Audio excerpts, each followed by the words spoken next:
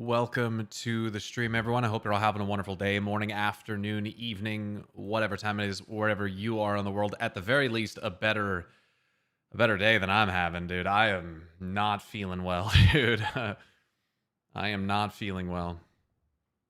I swear to God, I was up in the bathroom more last night than hours that I slept.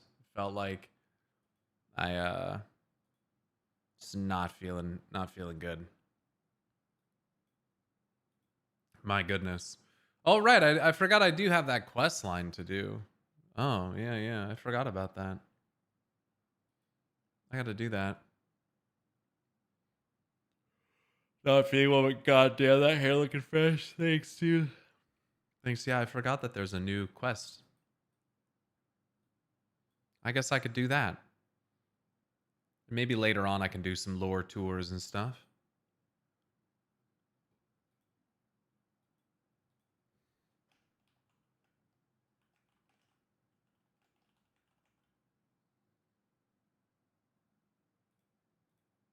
What's up, Tag? Yo, real quick, yeah. Bagnetic, thanks for subbing for 54 months with a prime. Tazzy, thanks for subbing for 21 months. Dragnall, thanks for subbing for 54 months as a tier 3. What the fuck? Time does move fast, man. It's crazy. And Tag, thanks for subbing for 24 months. Hell yeah. I hate heat waves in the UK. Makes me feel like I can only live by having ice cream or ice pops or something. Yeah, we've been going through heat waves here as well. It's almost like the fucking climate is changing. I wonder why that would be. Thanks for being here. Today should be a good one. I hope so. I hope that I don't have too many disruptions to stream because of how I'm feeling. Went and had lunch at a place yesterday with Ariel's friend for her birthday, and I must have had something, dude, because my body is just ejecting everything that it can. Just pause the latest pod episode to pop into the stream. I hope you're enjoying it. Me and Olwen and I were a little saucy in that one. In the most recent podcast episode, we're a little saucy at that point. Lagavulin, thank you very much for subbing for a year with a prime. Skiz, thanks for subbing for 31 months. It was a good hang. I'm glad. Podcast was great. Good, good. We have a guest. Not this next week, but the following week we should have another guest on. There's a bacteria going around. Gives you the poops. Just read about it this morning. 50 plus cases in Florida so far.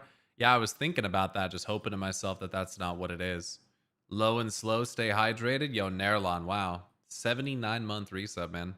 Thank you. I will. I've been trying to stay hydrated. I've been working outside a little bit more recently, doing yard work and stuff, so it's been hard to keep up on the hydration, but I'm trying. Our heat's way hotter than American heat. We have the biggest heat. Some would say the best heat. Shut the fuck up. Yo, what's up, Nathan? Apologies if this is already common knowledge, but have you ever done the Dwarf Heritage Armor quest line? I don't think I've really done the Heritage Armor for like any of the base races. I don't have a dwarf. You know? So I don't think I've done one. Why is it? Does it have some like Titan stuff or what? I could change my paladin to dwarf. It's the fucking Mythic Plus meta. But I really love being Blood Elf, so doing that would make me big sad. I also like being Horde on my pally. I did the Dark Iron one and I did the Earthen one. The Earthen one, I think I have a quest that I have to continue doing, though. I don't think I have all the armor. 2 straight years. Nice. Indeed, you've actually set for 29 months overall. Thank you. I hope you and your growing family are doing well in the new house. It's getting better. We're settling in a little bit more, but we still are waiting for the rest of our stuff to be delivered. It has Titan stuff. Yeah, it has a big old Ironforge portion. Made me think of you. Old Ironforge sounds interesting. Doesn't take too long to level up to 50. That's true. The gnome one is interesting. I'd wager that most of them are pretty interesting. But gnomes are another Titan Forge descendant. There's an event live right now with time walking. I know. You gain so much XP. Yeah. Big dick XP. Could do it for a stream to go through some questing zone you want to revisit. I've done the troll one.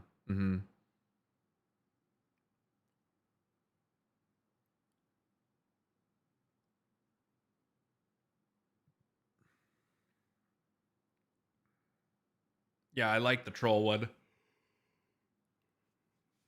I did the Pandaren one too. I think, right? I did that when they introduced Pandaren Heritage. I did that one. That's when you do like the festival on the Wandering Isle. That one was very cute. I like that one, yeah. Yeah, I did a couple time walkers on my death knight to stack up the buff for the turbulent time waves thing. And I got like 3 levels by accident, just like doing that shit. As a non-Pandaren main, that one was awesome. Yeah, I like that one a lot. I still haven't got the stupid item from the Omnium Folio thing. What do you mean?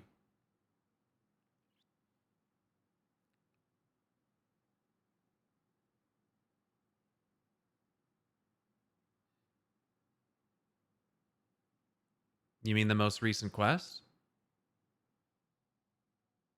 I just did a delve and just got it. I just did a tier 1 delve and just got it.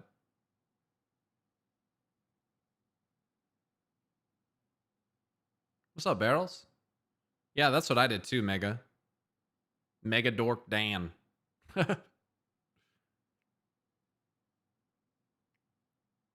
I might try delve. Done like 7 dungeons and a couple raid bosses, no items. Gross.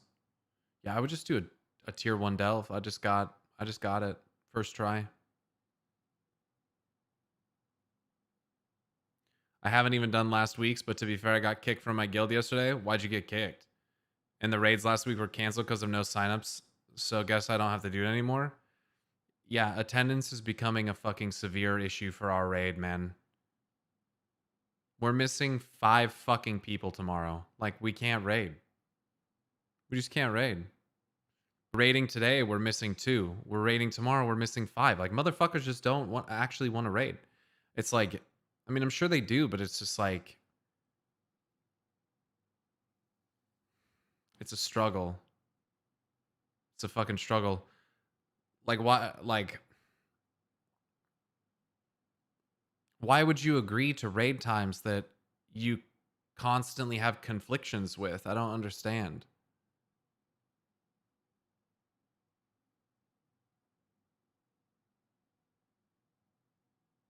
It's frustrating.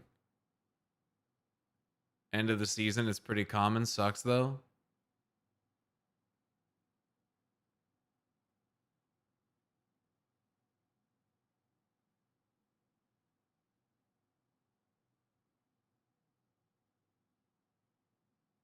It's common to sign up for raid hours that you can't actually make. I don't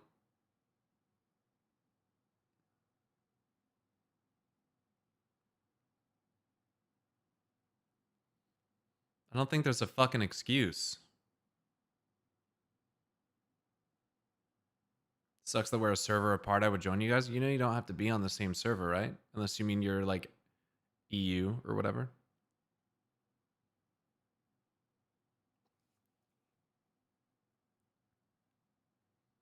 I'm EU, yeah.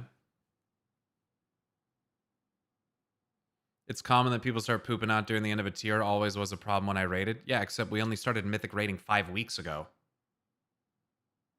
It's not like we've been progging Mythic since day 1 of Mythic. This isn't like a raiding burnout thing. Summer's always an issue with raiding. Well, about 60% of the raid team doesn't have any fucking issues, so I wonder what's up with the other 40%. Doesn't seem like it's a universal issue. Yeah, I don't know. At this rate, like, it's not looking good for our raid team, dude.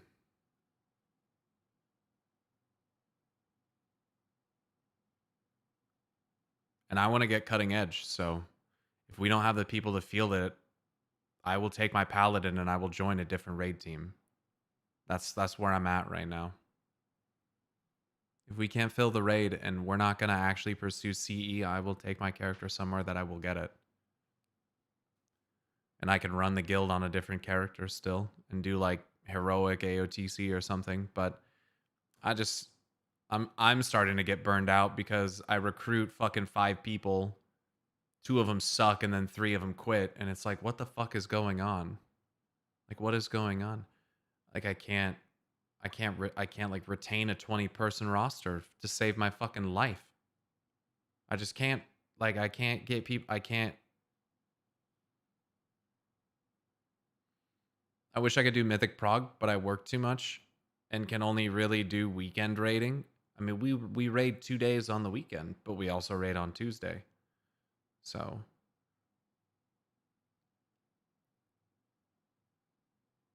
literally the same for my guild at the moment. We can't retain a 10-man roster. Yeah, I mean,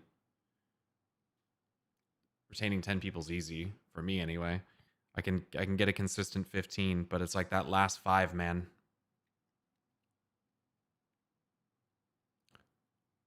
You'll have to do that, to be honest. You're going to be a dad, a full-time streamer, content creator.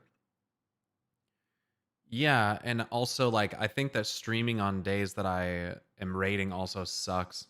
It's not good for the stream. So, I mean, I need raid days like Monday, Tuesday, Wednesday, Thursday, like not Friday, Saturday. Really. Because then I'm streaming and then half the stream is a raid and people don't really want to watch that shit. So, yeah. It's not looking good. That's I can say that much. Which is frustrating because yeah, I would like to get cutting edge. I mean, there are guilds that most cutting edge guilds have been done with CE for almost 2 months. I mean, we're rating 2 months deeper than, and they killed it fucking, 5 to 10 item levels lower. So yeah. But yeah. And people will just like, and people have lives or whatever, but people will like post out and then just like not really even give a reason why. They'll just be like, I'm not going to make it. I'm like, okay. Okay. Last night I fucking spent like an hour watching Illyria stuff, making notes for each phase, not realizing that we weren't even going to have a mage for raid today. So we're missing int buff, which is awful. And that the next day we basically won't be able to raid. So we had like this really good re-clear on Tuesday where we killed all of our farm bosses. But then it doesn't matter because we just throw one of our prog days away. Fuck it. Like,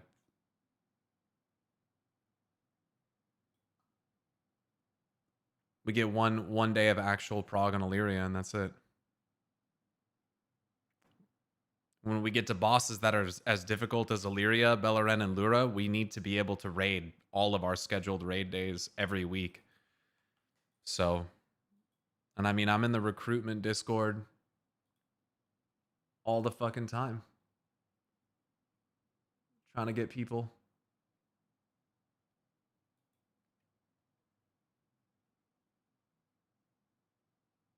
Have you ever thought about extending? Yeah, we can extend, but ultimately, like, it doesn't help to extend if we only fucking raid once a week.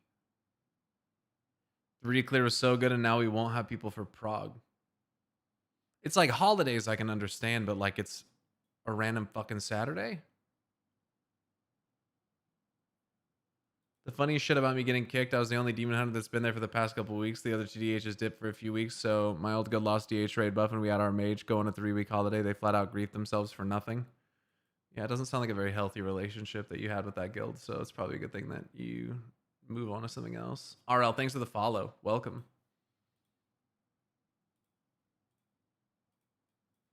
Well, let's do this new quest line, huh? Let's check it out. I have no idea what the fuck is in it or what's going on. Who's doing what now? Hagar's invitation? I got no fucking idea. But let's check it out.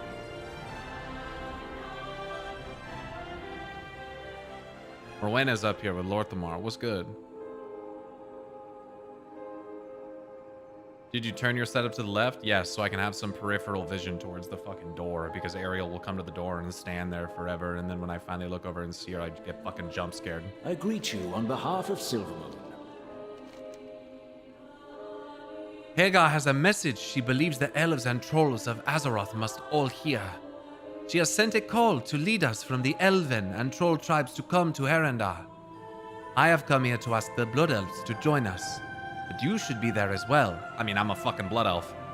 You have been with us through much of this. The route ways from Silvermoon would be the fastest way. Elder Hagar has called on the elven leaders to join this gathering in Herendar. It is of great importance. It would be an honor. We will join you as soon as we can.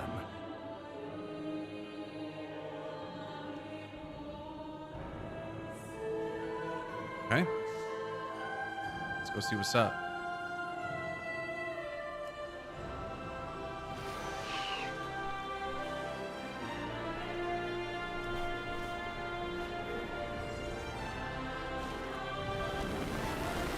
The route way to Herendar. I can't wait till I get some stuff in this office so my voice isn't so fucking echoey. It's crazy, man. Good. You are here. The elders and others await you below. Ah, thanks for letting me know, Den Welcomer.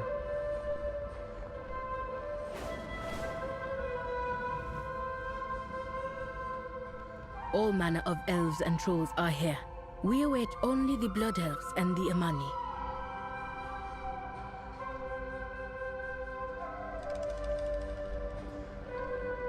It's already much better than last stream. I'm talking quieter as well to try to reduce the amount of echo.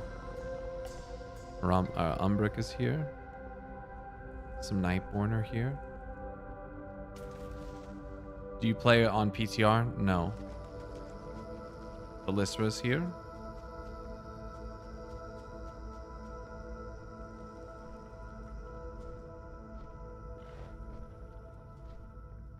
Kaldorai and Chandris are here.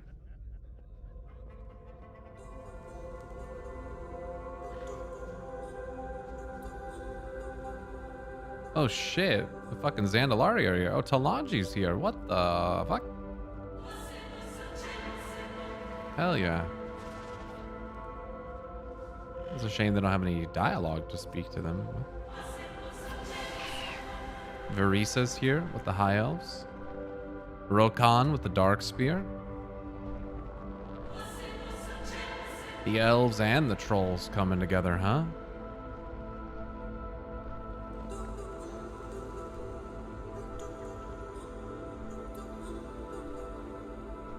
Yeah, Herendar music is fucking insane. Yeah, Zakan is here.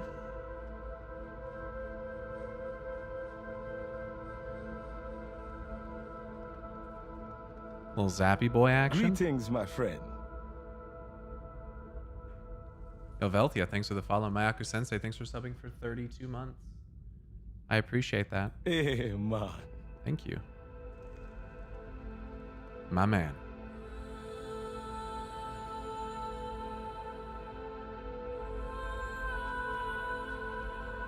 Dark Ranger's missing? Oh, I fucking wonder why.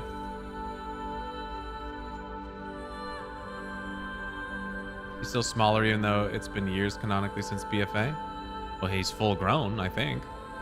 I don't think he's gonna get bigger. I think that's the size that he is.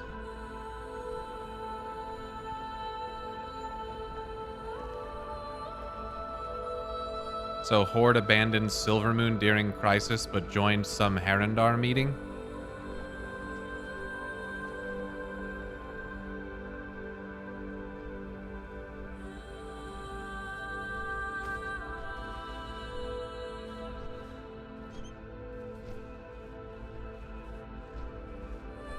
You have found me. It should not be long now. Do not fear the dark. Dusk Grimlings. Ooh, that's a cool ass mount. Hagar requested that we invite to this meeting all of the troll and elven leaders we know. It was not easy to convince them to come. There are some past grievances between these groups. Hagar hopes to overcome these divisions.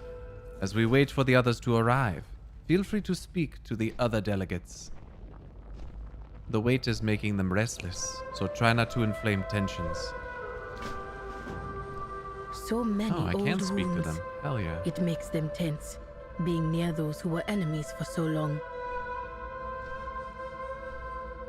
Baladash, Malinore. Whatever the Haranir wish to share, this is an excuse to see this new land. Even now, the Rendorai are seldom thought of as equals by, well, anyone. Unless they need a portal or some shadow monster banished. Then it's back to the void with you, Umbric. Maybe not the void anymore, but at least these Haranir consider us as important as the trolls. The Rendorai shall prove. For a group that has avoided trolls and elves for so long, the Haranir seem rather rushed to tell us something.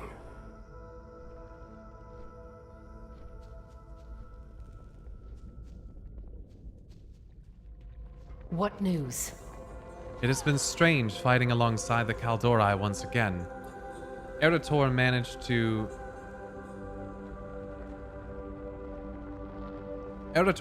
to temper the divisions amongst the elves, but some hostility still remains, lurking beneath the surface.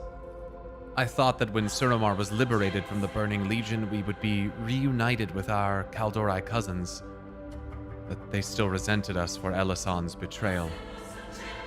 We might have tried harder to bridge these divisions, but I did not want to subject my people to the Kaldorai's arrogance and mistrust. Until recently, I thought we would have to forge our future without them. And now? I suppose time will tell if these new bonds last. We will defend our ally. Many Kaldorai still view us with scorn. To them, we are either cowards who hid from the Legion, or traitors who joined the Horde.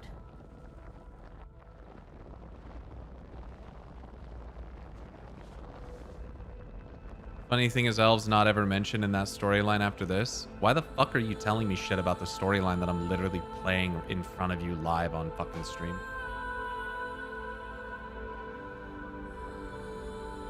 Like, what are you doing?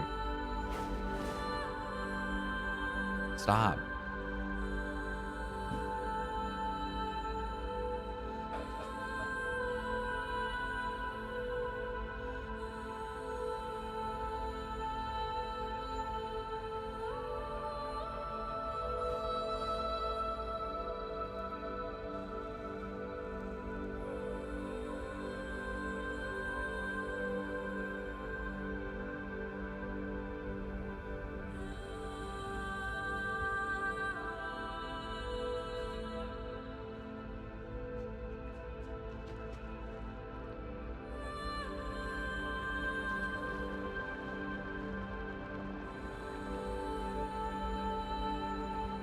So I just meant to inform you to keep them in mind. I got it, man.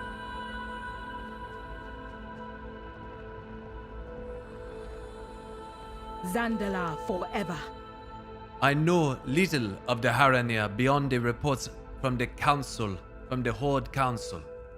They seem few in number and disorganized, unlikely to be a threat to Zandala. Still, let it be said that the Queen of Zandala is too... Let it not be said that the Queen of Zandala is too proud to answer such a call. I know some of them wish to join the Horde, and they will No, we return respect when it is shown to us. Why'd you bring so many troops? So many? It is a fraction of my honor guard. If anything, I brought fewer. The Zandalari are a proud people, sometimes so proud, we believe we are invincible. No longer. I have made it my priority to never underestimate our enemies. Surprise attacks, assassinations. We will not be caught unaware again. Lanji narrows her eyes. I have not forgotten what the Alliance did to my father, and I never will. May Bonsamdi see your enemies before he sees you. Thanks for your insight, Talanji. Vengeance for the fallen. All of Azeroth respects the Heranir for fighting against the Void. But to bring so many old enemies to one place, watch carefully.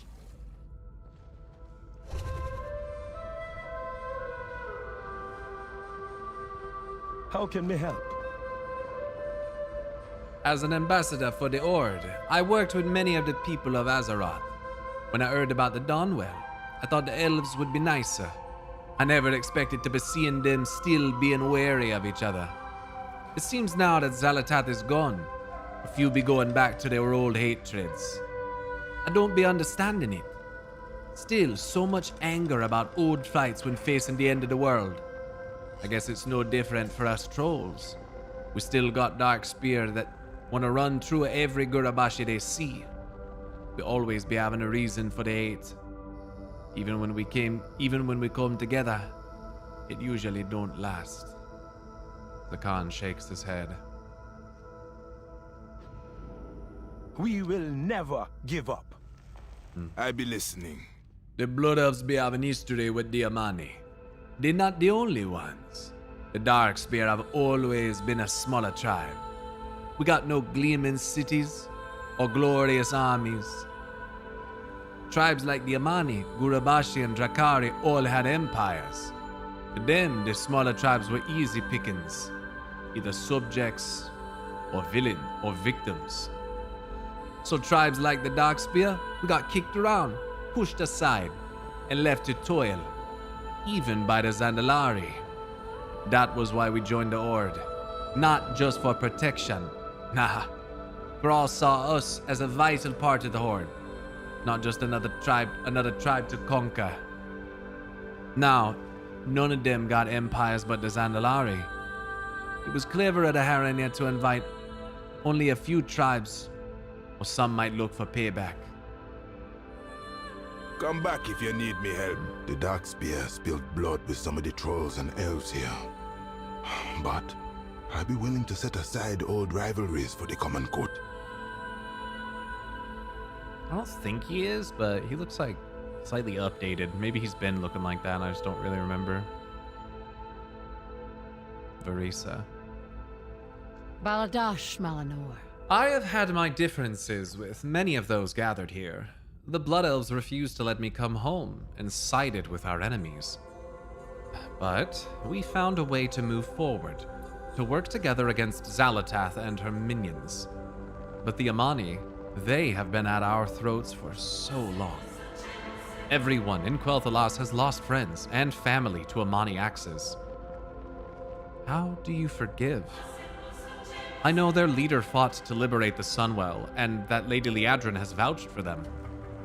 Despite this, I don't understand how Liadrin can set aside her hatred. Marisa snorts. I have not.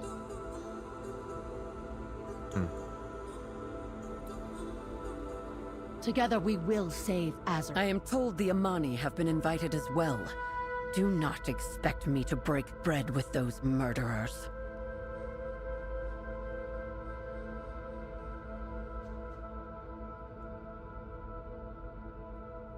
Ishnu Allah. The Kaldorei are an ancient people that have fought countless battles throughout the ages. Some of the troll empires have been around that long, but few individuals. I have personally crossed blades with nearly every faction here at some point or another throughout our history. While the elves may have reconciled with us for now, the same cannot be said about the trolls. As I scan this room, I can see the anger and judgment in some of their eyes. This matters little. The Kaldor will not be intimidated by the trolls, the Horde, or anyone else.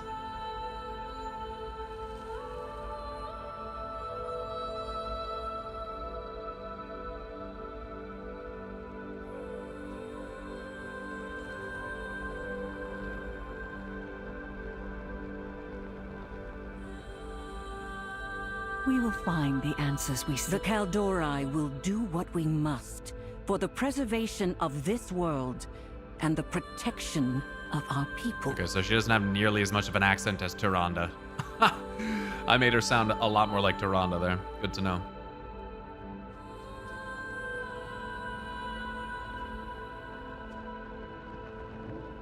So, your path leads you here. I have received word that our final delegates have arrived. Shall we go greet them? Sure.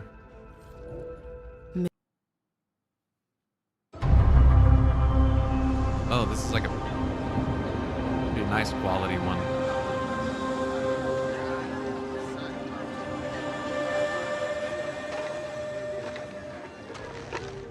Ah, you must be Zul'Jin. Welcome to Herinda. It is an honor. Why have you asked me here? Mother Hagar has asked many to come. Both trolls and elves. Lorthamar, this is Zul'Jin of the Amani. Zul'Jin, this is... I know who he is. Bold of the Amani to send the one who raided our forest as their emissary. Your forest? You're lucky I haven't cut your throat already. There will be no violence in this place. Welcome. Many of you have traveled far to be here.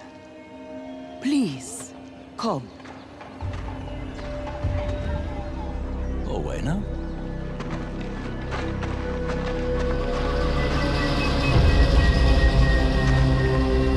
But it's so loud. You are wondering why you are here.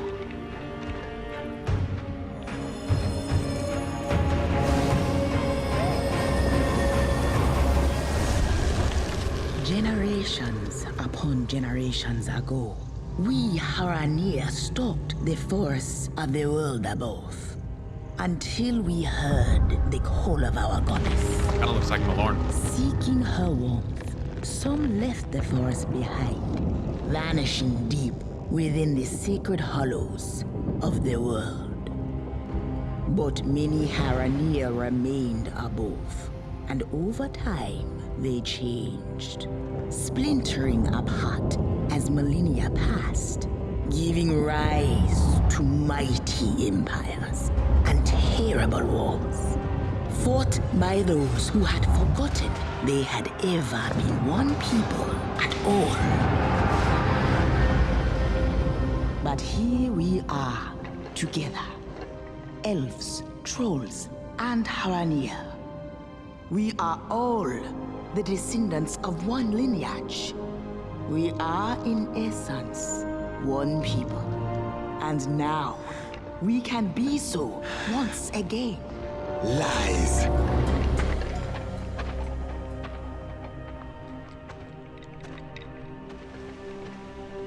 Zul'Jin. Kin to elves? It cannot be. What do you, Haranir, know of my people's history? Our triumphs? Our suffering?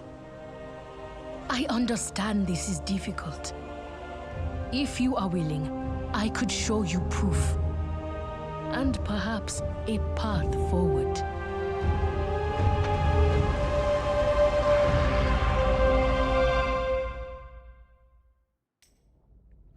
Ashura? Oh, nice to see another familiar face here.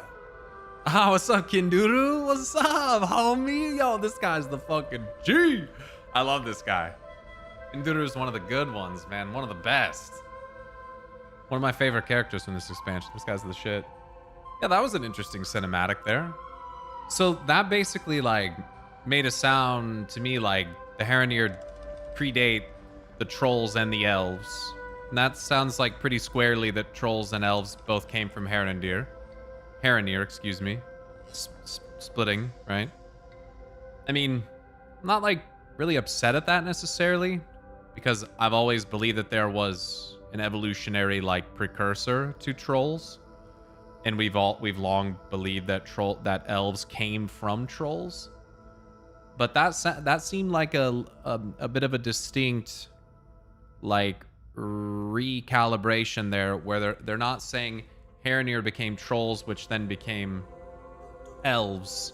It was Harenir literally turned into elves and trolls. So they share a common ancestor, whereas before, elves literally came from trolls. So it sounds like a retcon. I mean, it sounds to me like one. They are basically saying like, yeah, trolls and elves both came from Harenir. And they split, but they have a common ancestor. I don't know that you really like need Harenir to like make that, to like tell this kind of story. And obviously Zul'Jan's not aware. A lot of the characters in the game are not aware of things like this. Even back when it was just like elves coming from trolls or whatever, they weren't aware of that. Very much against that type of idea, right? So it would come as a surprise to them regardless of how it was framed. But it's interesting. It's interesting that they have the Harenir acting as these ancient precursors.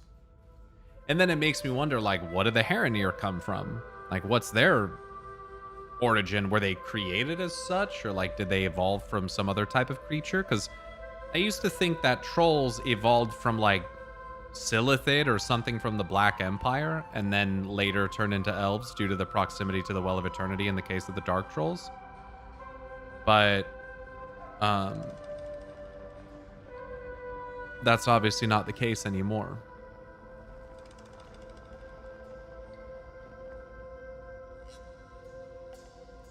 Trolls coming from elves could be elvish propaganda to make trolls be subordinate? What the fuck are you talking about?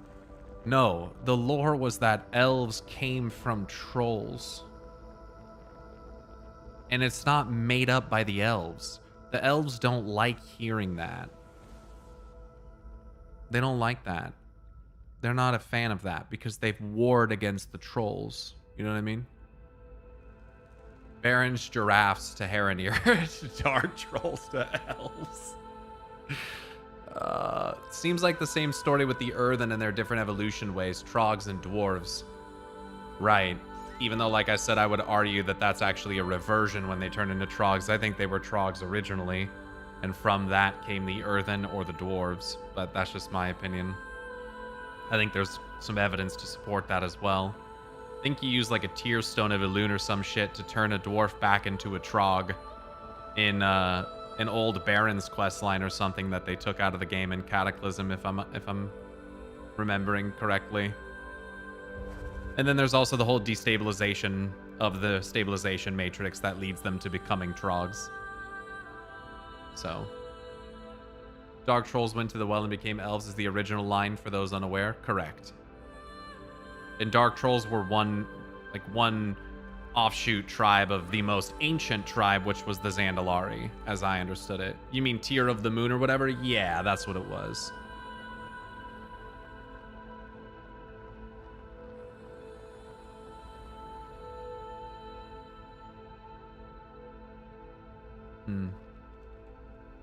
Yeah, it's definitely, I mean, like, Harenir, as I understand it, did not exist prior to the World Soul Saga. So, I mean, it's one of those things where, like, the lineage of the trolls and the elves was pretty squarely outlined in Chronicle. However, a lot of shit's outlined in Chronicle that's not necessarily true or accurate. So, I mean, I think that it would be foolish to not say, that this isn't a retcon. But I don't know. Since I'm not like a big Night Elf RPer or like a Troll RPer, it doesn't really like bother me that much, but I could see why some people would be upset at that, because it does feel like a pretty big foundational change to your understanding of like the lineage of these people. I do think that it's probably a better way of doing it, because otherwise it literally just makes it sound like elves are a more evolved, superior version of trolls. And I don't think that's probably a good message. You know what I mean? I think Haranir becoming trolls and elves through different magical or natural influences and them being the same but different is probably a better line to take, rather than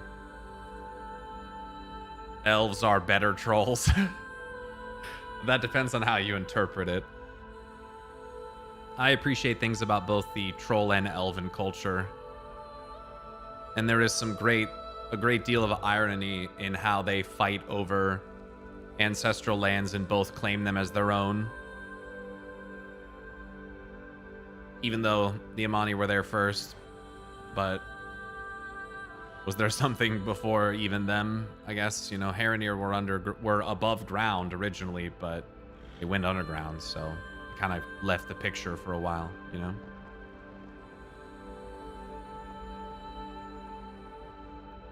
I don't think it's a retcon. It just gives more information that before Dark Trolls there were Haranir. Well, you're wrong. I mean, it is a retcon.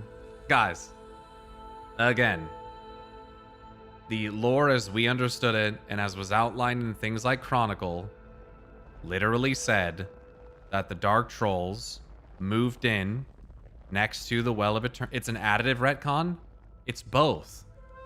It's both. They are taking something away and they're reframing it with a different context and a different view. But it's not like we're just adding something that existed before the trolls that turned into elves. No. What was just said in that cutscene is that the Haranir turned into the trolls and the elves. That is a retcon. Whether you like it or not. You don't get to be like, I don't think it's a retcon. It objectively is. You need to accept that that's the case. It's a fucking retcon. But does it make it worse? Does it make it better? That's up to you to decide whether you think it's better or not. But it is a retcon. It's fine. It's fine. To me, it doesn't bother me. I'm explaining why it doesn't bother me that much. But to say that it's not one is silly. And as we discussed in our last 2 podcast episodes, a retcon is not necessarily a bad thing. It can still mean the more ancient version could have been trollish and the environment changed them to elves. Just that many trolls stayed that way, so they emerged in parallel. It doesn't matter. It's still a fucking retcon. Like, why are you guys so resistant, dude? You just saw the cinematic that said we were the Haranir, and then the trolls and the elves came from us. And then they warred with each other and became different people. Like, they literally share the common ancestor that is this. It's a fucking retcon. It is. It is. Do you think the Titans were totally unaware of the Haranir on Azeroth? I don't think all the Titans were unaware. If they are that old. Depends on when they came to be. Depends on when they came to be. It makes things more complicated than it was previously. Not really. Freya met them. Well, Freya was stomping around the forest where they live. But that doesn't mean that Freya knew that they were there. There's a difference between them knowing that the Titan servants were there and the Titan servants knowing that they were there. Freya offered to order them. Did that happen?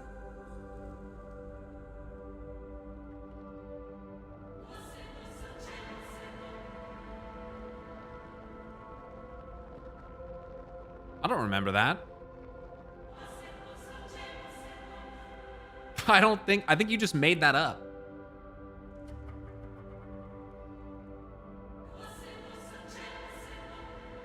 Doesn't something mention ENR had ancient defenders to protect Luna here, or am I remembering wrong? You are remembering wrong.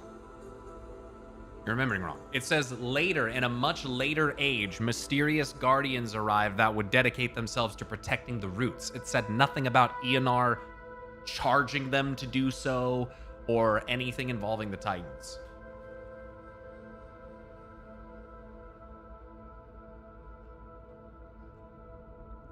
No, that was just since some people are arguing about it being Harenir split into trolls and elves when it could still be Harenir, troll, elves, and troll plus elves just existing in parallel instead of elves direct. But that's not what they showed in the animation right there.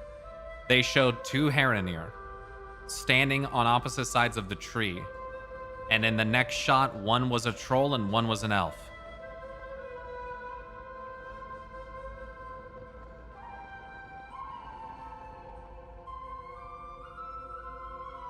That's what they just showed. The animation completely compresses the timeline either way. Absolutely. And it is their memory and all that stuff, right? So could there be little details missing or whatever? Sure.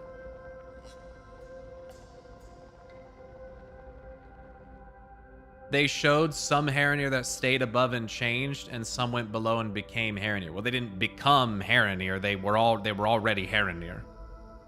So they just stayed who they were by going underground. There were a few stages of it, though, and in most of them, both sides looked similar. Right, which goes against what Skiz is suggesting, that it still went Harenir, trolls, elves. No, they're literally showing parallel evolution occurring simultaneously.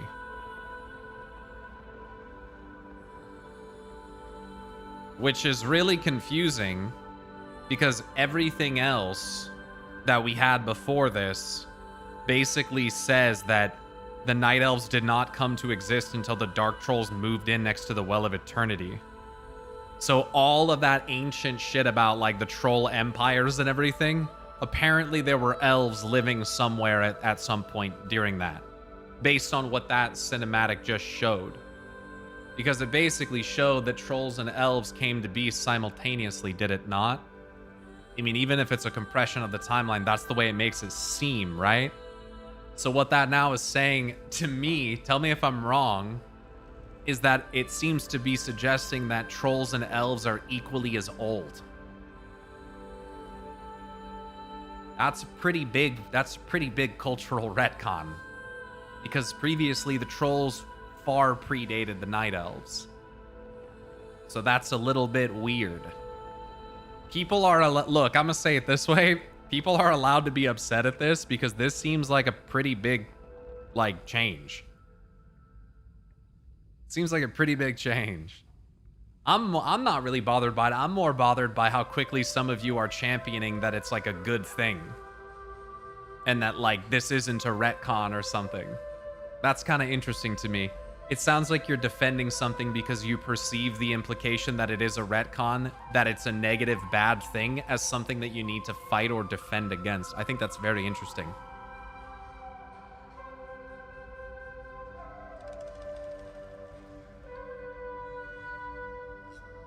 I personally don't like the speed running of it, but it is what it is.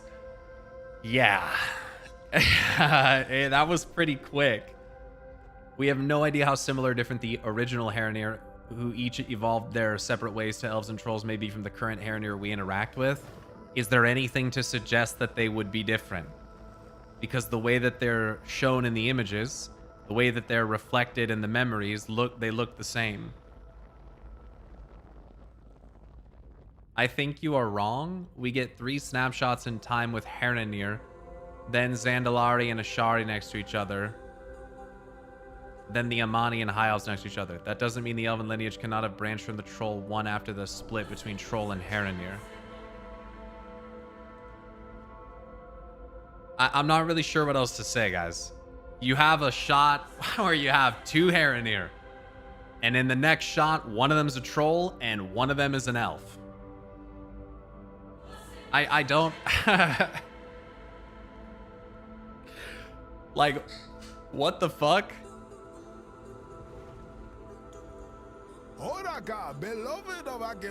You can rewatch it through Lore Keeper? Let's watch it again. What's it called? Do you know? Oh, it's a cinematic. It shouldn't be hard to find. Is it this one?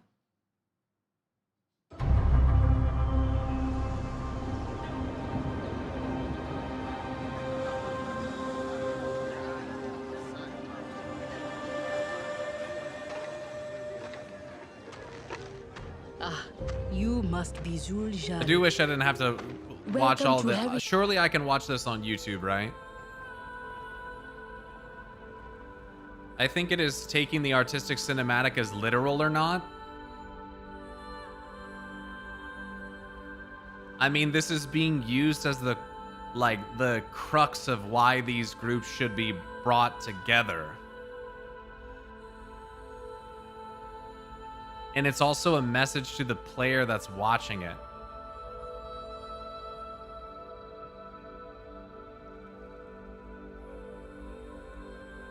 Let me watch this. Let's see this again. I don't think it's literal 1 to 2. It's more like Haranir the first, then everything else comes. I don't know how you guys can possibly interpret something that visually shows you two things happening simultaneously. It's fucking super crazy to me. I think the theme of the animation is to show that elves and trolls are related, but it doesn't show a play-by-play of each step between Haranir and troll/elves. Right, because the retcon that's happening here is they're not making it a linear progression like what we were told. Guys, that's why it's a retcon. I don't understand what's so hard to understand about this. They're not showing that because they're getting rid of it. Like, they're not showing it. The Quillbore are always around roots. Right, and Azeroth's cradle is in the roots. The races impacted by her have quills. Y'all motherfuckers just making shit up. There are comments later on members present in that meeting that points towards not being literal. Well, it is memories. But do you think that those comments from them are maybe them being a little bit, I don't know, in denial? Generations upon generations ago, we Haranir stopped. I mean, they have quills right there. Y'all are just making shit the fuck up. They literally have quills right there. The force of the world above. Until we heard. And that looks like Malorn. I don't know. The call of our goddess. I'll continue with the quest line. Some left the forest behind, vanishing deep within the sacred hollows. Everything about Haranir screams intermediate race, not predecessor. I really don't get the vision. Their vision could be wrong. But I don't know how everything about them screams intermediate. I don't know that I agree with that. Yeah, I like how their memories are visually colors of the Emerald Nightmare. That is really interesting. Of the world. But many Haranir remained above. Yeah, so you have two Haranir, separate, divided by this tree. And over time, they changed, splintering apart. Still Haranir. They splintered. As millennia passed, giving rise to mighty empires. Okay. They got some armor on. They went from like naked and rags and shit. Now they got some armor, but they look the fucking same. Okay, they're still Haranir. And then in the next shot, they're now a Zandalari and a Night Elf. So how in the fuck do you possibly interpret from a cutscene showing you this progression that they still went Haranir into trolls into elves? Like, I don't get where the fuck... Like, you basically what you're saying is that between this part and the next one, that there's a gap where the Haranir both were trolls, and then one of them additionally turned into an elf. The reason why they have a dividing like section in the middle of the screen and why they zoom in on it the way that they did, in my opinion, is because they're showing that this is said to have happened simultaneously. As millennia It's so symbolic. Even a different path is displayed with the animation. passed, giving rise to mighty empires and terrible wars. So yeah.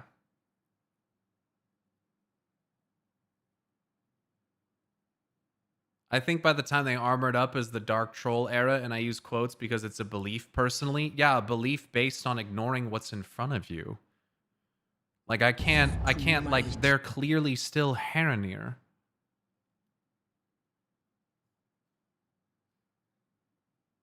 So they try to say that the Haranir are the so-called Dark Trolls.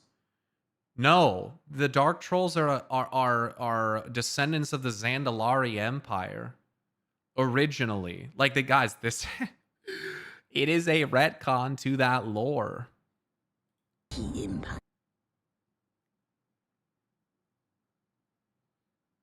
I thought they were their own thing, like a halted evolution. We didn't include you. What do you mean by we then? Because I don't know anyone who thought so in the war thing. That's anecdotal. You not knowing someone who thought something doesn't make it true all of a sudden. Like, again, it doesn't matter. You can think that, but that's not what happened. And terrible wars. Like, they fucking show this pretty clearly. And the Zandalari is the most ancient fucking troll group.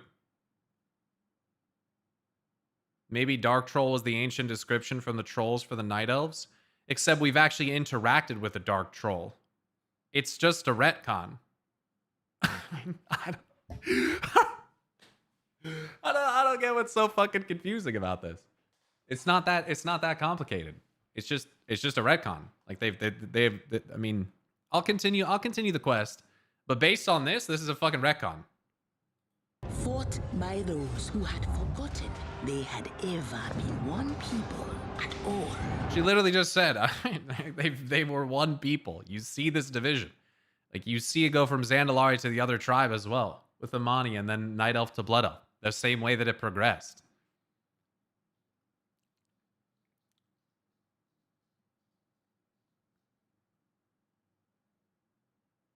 It's directly implied that what we know from elves and troll origin comes from Zandalari knowledge, which might be wrong. Sure could be, especially since the Zandalari appear to have been potentially fucking ordered. You know, they live in a Titan facility, but that's probably not that important. I don't know, just something to think about. When did the worship of Elune start? Chronologically speaking, how does this work and how did the transformation happen? Again, the original lore is that the fucking Dark Trolls, which lived in cave systems beneath Mount Hyjal, went near the Well of Eternity, and they began fucking being changed by it and worshipping this fucking font of power, and developed this belief that the fucking moon goddess slept within the well during the daytime. So again, it's like based on the idea that Night Elves evolved thanks to the influence of the Well of Eternity from Dark Trolls, which came from the Zandalari, but now they're showing something else.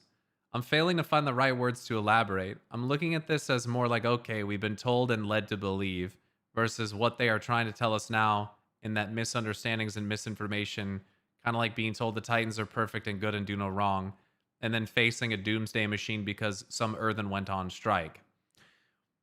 Yeah, I think the problem with that is for like 20 years now, they've given hints, some of which are rather blatant, about the Titans, and that wasn't the case here.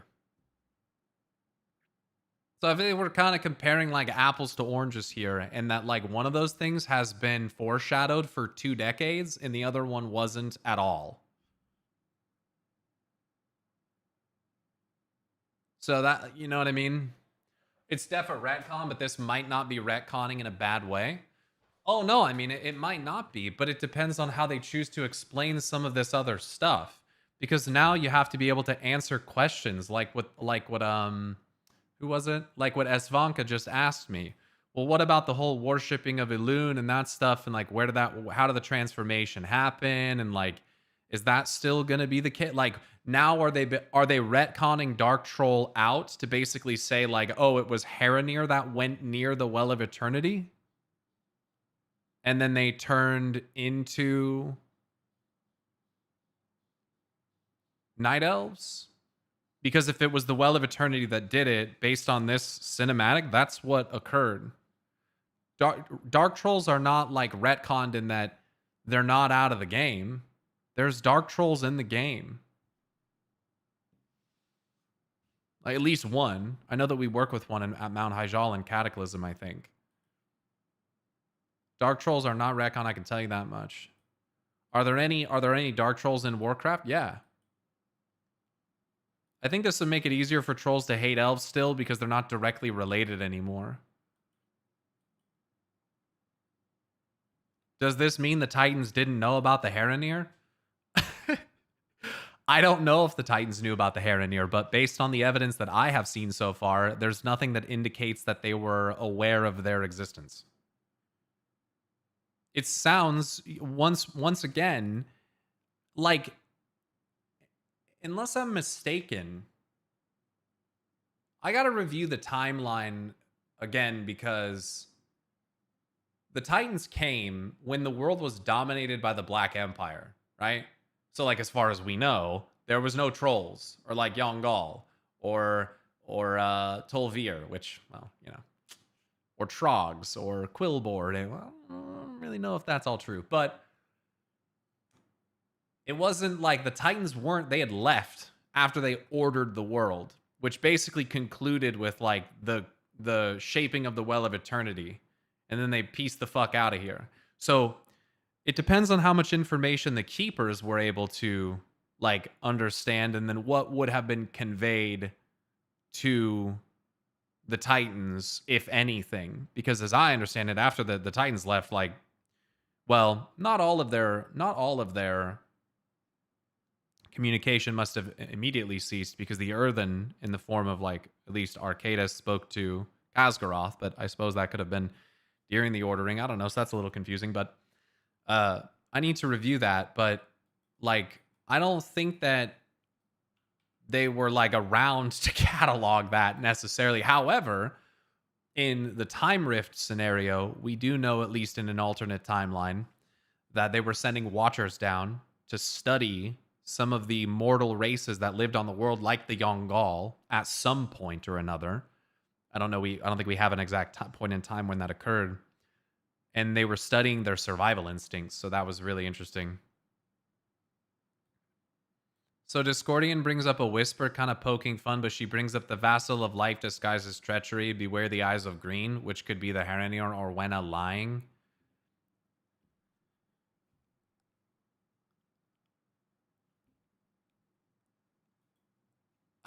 I don't know, bro.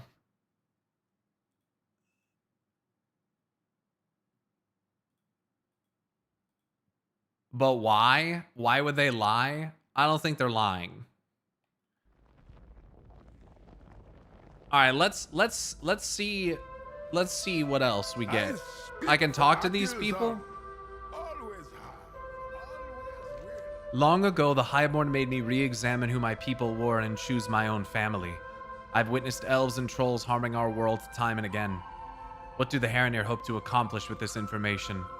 Did they really think ancient grudges will just evaporate because of this?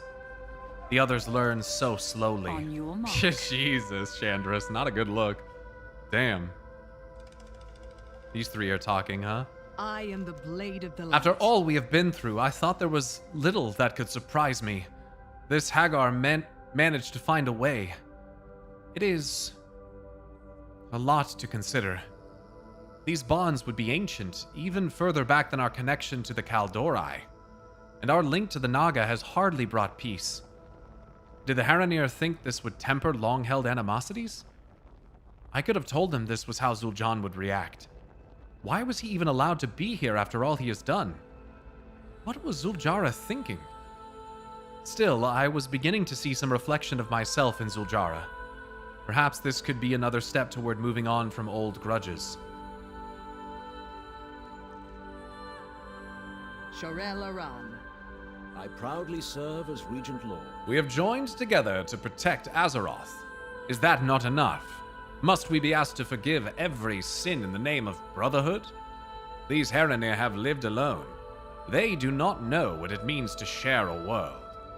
They don't understand what we have been through. They can't just tell us we are now one people with the Amani, that they are our kin. The Harenir have done us a great service, but this This is too much. I will not accept this. We find strength in the Horde. One people? Because long ago the Haranir were our family? Do you know who my family is? Larissa, Verath, Lirath, and every other Windrunner who fell to Amani blades.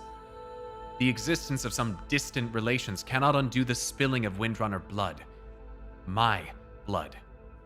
The Haranir have hidden from the world for far too long if they think this will change things. I mean, this is kind of like, this kind of mirrors humanity too, though, right? Interesting. It's interesting. Sharing common ancestors is not enough. It's not enough. It's something that none of these people can relate to. It doesn't mean anything to them. They weren't there. They don't value that lineage. It doesn't matter. They became their own peoples individually. And it's about the events that have occurred since then that matter. And they'll have different opinions. They'll have different opinions. Just like people will. You'll have more resistance from some people than others. And that is a direct reflection of how real people would receive this information as well. Some people will be more open to it, some will be very opposed to it. Very opposed. Even the NPCs rejecting the retcon. Well, what you guys have to understand is that the NPCs also didn't know, none of them. Well, I won't say none of them because perhaps that will be proven untrue. But the significant vast majority of these NPCs also did not know, nor did they believe, that elves came from trolls in the first place. So for them, they're not angry because they thought they came from trolls and are better or whatever in the case of the elves. And now, oh, this other thing is true and we have to overlook. It's like they didn't know that at all.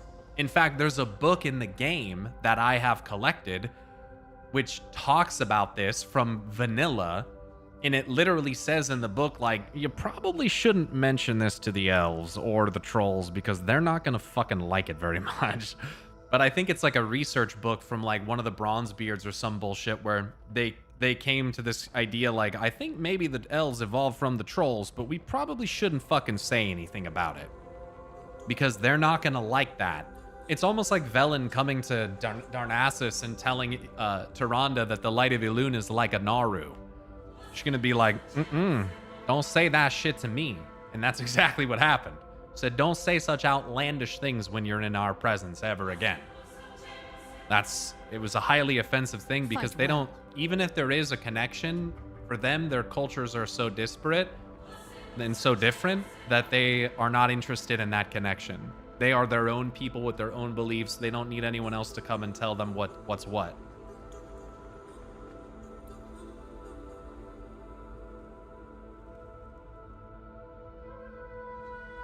Interesting to see the Night Elf. Brol Bearmantle, chatting with Zentabra. And Loti, I didn't see her here before. Cool. Torundo, the Grizzled. Yeah, little druid crew over there. I stand with you. Let's see what Valtrois and Elisra say, and Umbric before I go to Talanji. I feel like Talanji might have some of the most juicy stuff. We embrace power. It cannot We do not fear it. It cannot be. There is a part of me that realizes this could be true. I can see similarities in the way they connect to the cosmic forces and their gods. There are physiological similarities, but mostly, no one can hurt you quite like family. So much blood spilled cannot be easily forgotten, for us or the trolls, I would imagine. Still, I can take some small solace in imagining the look on Ramoth's face. That's an interesting one. I'm going to screenshot that. The mentioning of I can see similarities in the way they connect to the cosmic forces and their gods.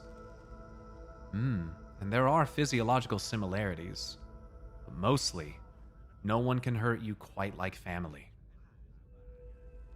Yeah, Umbric is more accepting of this potential reality than Shadows the others. watch over you. Oculeth, even Shade. Oh, Valtrois doesn't have anything to say. Okay. What does the listener have to say? Suramar stands with you. I can trace my family's lineage back to... No. This makes no sense. My people never suffered wars or raids from the trolls. Not really. We must be ready to support Lorthamar and his people through this. That's another screenshot. Wisdom guide your steps. I can trace my family's lineage back to...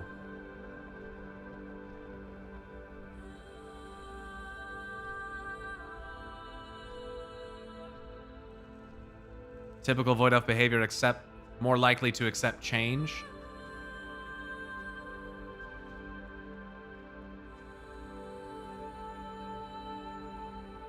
Zakan, Rokan, and Talanji. I'd be honored to serve. Elves and trolls both be descended from some of Azeroth's greatest hunters. That be something. But there still be many old wounds to heal. We have been enemies for far too long to heal quickly. Maybe it would have been better if the Haranir had kept this quiet. I wish I could tell old Sarfang. He would have gotten a good laugh out of this.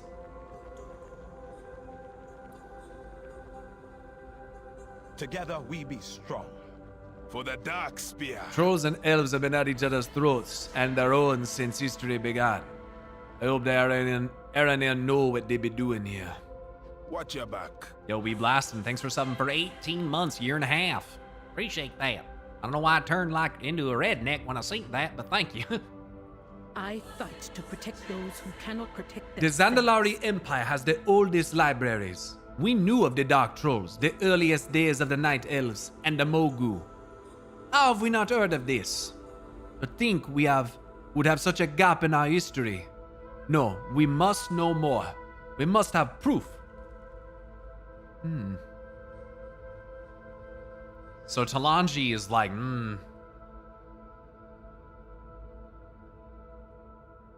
What the fuck is with that? So Talanji believes, based on their records, that what was said in it's effectively corroborates what was said in Chronicle. That's what they believe. We knew of the Dark Trolls, the earliest days of the Night Elves, and the Mogu. How could we not know about this? I like that they're questioning that in universe in this way. That's pretty fucking cool. And it begs the question: why? Why is this the case? It's gonna be Titan related, but we'll see. Why wouldn't they know? Thanks, Dorito. Loa watch over you. Yeah, what Talanji said adds a whole other layer. Was it something that was erased from their history? How could they not know such a thing? Their directives got deleted. Oh my god, that'd be horrifying. The keen-eyed Kina watch over you. Good to see you again. Kinduru looks around the den, then sighs. Do you know where Zul'Jan has stomped off to? Give me that mount. Zuljara could not leave Zulaman as the Amani still recover. She sent Zul'Jan in her stead. She hoped showing trust and giving him this responsibility would bring him out of her shadow, make use of his talents, but this news... I'm an old troll. I have a hard time reining Zul'Jan in, but he may listen to you. Would you join us? Zuljara and I would be grateful if Zul'Jan stayed out of trouble. That looks like a snake head right there. It's good to have you along. Now, where is my nephew? Famously adept at hunting at dusk, as the light of dusk blends this grim lynx's foliage with its surroundings. Very cool mount, dude. That's a fucking sick mount. Its running cadence is a bit weird. Oh, they have stay a while and listens. Oh, shit. Anaria Shala. Stay a while and listen. Fight well. Yeah, the reactions are really share a organic. lineage with the trolls. with the Amani. This is preposterous. These are shocking revelations, but I have fought beside them, Lorthamar. We share more in common than you may think. And what now? We open our gates to them? Welcome them into the very city they have long sought to burn to the ground? No one is suggesting that. This is merely a new perspective. A chance to... Liadrin, you of all people should understand the pain and loss the Amani have inflicted upon us. They destroyed our homes and slaughtered our families. They captured and tortured us when we fought back. I know, Verisa. Believe me, I know. It has not been easy for me to move past my anger, but it is a path worth walking. Then I admire your grace.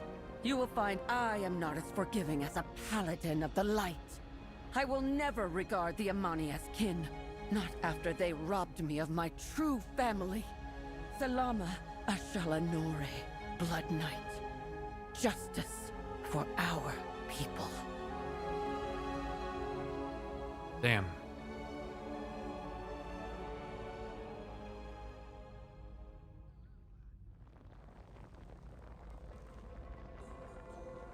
Verisa, this is called Warcraft, not Lovecraft, for God's sake. Do you know anything about Lovecraft? The irony of you saying that is hilarious.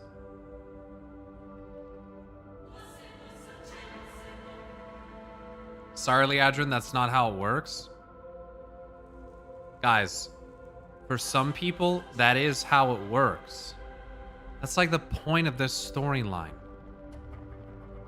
That people react to things like this entirely differently. In your guys' perspective, that like your view is just the only one is not correct. That's like one of the main things this is pointing out. Everyone handles this type of shit completely differently.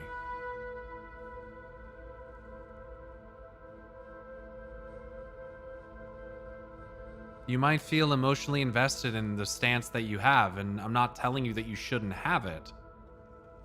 Liadrin's just expressing that she has a different experience and has a different opinion.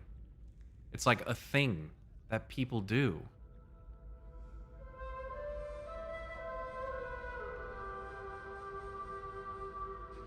Liadrin is not interested in continuing the bloodshed between these groups, especially because she's worked alongside the leader of one of the groups. But Verisa's well within her right to say that she will never regard the Amani as kin.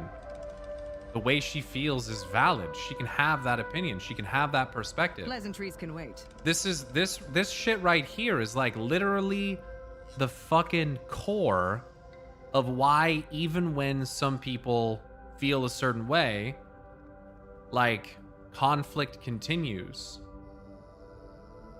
Liadrin has had the journey knowing them. She has more insight, but she can't just insert that to every other elf by just talking. No, but Verisa also cannot just convince Lady Liadrin that she's wrong. Neither of these characters are wrong. Neither of them are doing it wrong. Neither of them are that's not how it works. That's not... You're missing the point. If that's what you think. You're totally missing the point. They're meant to look divided because they are. That's how it works. It's not easy to get over what Verisa went through. Are you kidding me? And I don't think Liadrin would expect her to just do that. But you also can't hold on to that hatred and like make Liadrin out to be like some kind of fucking traitor, you know, because that's her perspectives.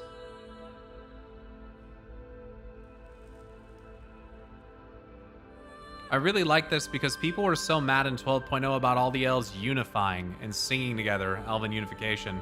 Yet these dialogues are so good to show that there's still old hatreds and it's not that easy.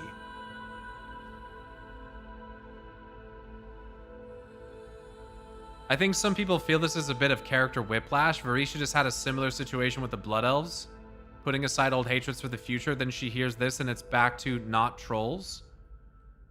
Because as she just described, the Amani whom were just conscripted by the Horde murdered her family.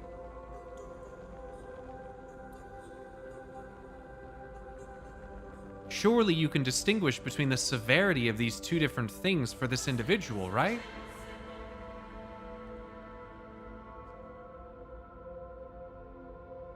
Yeah, it's not going to be equal. This type of blanketed thinking is like not. I'm not saying it's bad. I'm saying that I can understand that people might have a problem with this. You can have a problem with it, sure, but I don't feel like that's. I don't think that's an objectively true sentiment to say that this is character whiplash, because you're not acknowledging the complexity of the situation. Sometimes you're gonna be, guys, this is like, I don't know if you've noticed this, but this is how human beings act. They will make concessions for certain groups, but not others, even if their acts are the same. You see this in politics all the fucking time. I'm not just speaking to you. I'm just saying, like, this is something you see people do all the time. They're willing to, like, make, what's the word? They're willing to, like, bend a little bit, but only for certain people or groups or whatever.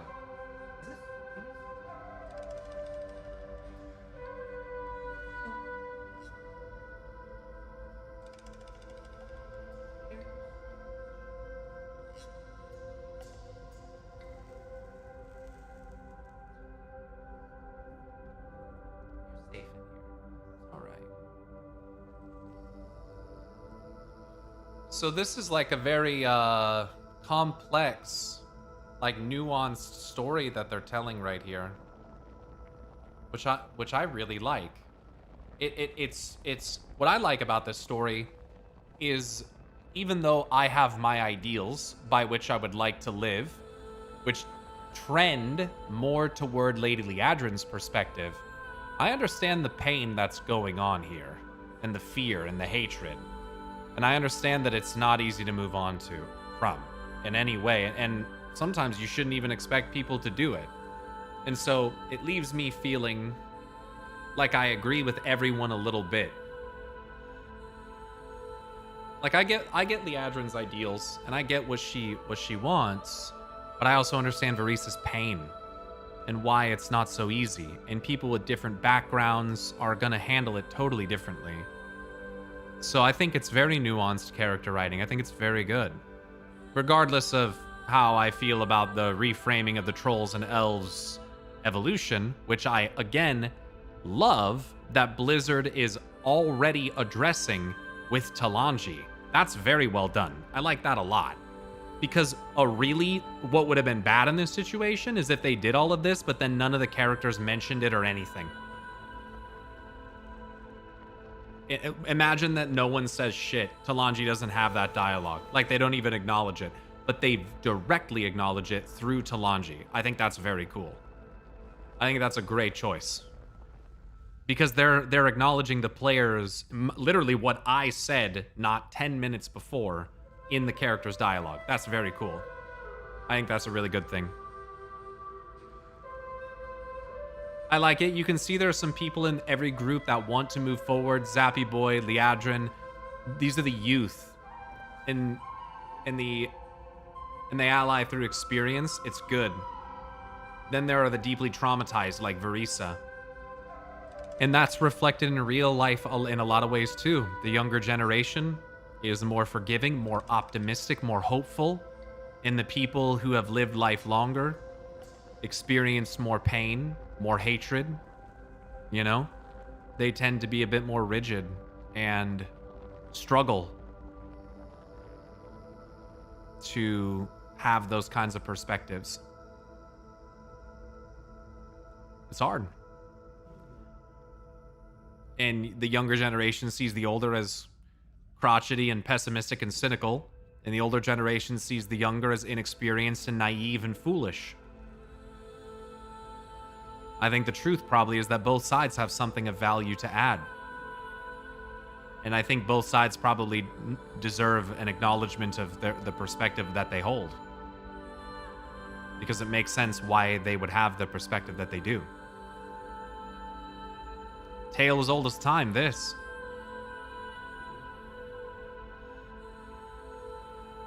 Let's see what Talanji has to say here with Rokan. I don't think Talanji's going to speak here. Oh, maybe. Oh, no, she will. She must. Hey, what you got, boss? What do we have here? I think this little arc is them putting their own heritage stories together and realizing something's not adding up. Making every arc tie together in the end. I agree. I mean, you could see with Thalyssra, she said, I can trace my family's lineage back to... This doesn't make any sense. You got Talanji saying, we have the oldest libraries. How the fuck don't we have this information? You got the Haranir with their history, right? It does seem like maybe they're all a bit wrong. Why is it that this is happening? I'm really interested. So let's see what happens here. Don't be getting mixed up in the voodoo. I will have to tell the other tribes. They will not be pleased. This could be exciting news. We all come from an ancient line of hunters and guardians of a secret world. What does it matter if the elves share that ancestry? It matters plenty, Zakan. Our people have clashed with the elves for millennia. They will not let go of old conflicts easily. If they even believe what Hagar told us. Most trolls never seen a Haranir, never even heard of them. How do we tell a troll who never left the Echo Isles that the elves are keen to us? The Horde brought many of us together. Maybe. You cannot force a family. Even if we share blood, this will take time. Cannot force a family. This is fucking Aman'Thul striking shit from history and Norgadon overriding the discs. Fucking asshole. Blame the Titans. It's their fault. It's all the Titans' fault. Always has been.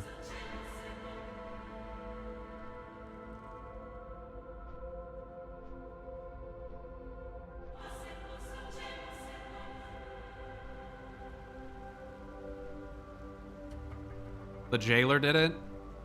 God. Is there gonna be a point where you don't say some annoying shit at some point today?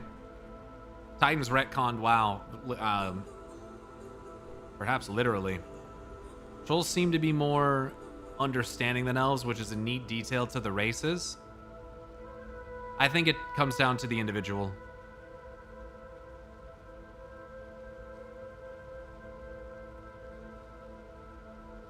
Proof? What do you mean, proof?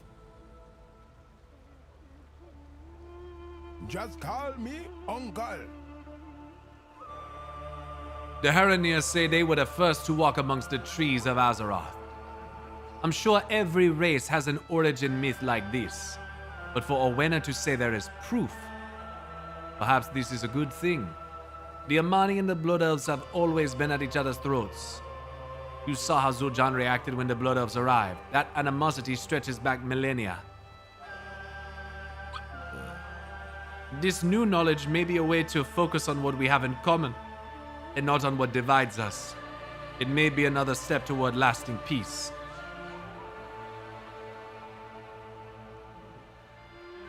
I'm gonna screenshot that because I think he makes a really good point about myths.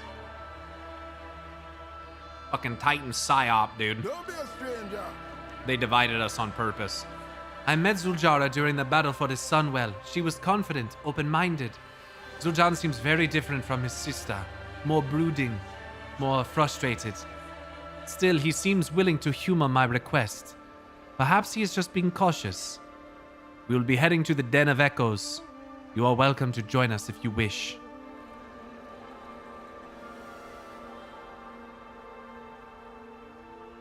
Perhaps we'll meet again. Talus, I don't recall us coming to a conclusion that that had been changed. I think it was an interpretation of a voice line versus what was actually written, but I remember talking about that. I don't remember coming to the conclusion that that voice line actually changed. We don't need magical animals. We need solutions. Do you believe this nonsense? Amani and the elves sharing blood between us? Impossible. Owena says there is proof. If it is true, let us show it. Friend of my sister is a Orwena. How do you know Hagar speaks the truth? We must go to the Den of Echoes. Follow me.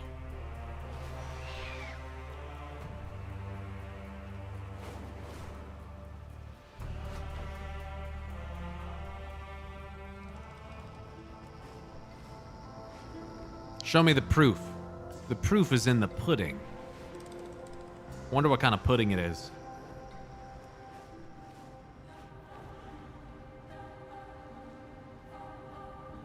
Interesting that this is below Teldrassil. The proof lies in one of the paintings within. The proof is in the paintings.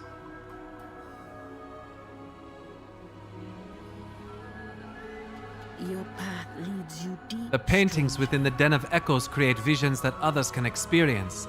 They are based on memories that are often of first-hand accounts, but other times of fables and tales. The magic that conjures these visions will only work with the memories of a Haranir, or those related to them. Well, what about me?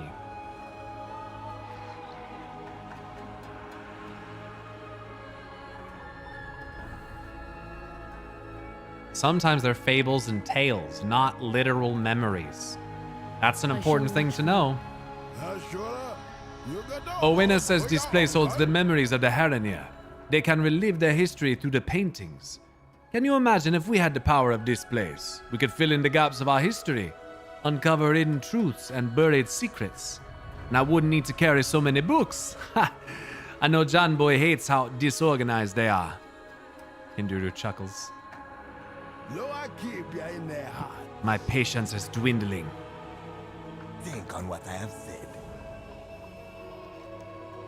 Not all of the visions in this place were clear to us. Some of them were strange. One in particular seemed to revolve around an unfamiliar people. People that we learned are the Amani trolls. The magic used to create the painting, to pull the memories from the past, are tied to the Haranir and those close to us. If there was no connection, the Zurashah who create the paintings could not have recalled troll history. I can show you and Zul'Jan, and you can judge for yourselves. Experience the Amani vision in the Den of Echoes. You expect me to believe some scratches on a wall? Our magic only works for memories of our kin. How can we find paintings of Amani memories if you are not kin?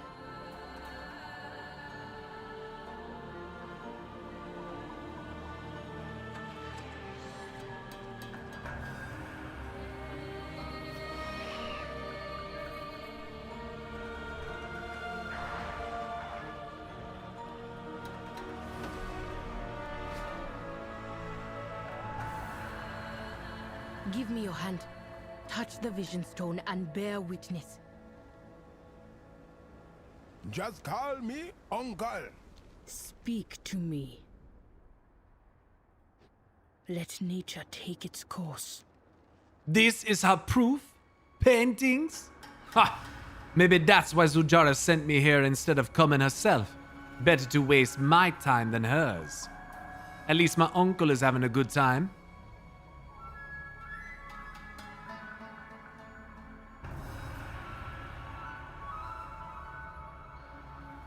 Zulaman will always stand strong.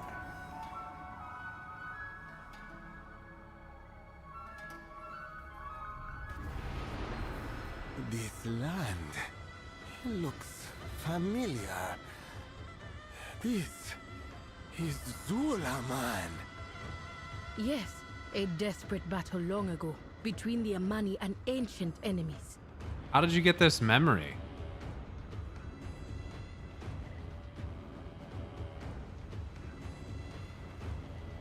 Because they share an ancestry? Right, but how did the memory get here? It would have been from a Haranir. The Haranir were down here before the Amani. Were a thing.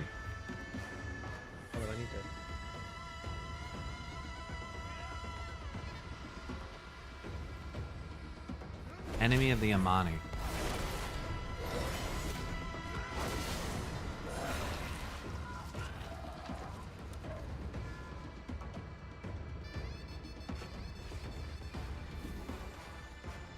Yeah, maybe memory traveling through plants or the roots. That was my initial thought, is like, we know that plants can carry memories. We saw that in Herendar, or excuse me, Hallowfall.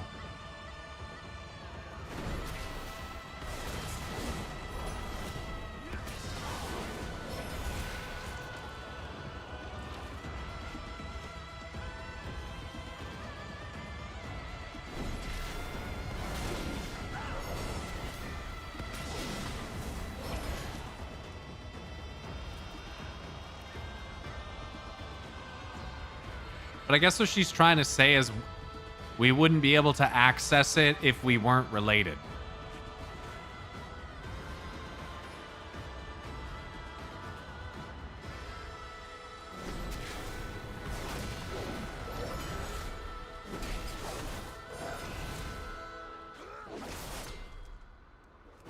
I'm just curious where the memory comes from. I know this battle.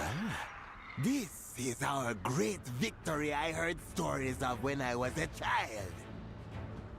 We, Amani, stood alone. No Gokinye, no Loa. And we defeated the greatest enemy the trolls had ever known.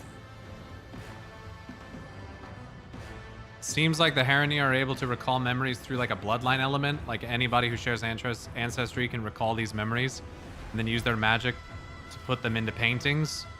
So you're saying that I would like for that mechanism to be a little bit clearer or more explained. Feel like that's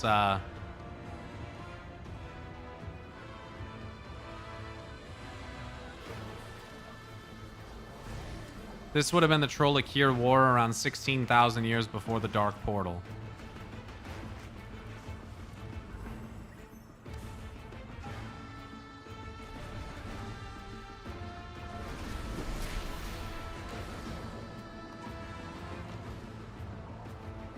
Which would mean that the Haranir were definitely underground by this point.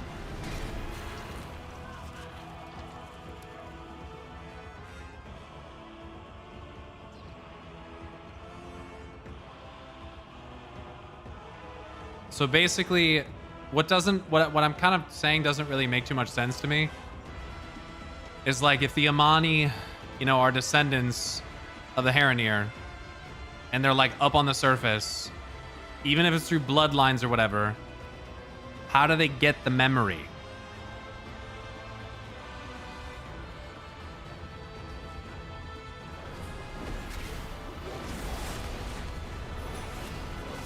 The trolls would have lost, but a few took a desperate risk.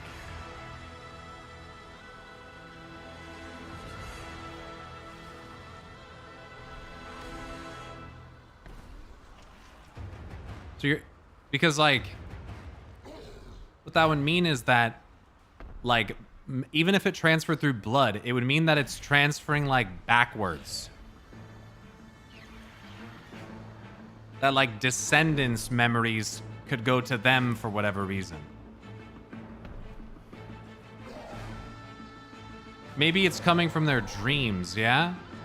I think they said in one of the quest lines in Herendar that they have seers who then paint the events shown in their memories or dreams.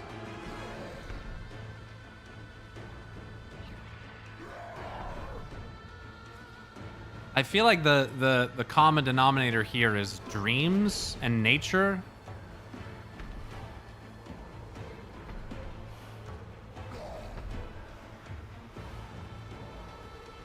Assist in the oh, right. So this is where they're going to summon Ulatek to vanquish Kithix.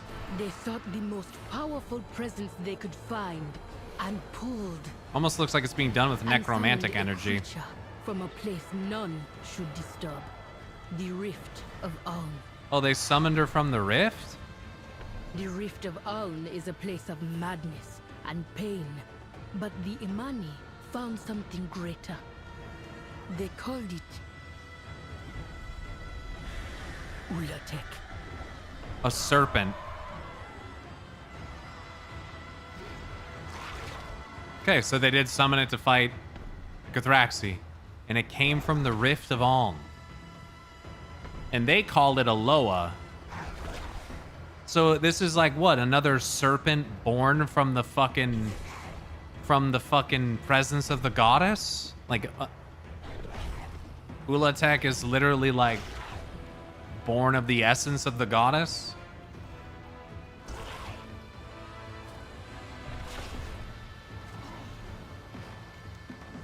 Revisionist history.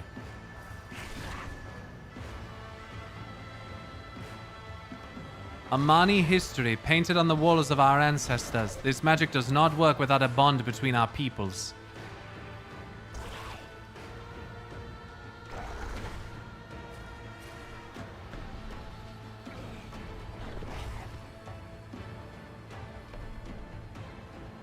Love that.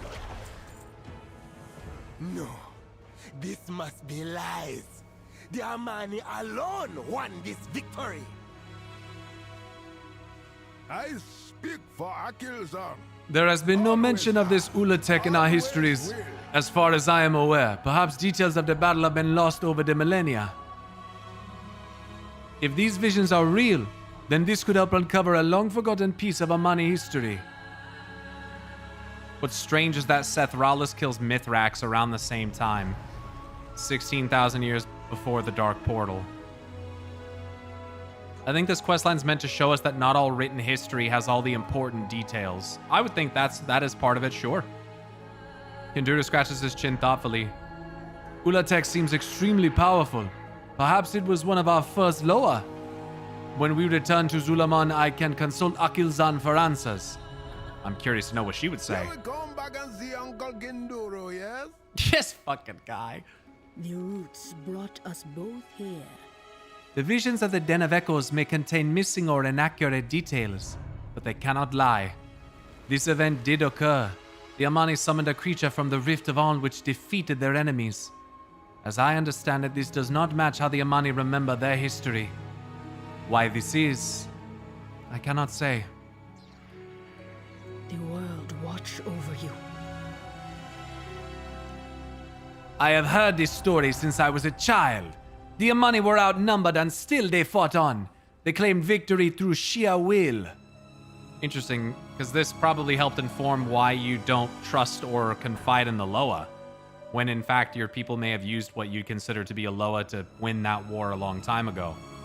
Owena says the visions cannot lie. Uncle thinks details of the battle could have been lost. They would question everything it means to be Amani. I must find the truth of this. Uncle says if anyone would know, it would be the Loa. The Loa have said nothing of this before, but we must start somewhere. It's time to go home. We will discover the truth of this, Gokini. What he means to say is you have our thanks for sharing this with us, and we must return to Zulaman to investigate. I can speed your return. Roots guide your path. I think one of the most interesting and simultaneously troublesome things about the concepts at play here is there's a lot of history and memory dictate, they inform your perspective and your beliefs and your values. And one of the scariest things to consider is that they're wrong. And that the objective truth, the things that really happened, are not always the thing that you've been made aware of. And so you develop perspective and all of this belief based on something that may not actually even be true. So who you are and the memories you have might not be as rooted in truth as you would like to believe. And that's a very scary thing for people to confront.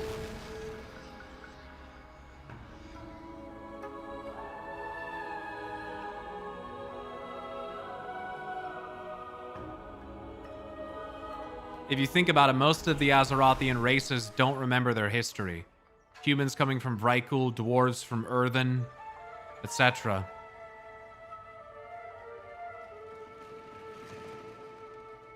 I wonder why that is.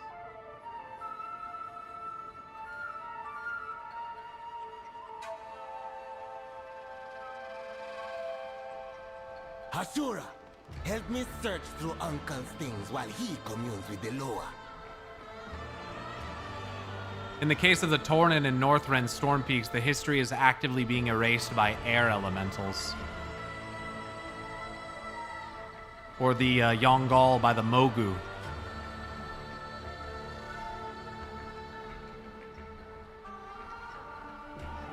Ashura. Why is my uncle so disorganized? He said you'd complain about it. We will find victory. My uncle has already started communing with the Loa to find information on this Ulatek. Meanwhile, we're gonna dig through his boxes to see what we can find. Zul'Jan points to all the boxes scattered around the terrace. My uncle has the biggest collection of histories among the Amani. I used to read through them when I was a boy. Look for anything about Ulatek, snakes or early Amani history. I'll take these. You search the others. Even the Mogu lost their memories, according to Rathian? No. The keepers who received the message from the Titans forgot. They were given a message by the Titans that detailed how they had fallen and that they must rebuild the final Titan, do not forget, and then keepers like Ra, according to Rathian, forgot. They all forgot. And he says that was very ironic. Nagazon says they know nothing of Ulatek. Strange. Because the Amani alone earned the victory. Oraka, friend of the Amani. I have read so many of these scrolls. Zul'Jan points to several scrolls.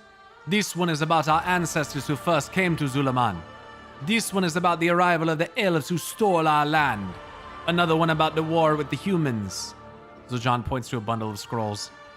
These were my favorite.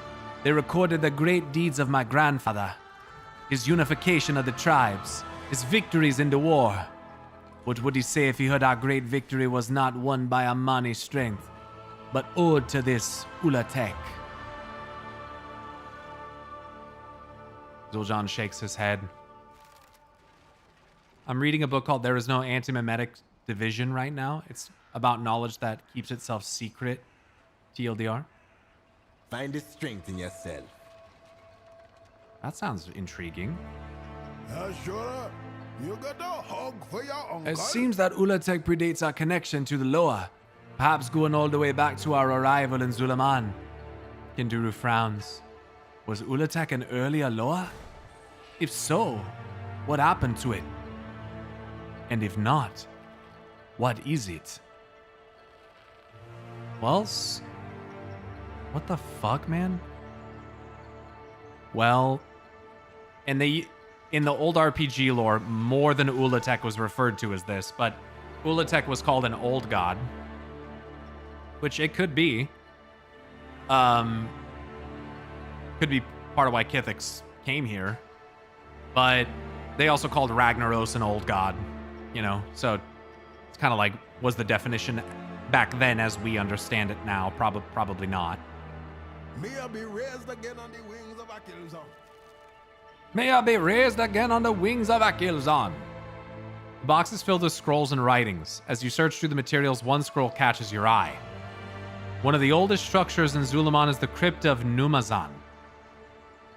Built millennia ago after a brutal conflict, the crypt houses the remains of many fallen warriors, as well as our earliest writings on stone tablets.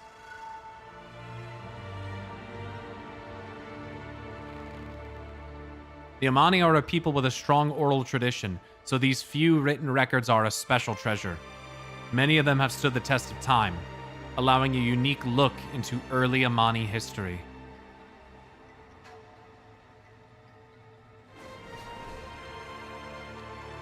Check this out, guys. Yes!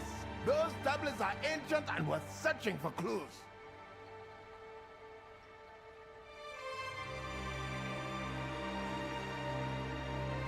Since there were so many things called old gods long ago, I wonder if our modern concept for old gods have a different name. Maybe. Ulatek is the name that trolls gave to her. Her true name may be different. Quick, use the echo. That'd be fucking convenient, wouldn't it?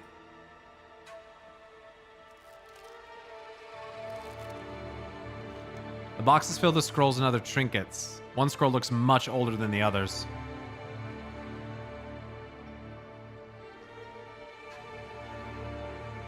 Wave after wave of our best warriors fought against the endless hordes of our greatest enemy. Eventually, we broke through their lines and attacked with all our might. Though most of our fighters fell in the assault, we succeeded where so many had failed. The great nemesis of the trolls lay dead.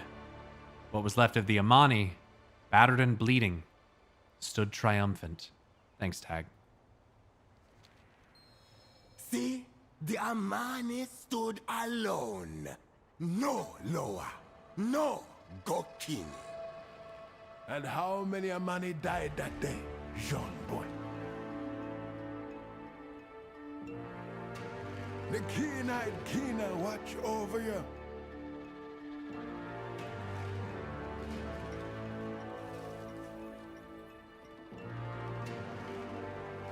Have you read the tablet Rulers of Zulaman that you can find in Witherbark Bluffs? Yes. Is it kind of odd that so much history is unknown when there's a flight of dragons that can time travel? I mean, it's not their job to tell everyone what history is. And there could be a mechanic at play there where, like, they only know history as it's understood or written or what, you know what I mean? Like, there's nothing saying that the history of that timeline or the timelines that they have access to cannot also be altered or forgotten or whatever.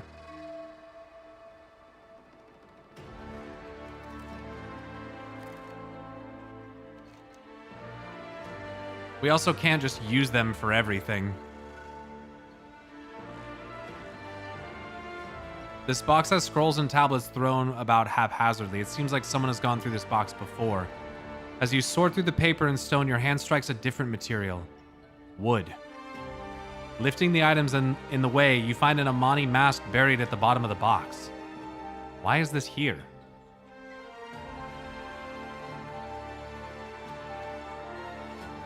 Get away! Leave me alone! Befuddled Amani mask.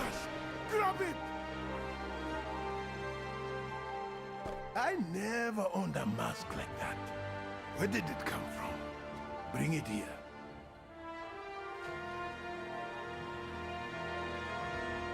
Horaka, beloved of Akelzon. I've never kept a spirit mask in my belongings. This one must have snuck into that box.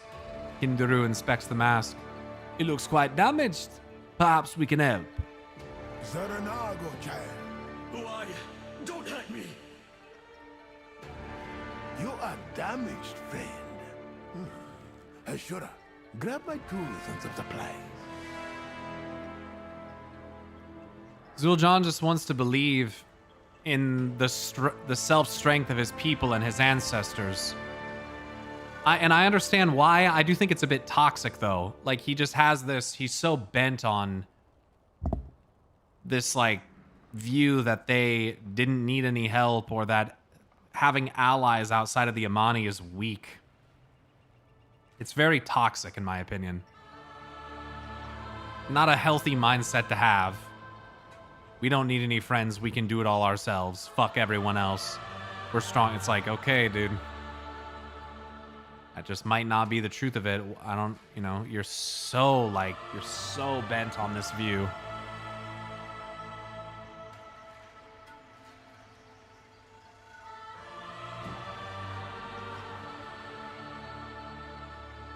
Woodworking supplies. They attacked the city. They tried to destroy me. Who did? My memory is foggy. Who the fuck is this?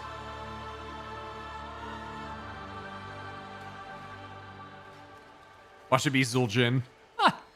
The Haranir lied. There is no mention of Ulatek. Ulatek? The ultimate weapon of the Amani? Get shit on, Zul'Jan. What do you mean, a weapon? What do you know? I am not sure. The keen-eyed Kina watch over you. The ultimate weapon of the Amani? What is it talking about? Why have I never heard of it? He was raised this way because of the stories he was told by his dad and grandfather, maybe? Yeah, which, again, are either forgotten or some lies. Like, why do we posture in this way? To make ourselves seem like more than we are for whatever reason. Like, it doesn't make it any better because it came from them. Like, it's literally just it's just a continuation of the cycle. Not good. I have a few ideas. Want to hear them? Did you hear what it said? A weapon! The ancestors did not bow to Aloha. They claimed a weapon. A weapon that led to our victory. I must know more. Oh, Christ. You said the tablets at Numazan are the oldest in Zulaman. We can continue the search there. Perhaps the ancient Amani left behind clues for us. Uncle says we should bring the mask. A stray memory might be the key to unlocking this mystery. Numazan is our only lead about Ulatek. At least until this mask remembers more. Do you know who you are? Tell me what you remember. I will try. It's fragments. You seem familiar, though. You seem familiar. Thoughts on the mask? I mean, I think it's a mask that has a spirit bound into it. Wish it would be fucking hilarious if in some way it turned out to be Zuljin. But, not gonna hold my breath.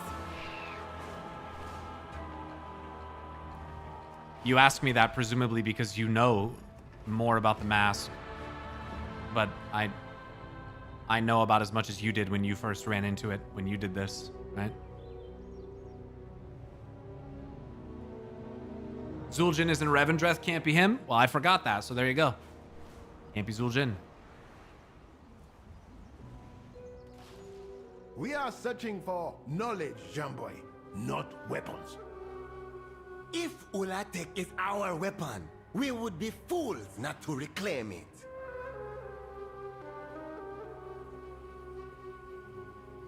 Ashura, you got a hug for your uncle? This talk of a weapon has sparked Zul'Jan's imagination. Dangerously so. He may be callous at times, but Jan loves his people. He sees their plight and wants to help. He grew up in a time where we had no Loa, when the other tribes abandoned us, when we had to stand alone. Yeah, he's just formed by his what do you do about any of this, bro? You can't do shit about it. You can just try to fucking do better. And that's it. I mean, everyone is just shaped by their fucking environment. You can't control it. You just gotta just accept the chaos, man. I don't know what to say. All he had was family. He was inspired by the tales of his grandfather. Yes, Zuljin was a hero to the Amani, but he also made mistakes. Let us hope Jan does not follow in his footsteps. Don't be a stranger. Well, yeah. I guess we can't get rid of you now. Uncle does not understand. Ulatek could change everything. You're always welcome. If the tablets were made when the Amani first arrived in Zulaman, then there must be some clue about Ulatek here. The tablets are too heavy to carry, so Uncle suggested that we take rubbings of the inscriptions. I scouted ahead and gathered a few, but I ran into the Vile Branch. I came back here to make sure Uncle was safe, and to Numazan and collect more of the rubbings while I watch over Uncle. Watch out for the Vile Branch. I'm listening now. We Amani can only ever rely on ourselves. We cannot trust Deloa or the Gokinye to be there when we need them. If Deloa withdrew their blessings, Zujara would be powerless. Without power of our own, we are at their mercy. The Lightwood was a promising start. It helped us defeat the Twilight's Blade and push back Zalatas' minions. But we need something more. A weapon the Amani can wield to protect our people and use it as leverage against our rivals. Zul'Jan glances at his uncle and scowls. My uncle does not understand. Neither does Zuljara. But grandfather would. He'd understand what I'm trying to do. May the strength of our ancestors be with you. I wish I could be more help, but the gaps in my memory. Due to the damage the mask has sustained, that magic has leaked out for who knows how long. You repair the physical parts of the mask, but the magic within is still weak. Zojan says Vile Branch trolls occupy this crypt. The magic that binds me here together is like the magic they use. Oh, necromancy? You might be able to retrieve their ex fetishes. I should be able to drain the magic from them. Can the Vile Branch hex sticks restore the mask's memory? Not directly, but reinforcing the magic within may help.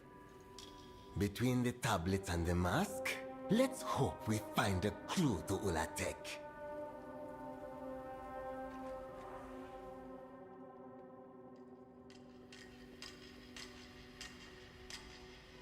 Ancient Amani tablet. There's the rub.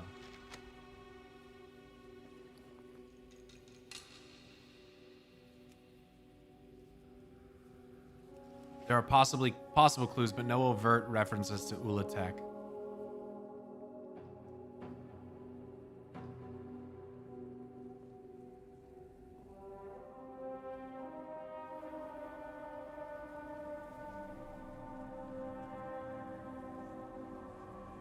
It's really hard to play with a dog on my lap.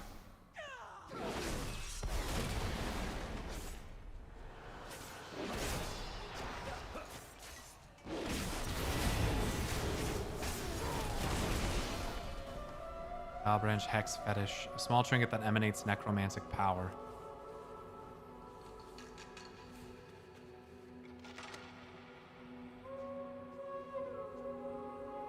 She stopped shaking though, so that's good.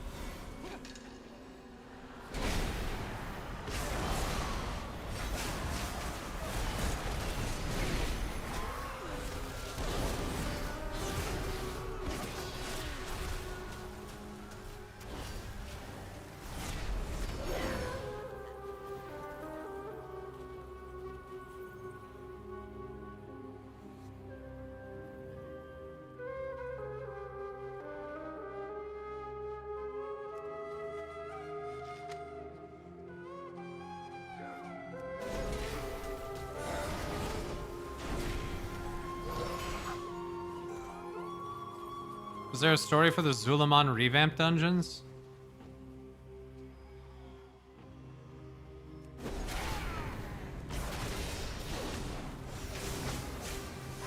There were Zulaman revamped dungeons?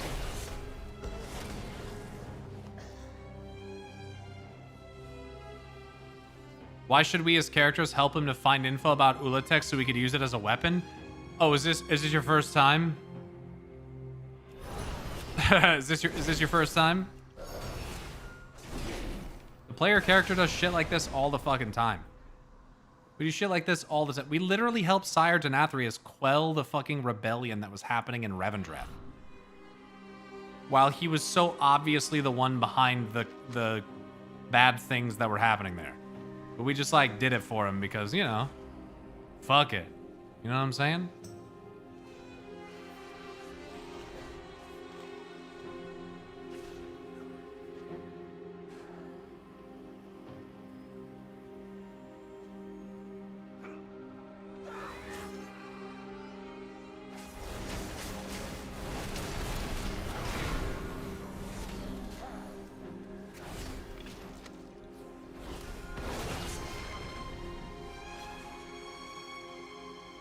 Give me 30 gold and a fucking cloth sack, and I'll take out anyone you want.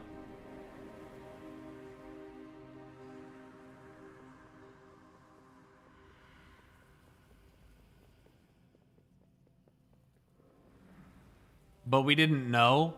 There he directly says about his intentions. Brother, this isn't even remotely close to the first time that we have helped someone who clearly and overtly stated their intentions and they were doing something bad. This isn't like worth commenting on. This is not even remotely close to the first time. This tablet here says the first shrine built in Atalaman was dedicated to the serpent's victory. Oh. Are they talking about Ulatek? The magic of the Vile Branch feels so familiar. Did they put me in this mask? I can remember. I'd smoke a motherfucker for a mana bun.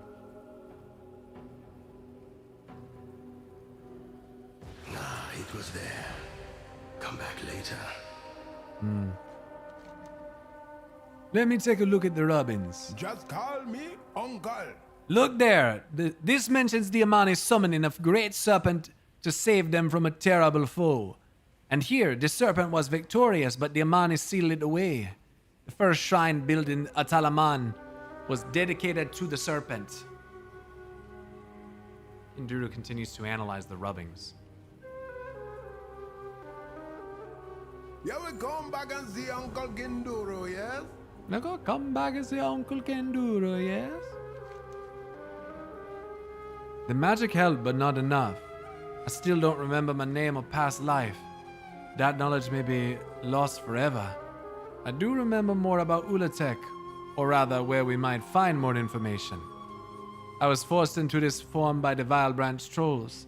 They kept dark knowledge secret from the other tribes, including knowledge of Ulatek. If we are to know more, we must go to Mysara Deeps. The path to Ulatek lies in the Mysara Deeps with Hex Lord Malakraz. Malakras, this is madness! He betrayed and enslaved our Loa. I just don't want to kill John in the new raid. I mean, I think that this story is inevitably going in a direction where Zul'Jan ends up having to realize and accept the truth and break the kind of cycle that he himself has been part of since his grandfather. That's how I take this. Like, it looks bad for him now, and it's probably going to get worse, but I think by the end of it, he's not going to die, and I think he's going to come to realize, like, hey, yeah, I fucked up.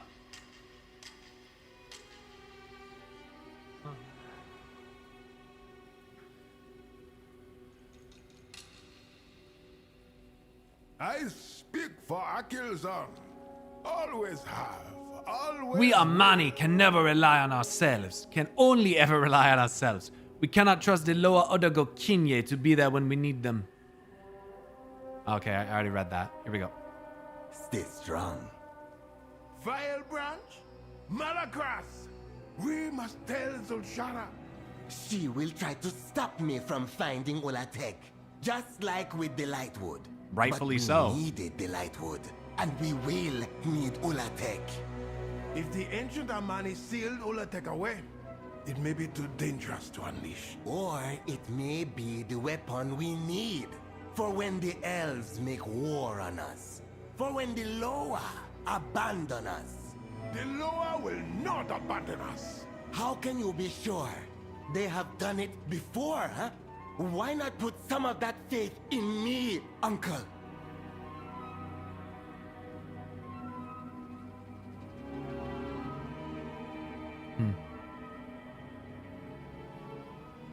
There you are. I need your help with a project.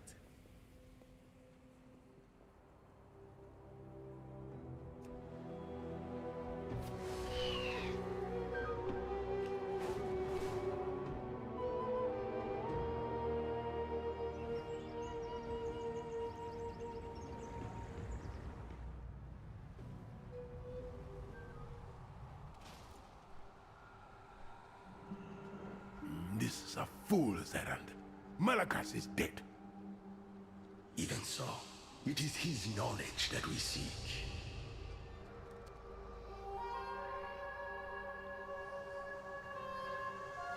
Ah, good. Someone competent for once. My uncle says Malakras betrayed the Loa, and that is why they abandoned us. But who knows what really happened? Oh, interesting how you're willing to make those claims when it's not in your favor, Zul'Jan. You're doing the thing that I was discussing earlier. Think on what I have said. Ulatek be some sort of weapon. Being some sort of weapon was already unsettling. But now Malakras is involved? He and his plots brought Zul'Jan's grandfather to ruin. He destroyed our age-old bond with the Loa. This chase for knowledge is taking us down a treacherous path. Zaranago, child. What would you hear? Malakras is dead, but that doesn't mean his knowledge is lost. You'll be back. Hold on, I gotta get this dog off my lap. Ollie, my darling.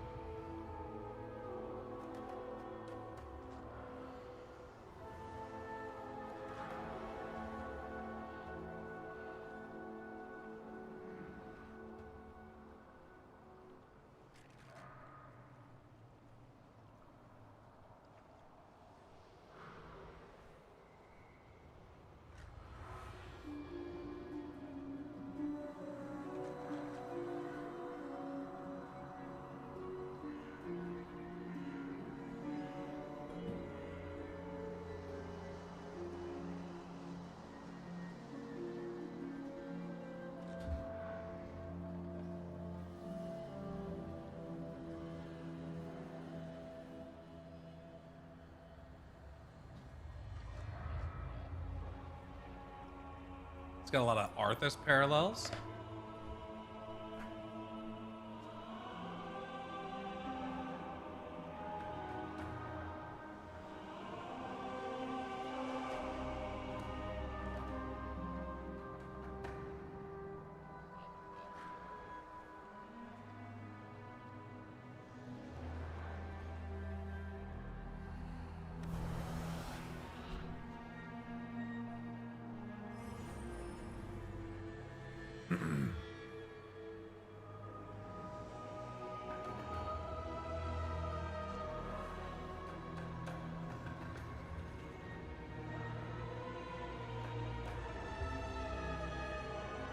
The thing I like about Zul'Jar is it shows how one history can give very different messages.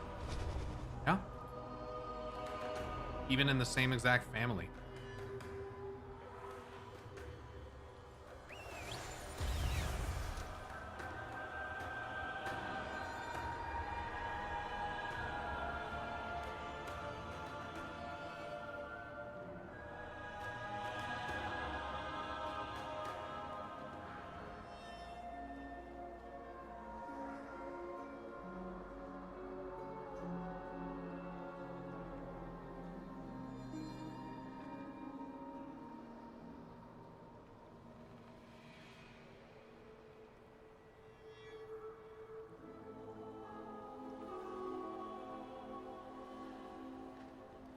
I'm just eating this real quick.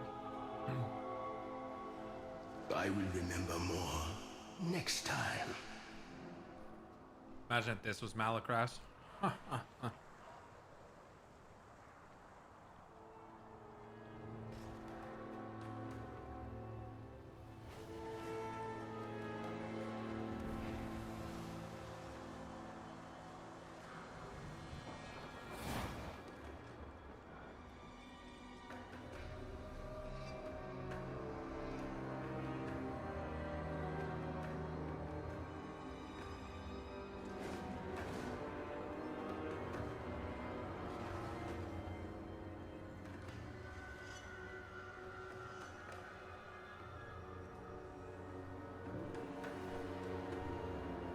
And my body is not happy with me, man.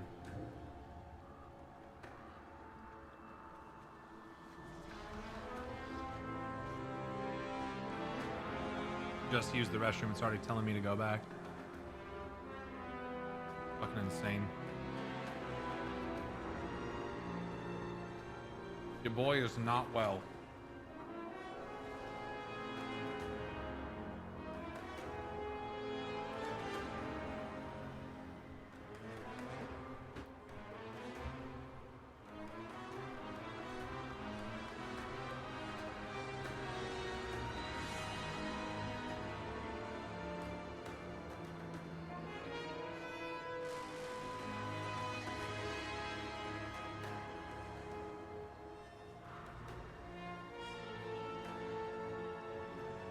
Getting on a GLP fixed my stomach. I'm so thankful for it. No, I'm just sick. There's something. I ate something. It's not like a...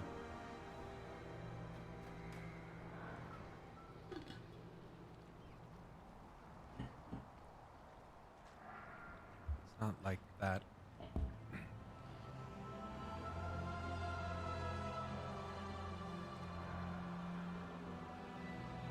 Oh, man. Constant. All right, here we go.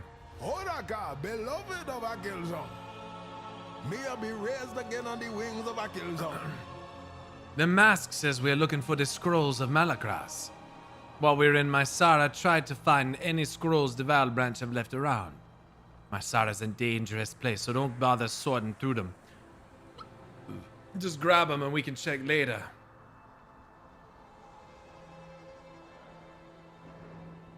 Even if they don't mention who'll attack, we might find information about their plans or intentions against the Amani. It is an honor to... Jean boy, no good can come from that villain's writings. Knowledge is not good or bad, Uncle. It's what you do with it that matters. I can remember. While I was a servant to the Vile Branch, I remember discussions about Malacras's research into Ulatek. Malacras recorded his knowledge in scrolls that he kept with him. Now that he's dead, we need to find out what happened to them. Vile Branch Hexmasters won't talk willingly, but if you slay them, I can use their own necromantic magic against them to compel them to speak. Oh, you're gonna use a little domination? Ah, it was there. Come back later. Necromantic interrogation.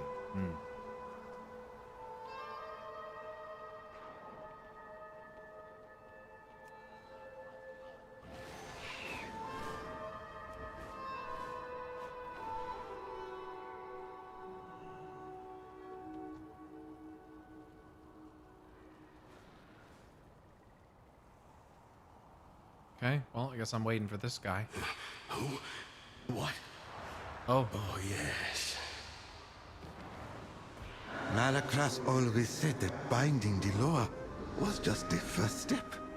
He had bigger plans than that.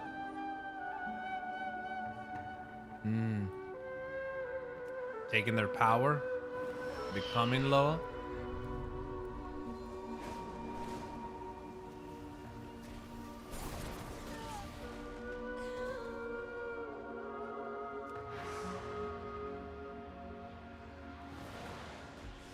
Ulatek was Malacras's obsession. A way to return to the Amani Empire. Hey, it's the Primus and his relics. Nah, the Primus would never do something like this. He's a good guy, man.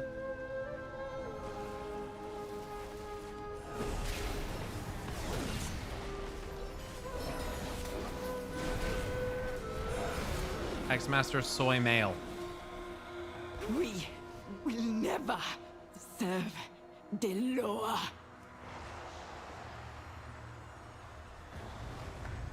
Vodaza was the Hex Lord's favored apprentice.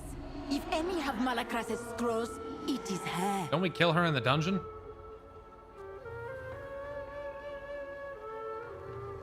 Vile Branch Scroll. Vordaza was the Hex Lord's favorite apprentice. You do not share your uncle's faith in the law. I have lived my entire life without them. Why should I? True. They were here for generations, yet our empire has crumbled.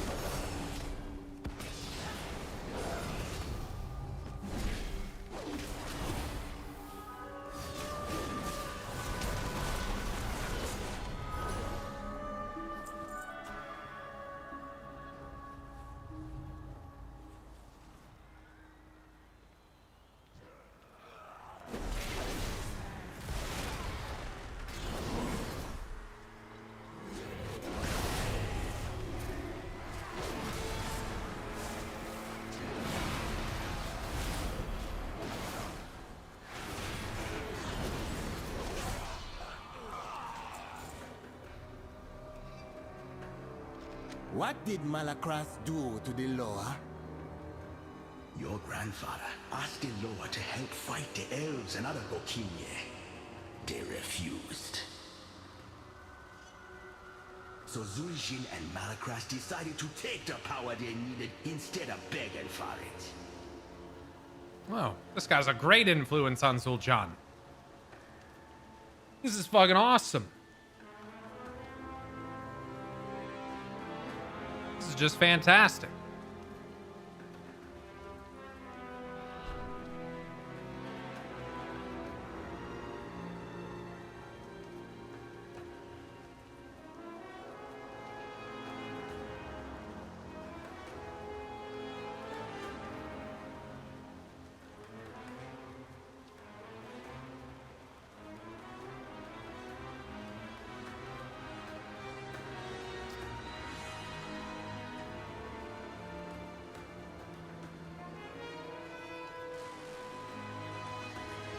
It's a Dreadlord.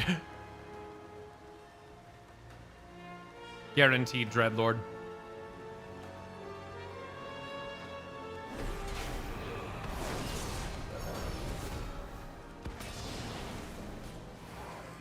Hair looking clean today? Thanks. I just got a cut the other day. I've been needing a haircut for so long, man. Felt good to finally get it done.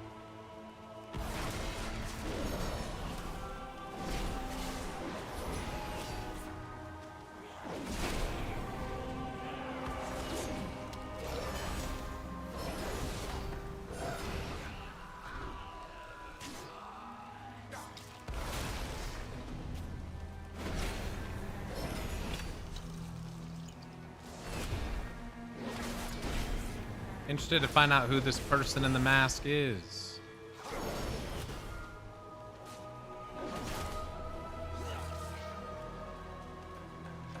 Malakras infused avatars with Delor's power. Avatars like your grandfather. So he researched Ulatek. If grandfather could wield the power of our greatest weapon, then he could reclaim stolen lands, rebuild the empire, realize his dream. Yikes. He's probably telling the truth. It just happens to be not what Zul'Jin needs to be hearing right now. Oraka, friend of the Amani.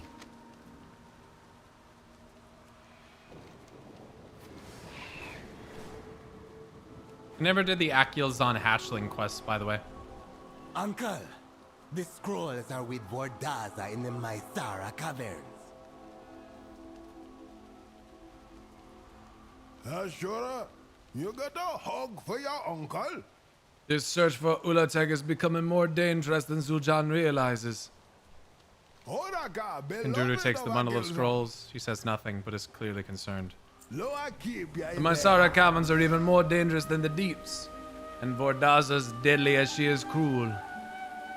You will come back and see Uncle Kanduru, yes?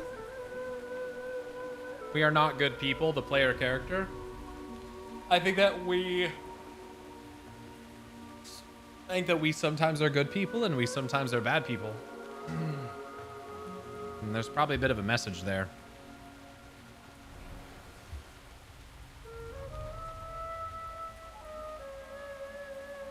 What would you hear? Thank you, Anshira.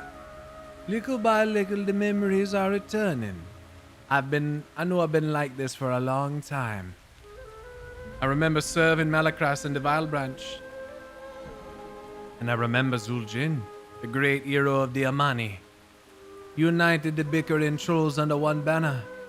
He led us to war against the elves. He was fierce, intelligent, deadly, and was willing to do anything for his people. I'm happy to see the same traits in Zul'Jin. He's young, but he will lead the Amani to greatness one day. You'll be back. So we should destroy this mask. I really have to do the dungeon? Stay strong. Don't be a stranger. Malakras is also with Vordaza, and she's using them to further her necromantic experiments. I need you to go into Mysara caverns to recover them. It will be dangerous, and you will need to gather allies before venturing in. I will stay here and protect my uncle.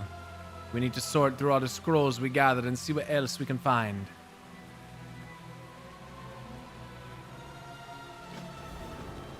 Our best lead to Ulatek are those notes in Vordaza's possession.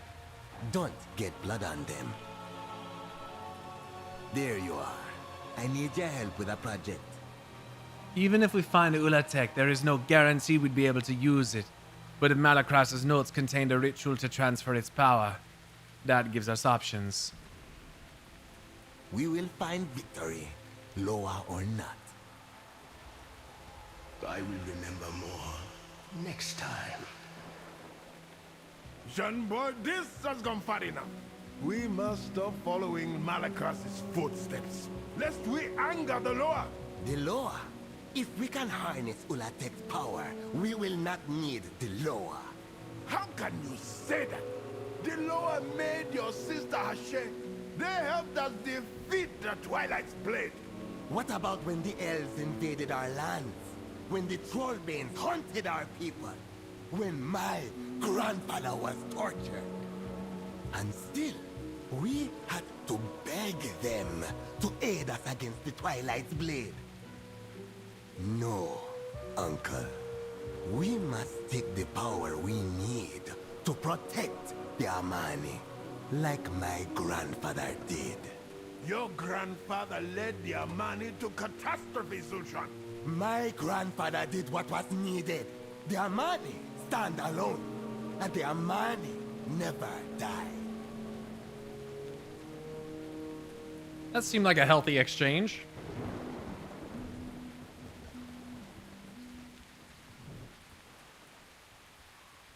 I guess we can't get rid of you now. Find the strength in yourself.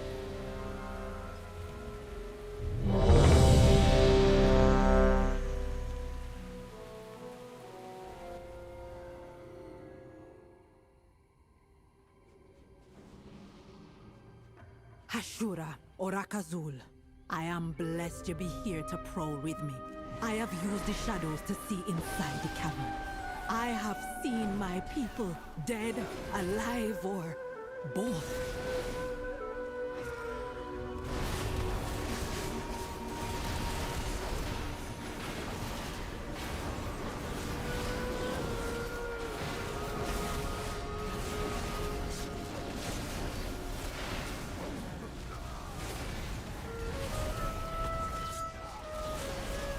What are you doing? God, follower dungeons suck. It's gonna take a fucking year. Fuck that.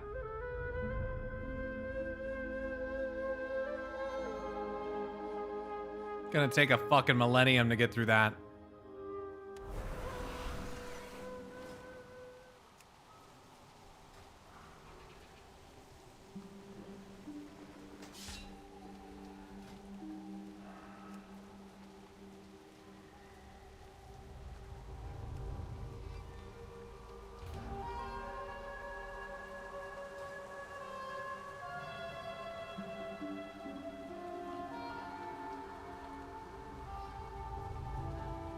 Like the fit, dude. That shit. Oh my god. Oh my god.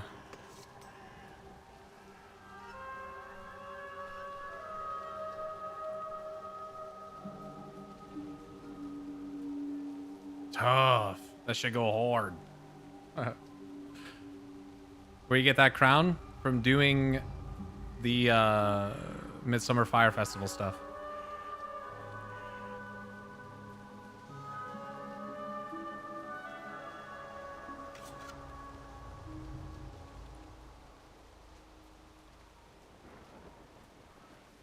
You got that shit on, though. What is this queue time? Come on. Get me in there. Get me the fuck in there. I want to see where this quest line goes. Come on. Come on.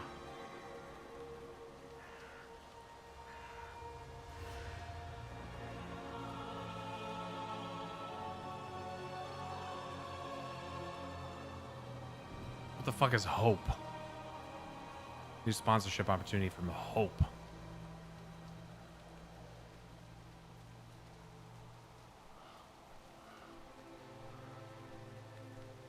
A game. Wild tank queue time. It's fucking crazy. Pyromancer is deep in the Amani questline. Zul'Jan's uncle pushes back hard, but Zul'Jan is locked in, chasing Ulatek and Malakras's notes into Mysara caverns. Wow. Thanks, stream summary.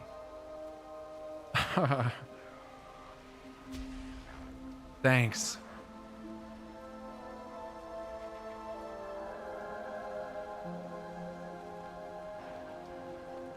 How much water was consumed for that? Yeah.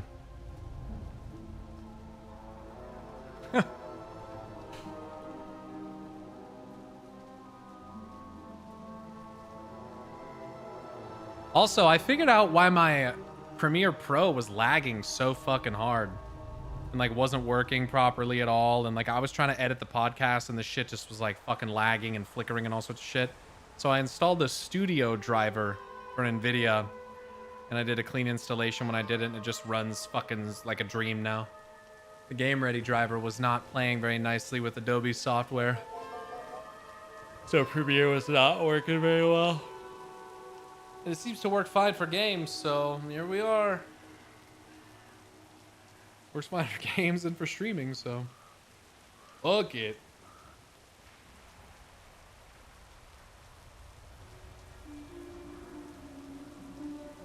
Maybe queue for the heroic as well. Oh my god. We're just waiting on a healer.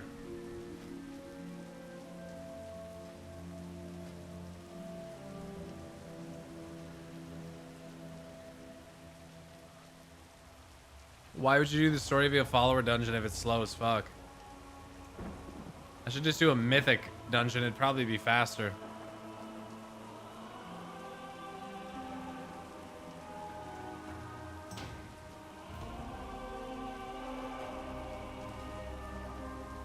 Q as a healer? I mean, I could. As a tank, though, I can just pull whatever the fuck I want. I don't have to worry about it. Okay.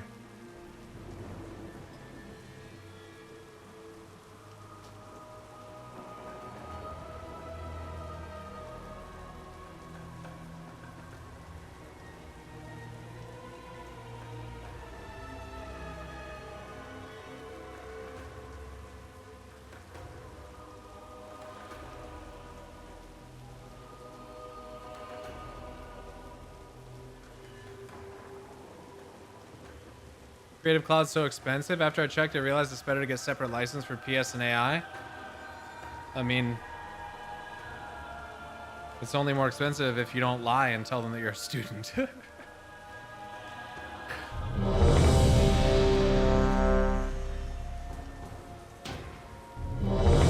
Oh my god, dude. Please accept the queue so I can stop hearing this.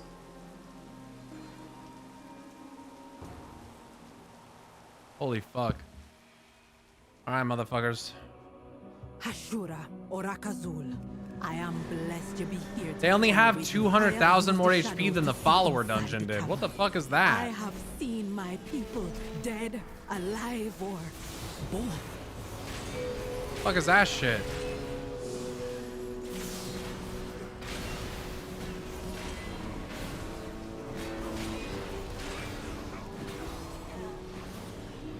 Oh, that's not what I intended to do.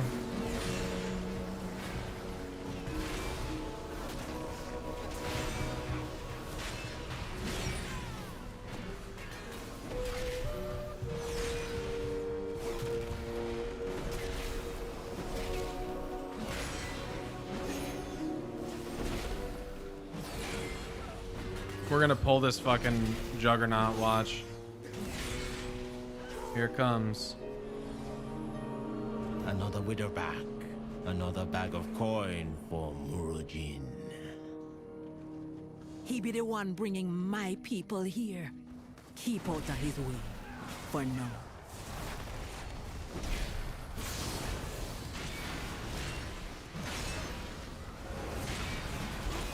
Oh my god, people are so fucking...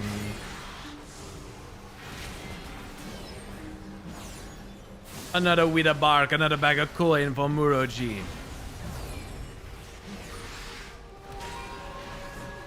Oh my god, dude. If I fucking... I'm just gonna end myself, man. In a video game, of course.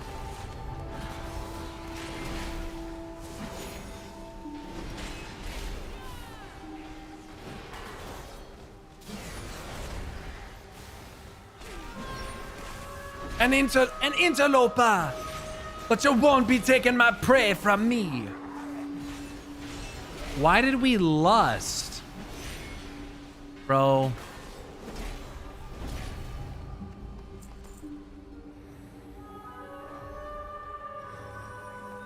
Who be stealing my kill? Who be letting Alazi's little kittens go?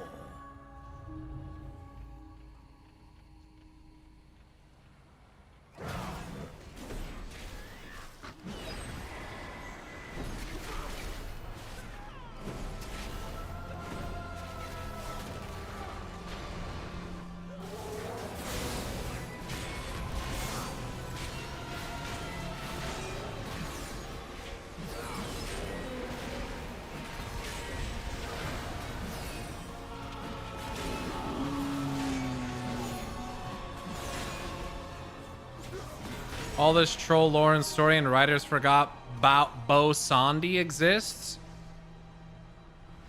Yeah, the writers forgot. Yeah, 100%, dude. I think you first forgot how to spell his fucking name. That's who forgot what, dude. What the fuck?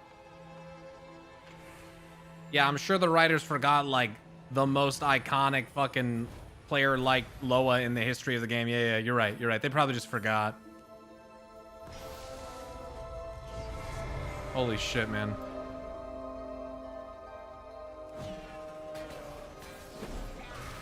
It's Bob Salami. Can you please get it right?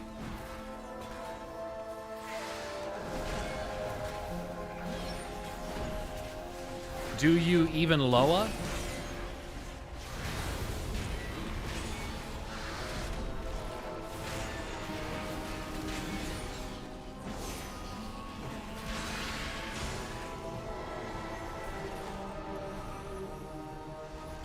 What does my eagle spy with her shiny eyes?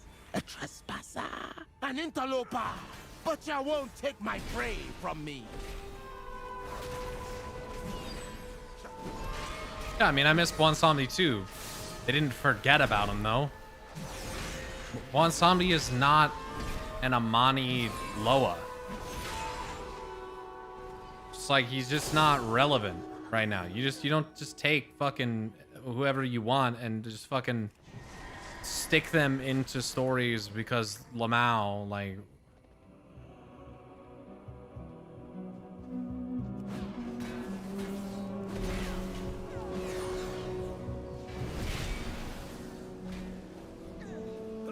Oh, fuck it. Just pull it all anyway, huh?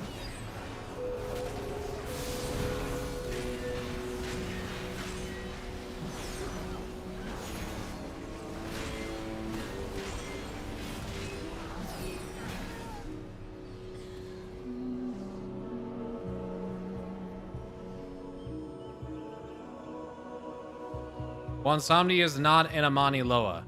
He's the Loa of Death and the patron of the Zandalarian Darkspear Troll Empires.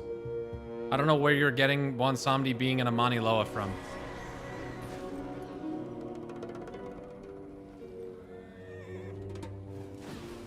More heads for the quarter. Ready, Necrax? Can't wait the blood flow. If I don't get ya, Necrax will.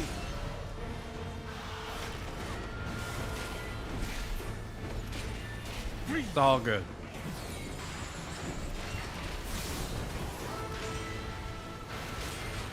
Look at this boss melt. Yo, sick.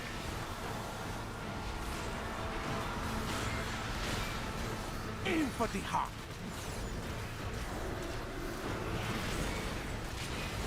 Take them down, Necrax. Hell yeah. A good kill, Hashura. And I rescued all that was still alive. But why did Murojin bring them here? Aba Muzala? The kidnapping won't I mean, he's stop in the until we custody get of to the root Bwansamdi the right now. evil. He's not exactly Follow like me. free to do anything. Motherfucker's locked up. Motherfuckers locked the fuck up. You know what I'm saying? But this is some kind of temple to a Death Loa, it appears. But maybe at one point they worship Muzala. Because we don't really know what what's all this is about down here, you know?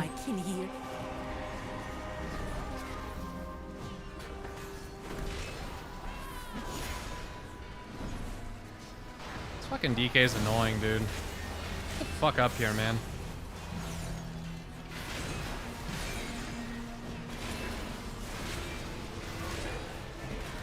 Next is King Salad Bar, Baron Salami, Mozzarella.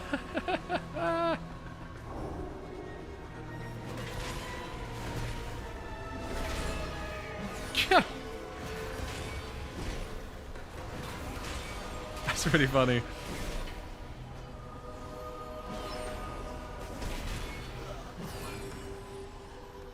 It'd be worse than we thought.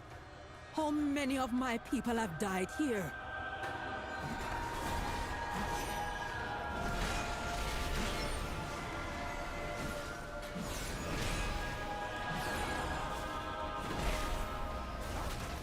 Some dough and some sauce, we eating good. Yeah, we got a whole ass pizza.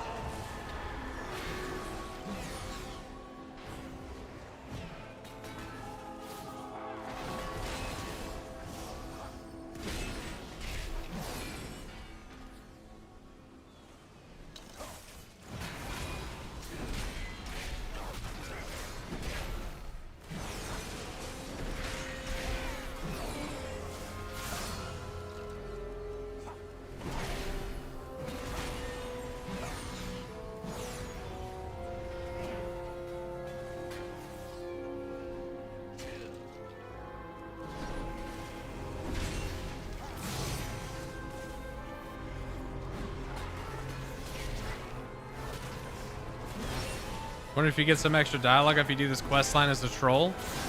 Maybe. She's rending the souls, twisting them. Wouldn't be the first time they did something like that. What the fuck? Where did this come from? Still that we can save. You confront her, I gonna release all the souls I can find.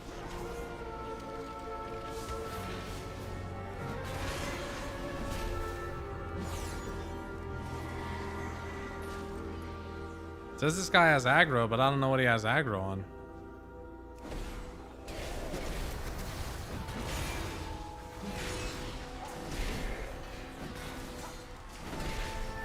Oh. A soul render. What's this? Where the fuck did that come from? Experiments?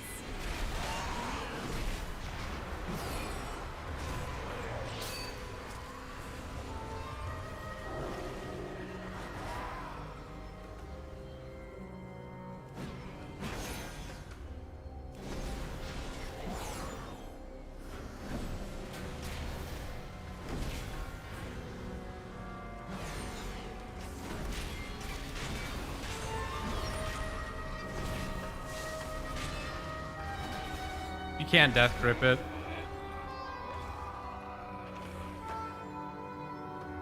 Or Daza. Kind of weird to come back to this. I did this a long time ago. Dais of Suffering. Oh look, outside. Your soul be forfeit. This affliction hit hard. That's dumb. And there's a lot of things you can't death grip.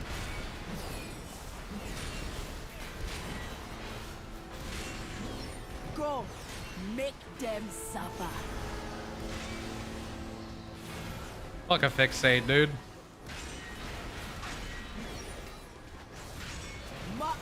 You accomplished nothing. Rakdul will stay. Malacrastus Notes, an old collection of scrolls containing notes and incantations from long dead Hex Lord.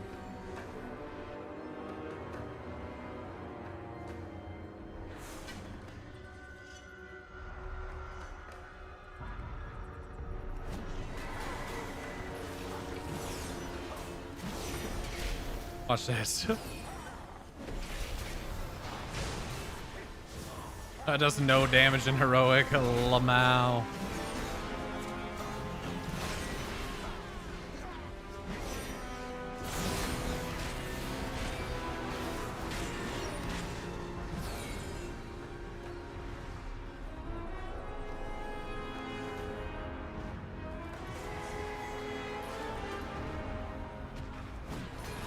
Says you gotta kill the last boss too. I wonder why. Yeah, to just stop people from leaving the dungeon after they kill the third boss. Or second boss. Where are my souls? What have you done? Be careful. He seems powerful and unstable.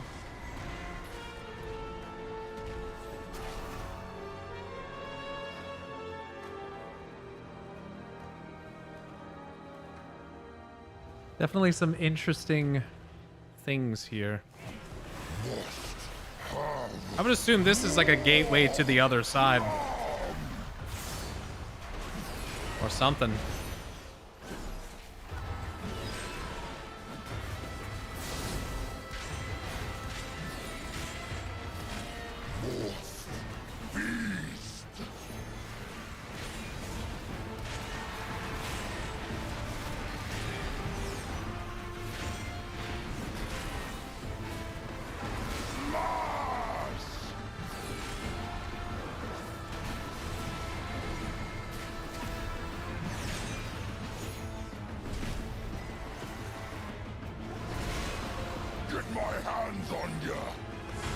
Yeah, there's a portal right there, and it looks like the spirits and souls are going in there.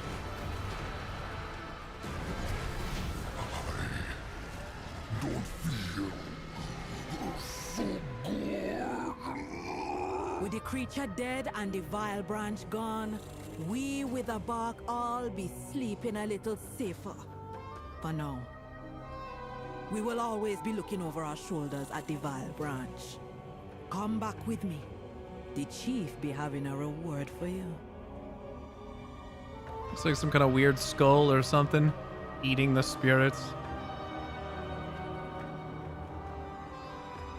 Yeah, we don't really have any lore on this. Don't know what it is.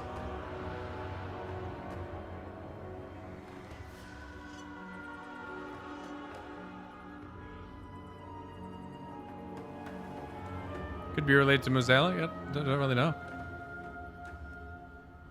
This area looks sick. Fuck yeah, it does. Agreed. Oh, fuck yeah! All right, what do we got? Troll architecture is so cool. Facts.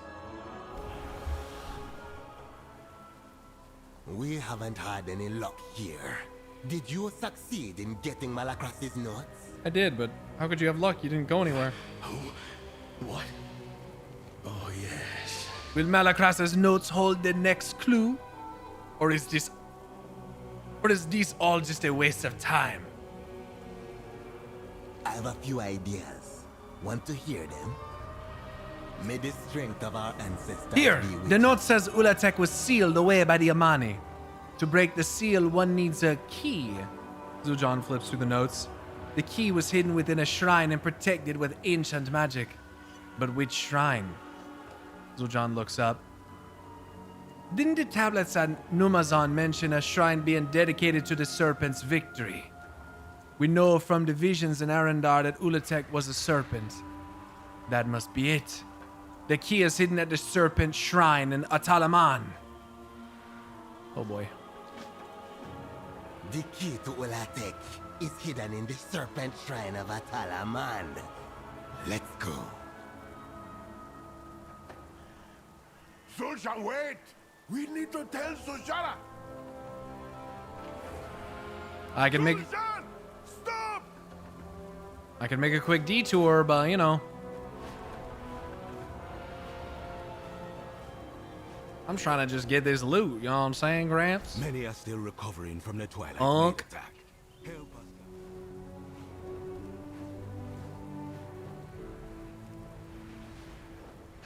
If the key is within, we will have to smash the shrine open. Serpent's shrine, huh?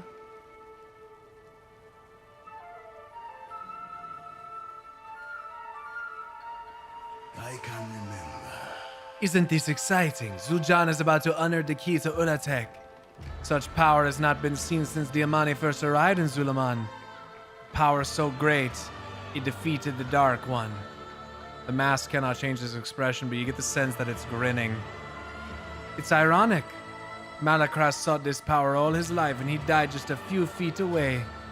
The key was right under his nose. You will be back. Yeah, this is where we killed Zul'Jin. The keen-eyed Kina watch over you. Zul'Jin is intent on desecrating this shrine. All on the word of Malakras. Kinduru shakes his head. I sent a message after Zul'Jara. Let's hope she gets it before Zul'Jin does something even more foolish. Zul'Jin may not listen to me, but he will listen to her. I hope. This shrine is ancient, small, unremarkable. The perfect hiding place. If Malakras was right, the key to Ulatek should be right here. Zul'Jin's heavy hammer thumps onto the shrine for emphasis.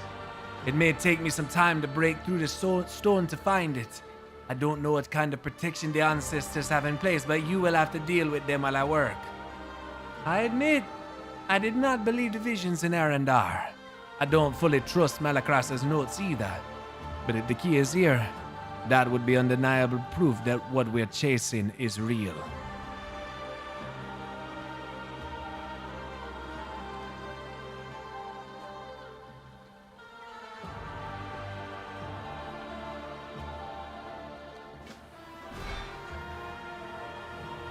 You do not need Ulatek's power, Shanboy.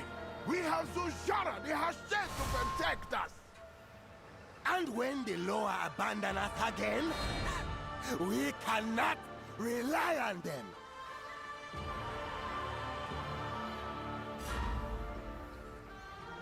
What would you hear? Strongblood Jacmo, risen Amani warrior.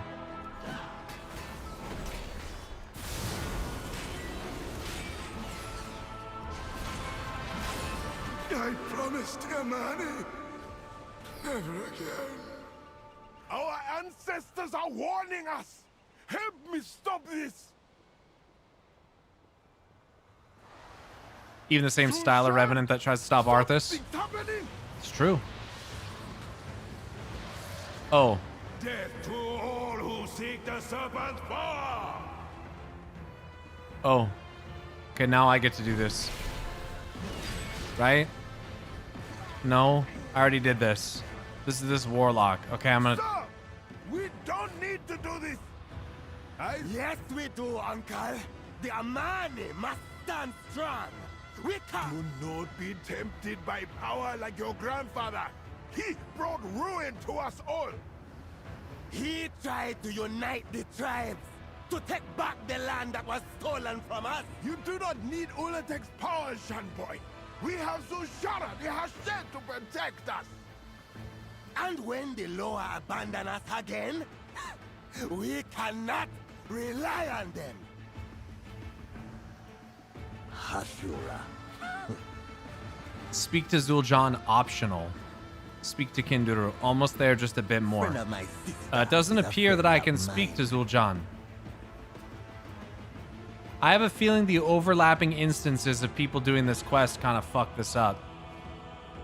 It says I've already defended him. So, if there was optional dialogue, it's not there anymore.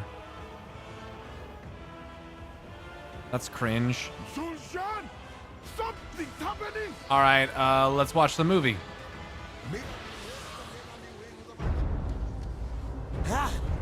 I found it. This must be the key. It's like a fang. Zul'Jin, this is dark magic. Let it go. No! With this power, we need no law, no Hashem. Nephew, look out!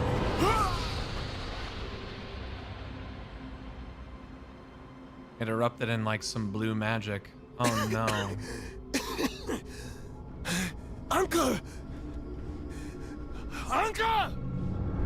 He is dead, Zul'Jin. No.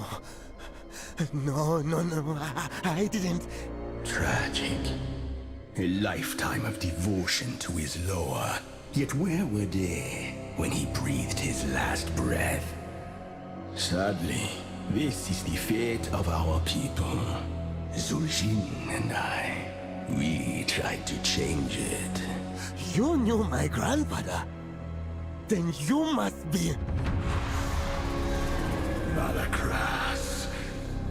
And I need your help, Zul'jin, to secure our people's future, free of the Loa's empty promises. To finish what your grandfather and I started. What about my sister? The Loa have her completely in their grasp. When she sees our uncle... Take the key, Zul'jin. And when you have claimed Ulatek's power, I assure you, she will understand.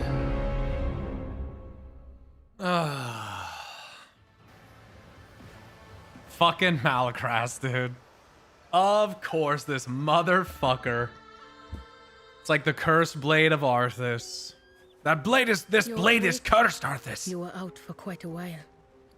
Oh, what's up, Orwena? You have come far. The Amani found you in Kinduru at Tatalaman. They carried you back here. Rip Kinduru, man. Akiki. Oh, that is so cute.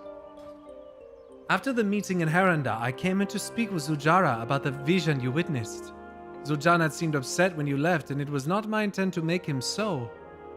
But all of that can wait. Now that you're awake, you should go speak to Zujara. She wants to know what happened at the Talaman. Zul'jara is at the Loa Shrine, attending to Kinduru. Come. Oh boy.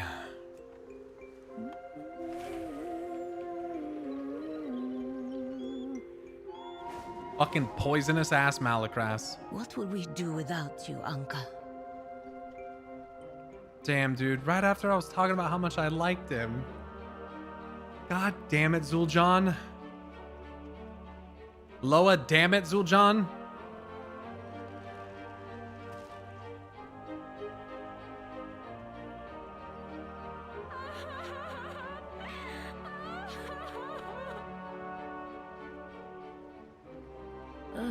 You hail from above. I had hoped the meeting in Heranda would lead to a newfound sense of peace and understanding between our cousin races. Instead, our good intentions have led to tragedy. I can't help but feel responsible for these events. If I had not set Zul'jin on the path to Ulatek in the Den of Echoes, it would never have led to this outcome. Orwena glances at the shroud over Kinduru's body. I have pledged my aid to Zujara to help her find her lost brother. It is the least I can do. Wild guide you will. Araka, my friend. Anshera, it is good to see you again. The last time I saw my uncle, I'd asked him to accompany Zul'jin to a diplomatic meeting in Heranda. Now I find my uncle dead, you unconscious, and my brother missing. Zujara's countenance is equal parts sorrow and fury as she turns to look at you. Tell me what happened. I see. Ashura, would you honor us by helping with the death rites? The herbs are undercut. Sure. As for Zul'jin, he has always obsessed over our ancestors' legacy and our grandfather's glory.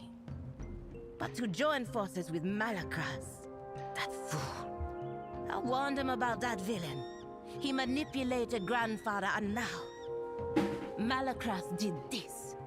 He killed my uncle. I know it in my bones. And now he has my brother in his clutches. We have to find them. I have to save him. Zul'jin is adult, but he is my brother. And the only family I have left.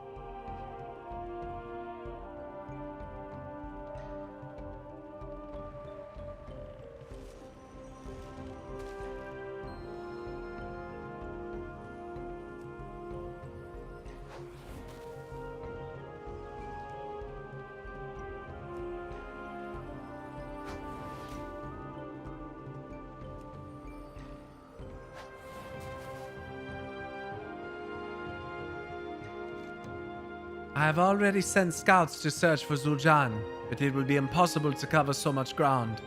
I pray he sees through the lies that Malakras has woven before it's too late.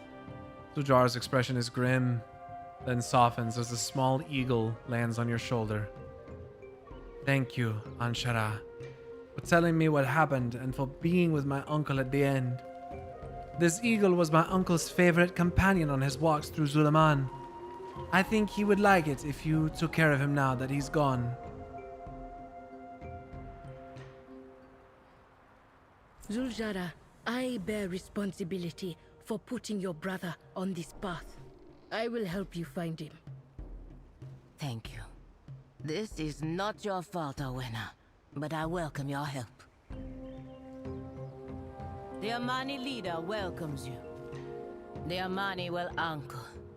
I'm sorry I wasn't there to protect you. I should not have made Zul'Jan your responsibility.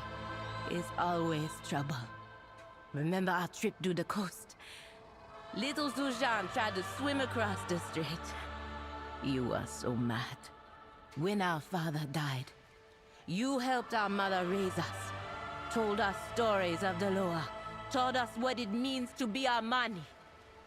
Then when the Twilight's blade nearly beat us, you were the one to put me on the path of the Hashi.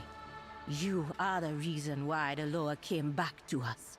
You never lost faith in them, and you never lost faith in me. You were a second father to me, Uncle Kinduru. I will miss you, and I hope that I have made you proud.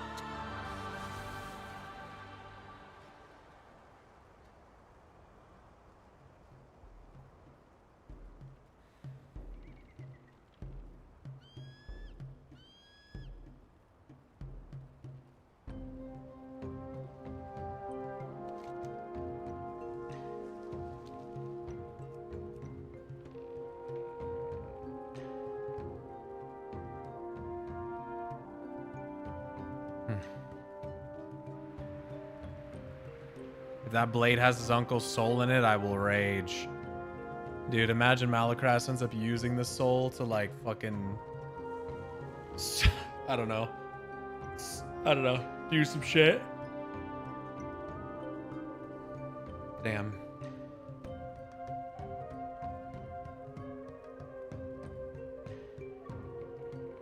So stupid, dude. For nothing. Now you can listen to the short story on YouTube. Sounds like a good plan. Sounds like a good plan. I have to use the restroom again, though.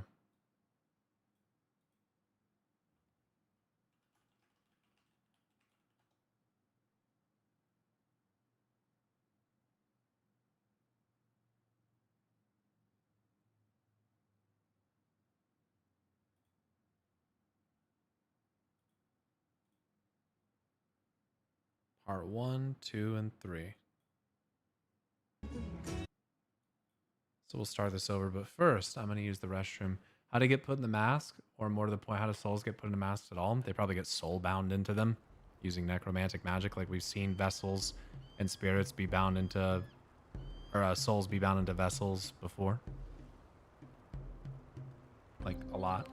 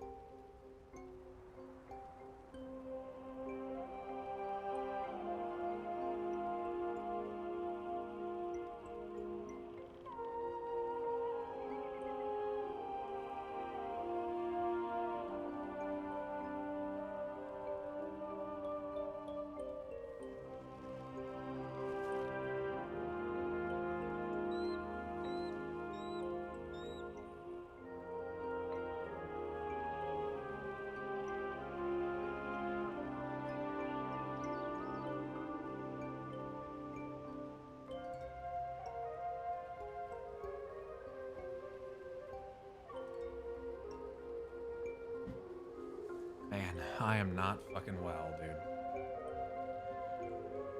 Son of a bitch.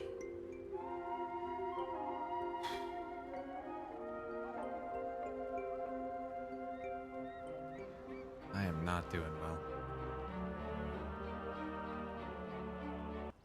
Okay, let's listen to these short stories. There's 3 of them. This is part 1. The Bitter Truth. Part 1. Welcome. My name is Gideon Emery, and I voice Lorthamar in World of Warcraft Midnight. My name's Keston John, and I voice Tarundo the Grizzled. Today we'll be reading The Bitter Truth. Let us begin. Part 1. To the Brim. Oh, Liadrin. I hope you've amused yourself today. An invitation to meet you for a drink, and you send an Amani general in your stead. I suppose that's one way to arrange diplomatic talks. Oh yes, Guardian. Keep up the excellent work. Shorel Aran. Ah, no. The Regent Lord in the flesh.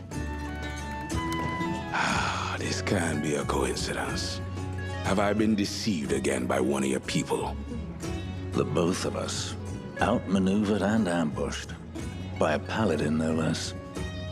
How embarrassing for us both. Lady Liadrin promised you a drink after the summit, too. She promised diplomacy. Is that his way of saying that paladins aren't usually good at outmaneuvering and tactics and stuff? That's interesting.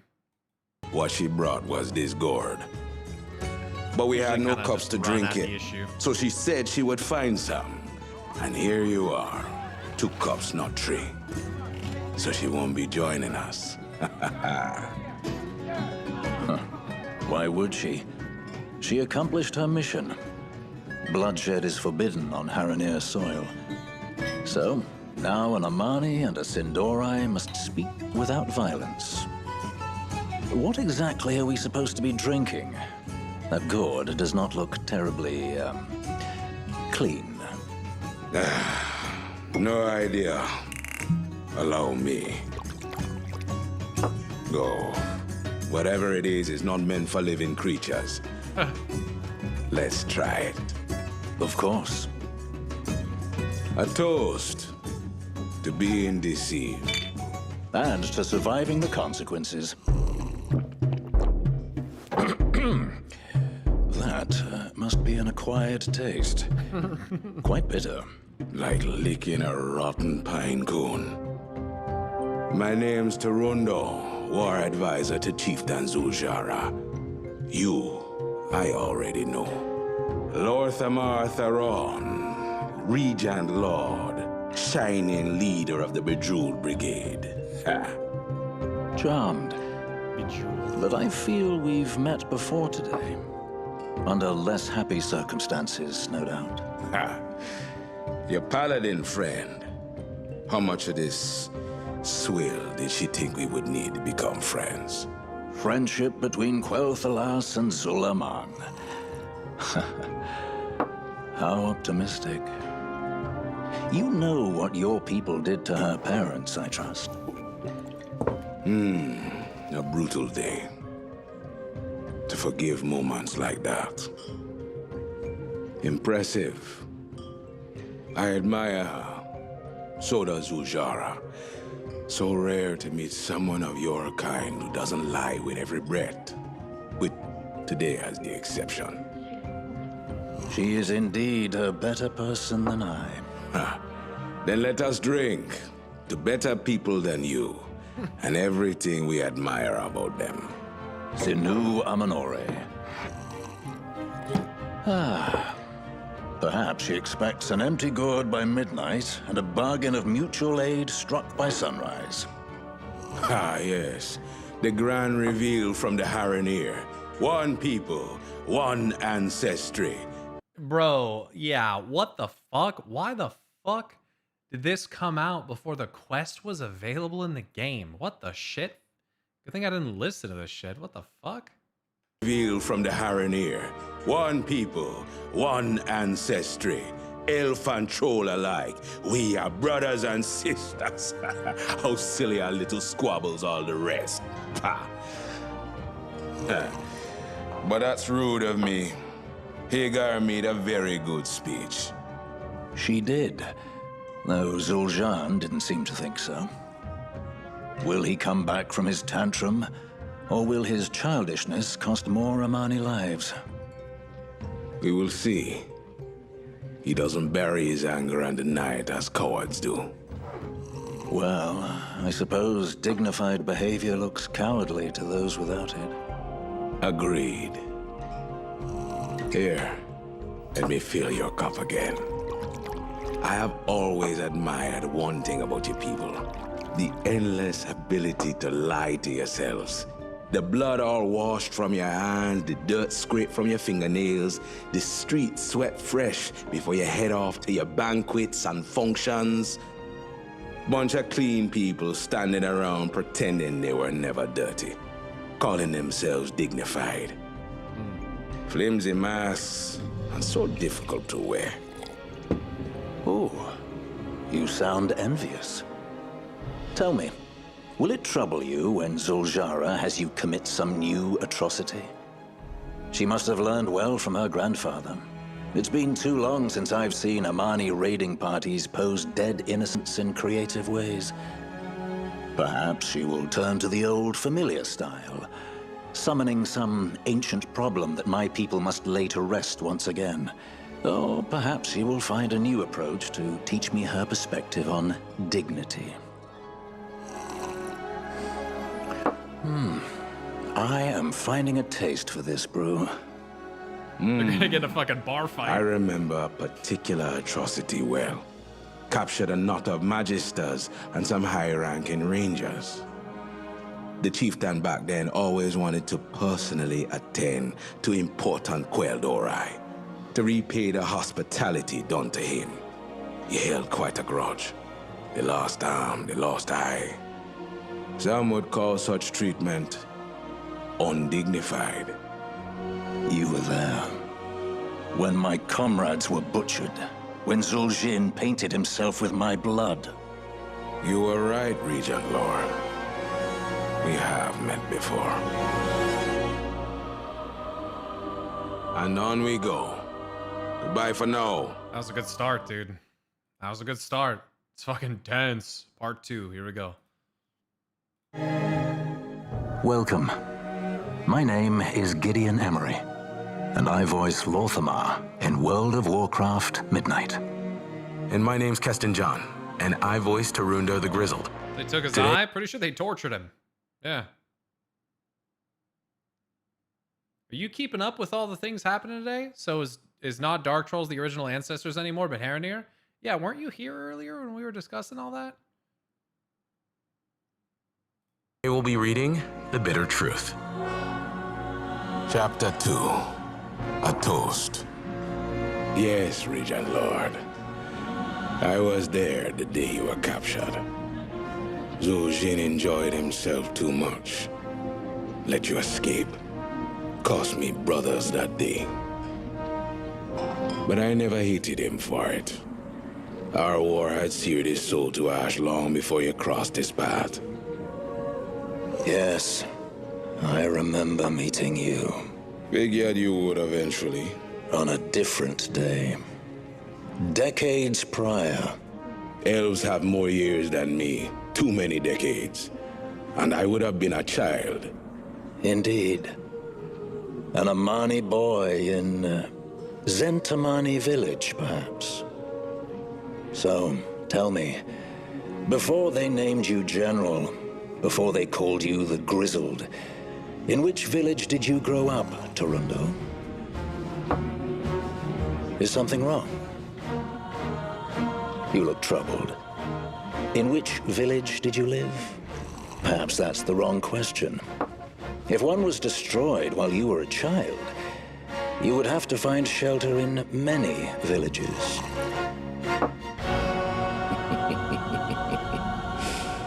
Such a clever elf you are. Yes, I grew up in Zentamani. as did many Amani children, plenty of whom experienced the dignified ways of the High Elves. That does not mean you saw me there. You specifically?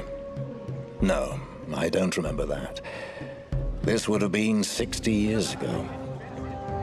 What I remember most is what sent us to that village. The bodies decorating the caravans. Civilians. Children. Quite profane, even for the Amani. Had you done it to soldiers, it would have angered us. But to desecrate the common folk? You had our attention. And that of Ranger General Larissa Windrunner. Some in Silvermoon thought her soft on the Amani. All because she believed in proportional responses. The stories of our actions in the following days. It quelled those criticisms for many years. Thankfully, it was easy to track the raiders. Amateurish work. But then, cruelty is rarely employed by the competent. We followed them to what was your village, celebrating their grand victory. There must have been a full wagon of wine in that caravan. We watched them through the night, let them put themselves into a stupor. When sunrise came, we simply walked in. Was this not your village? It was. As I said, I don't remember you. I recognize your features, though. Not a child's features. Who in your family was among that raiding party? Hmm? Your father? A cousin, perhaps? An uncle.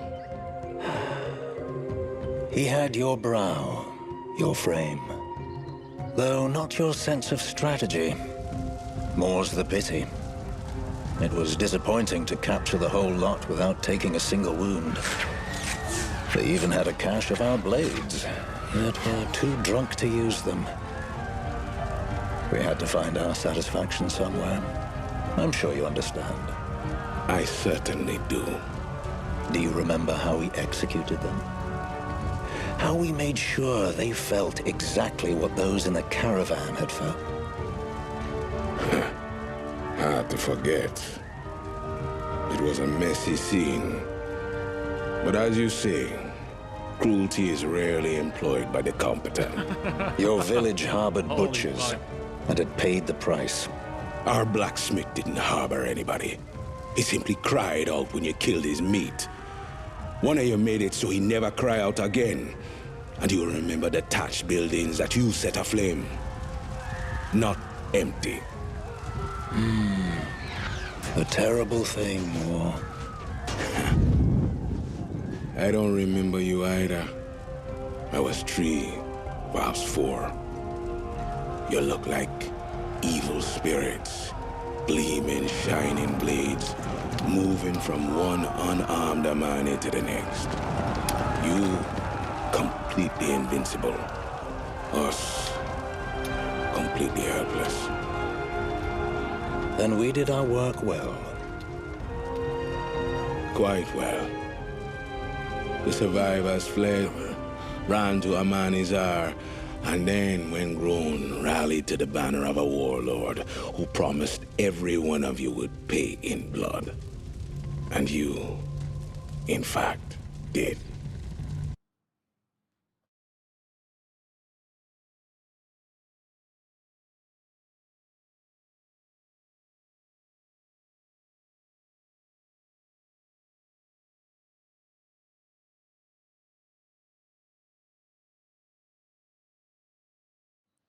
Yeah, I mean, they both see the game that each other is playing, and they're both trying not to lose their temper while also just spitting absolute fucking venom at each other. It's very tense. Also, this is pretty Disneyfied woke of friendcraft. Yeah, but you have to actually pay attention to short stories and like read shit to like realize it. Takes 2 to make peace. Yeah. Is this in-game? No. Which is one of the great flaws of Blizzard's storytelling. This should have been in the game, but it isn't. Like, at least being able to pull up this short story and listen to it like this. As you said.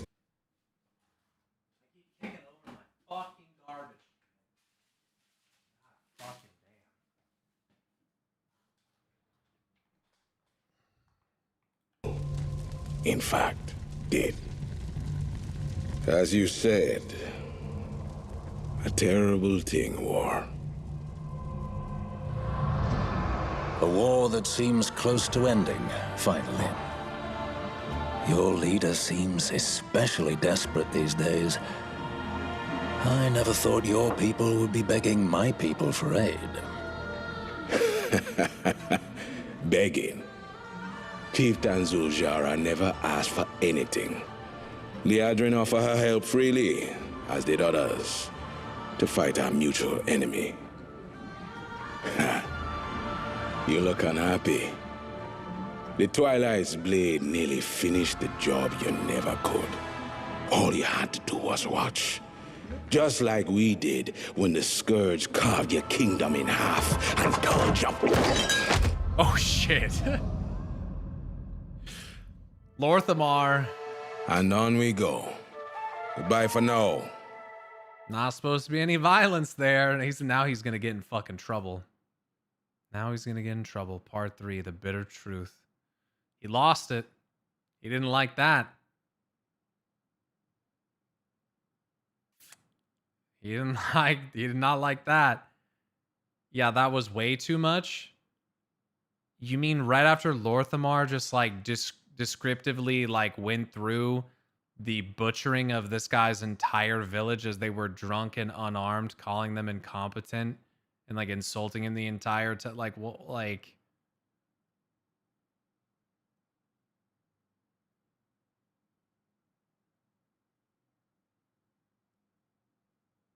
can you be any more fucking biased? Yeah, then claims that they came begging for help. Like, what?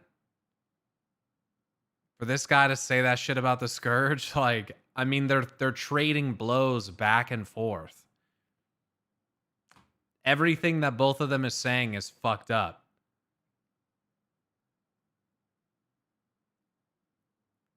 Interesting that the Scourge did trigger something in him, but not all the war they did against each other. It's because the Scourge fucking decimated them. It wasn't really a war. Arthas and the Scourge walked through Quel'Thalas and fucking slaughtered them. Like, it literally almost broke their kingdom. They've been recovering from it for like fucking 50 years. 40 years. Like, yeah. Try to see this shit from both perspectives, guys. Because, yeah, this entire exchange is like very vitriolic. This is not a healthy exchange. These two do not fucking like each other.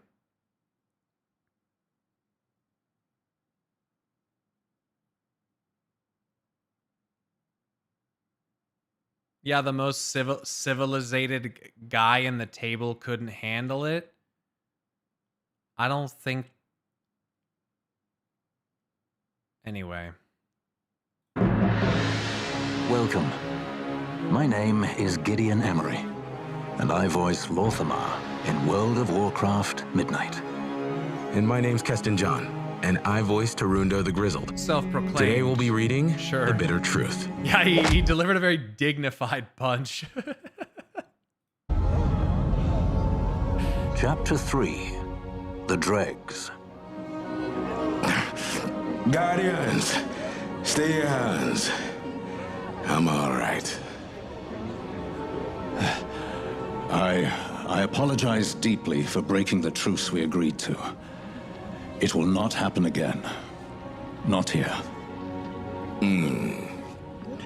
Perhaps it's best that someone else ends our war for us. Neither of us deserves to win it. Our drinks.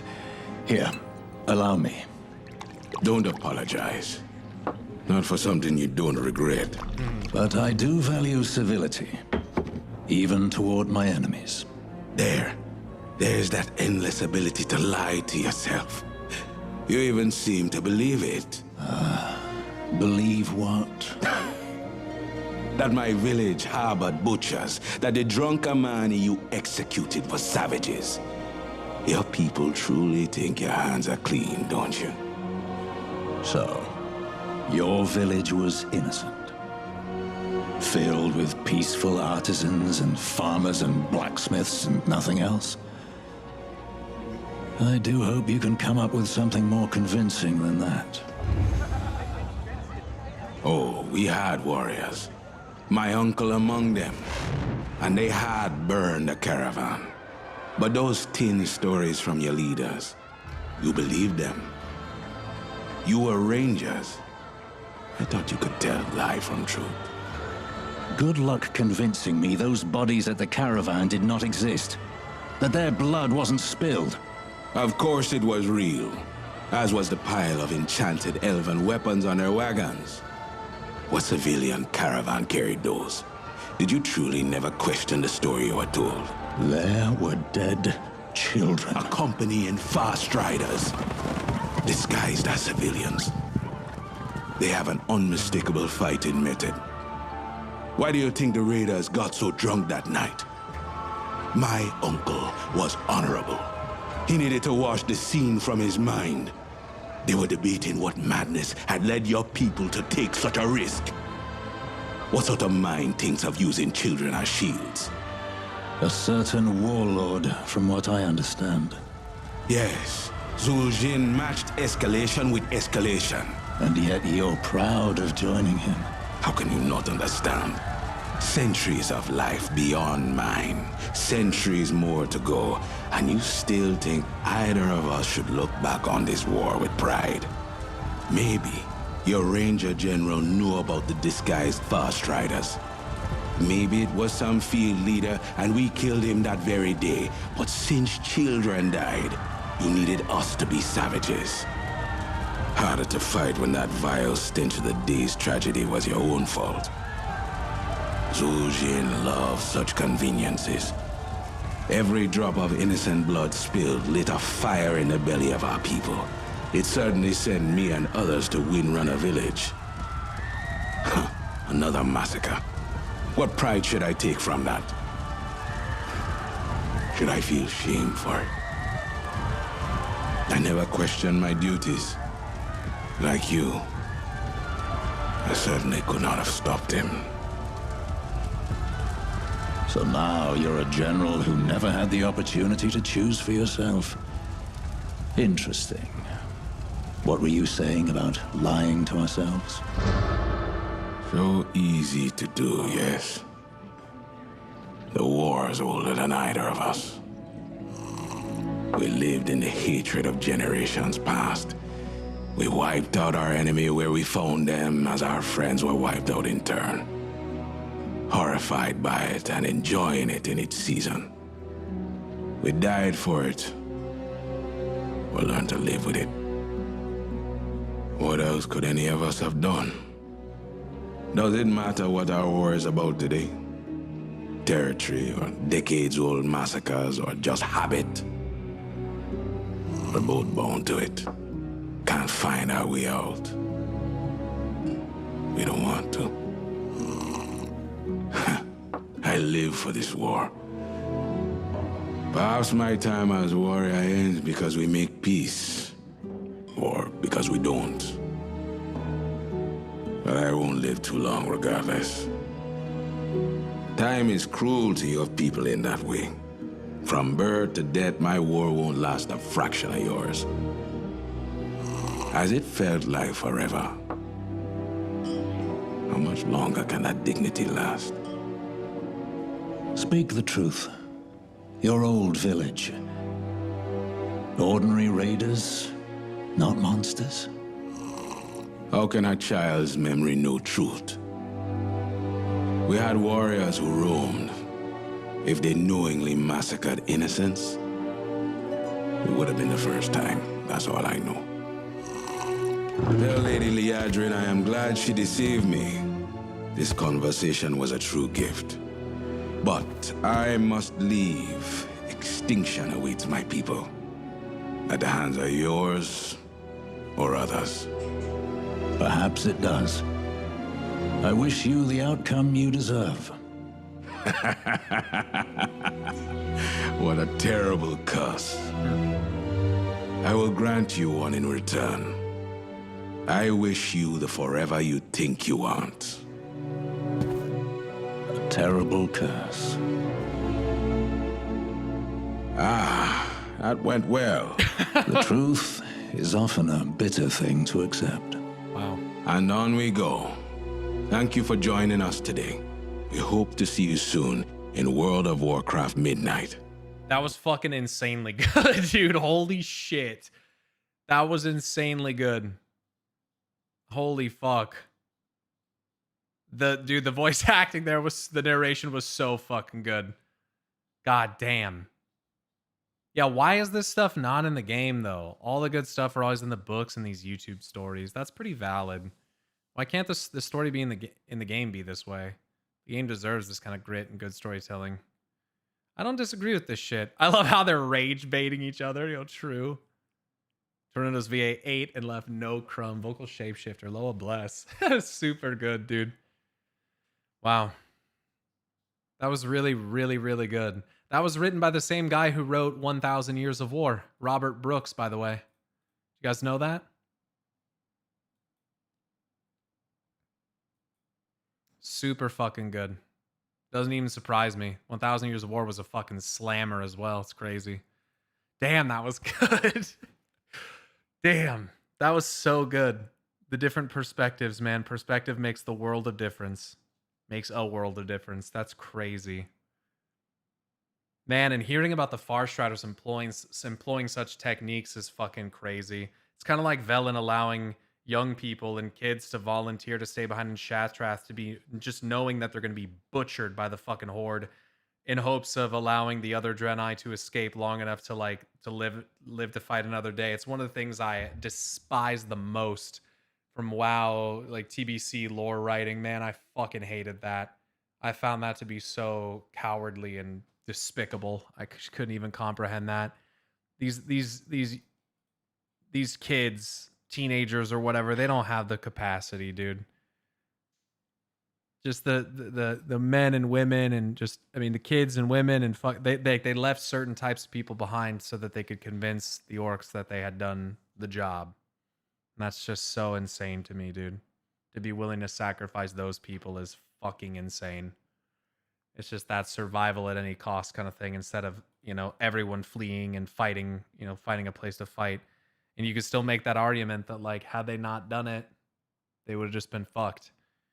They would have all died, but to make that decision is crazy. It's fucking crazy. So yeah, to hear the Farstriders had kids dressed up and disguised, and the Amani they didn't know what they were attacking.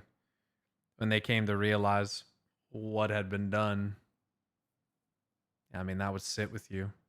I think that's one of those things that war veterans often like have to try to cope with as well, especially as like the kids. What happens to the kids, man? Because I imagine you see some shit. It's fucking crazy. Fucking schools getting bombed and all sorts of crazy ass shit. I just can't even imagine. And then to be part of the party who was responsible for those deaths is just fucking crazy. I really loved one thing that Torundo said, and that was, kids died, so we had to be the savages. You know, instead of you realizing and taking responsibility that perhaps for the fact that it was perhaps your fault, not yours personally, but your people. You chose to put those kids in that situation. It's so fucked up, dude. That was so insanely fucking good, dude. Holy shit, man. That was insanely good. And yeah, I mean, Discordian Kitty's video, the best WoW story in months, is not in the game. I mean, it should be. It should be, dude. I really did enjoy the Malacraft stuff that I just did playthrough that they put in the game, but that right there should be in the fucking game. God dang. I just can't say it enough. That was so fucking good. that was so fucking good, man. I can't even comprehend. That was very, very good. Does so well to explain Not only just, I mean, the lies that they tell each other on either side, but the suffering that they've both endured, how they're dragged into this war that far predates their involvement in it, and how they just perpetuate the cycle. Neither of them can escape it because neither of them wants to. Man, that is so, man, that's fucking heavy. That is so fucking heavy. That's crazy good. That is so crazy good. I wish that that was in the game in some fashion. Like, it doesn't have to be a quest line. It doesn't have to be those two sitting there. It could be like a show me what happened kind of thing, you know? Man. Man, that was good. The voice actors portrayed traumatized veterans very well. It's so fucked up, involving kids and women that don't fight. Civilized society acts. France did this in their times of colonizations. They accompany women and kids with actual police spies. Oh god, dude. I've always hated the fragmented way Blizzard tells the story. Like in books, there's crucial lore that isn't even in the game. I feel like these things should be accents to WoW instead of crucial bits you need to know. Well, I mean, I do feel like that was an accent that they just give. Do I think that in order to play the Midnight Campaign or understand that story that you need what we just listened to? No, I don't. I think it is, but it's so good anyway that it should just be in the game. Anyway. That was an accent, but like a lot of the books, I mean, a lot of the books are accent. There's really only a couple books that portray events that are never spoken about or not accents to the game. I would say like Sylvanas is one of them. War Crimes is one of them. Those are like two of the most egregious offenders. I would say Chronicle is one of them. There is a shitload of information in Chronicle that isn't stated as overtly in the game as it is in Chronicle, but it does exist in the game in some fashion, whether it be books in the game, which people are like as not, or probably not engaging with. Not engaging with like as not is how you would say that, I believe. You know, it's like, I think about the ancient like Pandaren and Mogu and like Jinyu information, but technically that's all in the game. You can read it from like collecting scrolls and lore items in Mists of Pandaria, but you have to look for it.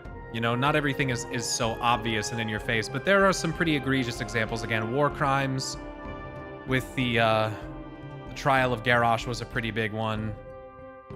Kairos Dormu and all that stuff, going to the world of Draenor. And then yeah, Sylvanas was pretty crazy. Like there's a lot of stuff in there like that pertains to why she trusts the jailer and why she's doing all the things that Zoval says. That just is not in the game. That's pretty brutal. But that's also the longest novel that's ever been written, as far as I understand. It's like 400 plus pages. So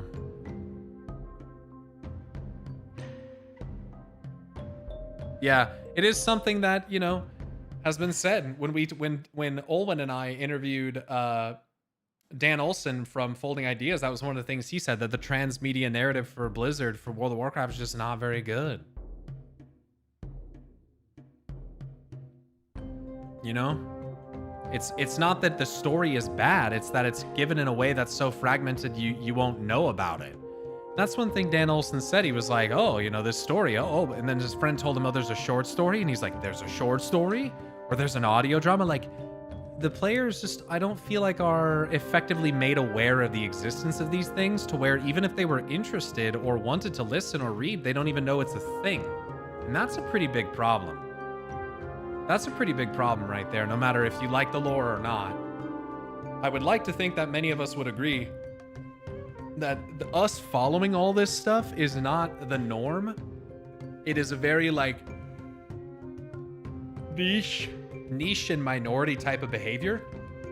And part of that is because this stuff isn't always like obvious and available to you. Like, out of everything that I played today, if I came and played this, which I did, like, you know, not right when it was launched. I mean, is there anything in the Blizzard launcher that tells you about the short story that accompanies this?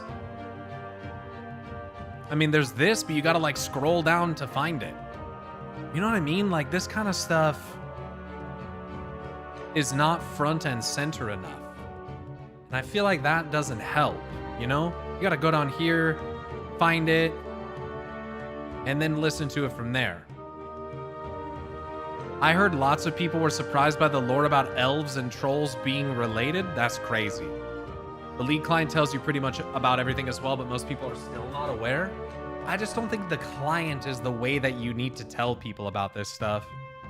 I feel like this stuff should just like be triggered in the game somehow, in some kind of way.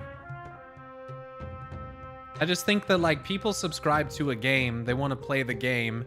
You should try to put as much of this stuff in the game as you possibly could. You know?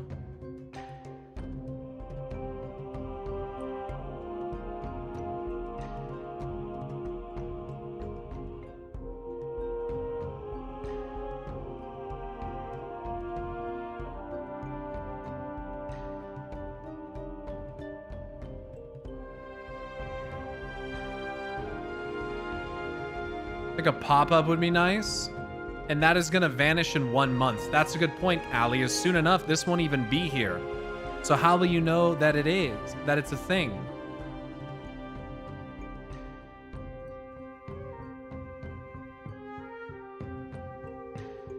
Lore tab? Dude, I'm telling you, it would just be insane. It'd be... People wouldn't be able to complain quite the same way. And I know there's still books, you know. I'm not going to sit here and defend that. I think that there are more egregious examples than others. And the thing, Mono Sapiens, for example, you asked about the trolls and the elves earlier. Even in the game, there seems to be some doubt being cast on whether or not what the memories from Orwena are saying are even true. Orwena herself says that some of these memories, that these things that we interact with, they're legends or fables. They're not literally experienced by people. But she posits that there must be a connection between the Amani and the Haranir, because how would the Haranir be able to witness those you know, memories and interpreted dreams or whatever the fuck they are of the Amani, if not because, as they understand it, they're only got that fucking fly right there. See that little fucker? See ya. Easy out here clapping fly cheeks, dude. See ya. So yeah, it's just it's not for certain. And then you immediately have Talanji saying like, we have the oldest libraries, and like, we know about the Dark Trolls, we know about the first days of the Night Elves. This doesn't seem to add up to me. So initially, before I got that additional context, I was like, oh, this is just a flat out retcon. And if it turns out that this is just objectively true, it is a bit of a retcon in my opinion. I mean, not even a bit, it's a pretty big retcon, but already they're casting doubt on whether or not what's being told to the Amani and the elves by the Haranir is actually entirely true. Especially because memories and stuff are fickle. We don't always actually remember all the details, and that's something she says as well. All the details and little things might not be there, but these things cannot lie. So like, it's at least as someone believes it to have been. And it's real in that regard. It's not like a lie. It's not a falsity made up by someone. It might be lacking detail, but it's not deception.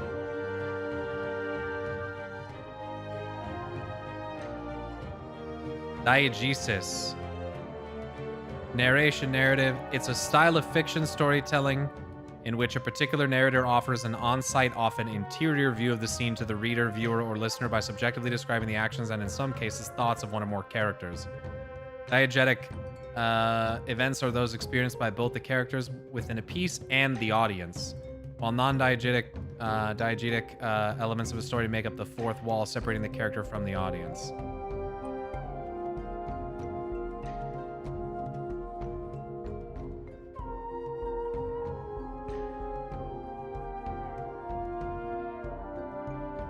So that's basically what those visions were. It's experienced by the characters within that piece and the audience.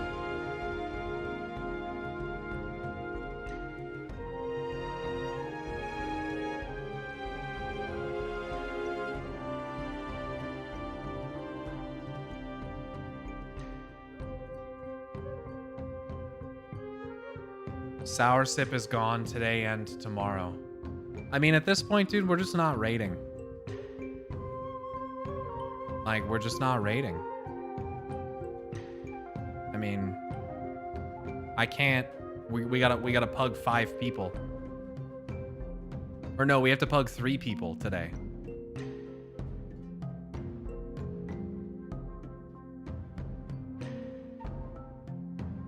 I hope everything is okay. I mean, that's obvious and should go without saying, but like, we don't have enough people to raid. So...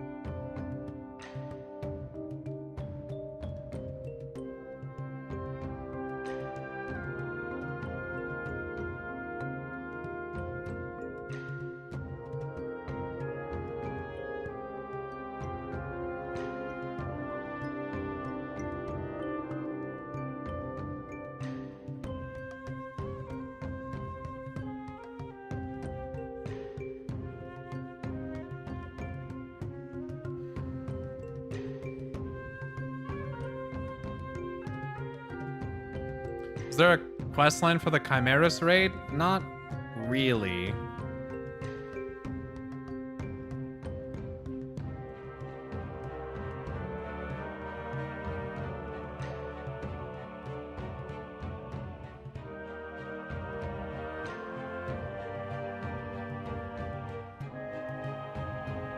The woes of running a guild, that's why I haven't joined one in some years, always in flux. I mean, it's not that it's just a guild, it's that it's a mythic raid team.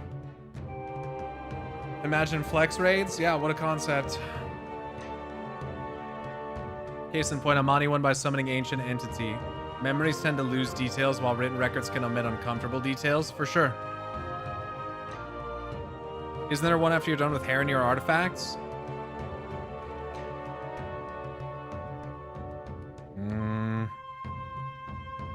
Not that I recall. I mean, there might have been like a really short one, but it seemed like the story of Dream Rift was pretty bare bones.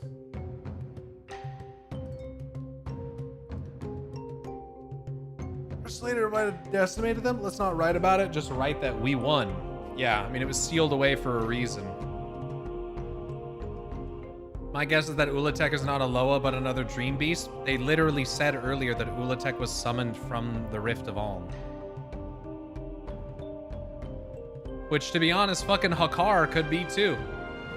Hakar could be like from the Nightmare part of the Rift of Alm or some shit. I mean, he's a fucking crazy looking serpent too, with like, who spreads nightmare corruption or some shit through his blood. So, that wouldn't even surprise me at this point if Hakar was too.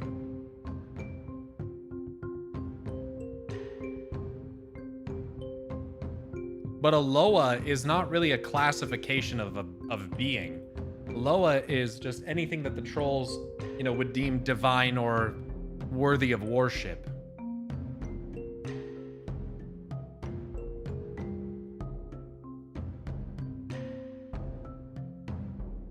Man, my character's fast as fuck, dude. 140% movement, dude. God damn. Oh, it's because I have 20% movement speed buff in Zulaman. And say I'm fast as fuck, boy. Yeah, you should just do the quest lines. Very worth it. Man. That was very good.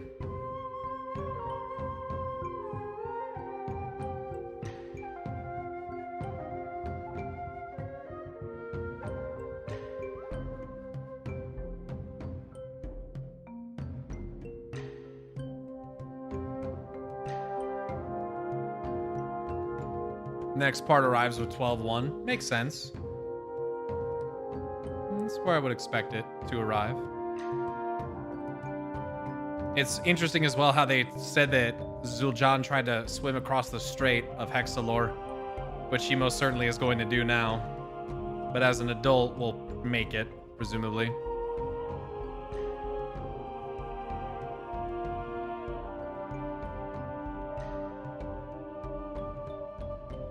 How was the conclusion of the quest line? Good and sad. Sad. Sucks to see the same cycles repeat themselves and not know how to break them.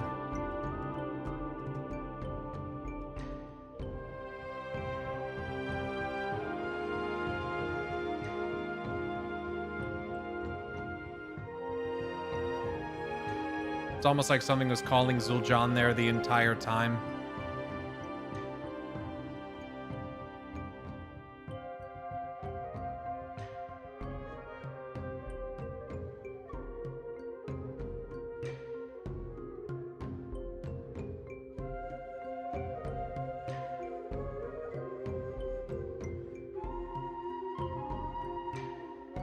Malakrast is such a poison to the Amani. Yeah, he's a fucker, dude. He is the fucking worst.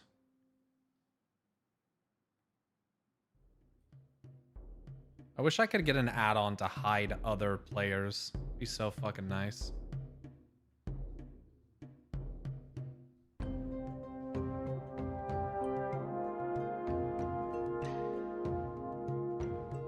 Damn. I'll have to come back later when no one's around. Get a screeny.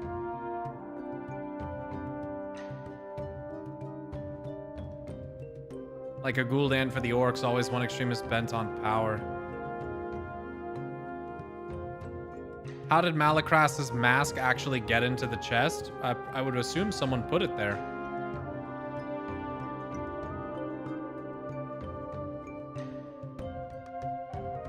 Maybe a Vile Branch person or someone, I mean, someone put it there. Maybe he whispered to someone else and convinced them to do it or something. Or he played us for fools and snuck in himself. I mean, he was able to float around. As soon as we, like, awakened him, he was floating around.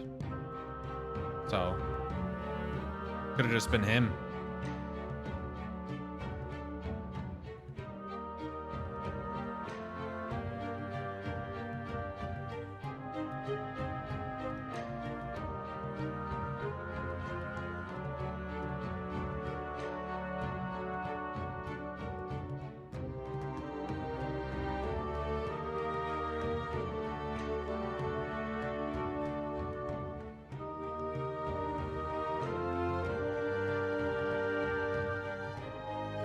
We did kill Malakrast, but this is a video game.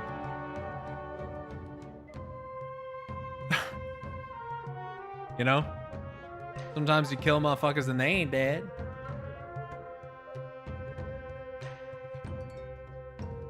Got that hex necromantic type shit.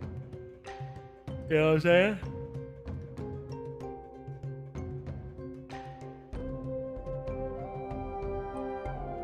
I mean, anything that pertains to Zul'Aman just kind of slaps, in my opinion.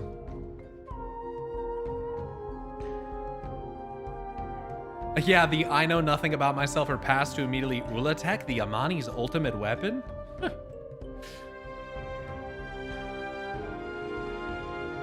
Comes back and Mop thanks to Zandalari magic and we kill him again alongside Dakara, Zul'Jin's son.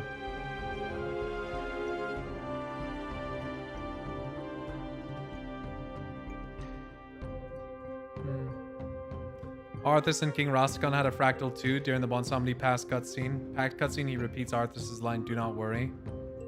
I've taken care of everything." I didn't realize that.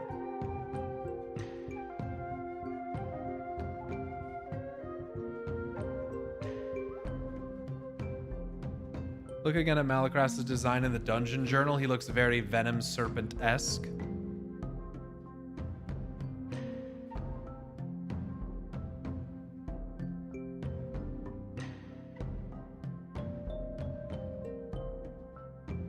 He's got some green stuff going on.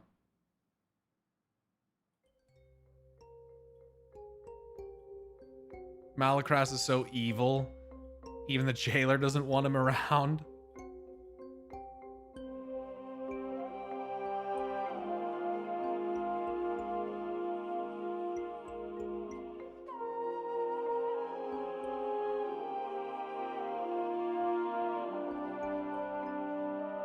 Jesus.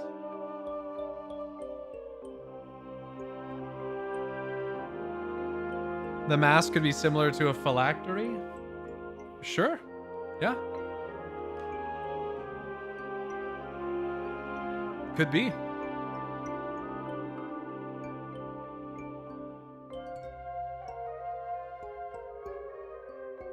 During the fight, he was siphoning the players and gaining their abilities based on their class. Yeah, that dungeon journal looked fucking terrible.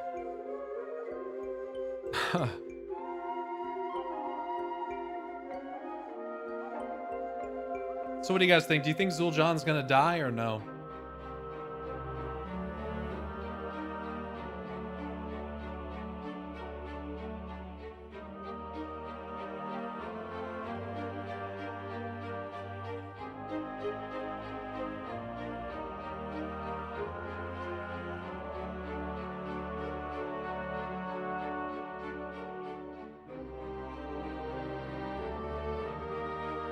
He's a fucking idiot, but I hope not.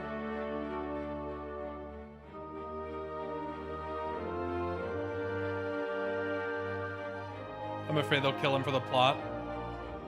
It's too similar to Arthsimo, unsure though. I think we will injure him, but I think he will live and maybe learn from his mistake before it's too late. I mean, I hope so. That's like the ideal outcome, right? And we also take out this like impending, you know, this kind of like someone might come across this eventually anyway, right? So getting rid of this threat would be good.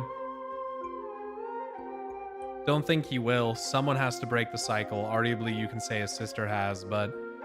Well, that's the thing about breaking the cycle is I think the only person who can do it is the person who's directly involved with it. I think the only person who can truly break the cycle is probably Zul'Jan. What is that from?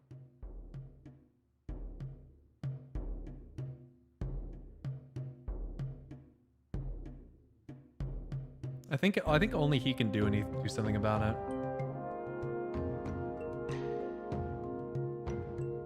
Even worse, his body might be taken over as a vessel for Malakras. Think like La Habrea took over Thancred. Yeah, imagine he like puts the mask on and it like allows Malakras to like dominate him. Yo, that'd be just like the Lich King. That would be just like it actually. He'd have the cursed blade thing and then he'd have the mask that mind controls him. How fucking crazy would that be? That'd be a hilarious Lich King fractal. Once he puts the helmet on, the mask on, he's just fucked. See ya. When Malakras told him to pick it up, it seemed like he was dominated. Well, unless Malakras has the ability to straight up dominate him like Zoval did to the others, I don't think that's the case. I think he just convinced him. I think Malakras has just been manipulating Zul'Jan the whole time, and it wasn't that hard for him to convince him to do it.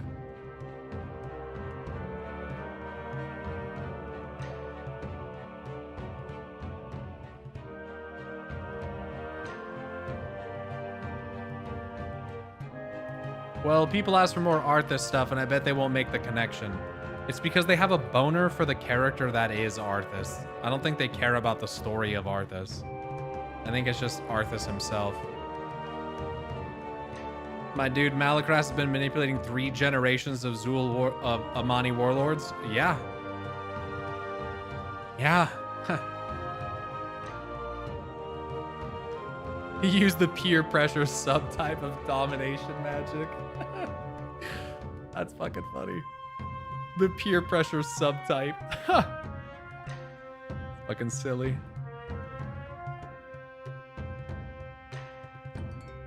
Have to be someone that can continue the cycle to be able to break it. Perhaps. Like Varrock. Peer pressure gets them every time. Every time.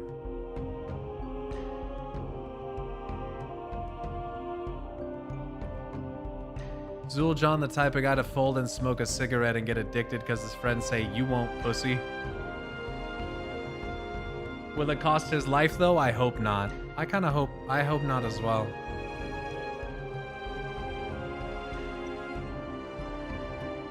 People were like, God, I hope they don't villain bat Zul'Jan. I said the same thing in the in the podcast, and here we are.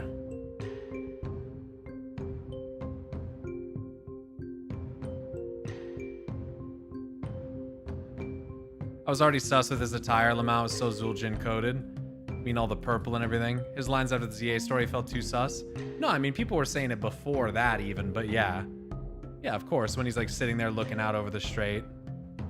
And you're like, what the fuck is this guy up to?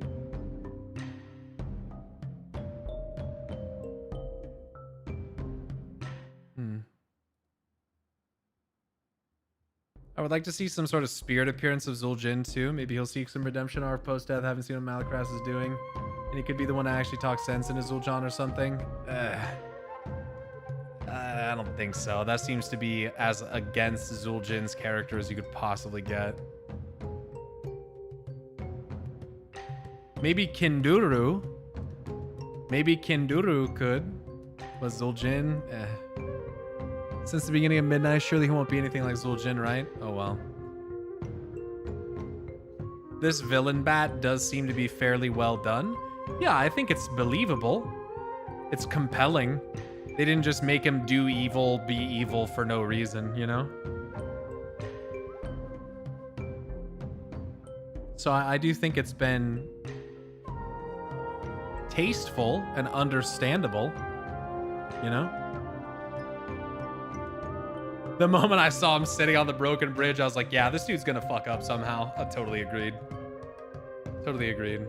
Me personally, it's kind of boring and played out. How often do we see siblings and one turning out to be evil? Give me good siblings for once, lol.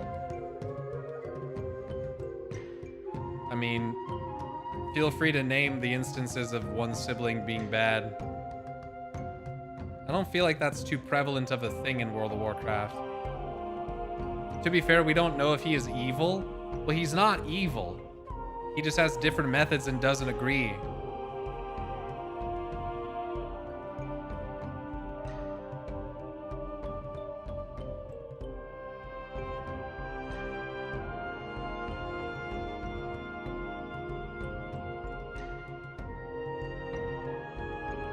How likely is it that Malakras came to Maldraxxus and was sent back by a certain someone?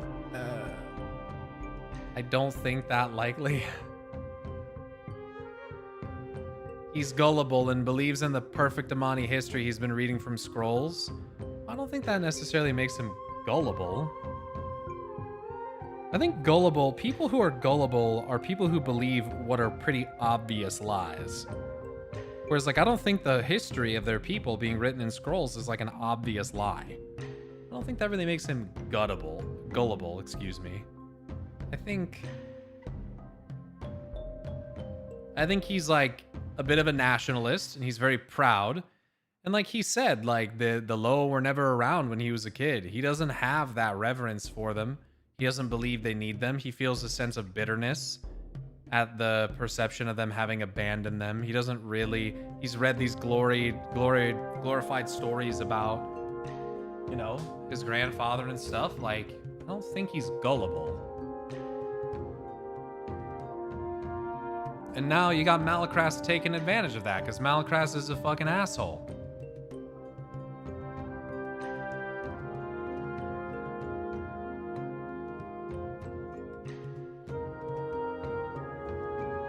His sibling rivalry seems to sometimes drive him. I mean, you could look at it as sibling rivalry. I honestly see it a bit more as a sense of inadequacy, which I think could maybe, one of the places that can stem from is sibling rivalry, but that to me doesn't seem to be like the core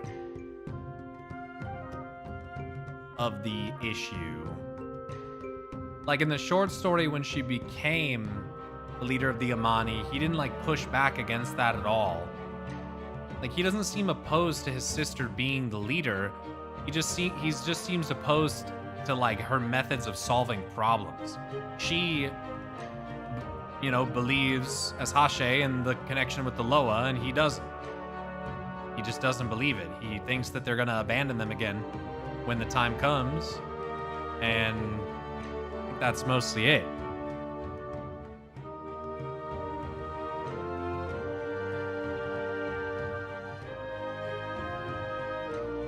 If John was gullible, he would hate his grandfather like his uncle and sister do.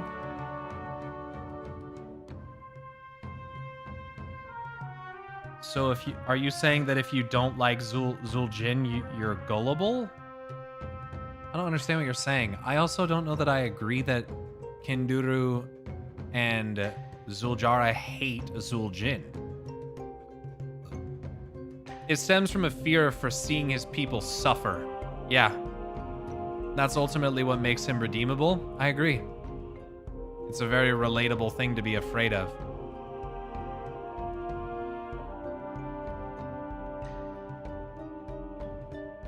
He has a refreshing amount of respect and admiration for Zuljara compared to many sibling relations tropes. I agree with that. Big trust issues. I think that's what makes a very compelling antagonist. I wouldn't even say villain, but antagonist like Zul'jin. Is I see where he's coming from. I mean, I don't think that generally his behavior is irrational.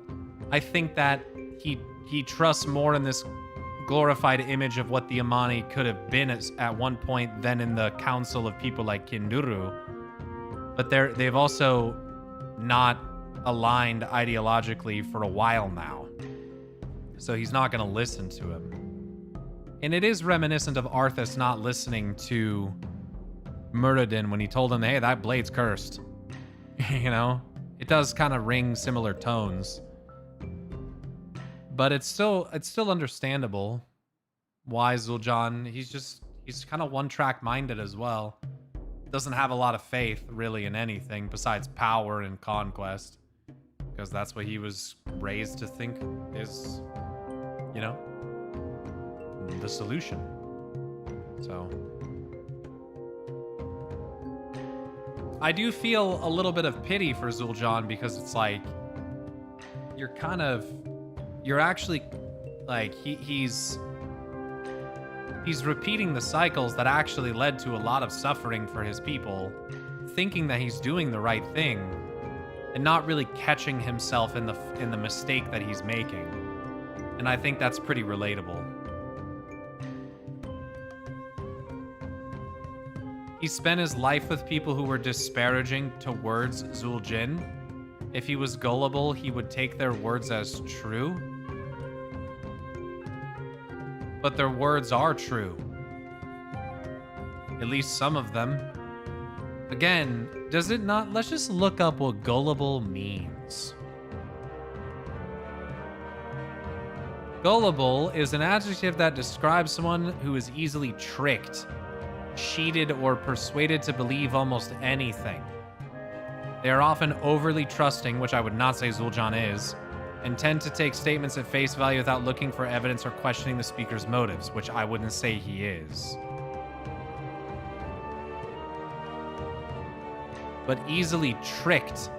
People giving their opinion on Zul'jin and saying that they don't like him is not tricking them. That's not tricking someone. That's literally just saying what you think of them.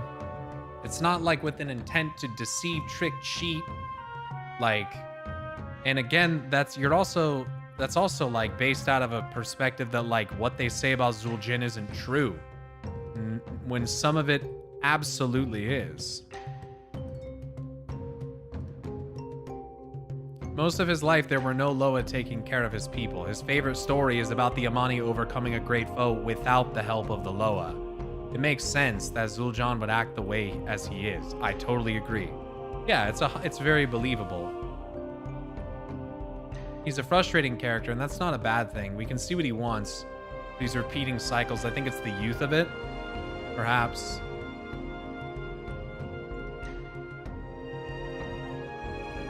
Zul'jin doesn't deserve the hate, to be honest. He was a culmination of an ongoing brutal war with the elves, the Loa not aiding his cause, the betrayal of the Storm Reaver and Twilight's Hammer clans during the Siege of Silvermoon in the Second War caused Zul'jin and the Amani to take the brunt of the Alliance counterattack, and resulted in him being tortured and losing his eye and having to cut off his arm. Doomhammer never betrayed the Amani, but the Amani perceived it the way they did. But I get him.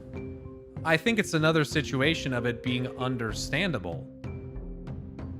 But when you're willing to sacrifice and infuse yourselves with the power of your Loa, which you're supposed to respect and revere, because you don't respect their position to not help you carry out your specific mission, I feel like you go wrong there. Loa protect the trolls. They do not fuel warmongering. That's not on them. But to be like, oh, they didn't... It's like, yeah, I feel like you can make this type of, like, appeal to reason argument with almost any villain who's done bad stuff, while also just kind of, like, conveniently ignoring the bad things that they chose to do. Like, you can do the same thing with Garrosh. You can make that exact same argument, but there's still a point at which Garrosh went too far. It's about recognizing where that point, where that line in the sand really lies, and when someone crosses it, to say that enough is enough, right? And it's not just like Garrosh and Zul'Jin or whomever who's done this stuff. I mean, you could name a bunch of fucking characters who've done that. To where, like, now we gotta do something about it. Maybe not even naive. I think dogmatic is better. I think he's just... Dogmatic could work, but I think he's just very proud. I think Zul'Jin has a lot of pride. Like, he has a great sense of pride for himself and his people.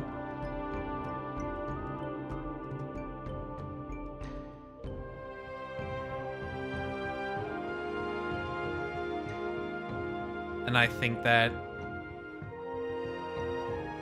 is, you know, and again, he fears the suffering of his people. I don't think it's necessarily just one thing.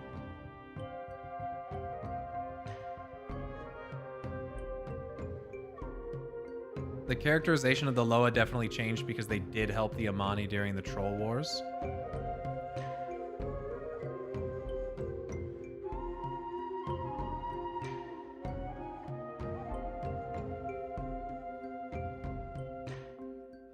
What's up, Vepsi?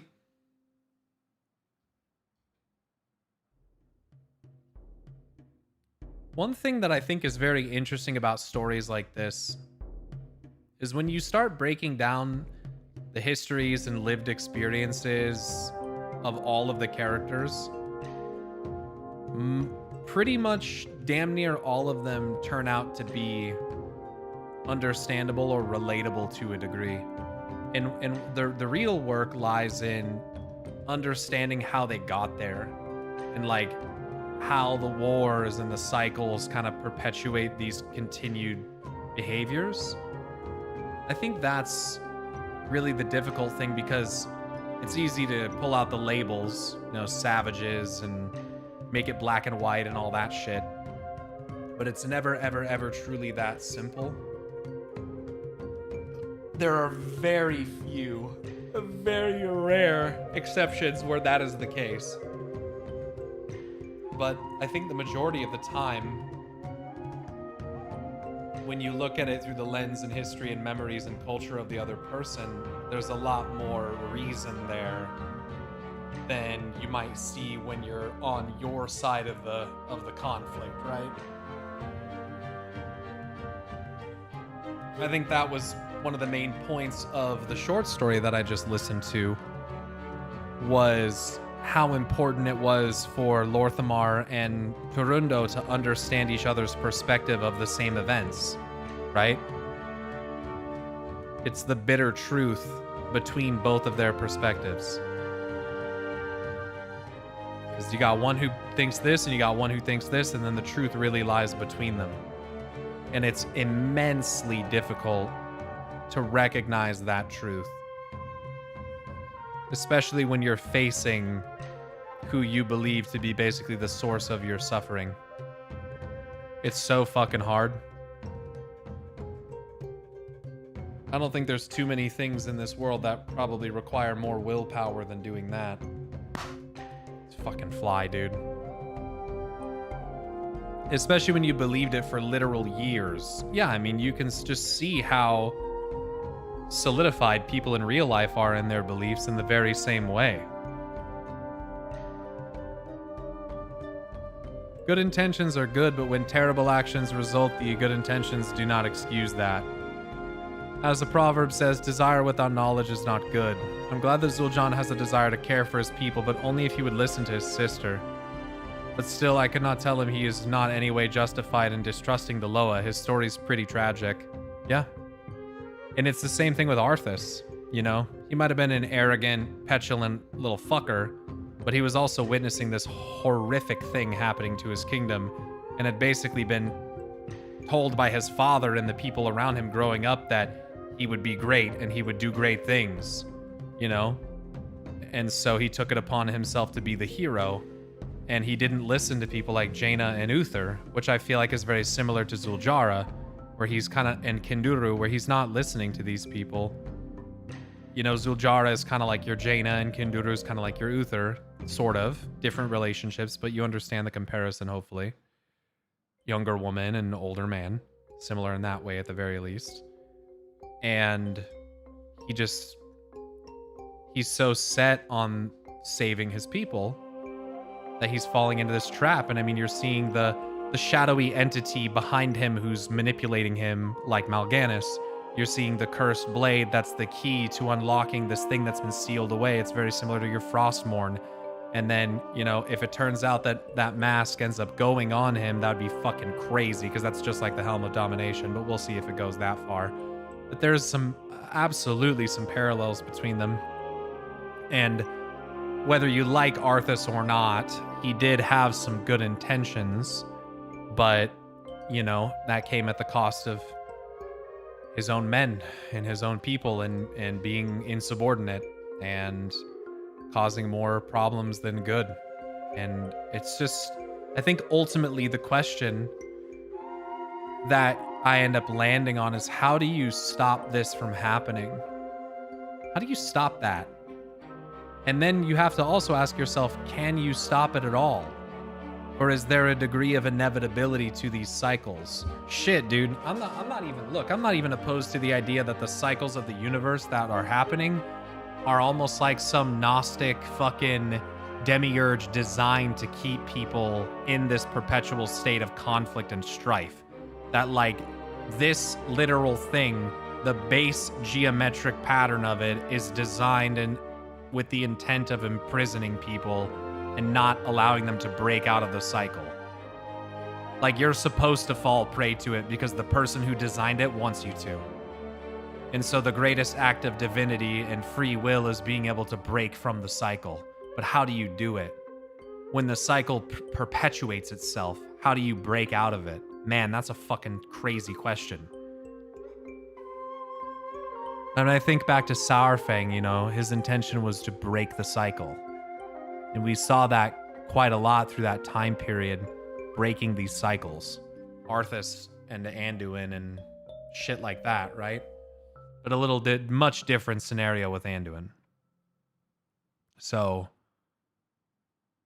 yeah, I've started to even think that, like, the geometric design of the first ones is a mathematically calculated cycle of suffering and entrapment orchestrated by the first ones, or Norganon, or whomever has supreme control over such a thing.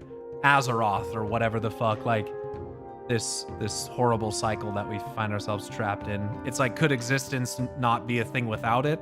I think that's a fun question to get into as well. Is it necessary for existence?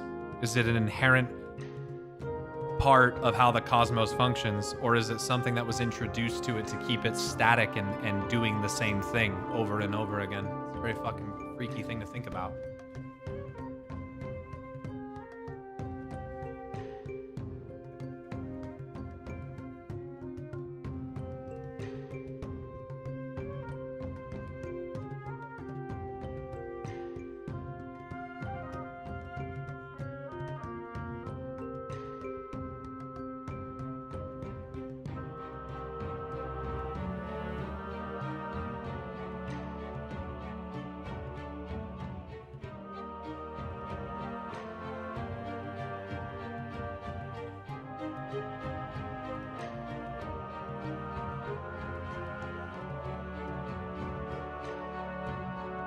So, Yeah. Interesting. Have you ever watched the movie Annihilation? I don't think so. One of the central themes is the human compulsion to self-destruct, and it explores it in many ways. I don't think I've seen that.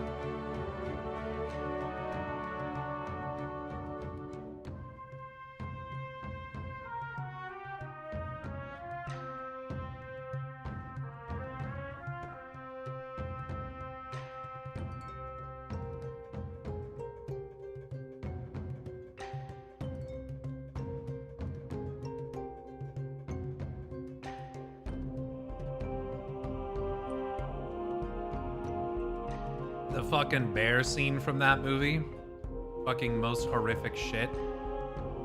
You should watch it. It's outside the box sci-fi. I love it. Lovecraftian sci-fi. Okay. What can you like watch it on?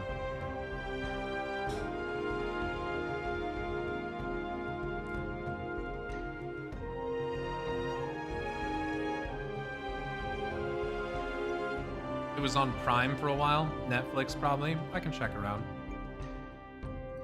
It's not a recent movie. Yo, Jax, thanks for the follow. Tyindris, thanks for the follow. Tallboy, thanks for the follow, by the way. Annihilation is S tier. I don't think I've seen that. Maybe that's what Azeroth dreams, that her children will endure the same fate over and over. I'm always questioning why, though. Is that the inherent nature of Azeroth?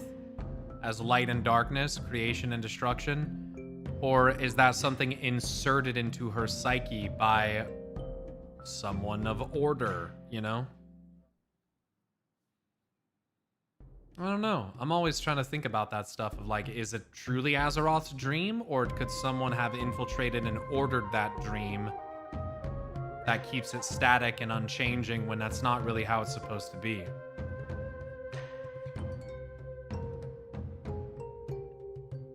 Natalie Portman and Oscar Isaac. With Ulatek now, a lot of snakes, man. Yeah, and bad things often happen to the snakes. I mean, Hakar, he's got that void crystal in his chest. He's bent on this hunger. He's a bad dude, right? Gets killed and banished and summoned again and all this. You got Yasharaj, who got ripped out of the world, apparently by Aman'Thul. That's not true. The Mogu and Keeper Ra killed Yasharaj, but still. A serpent. You got Megara, the Cloud Serpent, who was experimented on by Mogu blood shapers and all fucked up and shit. Pretty terrible, that. You got Isildur, who was apparently got in a fight with Odin and got flung into the stars, went over the sun and moon and fell into the ocean. You got Seth Rallis, who sacrifices herself nobly to protect the Sethrak people, but dies, but can be reborn, and is held in stasis, and so the fucking whole jungle turns into a fucking desert, and she's like trapped for like fucking 10,000 years or some shit, longer even. And then you got Ulatek now, where there's this curse of Ulatek. Who the fuck knows what that's gonna be. You got Aln Sharan, who gets all upset because the goddess is forcefully removed from the cradle.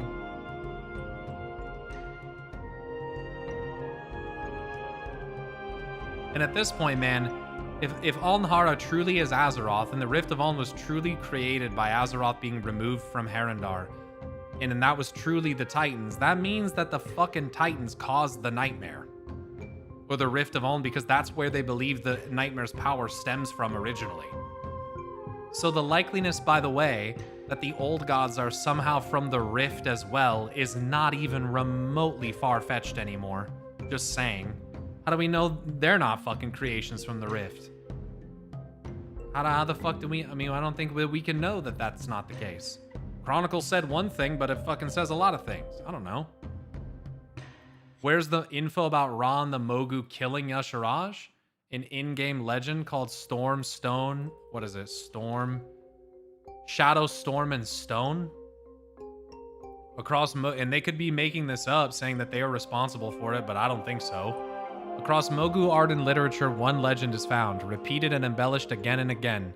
It is the legend of Shadow, Storm, and Stone. So Shadow in this case is Yasharaj, Storm is Keeper Ra, and Stone is the Mogu. Here's a rough translation of the earliest known transcript. The beast of 7 heads, Yasharaj, fumed 7 breaths, the Shah. The land wept shadow, and the swarm, the Klaxi, blackened the sky. Supreme was the Ancient One. None dared waken its wrath until the coming of the storm. So that's to say Yasharaj was asleep, I think. Until the coming of the storm, Ra. First came thunder, then came stone. The thunder, Storm's voice, the stone his weapon. Lightning seared the sky, the swarm fled from its light. Stone struck at the heads of the beast. The shadow bled into the land and sky, fear and rage, the Shah, that would not die. Storm's will was done, Stone's purpose fulfilled. This is literally a legend from the Mogu, where they take credit for the slaying of Yasharaj at the behest of Ra. Which is problematic because Chronicle tries to tell you that Yasharaj was forcefully and literally ripped out by Aman'Thul, which caused the Well of Eternity to be created. But the thing is that there's no influence of Yasharaj around the Well of Eternity. All of the Shah and that corruption is localized to Pandaria, and the heart, which they kept in a vault in Pandaria, was found in the southern reaches of Azeroth. You want to know what old god has more of a blatant and obvious tie to the Well of Eternity than Yasharaj? N'Zoth. Considering that his prison connects to the Eternal Palace, which is built in the remnants of Zinashari, which existed along the rim of the Well of Eternity. And by the time the Sundering happened, N'Zoth told Queen Ashara that for 1,000 years, he watched her from beneath the waves. And he tasted her essence. It's so crazy that this is a book in the game, though couldn't the storm still be Aman'Thul and the stone the Mogu helping him as infantry? No. This completely goes against multiple things that Chronicle says. Chronicle says the Klaxi didn't even come to exist until the fracturing of the Empire of Azjakir after the Old Gods had been slain. But the swarm that defended Yasharaj is most certainly the Klaxi. So that's wrong too. It's a cover-up to make you believe that the creation of the Well of Eternity is due to Aman'Thul ripping Yasharaj out, but that's not true. And also, Ra-Den is known as the Keeper of Storms. So, and considering that Ra-Den is found in the Throne of Thunder, and that Pandaria was his primary, directive to oversee, I don't think it's referring to Aman'Thul. So,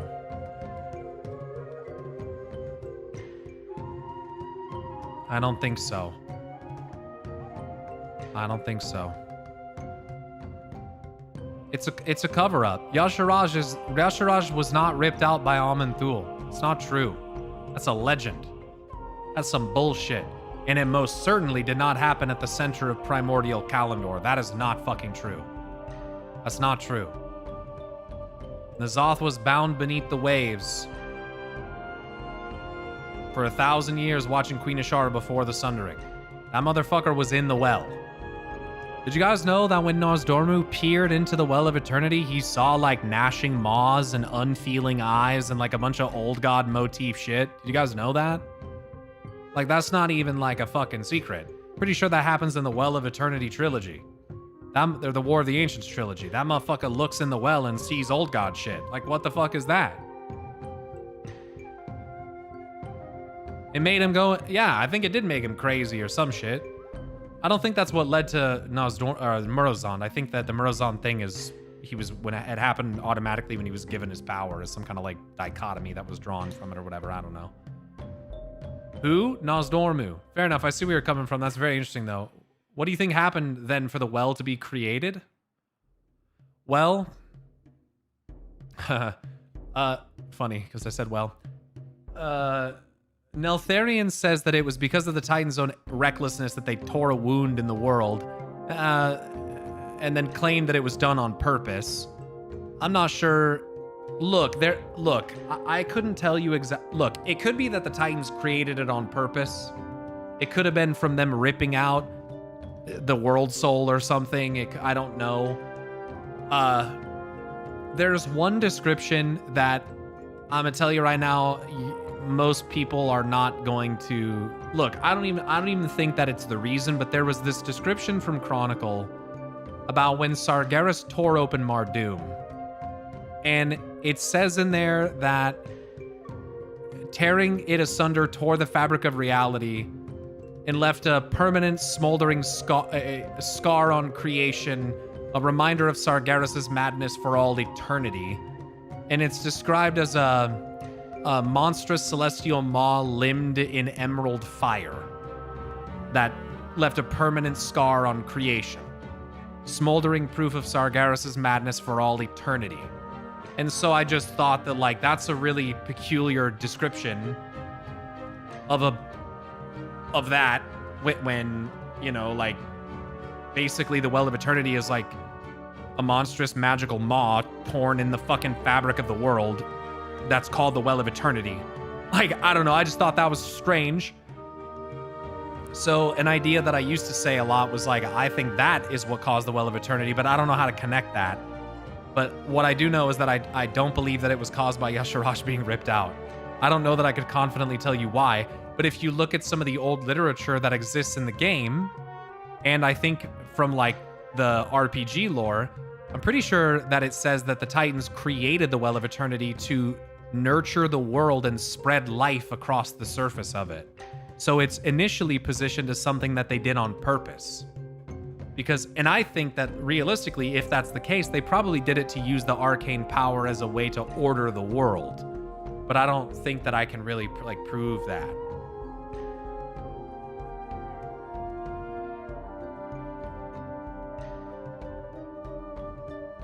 N'Zoth built something. Maybe he made the well. I'm much more a fan of the idea that N'Zoth built the world core. Specifically because Brinth overtly states, like, I don't remember the construction of this at all. Certainly this would have been a monumental undertaking. But we don't have a record of that. They remember making the core way. They remember through Arcadis, the acclamation, connecting their machinery to other machinery and linking it all together via the manifold.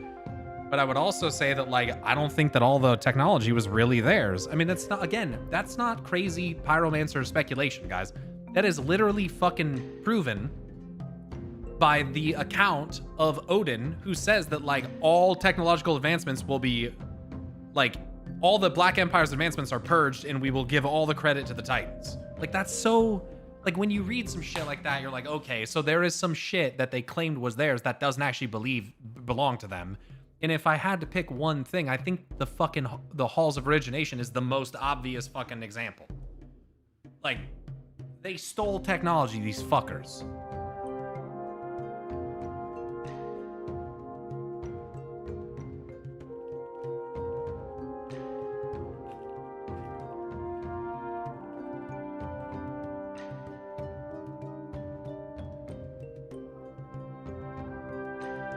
Titans are like Hal Hadar, maybe? In what way? To be fair, we have precedents that the Titans have taken control of old god created things. Exactly. There's definitely stolen Black Empire tech, yes. And when you think about it, Xal'atath attacked the Black Empire, specifically N'Zoth, when she learned what he was building, right? Well, what would be more intrusive to Xal'atath's plan to claim the World Soul than a giant cocoon built around it? I mean, I feel like that would be a pretty big issue for her, right? I feel like she would not like that. Do you think the Incarnate's prisons were also Black Empire tech? No. No. Neltharion captured Razageth with a void portal to pull her into the vault, but ultimately those prisons are Titan. That's the Titan state. Now, could they have got that technology from the old gods? Maybe. Maybe. Who knows where they originally got that shit from, but you have the Titan containment, where the fuck is this thing? Titan containment device. With hexagons all over it, by the way. With rings that spin on each other. This is part of why I think the whole world is inside of a Titan containment device, because on some of the models of the world that we have from people like Medivh, it is literally being circled by 3 rings. The Kanzu comments about stasis. Yeah, what protects but also imprisons? Stasis. Also, the city of Ankh-Karaj is said to have been made by the Karaji and looks Egyptian. It's funny you say that, Dural, because you know what it says in Chronicle? It says that Ankh-Karaj is built by the Titan Forged as a prison. It claims that the Titan Forged made that. Not the Karaji. It literally says that that's a Titan prison. Do any of you believe that shit? Does Ankh-Karaj look at all like a Titan facility? Like, are you fucking kidding me? What? That's a fucking huge lie. What the fuck? Oh yeah, Titan facility. My fucking asshole, dude. Also, think about this. You've already seen the Black Empire, in the case of Nyalotha, make Anubisath giants and obsidian destroyers and shit like that. So the Black Empire is literally, allegedly, seemingly capable, not allegedly, but seemingly capable of making their own Titan Forged. Guys, I'm gonna keep it a buck. I would not even be blown away if it turns out that the Titans were created by the Black Empire. Like, honestly. Honestly. I would not even be surprised if there's some kind of thing created by its super advanced technology from the Black Empire that, like, then overthrew the Black Empire.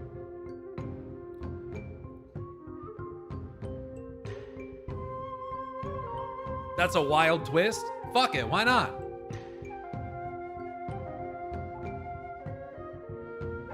Why not? I love it. Hal Hadar, from what I understood, is a group of ethereals who follow the simple rules similar to the one the Brotherhood of Steel follows in Fallout series. Whatever technology you have, they take. And if you try to attempt to stop them, they will use any force necessary to achieve their goal. So they'll fucking kill you.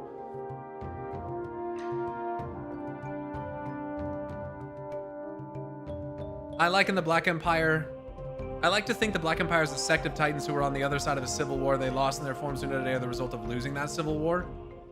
It could be the case. It's a bit vague for me, but I'm not against the concept. I've speculated that maybe the old gods are like the cast-off flesh of the Titans, or fragments of their souls that manifested as independent beings that are in perpetual war with them now, beings of chaos and freedom and flesh, where the Titans are beings of order and machinery and perfection. You know? 2 halves of the same coin. But then I would also think that Sargeras could fit that very well for the Titans, so... I mean, again, let's not forget, once again, that, like, when you do New Uldaman, there are Titan Forged in there who cast Curse of Stone. So, like, what we know about the Curse of Flesh and Stone is, like, complete bullshit. It's just perspective. I had that thought too. The Titans are actually a split, the 2 soul thing of the old gods. They split the original old gods, and we got Titans and old gods. And we see this pattern throughout Azeroth's lore. I mean, split souls are fucking everywhere. So yeah, I'm not opposed to that fractal. I think that's one of the biggest repeating themes in World of Warcraft is souls getting split. Dark Crystal all the way down. Yeah. Yeah, it's literally like the fucking, what are they called? The Skeksis and the fucking... I always forget what the other guys are called. I always want to call them the Nomads, but that's not what they're called. They're called the... What the fuck are they called? Some Titan Forge also have flesh to sand. Very sus. The Grubbles? No. The Mystics. That's right. Not the Gelflings, no. The Gelflings are like mortals. Who unfuck the thing. The Nomai. Oh my god. The poor Nomai, dude. The poor Nomai.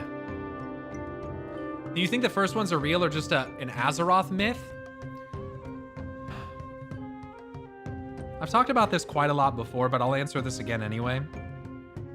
I think that if the first ones are real, there's multiple different choices here, okay? If the first ones are real, they could be primordial deities, which we know very little about, something along the lines of like Azeroth, maybe Argus, maybe Elune or Anshe, okay? Something I proposed before. The first ones can be both real and a misdirection, depending on how you look at it. Because the first ones, I feel, are introduced to the system and machine of death that is the Shadowlands as basically an unquestionable, perfect, pre-planned, preordained fabric that underlays everything, right? So the attendants of Oribos, which are basically like machines, and all the stuff in ZM, it all adheres to the first one's designs, right? Like if something bad happens, the first one's designed it, and that's how it's supposed to go, right? So I feel like it's like an instated belief system that leaves the denizens of the Shadowlands consistently, like, convinced that, like, everything's gonna be all right. Almost like they will never question anything. They'll never rise up. They'll never do something that's out of the order of what the first ones would want, at least in Oribos, the attendants of the great sorting hat machine that exists there, right? The other thing is that the cipher, the ciphers or whatever they're called of the first ones in Zereth Mortis are very enigmatic, to the point where even brokers who are very advanced and intellectual and seers and scribes and all this stuff, they go there and they end up being faced with this ever-shifting, enigmatic pattern type of mystery that is the first ones that they can never really truly decode. And I find that the problem with that is they end up being enamored, almost like brainwashed by the zone itself. And they cast off their old names and their old ways, and they become enlightened, and they stay there for eternity.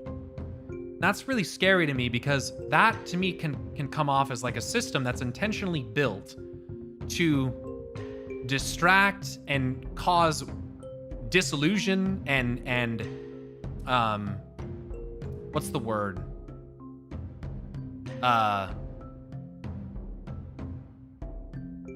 Delusion among the people, even the most intelligent of scholars and people who try to understand it. Now you have someone like Farim who basically gave into that madness and thinks that he figured out some of it and has some ideas on what the first ones are and what could happen if the system that they built breaks or whatever.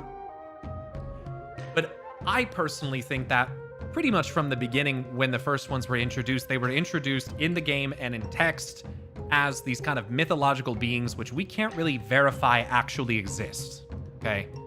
When I look at Zereth Mortis and the Sepulchre of the first ones, there's a lot of things to consider. First off, that like Zereth Mortis is basically inhabited by prototypes and robots that are like protoforms of life that are crafted using the energies of death. So that already is fucking weird. The architectural motifs inside the Sepulchre of the first ones do bear a resemblance to Titan architecture, specifically the front of it and the seat of the Pantheon, which is strange. There is also the fact that as you delve deeper into the Sepulchre of the first ones, you find an automated robot thing called Lehuvim, principal architect of Zereth Mortis, who is creating robots out of printers to fight against the encroaching domination. That's where the prototype Pantheon comes from. And he has like a gallery of all his creations, like that are other robot things that have these directives that they follow. They all have like a job in Zereth Mortis. And then when you defeat it, it basically learns from you and then reprints itself and keeps going. So like that's a fucking thing. Basically, Zereth Mortis is like a giant automated factory, like a self-automated factory that automates its own maintenance programs and everything. So it doesn't have to be manned by anybody. It can be left alone, effectively. But one of the most alarming things is that as you delve deeper, you come to the most inner sanctum of the Sepulchre called the Grand Design, wherein a Constellar shows up because he was just sent there because he was just curious. The Titans were just curious about what was happening in Zereth Mortis, so they sent this fucking thing. Let me put it this way.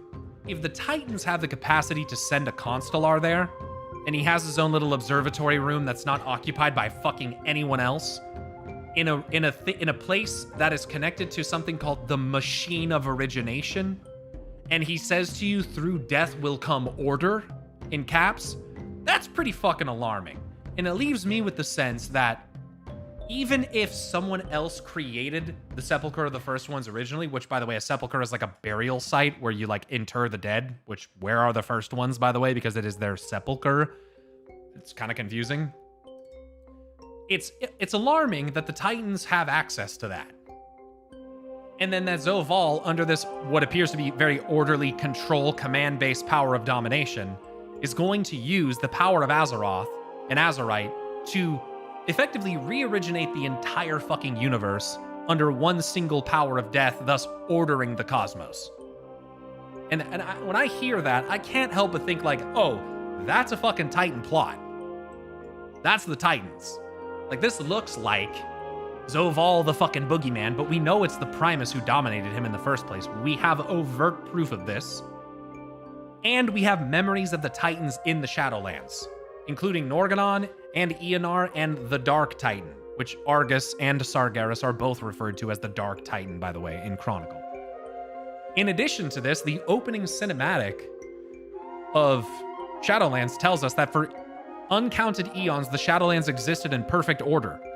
We are told that Zoval was the Arbiter and was cast down for betraying his brothers and sister and replaced with a robot who did not have her own opinions, thoughts, or feelings and would just do the job based on pure logic. And then Sylvanas is now like, hey, by the way, this shit's all too fucking orderly and too convenient. Something is wrong here. And people are like, oh my god, are they retconning the Shadowlands to be ordered by the Titans? Like, nah, it's not a retcon. She just had to say it overtly because you didn't fucking realize it. Even though the very first cinematic tells you that it was ordered. Like, okay. So again, do I think the first ones are real? I think it's possible, but I think it's equally possible that that identity has been commandeered and used for the purposes of the Titans, or that identity, because people speculate, not people as in real people, but in universe, people believe that there may be up to 6 of them. That's convenient because there's 6 members of the Titan Pantheon without Sargeras. However, there are also 6 cosmic forces without Azeroth, so the 7th is usually the aberration or exception to the pattern, or the progenitor of the pattern even. And no one really knows, but it was treated by other content creators like, oh, this is a Blizzard big retcon. And it's like, no, man, it's just like they've kind of positioned them rather this way from the beginning, to where like we never really knew if the first ones were real. And isn't it kind of peculiar that like the first one's gateway in the Maw, which, why is there a first one's gateway in the Maw, by the way? Because the Maw is not what it used to be, obviously. But that reacts to the presence of the champion of Azeroth. Kind of fucking weird. Like, so again, the first ones can be a thing, but I think it's equally likely, and it's not exclusive that this is the case. Both things could be true, that the Titans have basically commandeered those systems and used it for their own ends, and it's not really the original thing that it was if it truly existed independently in the first place.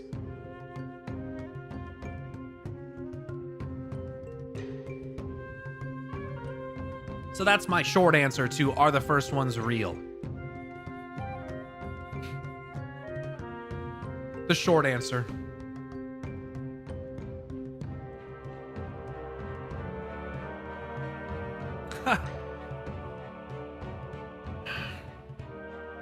I need to do my Sepulchre of the First One's lore tour. It was something I was considering doing today. I forgot about that quest line. I just want to ask, are you going to continue making League reaction videos? Absolutely. I actually downloaded a VOD yesterday that has a bunch of reactions to things like Volibear, Locke, For Demacia, or Demacia Rising, or For Demacia, that series, because I already watched and reacted to Spearhead. So yeah, I absolutely do plan to continue putting those up. I wanted to work on that on my next few days off and get those reactions clipped up and put on the YouTube channel. Can we hear the long one?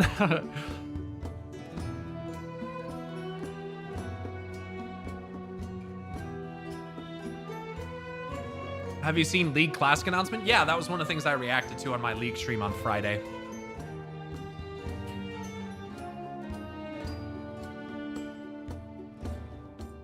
Also, if the first ones existed in the way that proto races exist in franchises like Final Fantasy, it's also the wrong question to ask, I think. It's largely irrelevant even. Even when they're real, it kind of doesn't matter because they aren't here. Sure, I think one of the more intriguing things about it is the idea that some of the technology which the Titans have was inherited from the first ones. Because that's what Neltharion says, like, what does he say? He says something along the lines of, that which they did not create but inherited, and that is interesting to me. Wait, League class announcement for the MMO or lol? It's classic League of Legends. Yeah, it's like what remnants did they leave behind that an extraordinarily old civilization, perhaps like the Titans, could have leveraged for their own technology or whatever. I think that's the more fascinating thing to consider. I'll be back in a minute before I start raid invites.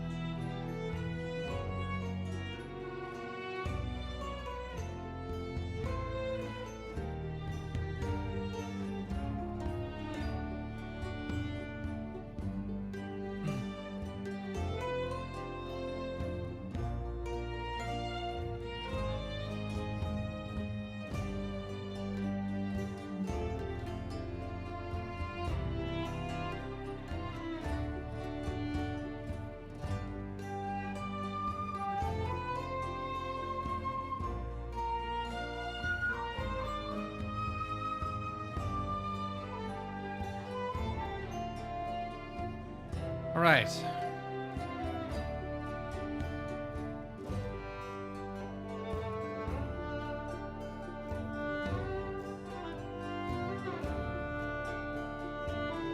Neltharion's comments in charge of the aspects. Oh. Do you know about Zoe's lore and the key she's holding can awaken the 10 kings? Are we going to get a video about that? I mean, I know about Zoe's lore, and I think she's in possession of a couple keys, but I could be misremembering that. And the keys might not be literal, they might be symbolic. The key might be like their true names, knowing the names of the demons or whatever.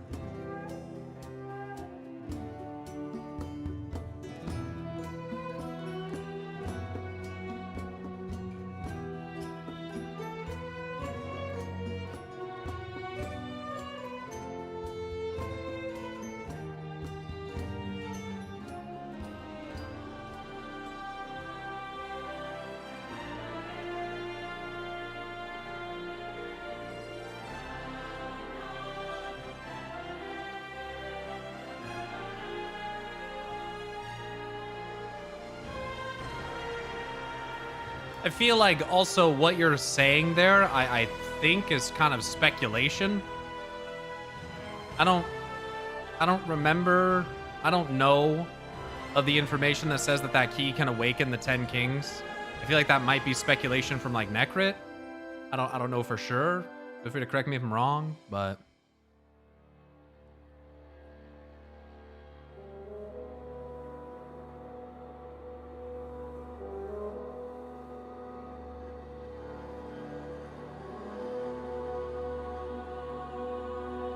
oh yeah, I'm very familiar with the constructs in the halls. We're just kind of doing it all willy-nilly. True. We do whenever I watch like high level guilds play, those motherfuckers never move, by the way. Right. Yeah, they stand still as often as they possibly can. Yeah, it's one of the big tricks in like raiding, where like people think that you have to be moving all the time. It's really, you just need to learn how not to move ever. Yeah, especially if you're a caster. Yeah, that's like the first thing I learned when I played Warlock, because we are like the only class that can't do any casting, so I literally just find the spot, plant my feet, and press my buttons. If a mechanic comes, fuck it, I'll die. It's like the thing I noticed the most between like really seasoned raiders and like newer raiders is like strategic movement, right?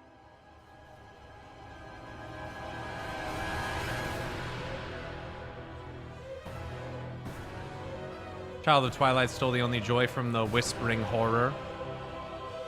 Right, and what exactly that means in terms of the only joy, it's not exactly clear. Could also have to do with the horrible nature of those demons. Maybe something that was literally taken from them that caused them to be demons, or I don't know. Yeah, it is something I'm really interested in. As you might know, the demonic lore is some of my favorite stuff in League.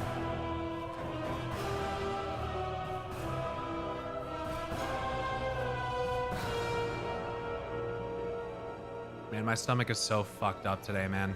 It's so bad. I don't know if it's fucked up the same level mine is, Ranner. I don't know if you should be saying we too. Me too. I mean, I'm ejecting waterfalls out of my anus every 30 minutes. oh, do you have like that parasite or whatever? I don't fucking know. Do I look like a fucking virologist to you? You got a fucking test on hand to tell you the answer to that question? I don't know. I'm just saying, you eat something weird. Yeah, no, I could have. I don't know. I went and ate out yesterday, and I swear I got like some food poisoning or something, dude. Something's wrong with me. It's not good. Yeah, I was reading an article, like apparently there's 20-something cases or something, like... It's in the lettuce, isn't it? Yeah, like, it's something that causes explosive diarrhea. I mean, you might be able to call what I got going on that. I don't know, bro. Diarrhea all up his back. I mean, I had some lettuce yesterday. Cyclospora. I had some lettuce yesterday on a fucking chicken sandwich, man. But I don't live in Florida. I mean, I live in Illinois now, so I don't know. Most cases are in Michigan. Most of them are in Michigan? It's Midwest. Yeah, because they have a high reportage of... Oh my god. Babe, throw the lettuce away. I don't even care if we can confirm it's that or not. It's not worth the risk. She hasn't had any yet, but I had some on a chicken sandwich last night. And it started last night. I was fucked the fuck up. I'm like not even joking. I'm about to go tell her. Hold on. What? Can't handle the Midwestern food. No, it's Can't handle the farm-grown crops over here.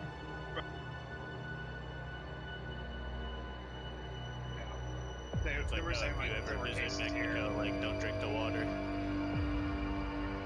Bro's never swam in a creek before. He's like, we had a Caesar salad when we first got it.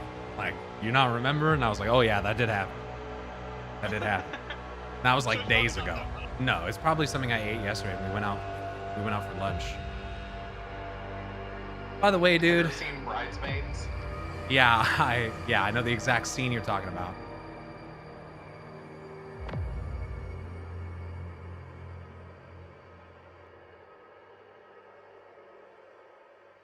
She stole a literal key from Fiddle. Right, at least it's like sometimes characters in art are depicted as having physical objects on them that are not literally there. You know what I mean? Like sometimes it's like it's symbolic or metaphorical. So Hey, Pyre, are you trying to play some League with me and Ham sometime? fuck no. What? Why? I don't want to play that toxic shit. All I want to play is Mord top lane and be left alone. That's fine. Play your more top, brother. Did you guys look at the fucking notes that I put in the raid chat in Discord? Yes. Okay. Did you watch the video? That would help. That would help too. I just got done watching it again. How about that? Hell yeah. Slammed 3 pickles, watched the video, this boss is fucking dead. Slammed 3 pickles, dude. I didn't have time to cook something, so I opened up my fridge. I'm like, damn, well, I got these pickles. We're cooked. Jesus Christ. Were they like pickle spears, like sliced? Whole ass pickles. No. Were they like the pickle in a bag? Like I ate them long ways. He slammed whole ass pickles. Damn, that's crazy. By the way, we don't. And then I opened up Discord and tell me why Castamir's like mocking me with his lunch. We don't have a mage today, by the way. Dude, Ham might be bubble bass IRL. No int buff is cringe. I didn't deserve that.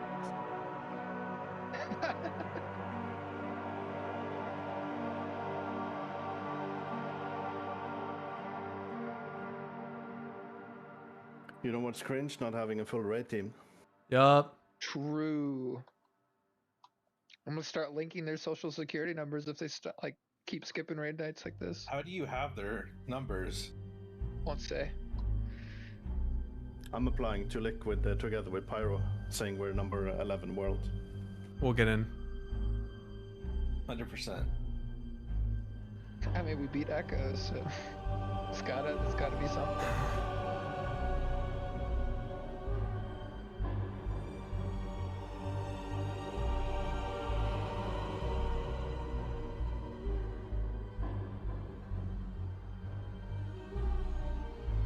You know that guy who were with us that joined another guild that were progging Lura?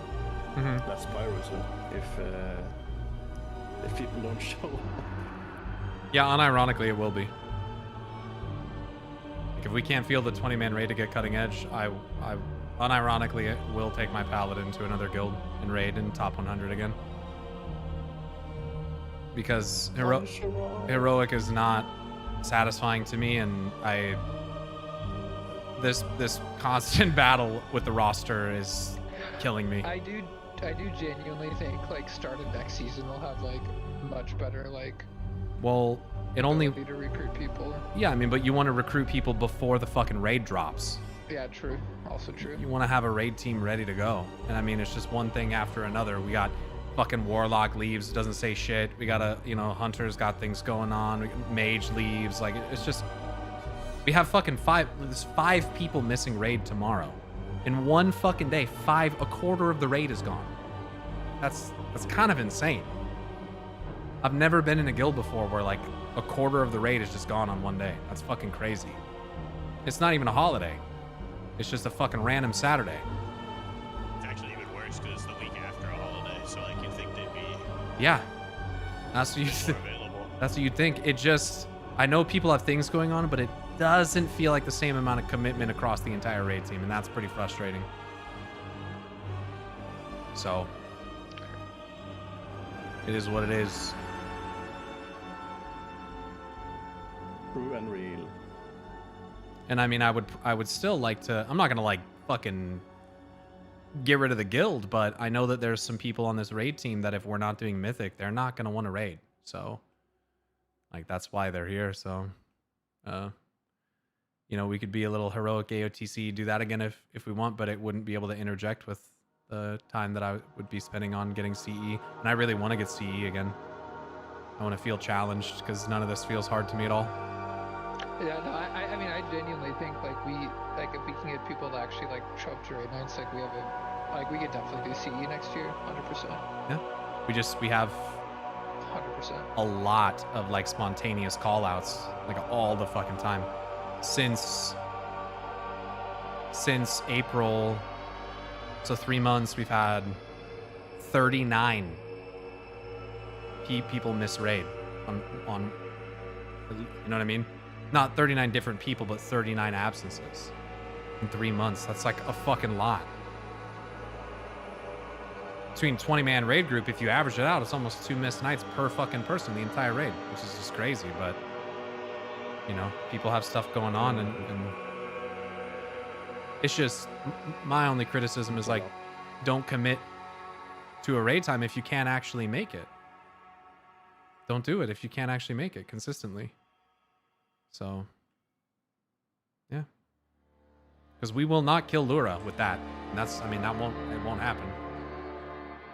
We need to, like, if we clear all of it, even if we do a lockout, right? If we get like 2 or 3 full days of prog on a boss, like we need to actually prog the boss. Because now we are hopefully going to prog this boss today and make some headway, but tomorrow is a wash. We're not raiding tomorrow. So basically gave ourselves 1 day. So. Well, at least next week we'll have the Paladin's lockout saved. I know you still need like an extra kill. Yeah, but as long as someone in the raid has it. Yeah. That's all that matters. Netrex, thanks for the Prime, dude. Appreciate that. Senrak, thanks for subbing for 18 months. At all from the previous bosses. No. Other than Blinky's collar. No. In terms of loot at this point, I think that we have just about everything that we could possibly need. Then what about extending the lockout? Yeah, that's what I'm saying is like, we're at that point now where like, I will probably just extend this lockout into next week because we need to kill Illyria. Yo, by the way, I was like wondering, is this considered the penultimate boss? Like, I know they overbuffed the shit out of the bird, but did they like nerf it back down to where this is supposed to be like the second to last boss? I believe that she is supposed to be the second hardest boss. Okay. So like, once we kill this, like, I'm sure we'll be able to kill the bird. Yeah. Yeah. So like, maybe if we just like kill this thoughts. Yeah, I mean, I like that. Is that it? I like that idea a lot. Have we considered that possibility yet? Just kill the. I mean, you know what, Pyro? You should just delete everything you typed out and just leave kill the boss. And I ain't gonna lie, that's what I'm here for. I don't know if everybody's like in it for the same thing, but like that's me personally. I do want to kill the boss, yeah. Why don't we just kill the boss today? Oh. Doug, if we don't kill this in under 10 pulls, I'm gonna commit a mercy killing on myself. Sudoku. Good news, Pyro. What? I thought I was gonna have to be away next Friday, but you know, my raid for me starts at 12 midnight. Yeah, that's fucking miserable. So that's good. This guy is committed. Holy shit. Yeah, he is. I mean, this motherfucker's re-rolled twice. He's like, I'll play whatever to be successful. Like, yeah. Dude, I raided the same night my grandma died. Aw, that is true. Gotta be that committed. It doesn't have to be. It doesn't have to be like that. I'll never be that committed. Yeah, that's it. My fucking child was born. I said, sorry, babe, it's Lura Prague. I brought a laptop to the hospital. Oh my I god. didn't even go. Fuck that bitch. She's gonna make a terrible single mom. Oh my god, Ham. Can you hold my hand during this? No, I'm progging her right now. Seasons, can we are still missing 3 people from Discord right now. If you want to have your friend jump in here. A 258 Death Knight applied to our Mythic Illyria prog. What do we think? Should we get them? Pull him in. Why not at Check this his point? logs. Check his logs. Here's the thing, dude. Maybe he's like a god, but he's low item level and he just started the patch. Could be, dude. And like, we He's get that him guy. in here and he's gonna pump. He's that guy.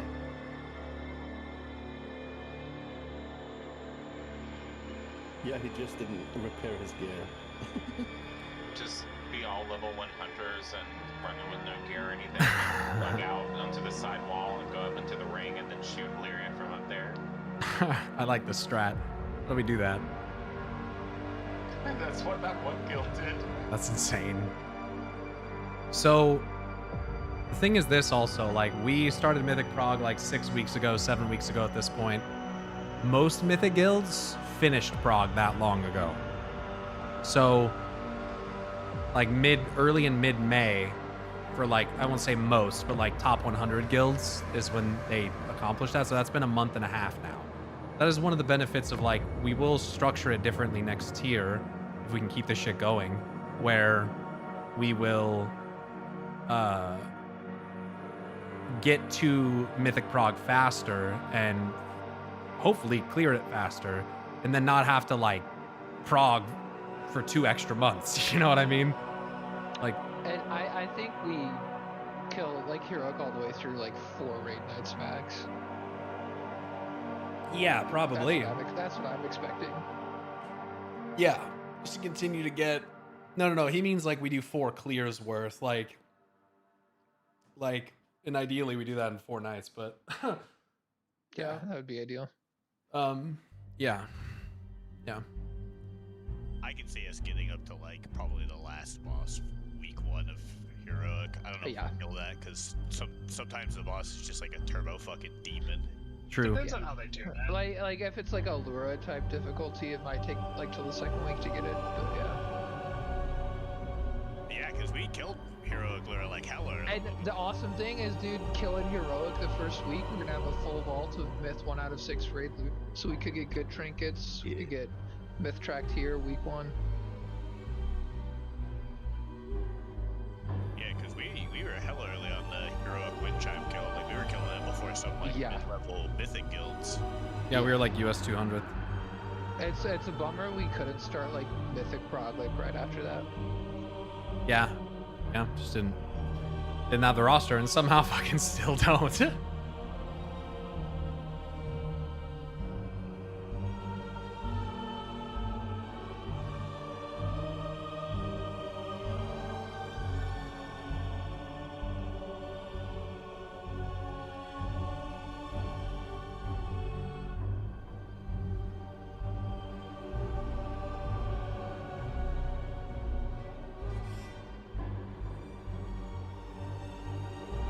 Yeah, getting a fast heroic kill early next year will definitely help with recruitment.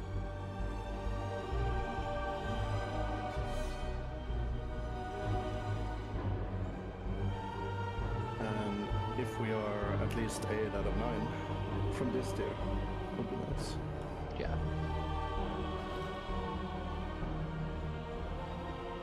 I mean, even just having like Illyria cutting edge going into next year like is big for recruitment.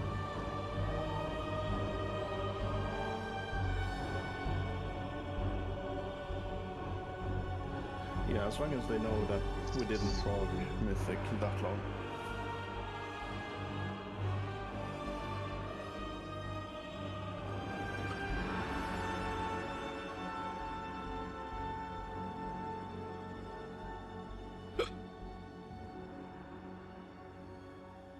I'd really like to get with a 2-day guild. I can finish the tier with like a month or more to spare, but that's kind of hard to come by. Someone who's like slightly above average. Yeah, you have to be really good to get a 2-day guild that can do that.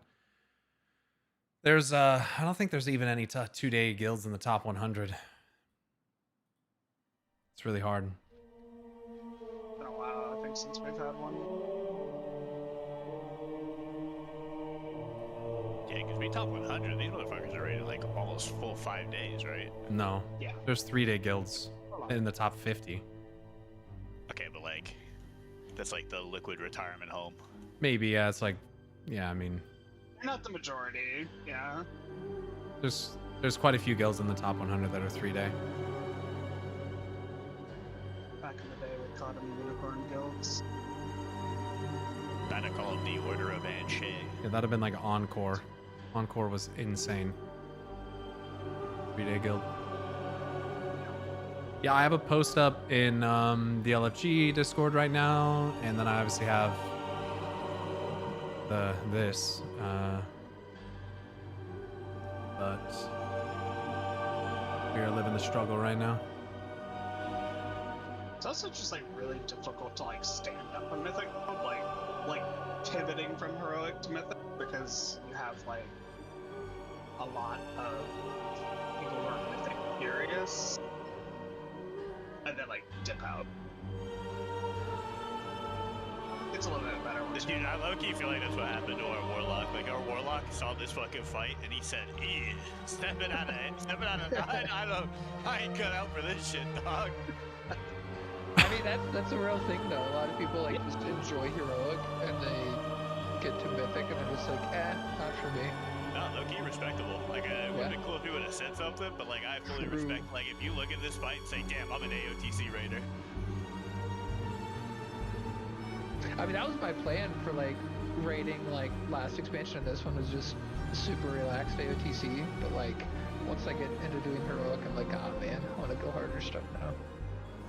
Yeah, I'm not gonna lie. Like if Pyro had me do one more like heroic clear on my healer, not playing the game, I was gonna do my shit smooth. One more heroic chimera skill.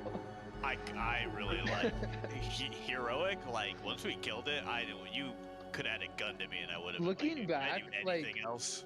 It's crazy like how boring some of the heroic fights are. Looking back, to be honest. Dude, try healing them. Yeah, I bet. Like, well, I mean, we're two healing mythic bosses at this point. Like Lura was a sick fight on heroic. Like that was super fun. But like a lot of them, especially as a melee DPS, like in heroic especially, there is zero mechanics other than don't stand and shit for melee DPS in a lot of those bosses. Well, come over here until we get someone. We're gonna do pulls. Might as well. Oh, my stomach. Yeah, can we get a summon stone, please? Just cut a hole in your chair, put a bucket underneath, we're good to go. Oh my god. Bathroom. Man. Yeah, we'll do food.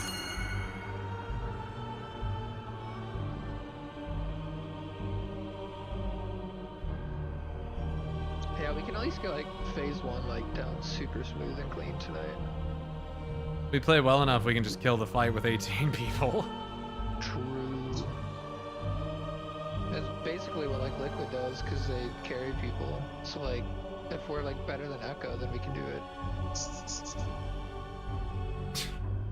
Christ. I'm just wondering how long it's gonna last until you realize we're not ahead of Echo. Dude, what a Giga Chad thing to say though. Like, think about it. If we can 18-man this, we can start doing boosts. We could, unironically.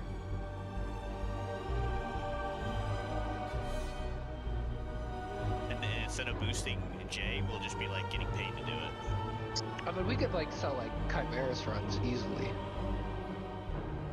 But like, I'm not sure like how the FDD can make any gold at this point doing that. Yeah, Sportfall boosts would probably sell. They stack op classes though. So you'll see like 4 or 5 of the top tier DPS. Yeah.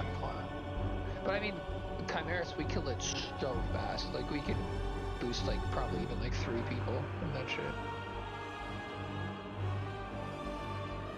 Cast?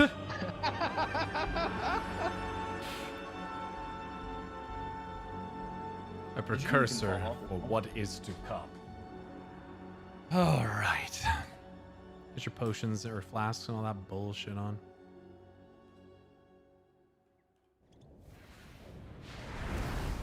Mark of the Wild, all the buffs actually at this point. Make sure you flask, please. And at this point, you should be Vantis ruining this boss. If you don't have any, there's some in the last tab of the guild bank.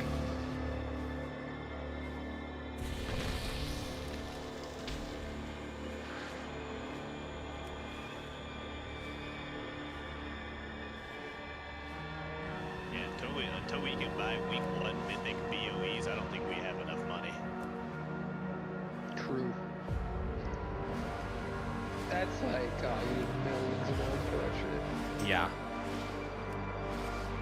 Or just like all the recipes, crafting and shit. But that's also a thing though, like if we start, like we finish Heroic Era, we start getting mythic BOEs that we could like either like equip if we want it for proud, but like just sell them even if it's not like a super needed item.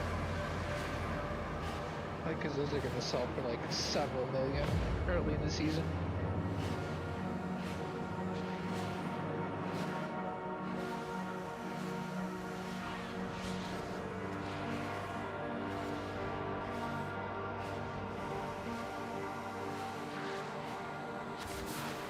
Then you really see someone's commitment to the raid when they're willing to trade the raid leader an item worth like almost $1,000 maybe. Yeah, $1,000 IRL.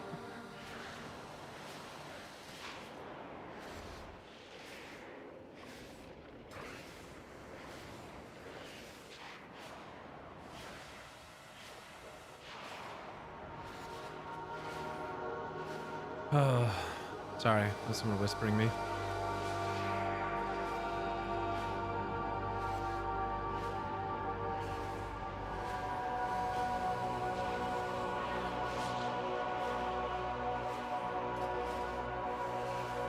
Do we need Taggy to get a second hunter account and get foot pedals, and you can just pilot 2 hunters? All right, here we go.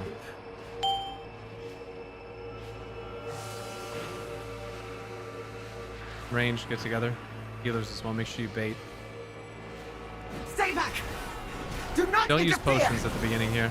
And save your You 2-minute cannot break the cooldowns void's grasp. for like 20 seconds. Let us get some stacks on these pads before you blow your load. Get away while you can!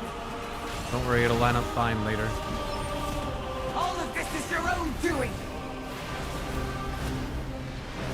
Don't make me do this! That's a bait in melee.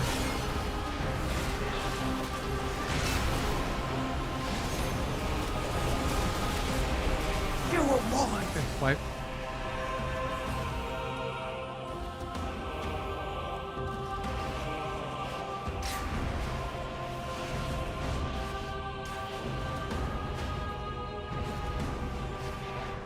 Trust no one. Just release. Whoever got the first, what's it called? When you get the 3 lines. Obelisk.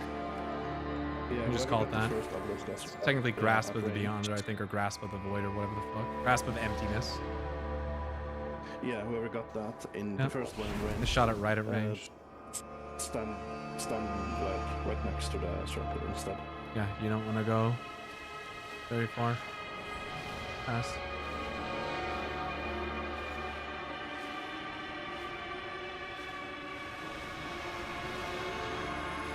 My melee placement was correct though, wasn't it? I had it aimed away from the range group. I don't know. No, I it think went so. right through the red mark. Oh, okay. I had it, I thought I had it like right here. Yeah, aiming right there. Yeah, I mean, I was staring at it the whole time. But anyway, someone dropped Expulsion in melee as well.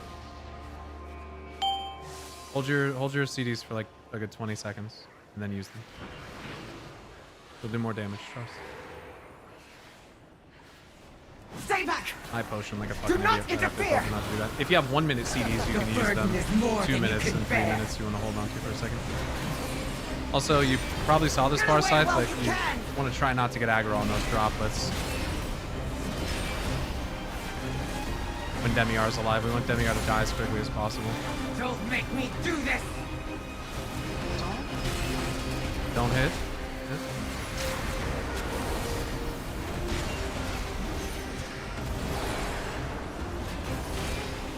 Stay out! DKs also need to be gripping these droplets. I feel like I'm not really seeing that happening. No one is safe! You need to hit on this one. We're just way behind on damage. Cast it. Yeah. Swipe. If Get away while you can! Dropping, like, orb, don't just run and drop. You cannot break the void's grasp. No one is safe. To other people. Yep. You can Trust overlap no with it. one. Range got cut off from, like, extra space from that one.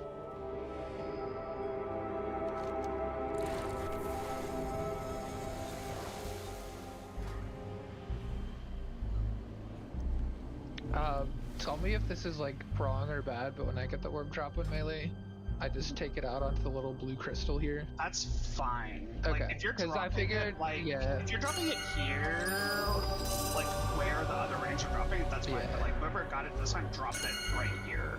Yeah, let's look for the blue crystal because we're gonna move back to. like It's like along. basically ranged. Come over here to X. We drop everything here, and then we loop back around to like blue. Yeah. Yeah. Cool. So if you drop it in blue, we can't do that. And if you watch the video, you'll see how you're supposed to move in phase 2 as well. Basically, like, so like, let's say that like the pie slice, the end of it is here. That's like the line. You like stand ahead on the edge. You bait obelisks, and then you move backwards for the baits of like expulsions, and then you move forward again. So you always want to bait obelisks like backwards.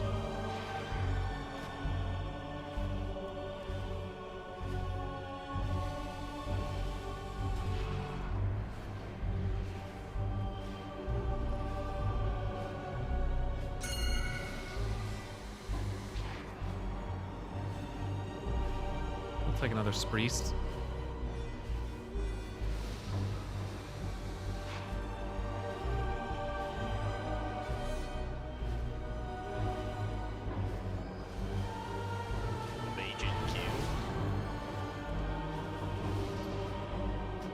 Yeah, that's huge.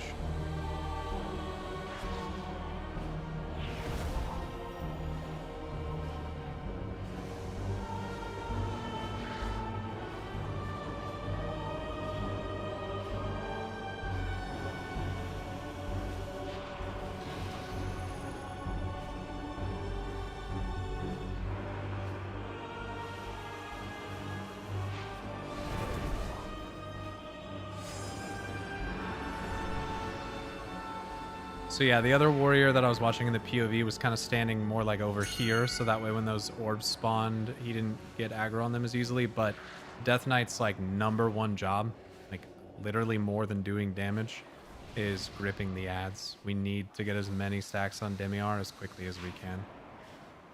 So this needs to happen faster.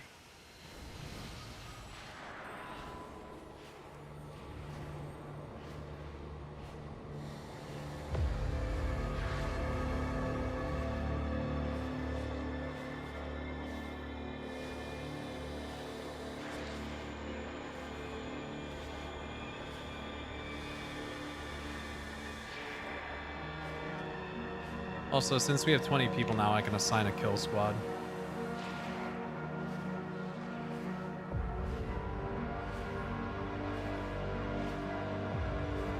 Yeah. Yeah. So kill squad, once the mage is in here. So Somebody give me a auction house, please. Oh, no, never mind. I'm good. I got it. what does this guy mean? Send the link for copy and paste? You can't type pyromancer? So what are you guys at right now? You're like working into P3? Yeah, we've had like one P3 pull. Okay. It's kind of like phase 2 cleanup. Who's type that in doing guild. range? What? Who's doing your range movement? Like what marker are you guys following? We don't have an assigned marker. Do you want to put it on me? Sure. Shadow Priest. I know. I got you. You guys are walking. Are you doing a gate from like here to here? We're doing it from Morium over to Varellis. Which, by the way, you should probably go put the gateway down. I just want to It ain't going nowhere. I can drop that shit. And then for P2 movement is what are you guys doing?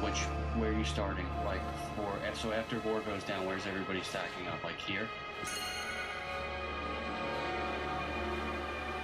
For the intermission? I'm just trying to, I want to so I don't wipe you guys.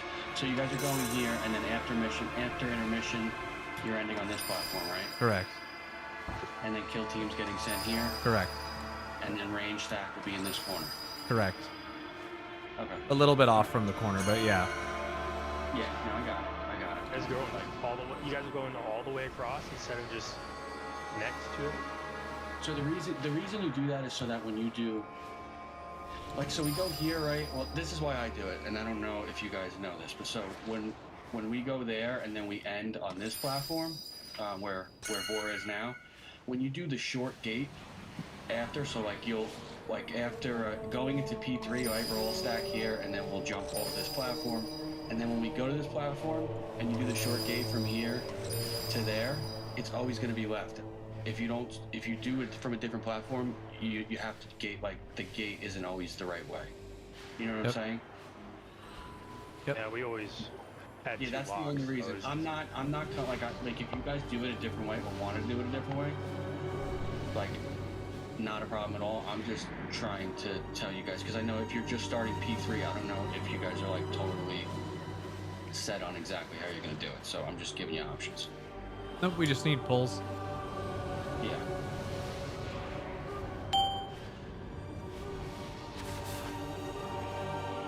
Save your pots.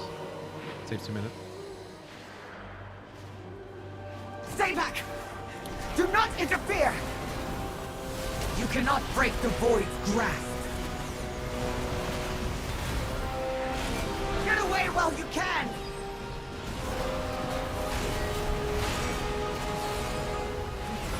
Thanks, Dad. Here. No one is safe!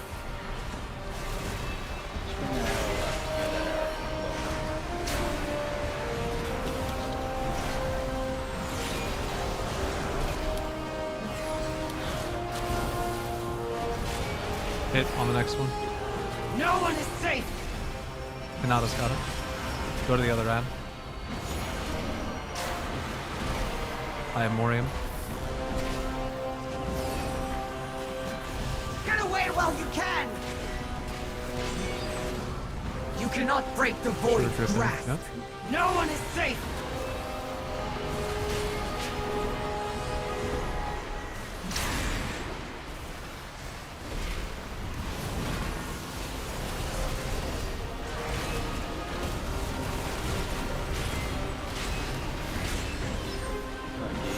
Next set hits, yeah.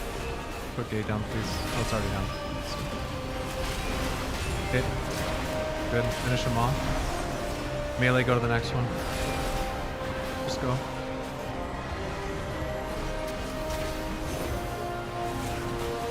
Don't make me do this! Range, you're helping me kill Morium. Yeah.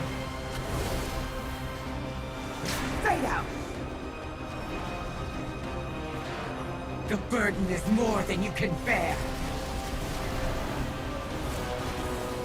Get away while you can! We need to dispel Rune on when his health gets that low. He can't just sit with the debuff forever. No one is safe! Hit.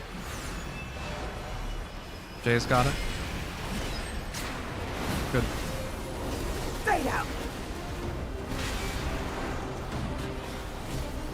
Get out of my head! A little slow. Get Over here. out! Look out! The ground is breaking apart! Damn you, Xanatas! Follow the line. Her!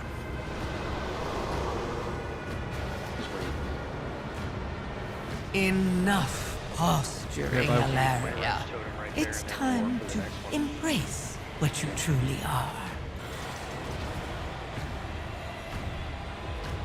That crack for Yep, that is typically where we would roar as well. And here. Yeah, we lost today there.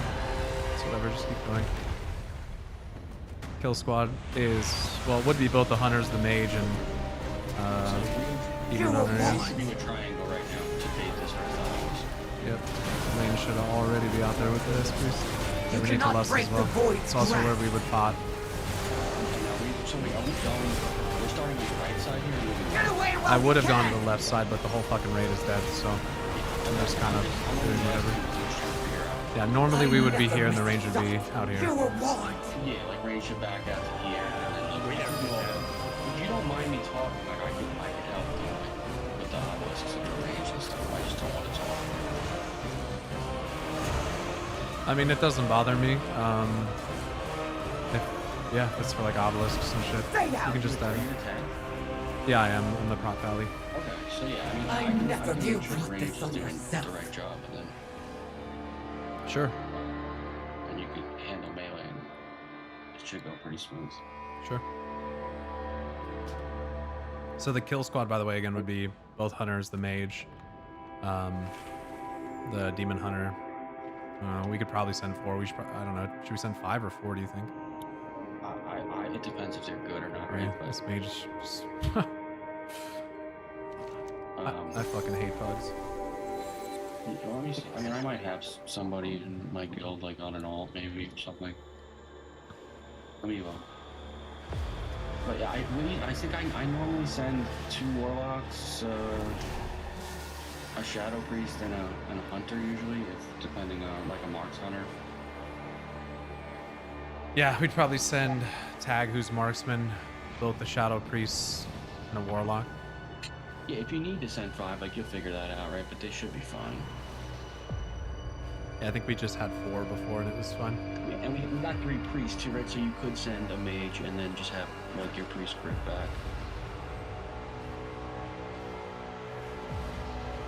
And So is it true that we have to bait the ad spawn? Or no? Well, yeah. How we're moving how we're moving in the intermission is already doing that. Yeah, like you just have to end. Like if you're ending here, it's always going to spawn there. So we just kind of got to get grouped up. But the only reason I like you start on this one and try to end over here is, like I said, for when you put that short gate down later on. I don't know if you guys got to that part yet, but it'll always spawn on that right, on the left platform. So you'll always gate left. I think we just kind of winged it last Yeah, pull. no, I get it, time, and we got to phase 3 somehow. Yeah, have you guys like watched? Yes. Yeah, how we the have. phase three- Yeah. We have like a full outline So- in our raid channel and Discord and everything that you can't see. Yeah, I mean, phase 3 is pretty easy as long as there's like a couple things. Like the only things that like some stuff I figured out later on is like, you know, when you get your first set of tethers, like when you jump across and you're killing the 2 ads and then you get tethers in the middle, you gotta wait for the balls to hit the floor before you break your first tether. Or else it's just like, man. That's outlined in our. Yeah. We just need to pull the boss. Oh shit, I didn't know. Yeah. We need pulls more than we need talking right now. Yeah. No, we can't pull. Says who? Pull this shit right now. Let me see if there's anybody that I can get.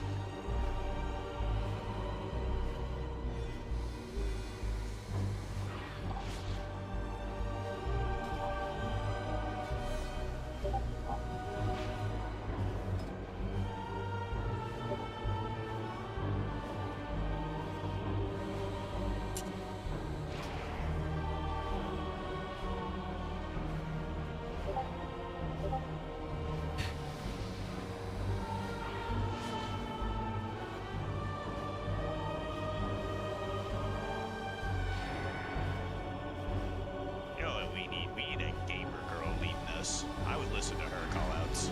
Jesus.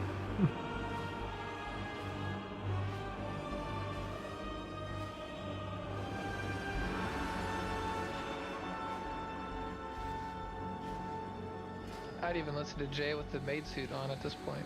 No, don't you disrespect Jay. That's my Pookie Bear right there. Jay's my homie. Jay's my homie, you know. I called up Ian to get that drop for him. What do you guys want me to PI? Dude, PI girl with him. That guy's a beast. Who is it? Warlock. Girl with him. That guy's really handsome. God, he's so hot.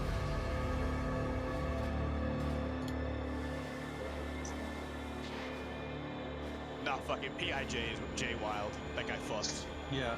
Hell yeah. Send it. You should PI the prop paladin. That's what I would do. Actually, the prop warrior sounds like a better candidate. Don't listen to any of them. It's Jay Wild.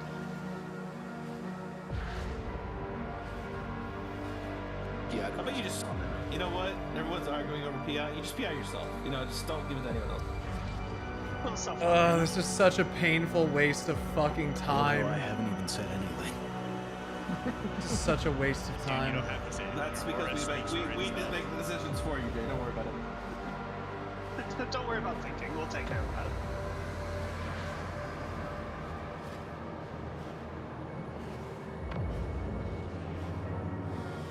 Giving PI to a rogue is... It's so insane. troll. It's so insane. troll. In my raiding guild in Shadowlands for Castle Natria, Sub-Rogue had literal 0 like haste scaling except for energy regen. It's like, what are you doing? And you just like smack your keyboard. Someone PI'd me. It doesn't even give you like faster GCDs either on Sub-Rogue. Someone PI'd me and I was like, dude, literally never do that again. It's like the most like waste of a GCD. You become like a hacker player where you just like your fingers are moving so fast on the keyboard. It wouldn't do anything. We don't get faster GCDs with it.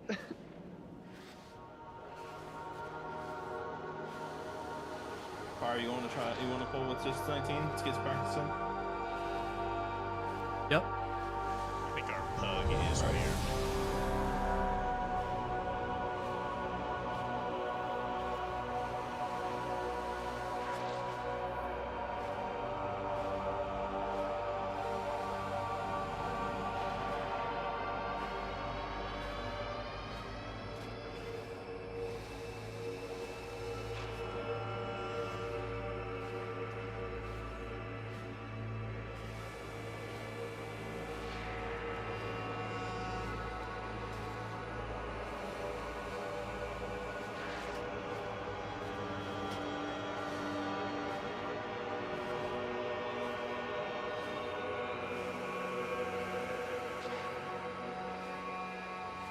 Getting people to play League of Legends is like asking them to take drugs.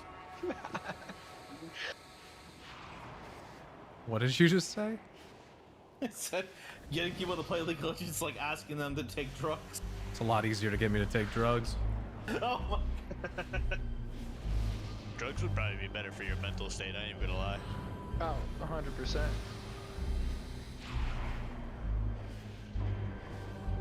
Dude, custom league, like low-key, the method though, because then you get like the lore and like the drama. Dude, a custom 5v5 is hilarious. Like especially when you get like a rager. Imagine if every time we ganked fucking Pyro, he would just go off in all chat. Like you already know him up there every game. I have literally seen a friendship end, not mine, but another person's friendship end over a 5v5 pre-made.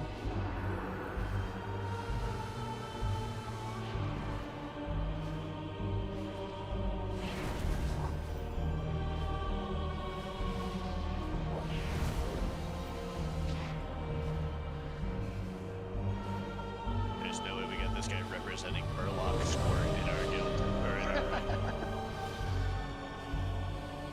Wow. Do you think Murloc Squirt is better than Echo as well? Probably.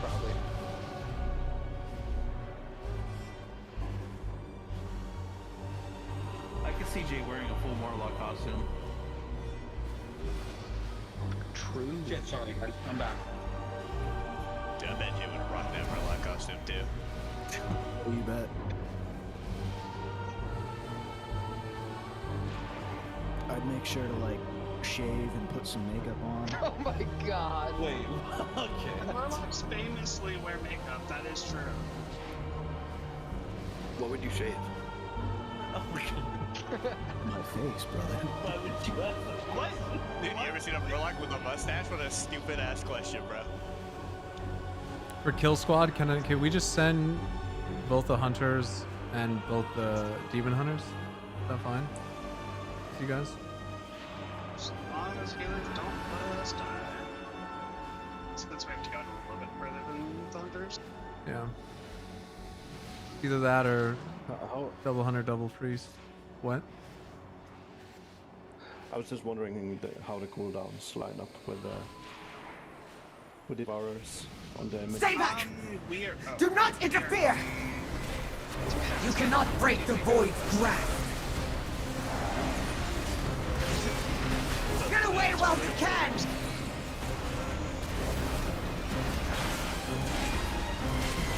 You were warned!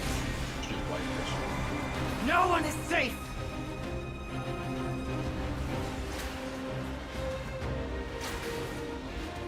I probably send the warlock just because I have to put the gate down. They'll already be there.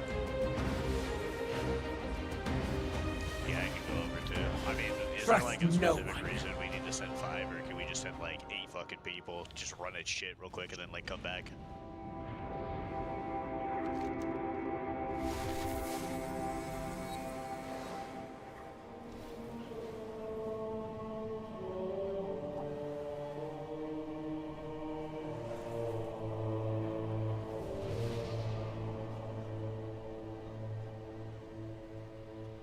Oh no, not again. I heard thunder outside. Oh no. Florida just likes to consistently have storms at the exact same time every single time. Yeah, we can deal with that too. Fucking Amazood. Yeah.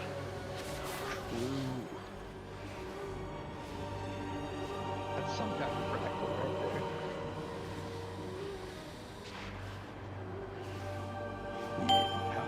How shocking. Hold your potions for lust. Stay back! Do not interfere! You cannot break the void's grasp! Get away while you can!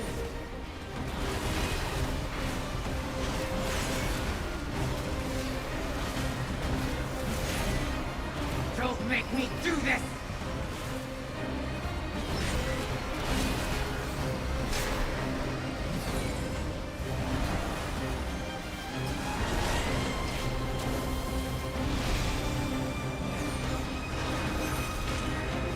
No Go hit the other ad. J-Wild break. J-Wild break. Good. I have Morium.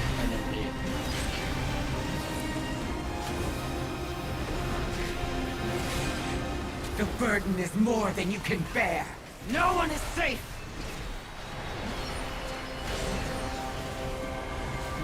All of this is your own doing.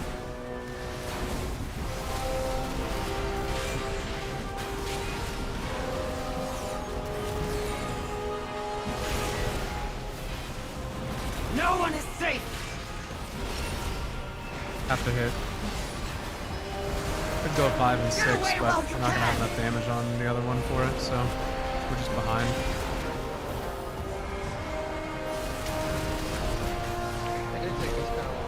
Don't make me do this.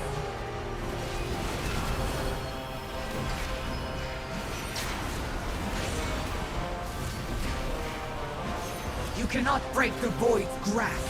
It takes so long to die without it.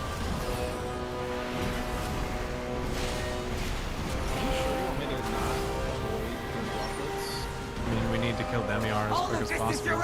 So I think it's just the first set really that you have to worry about. And then after that. Yes. Yeah.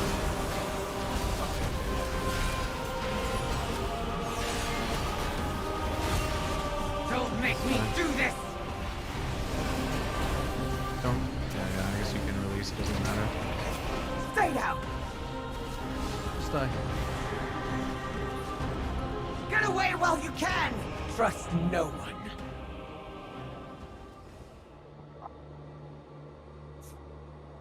Cam, can you please make sure the gateway's down before we pull? I mean, I can, but I'm just trying to figure out where we're like stopping. Our damage is super inconsistent. Like sometimes it's dead here, sometimes we're over like here. Yeah, the one thing I would say is try to put the gate, like, if you put the gate from, I'll show you memoriams up.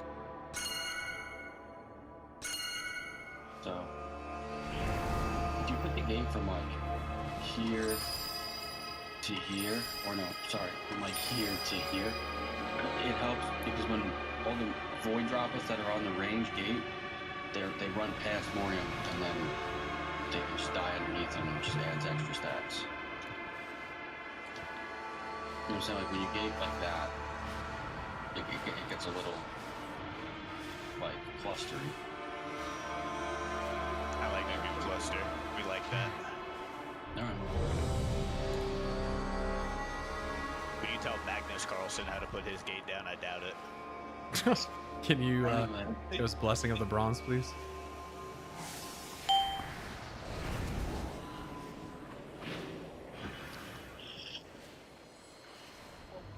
Stay back! Do not interfere! You cannot break the void's grasp. Get away while you can!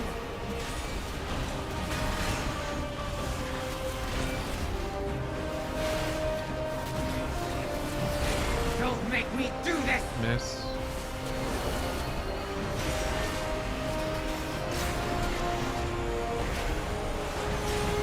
Interrupt.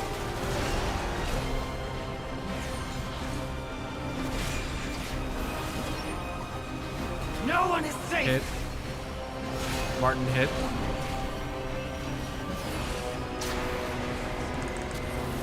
I have more aim.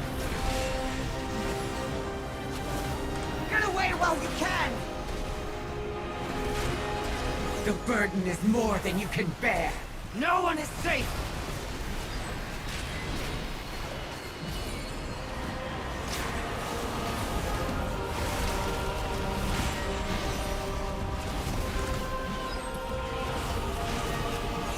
Next one needs to hit. No one is safe! Tuned has it.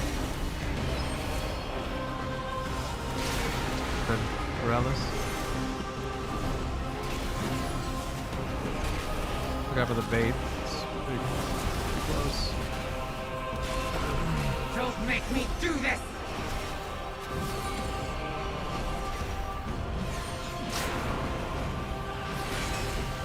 PKs still need to be gripping here. The burden is more We just than moved you him out can of all the bear. stacks. Get away while you can!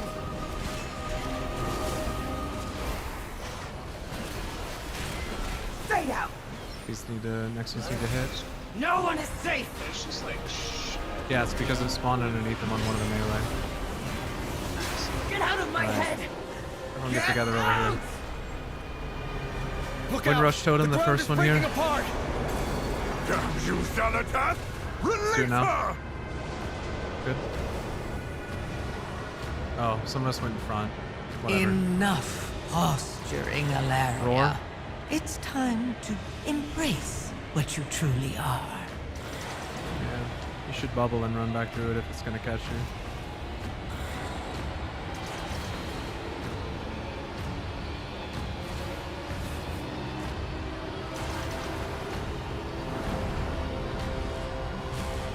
Range out here.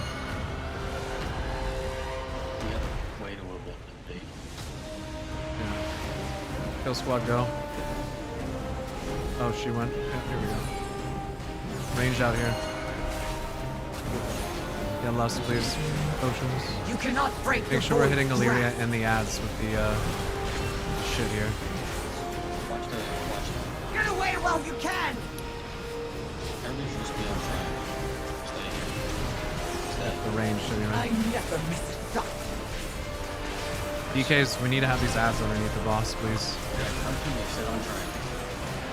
All the range on track, you guys stop. Yeah, Next set of obelisks needs to hit that. So you gotta go the other way. Yeah. Martin will get it. Melee gun.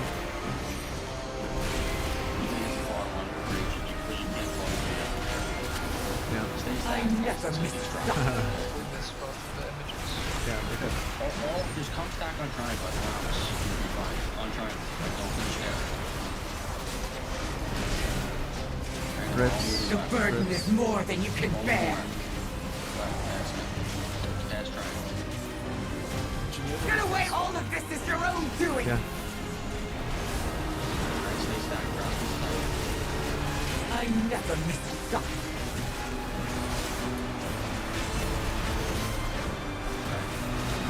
And put a gateway down for the cross. Other way, Viv. Other way, Viv. You need to hit the...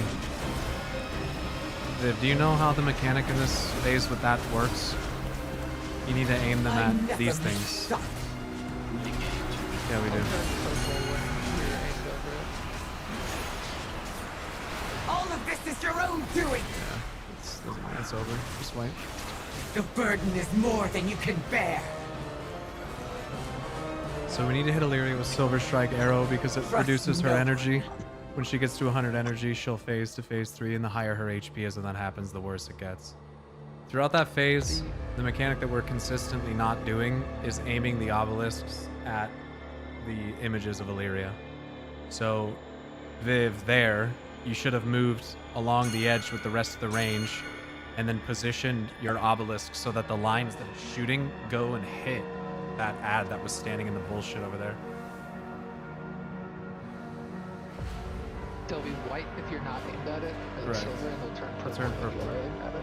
Yeah. Most important thing, though, guys, is that everybody stacks so that you drop these puddles cleanly. How many stacks do you want to swap out? And melee, if you get a puddle, you gotta come drop it with ranged. Yep, just like in phase 1. Like, keep in mind, and I think what might be is like hitting people is like there isn't splash damage. No. Like just dropping them all on top of each other. Yeah, melee was doing fine with the obelisks, honestly. It range is just like, you guys can't finish fast, right? For the tank buster? We can probably do... I didn't see what the effect of it was, but I think we can probably do like... I don't know, when did you feel like you needed it? Like 2 or 3? We can probably do 3 since we're so geared now.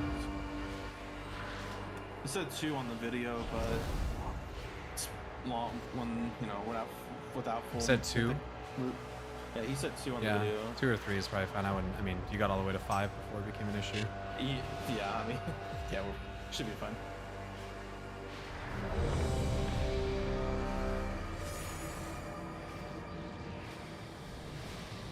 Yeah, I don't care. Priest, it's fine. Priest is gonna try to be calling obelisks, so please listen. Yeah, I can do the whole, like, if you guys just stack on triangle, I'll talk through it. Melee has a little bit easier, but it's up to us for the base. Stay back! So. We stop pulling early. Do not please. interfere! The burden is more than you can bear. Right here. Get away while you can! Stay stacked through this, right? Stay stacked. Don't make me do this! Once all of them go down, then you move. Miss. It's so important to do that in P2.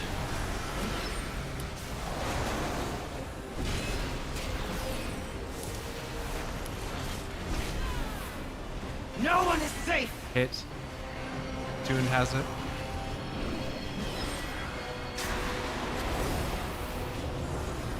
I have more aim. Get away while you can! You cannot break the void's grasp! No one is safe! Miss.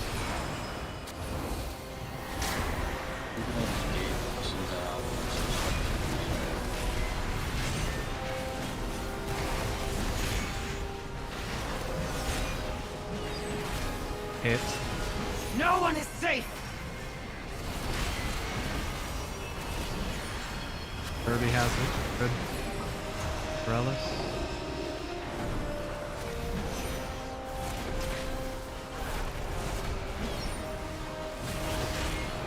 No one is is We can safe. stand in this Druid lane, just so you know. It doesn't really do any damage. It just reduces our damage taken.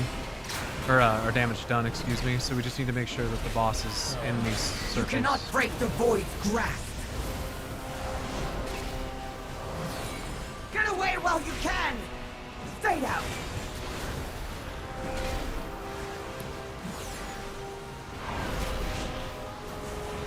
No one is safe. Hit. Martin has it. Martin has it. Get out of Good. my head. Over here. Get out. Guys, if you kind of just like wait a second. Look out! Here, like, The ground is Yeah, breaking it'll apart! spawn and then we can just follow it. Yeah, we You can Zalatan! Release stay her! behind. Yeah, we'll just follow. When Wind Rush runs out. Enough posturing, Go ahead and roar. Alaria. It's time to embrace what you truly are. We want to be on this last platform over here.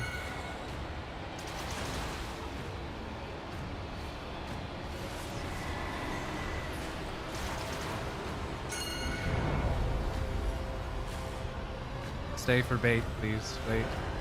Go over by green for the bait.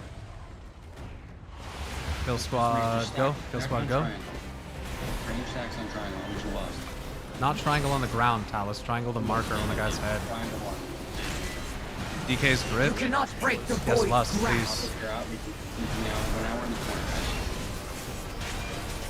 You get away while you can. Alright, we just stay stacked up. I never You miss see our close to the right there? Stay stacked. Right now we're moving right. Okay, we're on triangle. We're on triangle. Make sure we're kicking Void Barrage, please. We missed an ad. Everybody's moving left. Alright, well now what's coming up? And you're aiming it. Oh wait, we have a range. Boodaloon that needs to, yeah. Okay, we can double tap this. Just stay stacked. Oh, we're dead. That's not true. I never miss a shot. I think it's pretty apparent to me that some people do not understand the obelisk mechanic, and that's very frustrating because, like, there's an entire video guide, and I've outlined how this mechanic works. You cannot break the void. You will want. You. Yeah, I mean, we all should know. I mean, how many times have we killed the boss on Heroic? The fucking mechanic operates the same on Heroic. You just aim it at a fucking ad. Like, like there's an ad standing behind the fucking raid right here. The boss is here. Unaloon gets a fucking tether and runs toward it. Like, you run the other direction so that it shoots at the fucking ad. I'm getting tired of explaining that. It's insane. For you, like, I'll tell you what to do, like, every move. Just if you're stacked on triangle, like, you won't make a mistake, I promise. Like, Devours and Augs are the only ones that are kind of going to be awky a little to be ranged. But it's kind of on them to do their baits and stuff properly. But, like, every other range, and that includes, like, that's Holy Paladins if we have one. I mean, you know if you're ranged or not. But if you just stack with triangle, I promise I won't kill you. If you get an obelisk, which is the blue tether shit in that phase, like, I literally want you to stop fucking DPSing and just look around the platform for where the image is and shoot it at it. I don't give a fuck about your damage. And that's not directed just at you, Unaloon, that's just at anybody. You're not the only one who did it wrong, so. Well, yeah, I mean, you just gotta be with me and you'll be fine, I promise. But yeah, for the range, yes, but. Stay back! Do not interfere! You cannot break the void's grasp. Get away while you can!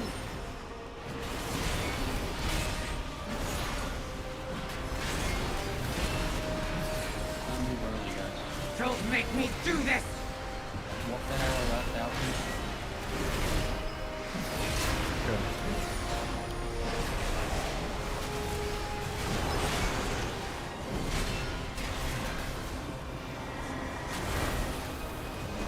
No one Next is hit. safe. Ultima has hit.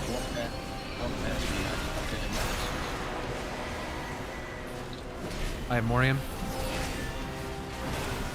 Get away while you can! You cannot break the void's grasp. Don't make me do this!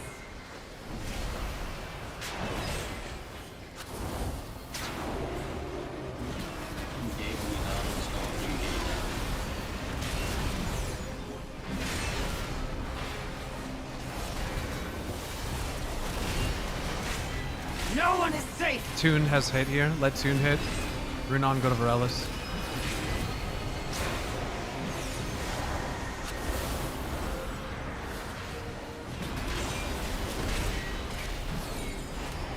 Just All of take this the is hits your own here. doing. Brilliant. Don't make me do this.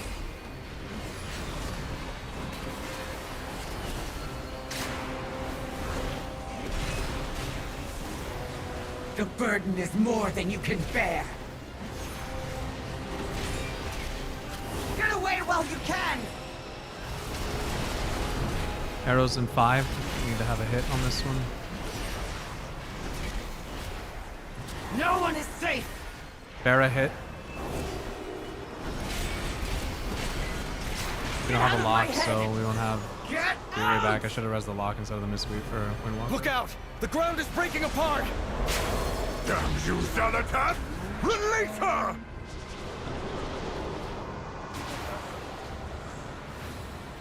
Enough posturing, Alaria. It's time to I'm not really sure what the embrace call I'd make on the what you fly is truly there. are. Oh, just, I mean, everybody that you're sending right now can make it back and forth without a gate. Oh, I'm dead.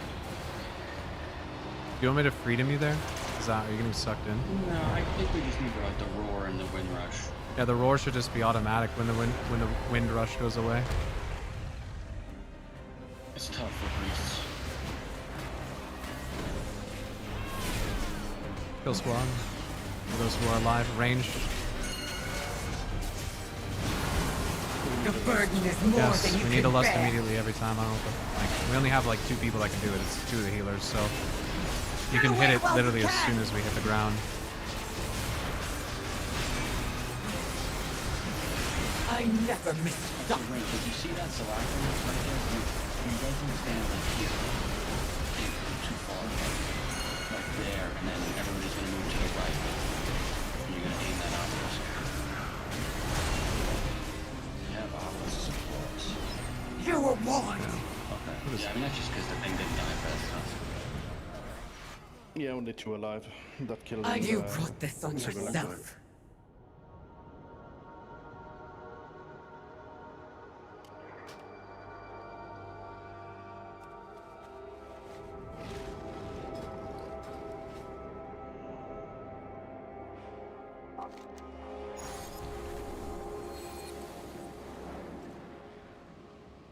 What are the P1 deaths from? Is it just like overlapping arrows and stuff, or? I can look. Stay back! Do not interfere! I don't know what people are. Oh, brother. The burden is more than you can bear. Get away while you can! How are you taking your first on P2? Yeah. Just want to make sure. Okay. And you'll take her first in P3. Yeah. Don't make me do this! And you'll actually just be like primarily tanking in P3 because I'm gonna do some like You were immune taunt warned. shit. You Are brought you? this on Wait, am I? yourself. For P3, I'm taking the ads though, right? Or are you taking the ads?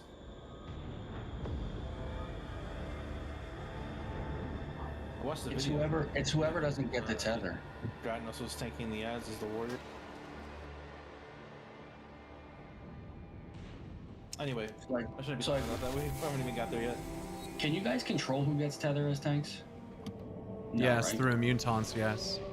Okay. Well, I mean, I can Yeah, just so- literally negate 2 out of the 3. I can like negate 2 entire ones in phase 3 with Yeah. bubble and blessing taunt. So Nice.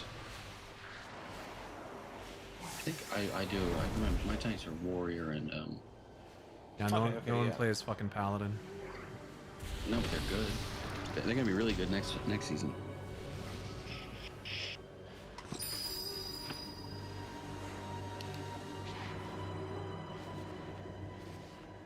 Cool to see you guys on Mythic Illyria, I must say. It is cool, yeah. Yeah.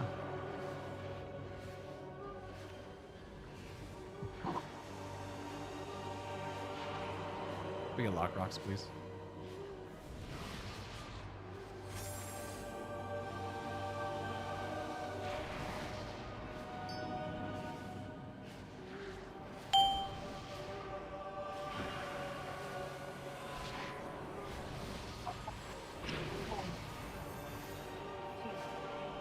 Stay back! Do not interfere! The burden is more than you can bear. Get away while you can! I think somebody knows. You were warned! No one is safe! Miss.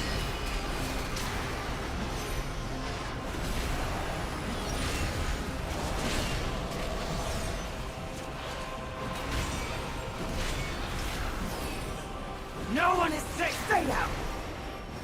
Hit Burby.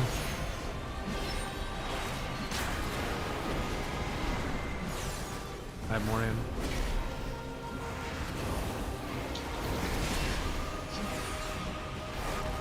The burden is more than you can bear. No one is safe! Miss.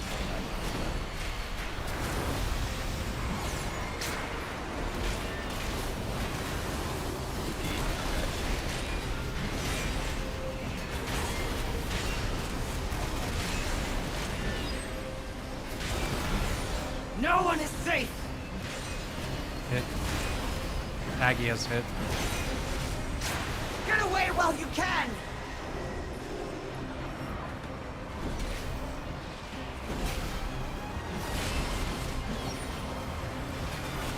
Don't make me do this! Don't get hit by this. Like, walk out of this.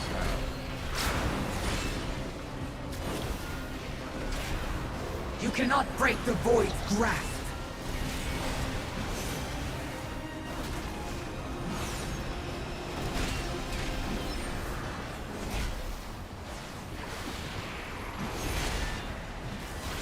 Hit. No one is safe! Terra has hit. Get out of my head! Get out!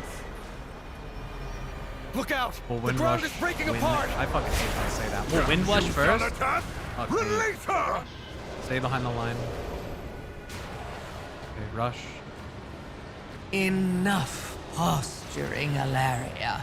It's time to embrace what you Roar. truly are.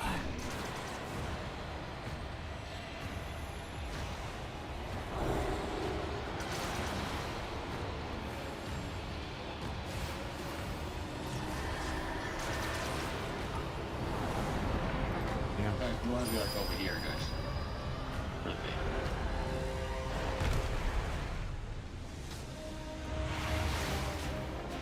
Kill squad. Ranged out to the edge. Potions. DK's grip. You cannot break We only the have one void's DK, grasp. so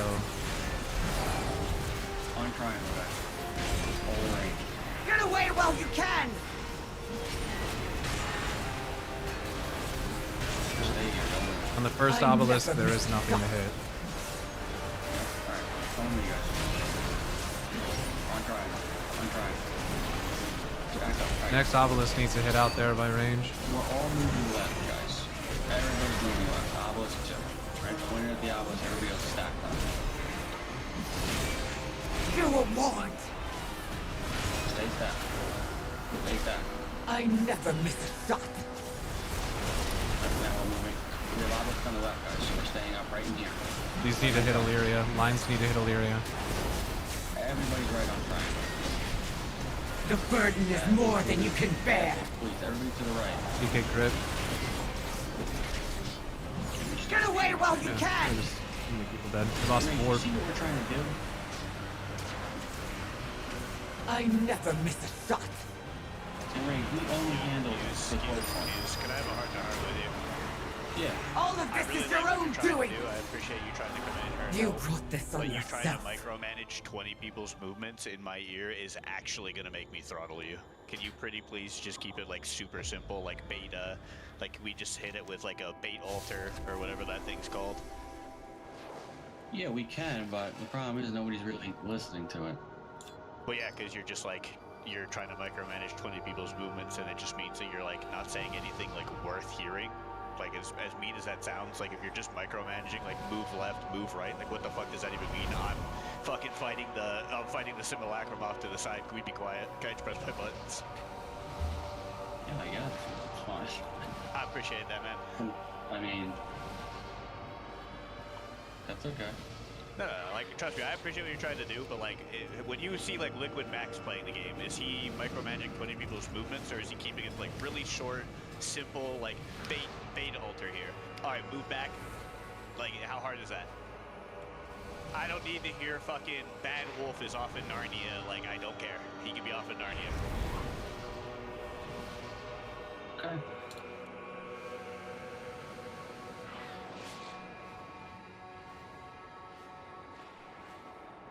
Let's just all relax here a little bit. Let's reset. All right. We need reps, man. We need reps. Like, we're starting to get the hang of it. In terms of so one thing that the tanks could do better there is we could give our melee more room between the boss and the stuff on the ground.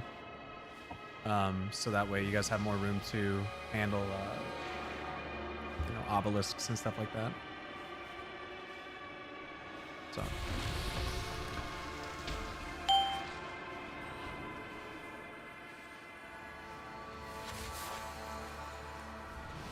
yeah, we can also I have an auto hammer I can put down. Stay back! Do not interfere! You cannot break the void's grasp! Oh, he just was out of gold for repairs. Oh, he didn't have I see. Get away while you can! From what I traded him. Alright, because we can mount here, right? What the fuck am I talking about? Yeah. No one is safe! Miss.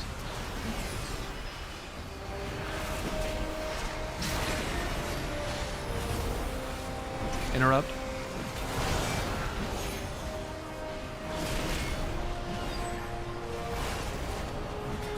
No one is safe!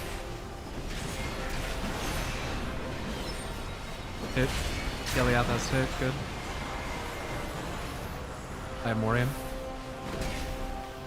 Get away while you can! The burden is more than you can bear. Don't make me do this! Miss.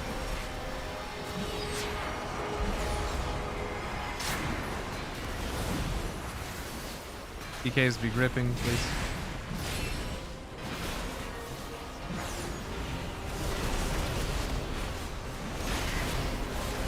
No one is safe! Very well hits. Umbrellas, please.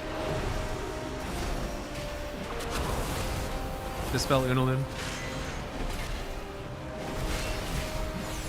If someone with that debuff gets really low, you just gotta dispel it off of them.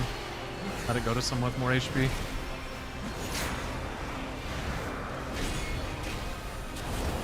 You cannot break the void's grasp! Get away while you can! Kirby.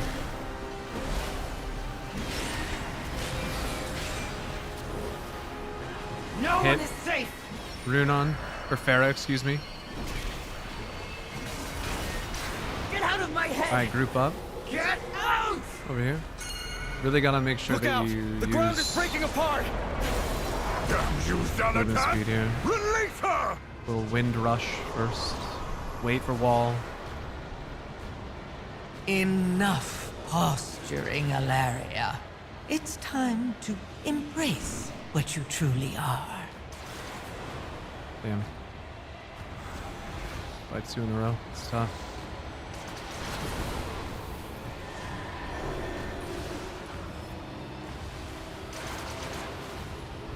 Group up for bait here. Range, you need to be with green triangle the entire time here. Lust, potion, kill squad, go.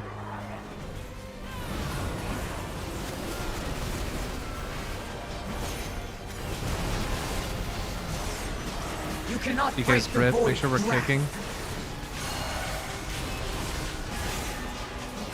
These first two obelisks, you don't have to aim at anything, it's fine. That's not the thing that you aim that at, Viv. I never miss a shot. It's these. Make sure we hit Illyria and the ads with these arrows, guys. All of this is your own doing! Need to hit that with the obelisk over there. Shasu, whoever has that back there. Yeah, we're just melting. We have one over there as well, so. You we brought were, this on yourself. Talus jumped over, and I think you died because you were too far away from the edge, Talus. I think you're out of the range of the healers. Question. For the obelisks, when we hit the ghosts, is there always a ghost on our platform and one on the far platform? Or can it be any platform? Because if there's always one on the platform that we're on, we could just assign, like, if Melee has obelisk, they hit our own platform or hit the far one, and vice versa. Yeah, that's what people were discussing before. The range can just hit the close one. Range always hits close. And then Melee can hit the one across. Yeah, I think we should do that, yeah. That way people aren't, like, running around and, like, trying to, like, just go crazy trying to find out what the reason why, like, range is doing the movement that they're doing is so that we can always aim it at the close one. Yeah. Right. Right. Cool. Just be careful of when the little ads die too. You guys are taking a lot more stacks this week than normal. Yeah, there's a lot of that.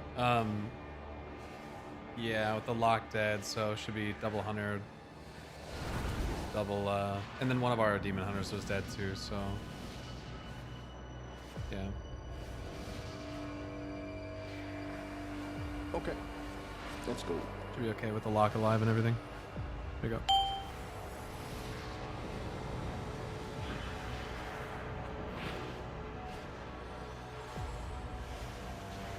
Stay back! Do not interfere! Be sure saving your potion. You cannot we break lost. the void's grasp! Get away while you can!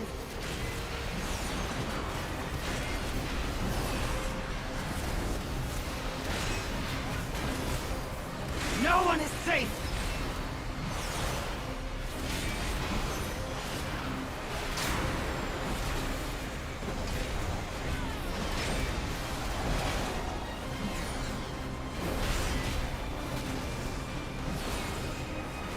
No one is safe! Hit on this one, Jaywell.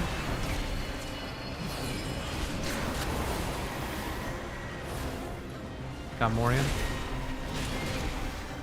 Get away while you can! The burden is more than you can bear!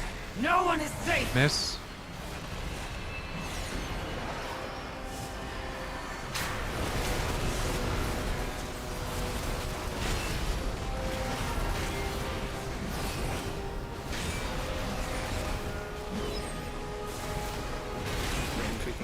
No one Get is out of safe. here. Hit here, Jaywild. Hit again. Let's go. Morellis.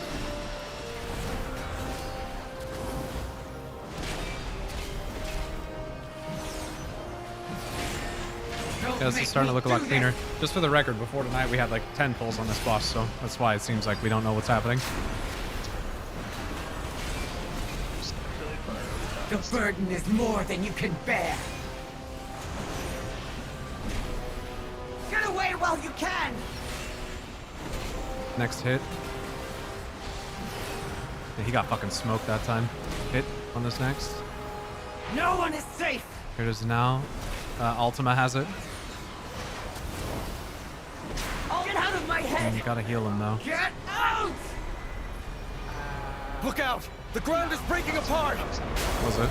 You get hit by the other one. Release her! Kind of didn't know where I was. So, I just died. Enough posturing, Alaria. It's time to embrace what you truly are. Should roar. We haven't.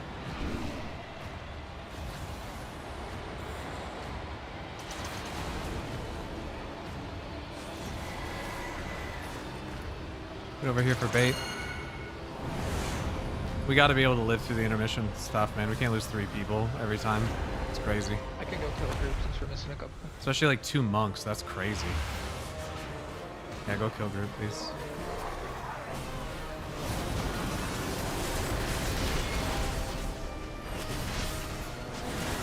You cannot break the void's grasp! Kicks. Stay out! Get away while you can! Maybe not good for melee. I don't know. Stuff.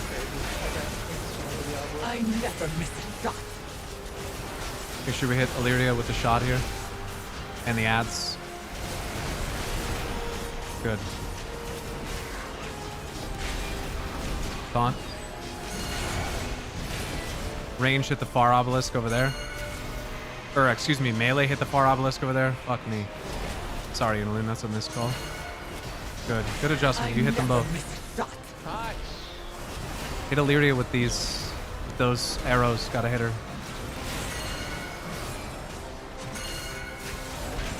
Good. Buys us more time in this phase. Grip the ads, DKs. Kicks.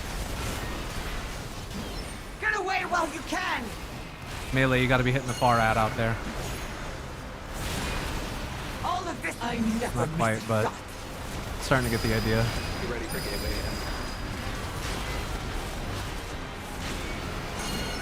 Good.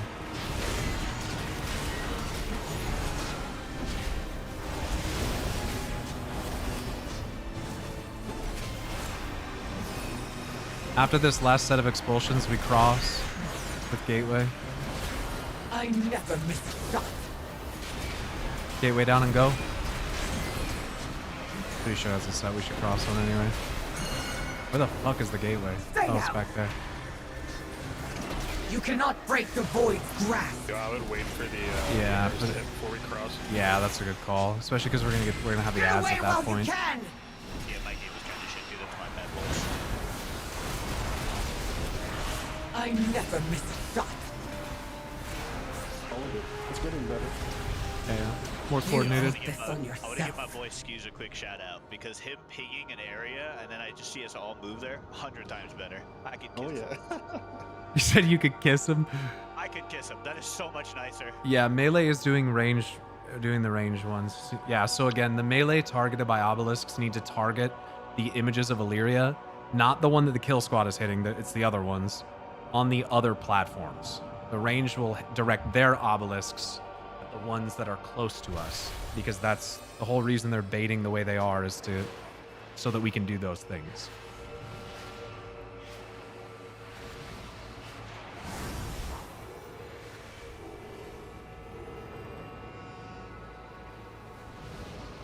Yeah, note what he said there as well. He went in because he had the arrow, so he had a job to do, but otherwise pay attention. How many of the main roster are missing today? 2 or 3. Tomorrow we'll be missing 5, so fucking GG.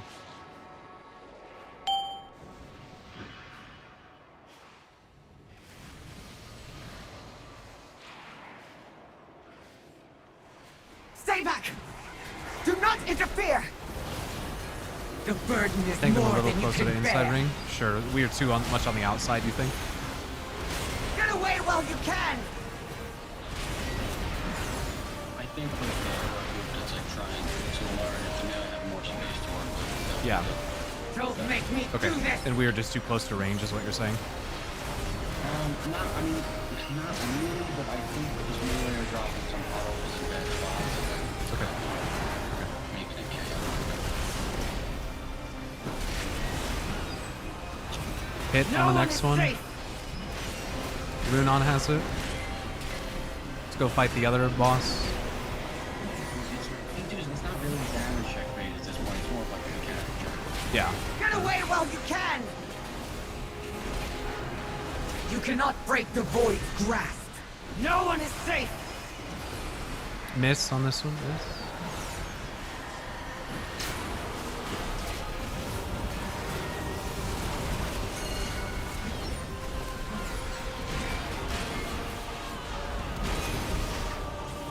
Hit on the next one. No one is safe! Casimir hit. Yep. I like that call. It'd be nice to do that every time. You were warned! Oh. I was low and I got the obelisk and then attacked the obelisk. No one is safe!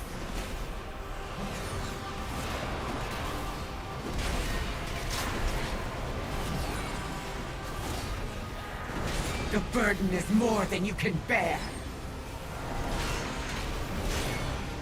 Get away while you can!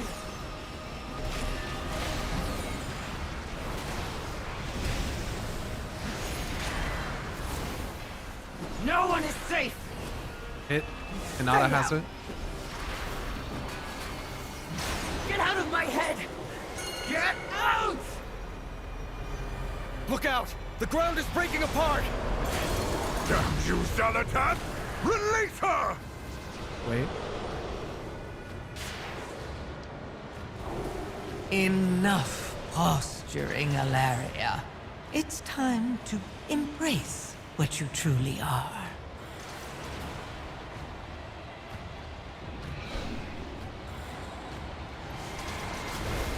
Damn. Just why.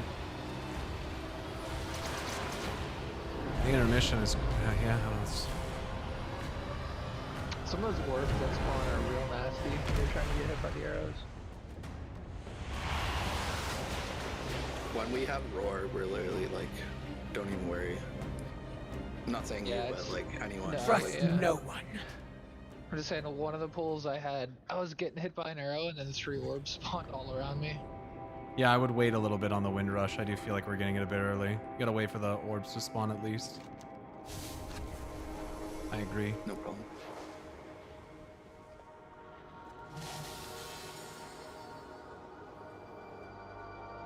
Can we take 5 after this next pull? I got hit so bad. Yeah. I have a question though. What's up?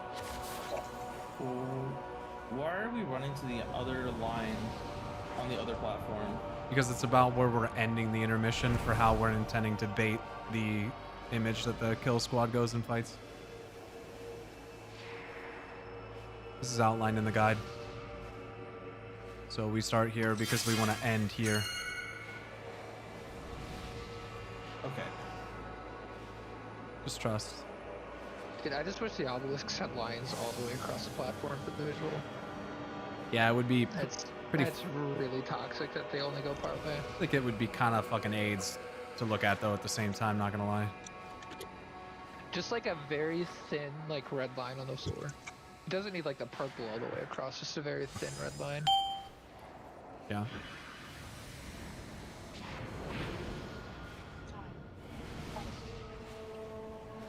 Stay back! Do not interfere! You cannot break the void's grasp! Get away while you can! How the fuck can you move like that? Jesus. Don't make me do this!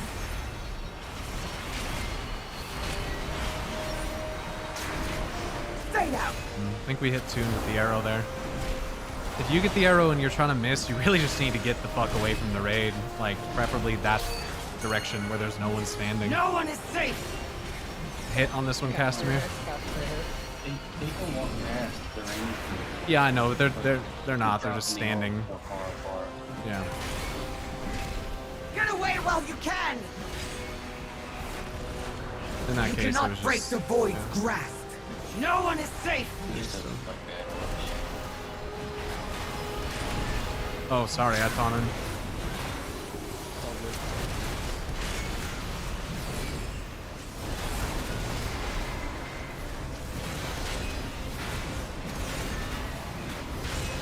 No one is safe! Hit Tuned.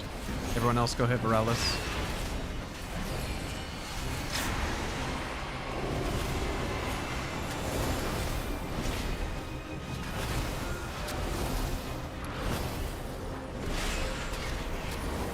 Don't make me do this! Miss.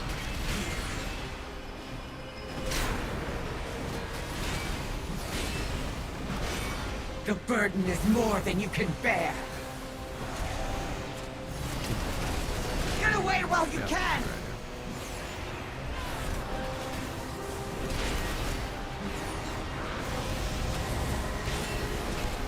No one is safe! Hit. Imp has it. Everyone else move. Get out of my head! Alright, over here. Get out! Look out! The ground is breaking apart! Damn you, Zalatan! Release her! Anyone rushing out? Enough posturing, Alaria. It's time to Don't get hit by more than one in a row. what you Get truly hit by 2 in a are. row, please. Good roar.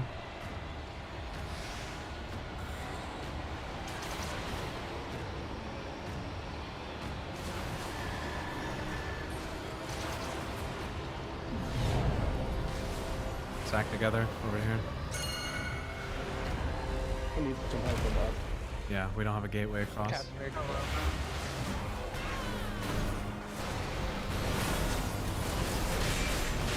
DK's crit. Remember, melee, you're aiming your obelisks at the far away adds. The first set here doesn't have anything to aim at. Get away while you can! Range need to be with priest all the way in the corner. I never miss a shot.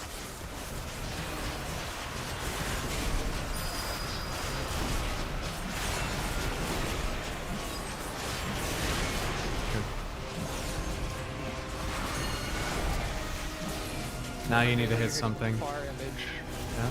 There you go, you're on it. There you go. It's good, Inalun. I never miss a shot.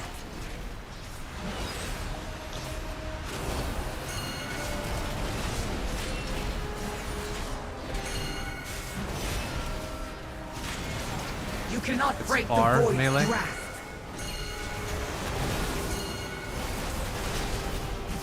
Get away while you can! Stay out! I never miss a shot. Need to hit these. Yeah, need to hit these ads with the lines. There we go. There we go. Very good.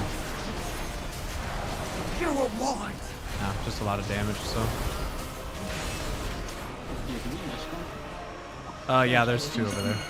Somebody moved at the last second. You brought this on Who yourself. had it, I think, and just missed it. You guys gotta just make sure that you Hits like, purple and just especially for melee, like the slightest little movement can take you so out. far. You see Well, purple, plant your feet.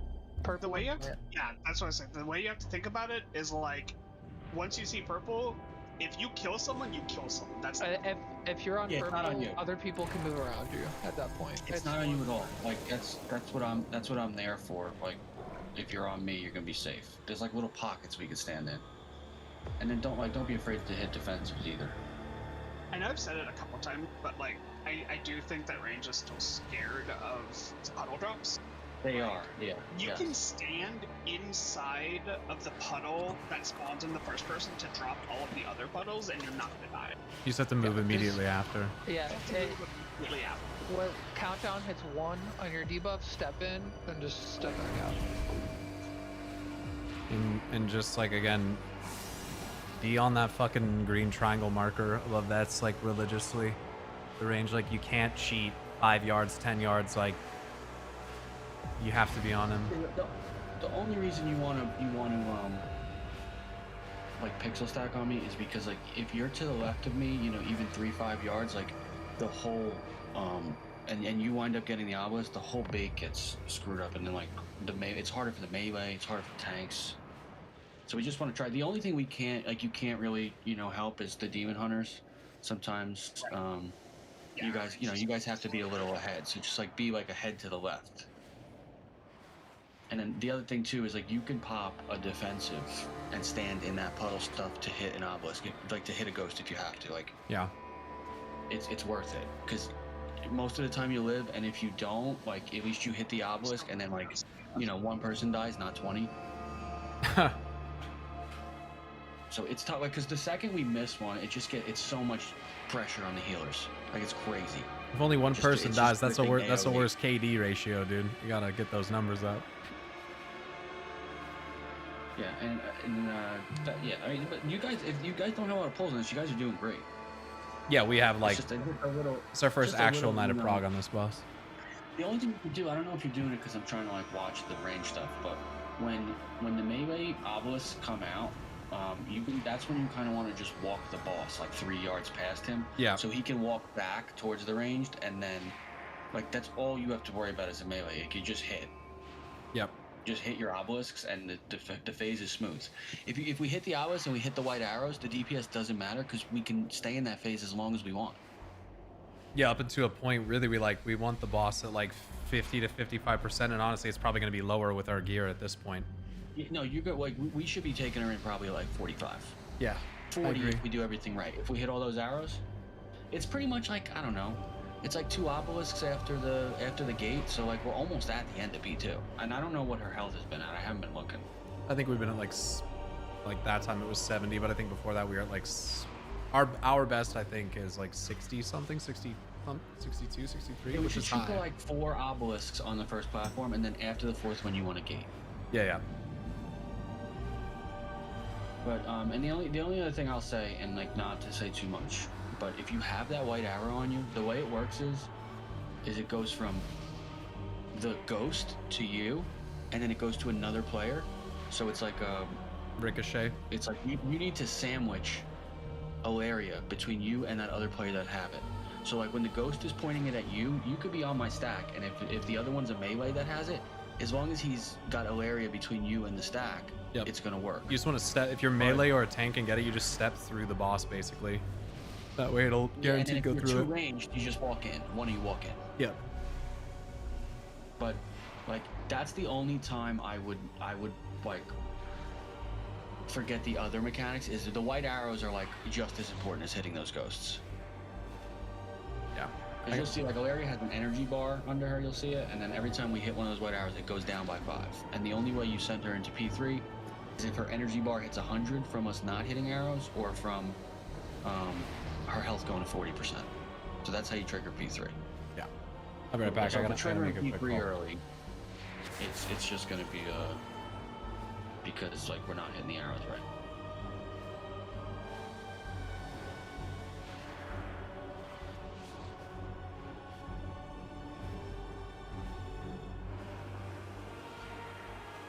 When did you guys kill paladins? Like recently? We killed it, I think, right before the 4th of July, but then we didn't raid for a week. Yeah, for the holiday. Yeah. Paladins is worse than this. Paladin's just like annoying because like it's not that hard, but it's very punishing for Well, times. like you can't really script paladins, right? You can script this. Like this could be the same. You're doing the same thing every time. Didn't we like kill paladins and then have 2 weeks where we basically didn't raid? And then we went back, killed paladins again, and then started on Lyria? Yeah. Yeah, I mean, you guys could probably do this in probably 50 pulls from here. I mean, honestly, you could do it a lot sooner than that. Like if you get like a good RNG pull where like nobody dies, P1 or intermission or whatever. But yeah, I your feel like healers are once good, the damage is good. Like once we make it to phase 3 like 5 times, I think this boss dies. yeah, it also hurts to have 3 priests. Right. I mean, it hurts to just not have our whole roster here right now. So. Yeah, we're like priests are like wheelchairs. Yeah, we would normally have another dev DH. We'd have a mage. We had another mage who was filling in. Yeah. Yeah, I wish I could. If I was on my mage, it would be helpful, but it's locked. Is this your guys' first raid day? Of the week? No. Of the week? Yeah. No. We re-cleared on Tuesday. I think we're just gonna start locking out now. You guys do Tuesday, Fridays? Tuesday, Friday, Saturday. Yeah, I mean, you guys could probably kill it by the end of tomorrow. Yeah, we're missing 5 people from raid tomorrow. Yeah. Yeah, the roster boss is our toughest boss right now. Yeah. I mean, even with you filling, we're still just missing too many. I mean, we have to fill a quarter of the raid. Yeah. The problem is all the like guildies I could bring you are like on my lockout, and like where that's the lockout I was saying I had on Crown on my mage. Yeah. So we just killed paladins yesterday to like help some people that needed it.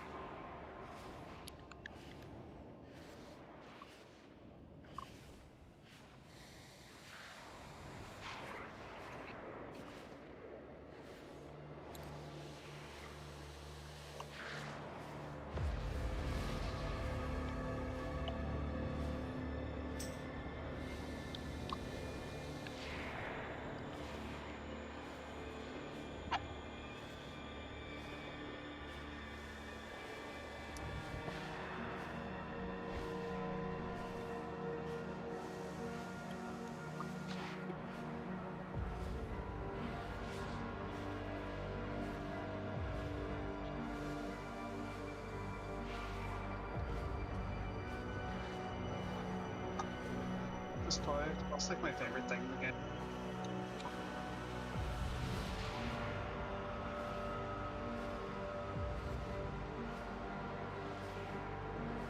I just want to see something.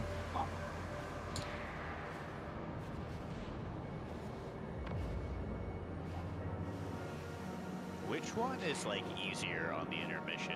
Taking the first arrow or the second arrow? Take the first. Okay, because that's kind of what I'm thinking. But like, I feel like anytime I don't get hit by it, like anytime I have to like. Bro said I'm actually really good at games. When I played WoW, I got 2200 reader rating, which isn't that high, and 3800 IO, which isn't that high really. Like if you said like 2500 and 4K, I'd have been more impressed. But Don't you have a self teleport to bring yourself forward? Dude, I have ghetto blink. Yeah, what if you just don't die as a warlock? Dude, I'm gonna try, but it turns out I stuck. Damn. Are you pressing unending resolve? You guys are pretty. No. This is in the intermission when I'm in my fucking wheelchair, like crawling away from everything. I just pictured.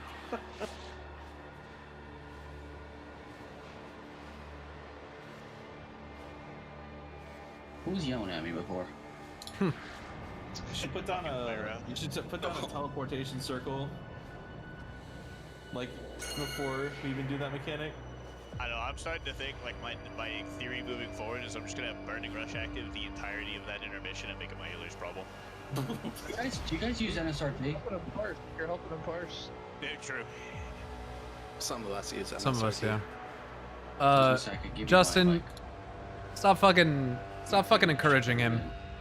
So I'm thinking, what if you put like a teleportation circle, like, you know, right here, to solve all your problems? Nope, I think the burning rush solution will get me through it. Oh, okay. Yeah, the only other thing, so that like when we get there, that we don't screw it up, you just like on the P2 before you gate, you just wait for those obelisks to drop. As soon as they do, you can gate if you don't have a soak or an obelisk. Because I think we pulled 2200 is fine on that gate. But your dumbass response about, I think if you utilize Chat GPT, you would clear Cosmos earlier. I can probably carry on Mythic if I started playing WoW. You sound like a fucking idiot. I'm gonna give us 10% more speed on Windrush. Does the only augmentation get the Wyvernstone thing? Or Warenstone? I am an idiot. Yeah. Dev doesn't get it? Touche. I have nothing to. I can't. Yeah. I don't. Yeah, you need those control shards for sure. I can't. I don't have anything to say to that. And then, if anybody's having trouble getting across, you could get a potion of gust. It'll help you. Jumping platforms, like priests should probably have them.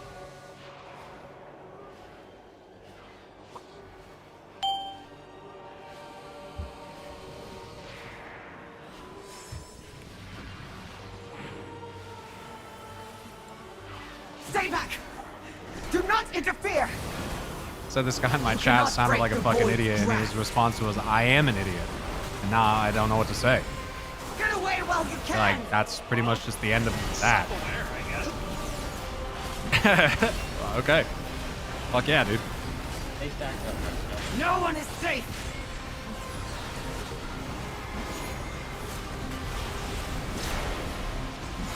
Interrupt.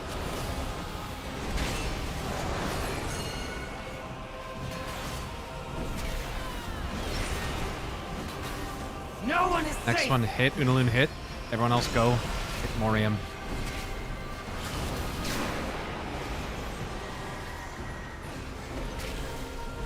I have Morium. The burden is more than you can bear. No one is safe!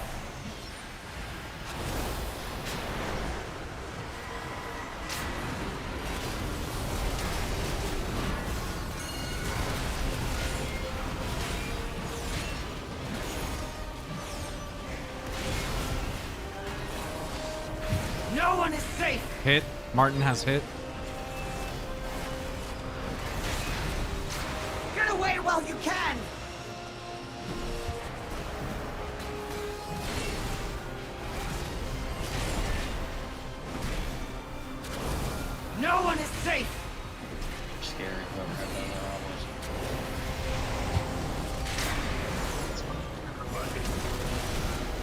lot of stacks. The right burden there, is baby. more than you can bear.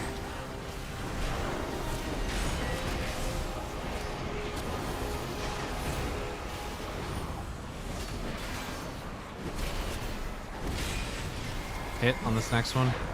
No one is safe. Whoever's on it looks like Jay Wild. Hit. Get out of my head. Get out!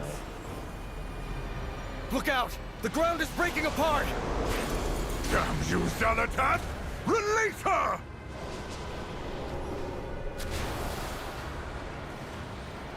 Enough posturing, Alaria.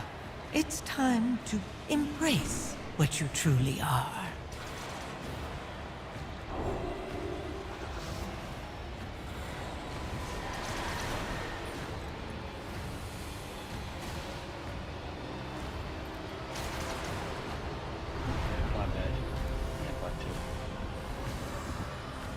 Bait.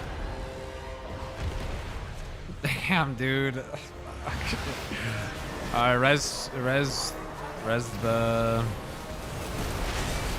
I guess res the S-Priest.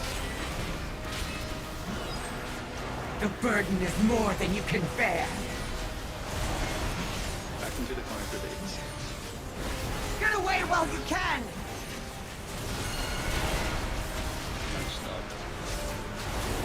I never miss a shot. There's our first ghost. This is fine. Guys, stack all up right here. Turn triangle. We need to hit the ads with the lines, man. Fuck. You gotta walk that the other way. And everybody else stay in a little pop. Help him. Yep. Melee's got far. Range has close. I never miss a shot.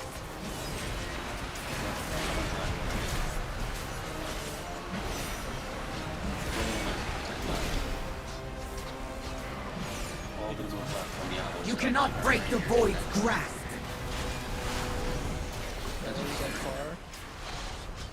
Get away while you can.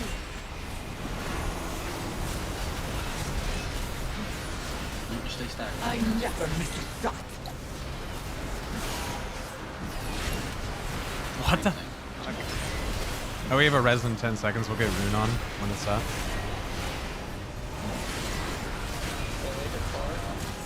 Do a want. We need to hit that one out there. Furby. No, we have one next to us. I never miss a shot. Somewhere in this. Yep. Furby, you should have aimed it at the other one.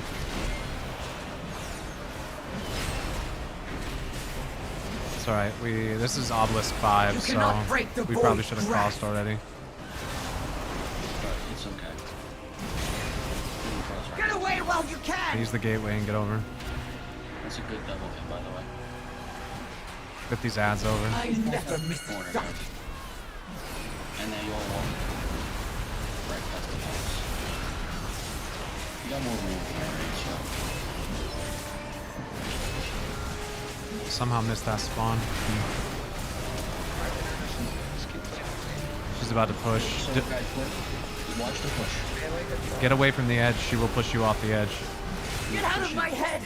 Okay, that's not so bad. So out first, stay outside the golden ring. Outside. And then go in now. Inside. Champions! Tanking along the inside here. Take the boss. Her power is great. When you see the ads spawn over there, with the blue, once she does the blue animation that shoots the little orbs, you're gonna leap across. You cannot break the void's grasp. Now, the rest of us should be gating and crossing, or using something to cross. Which, yeah, because they can't be on each other. So I just jumped and died. But, and that's You want me to help you out real quick? I'll just tell you exactly what. I would take Morales here, though, right? You brought this on I think I would yourself. just take Morellis and just put it on top of the ad, and you would take her to the edge. And then once Morellis dies, I would. Let me look at the thing. I think Because they had the paladin taking Valeria during that part, and the warrior. they didn't have a taking the paladin. They didn't have a paladin. Yo, So question: who has the tether? he has the tether at that point, which is why he's you leaping. Taunt. Yeah, no, well, you should taunt and you leap. You take the boss across, then he breaks his tether and comes across, and you keep the boss in the you keep the boss right here, and then when Boar spawns, whoever's taking Boar walks him taunts and walks to the middle, and the other tank walks up this way. Yeah, and that's fine, but the reason why we don't want to do that is because I can't have, or I suppose I could. I'm just concerned about having aggro. I guess it doesn't really matter as long as I can immune taunt. That's like the only thing is, I'm trying to make. Whoever breaks the tether, right? It doesn't want to take Illyria. Does that make sense? Why is that? Because when you break the tether, you get that huge damage increase, and Illyria hits hard. Yeah, she hits hard. Yeah. But yeah, and the other thing, you can't gate there because you have to have gate up for that short gate. You know what I'm talking about? Right, and it wasn't off CD anyway. Still 30 seconds. I couldn't have taken it anyway. Yeah. That's like where priests would want to use like Gust or something. Because at that point, what I think I would do is when she's in the middle, so I can grab her. So that's fine. I can take her. So if the person taking the tether gets the debuff, then I would still want him to cross with the tether, and then I would take the boss out, right? And then he would get Borellos. You can't jump. Like if you try to jump with the tether, like if you're a warrior, you try to leap it, it'll snap, and then you will stop moving, you'll fall. No, not with how we're positioning it. No, you won't. Okay, so that's why, I guess that's why we do it like that. So then I guess it doesn't matter. Because that's why if you're at the pie slice there and then you leap here, it won't break it, which is what he should have done. I don't know if that's what he did, Is but that why you guys are baiting on the inside there? yes. Yeah, I hopped over and didn't break it. Okay, yeah. So we always bait on the right side there. Yeah, no, I mean that's just we're following a guide. We're following the Dratnos guide, and that's what he did as warrior. So that's what we're just mimicking. But the thing is, once he goes, then I'll cross, and then I'll take Illyria out to the edge, and then when she goes to cast Aspect at the end, I can immune taunt her, so that way we only get 2 rings, and then he can taunt her. Yeah, that's what I was gonna do. We can also do other immune taunts, like Unaloon should probably be the one doing it, because then I can just take aggro of the boss back. You can't immune taunt anymore. They got rid of that. The fuckers, dude. Fun detected. So we're not immune taunting at all then. Okay. Love that. You're just gonna get the ring anyway. Yeah. Have your range and your melee so break. I'm getting Borellos. So I'm pretty much getting all the ads every single. Like have them go this way, you mean? Yeah, wait, hold on. Just watch my stream for 1 second. This will save you guys a lot of time, because this is a part that just is a complete pain in the ass. So let me know when you're tuned in. Yeah. So when this comes out, right? So you have your tanks go and they break, and then once healers catch up for a second, you have your range and melee break this way, and then go across, because that way you don't kill people with obelisks and stuff. Right. And then you see how the tanks have the placement. I mean, you guys can do however you want, but you see how That's how we're gonna do it. He'll just tank goes across. Yeah, he'll put Borellos on the ad, waits. and I'll bring the other one to the gold ring. And then you guys spread and taunt. Yeah. And then This is ranged the first obviously crossing, blows. right? What's Yes. up? And then ranged obviously blows this up. And then you guys want to do your first tether set in the middle. So I'm gonna be taking the ad, right? Yeah. For all three points. Okay. Should do. Yeah.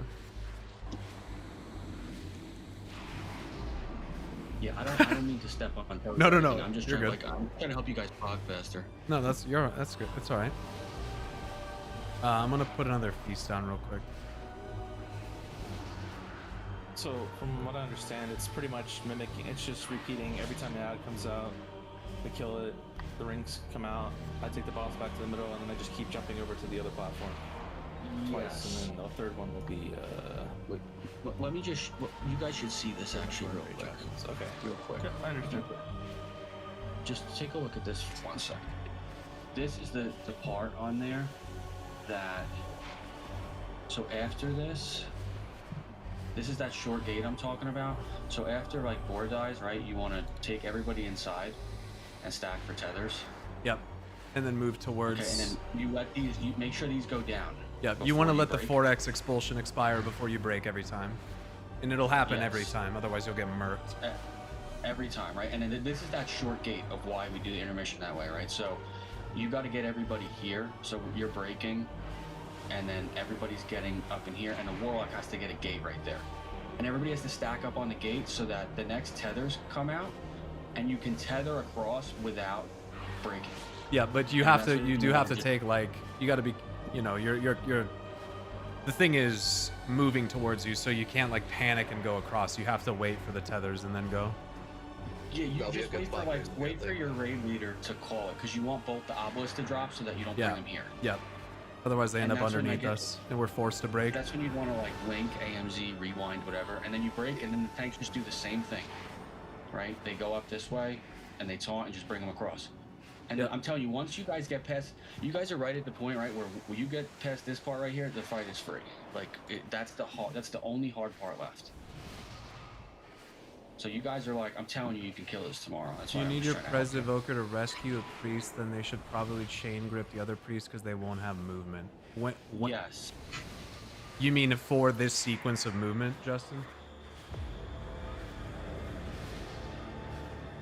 For the first chains. You mean like the very first ones when we go into P3? Then you can lock gate the next platform? Yeah. I recommend this if you're like not that comfortable with like grabbing feathers and stuff. I can find it. It's basically what you're saying is like Talus could take across Viv, then Viv could grip Kieliath, and Kieliath could grip the other S-Priest, is what you're saying. Yeah. Just remember, if you're gonna gust, you can't combat potion. Yeah. Which, honestly, surviving is worth more than a combat potion, so... What did she go to at P3 there? I think we had her like 40... Wait, what was she at when we transitioned? Yeah. I can pull up the log. Let me pull it up. Yeah, I mean, if you're under 50, you got, like, it's a good damage group, so... Yeah, she was at 48% when we died. You guys are good. I mean, you guys are fine, right? And then it's just about surviving, and you don't have to rush to get across. Only the tanks are the ones that are rushing to get across in these spots, because they have to bring the boss where they want the ed to spawn. So everybody else, like, don't panic and like try to get across and die. Yeah, and as we iron out phase 2, we'll get more damage as well. Like, we'll start to just get more as we get more comfortable. Yeah. Let's do another. And I'll come back tomorrow too. I don't know when you guys know we raid. We raid 3 to 6 p.m. Pacific time, 6 to 9 Eastern. Yeah. Okay, I could do that tomorrow. Are we raiding tomorrow? I mean, we are probably not going to have enough people, but this demon hunter said that he would come back, and this priest did, but we are still missing several other people, so I don't know. We probably won't end up being able to raid tomorrow. Yeah, believe it or not, you got like if you get some, I don't know, 5, 6 like quality deep pulls here, like this thing just dies. You know, it's not like a. Yeah, well, let's. We have another hour, so should we? Yeah, let's go again. Yeah.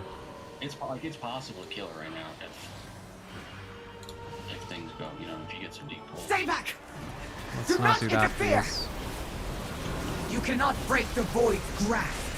Yeah, tuned. I mean, that would be good, I think. Get away while you can!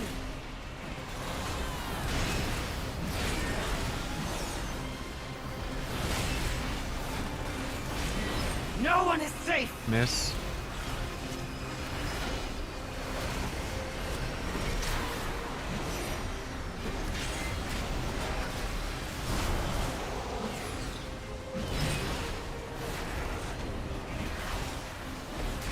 No one is safe! Hit on this. Hit. Good. I have Moria.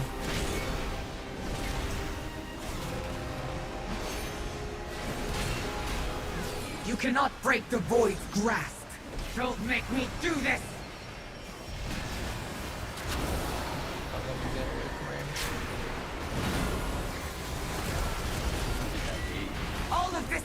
own doing!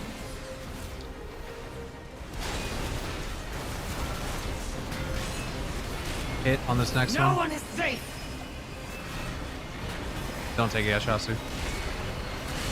They take now. Get away while you can!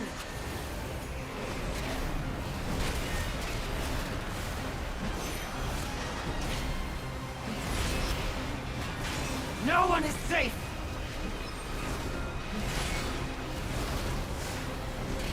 All of this is your own What? doing! Come on, man. The burden is more than you can bear!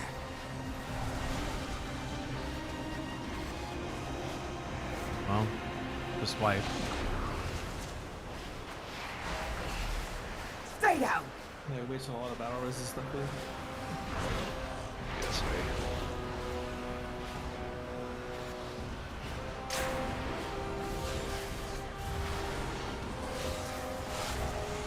Trust no one.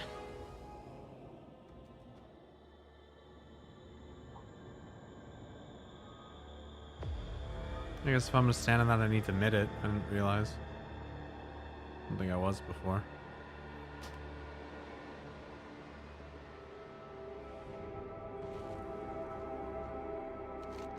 You also had 5 stacks. Yeah, that'll do it. That's why it hit me so fucking hard then, yeah.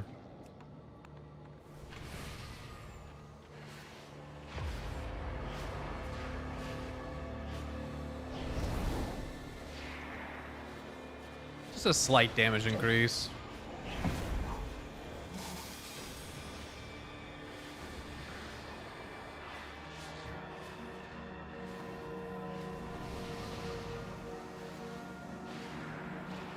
So I don't know that these are doing anything. Just stay with the range marker.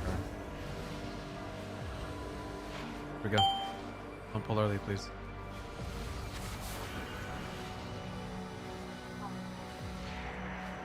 Dude, Twitch chat gets fucking weird when you're Stay mid back. rating, dude. It's crazy. Do not interfere! The burden is more than you can bear! Thinking about this, like, who do you think on my keyboard is? Get away while you can! I would just let ChatGPT play. Stay down! Don't make me do this! Damn, guys. Fuck. Did Jay not move with the arrow or something? Or what? What happened? Oh, he moved with it. I see. No one is safe!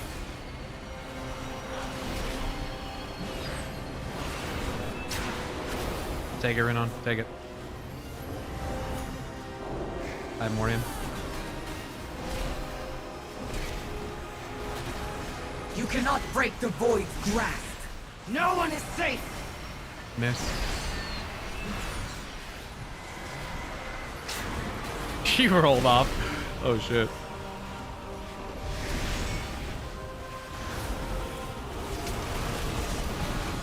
Hit on the next one. No one is safe! Runon, Runon, Runon. Get away Thank you for while the you save. can! If you're like the one with the tether on it, you gotta stay there. Watch Don't Shasu make me here. do this!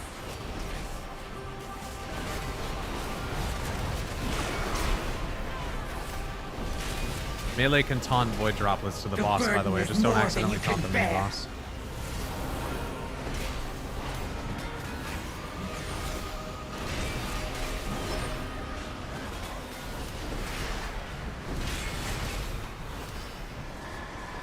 No one is safe!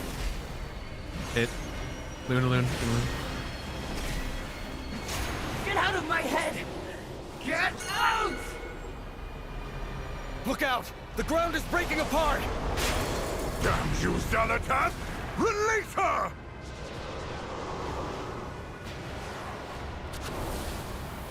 Enough posturing, Alaria.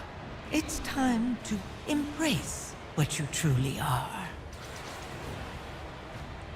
Roar. Unless we already did. We still had Wind Rush at that point, but I think we're roaring a little early. Over here for bait. Quick.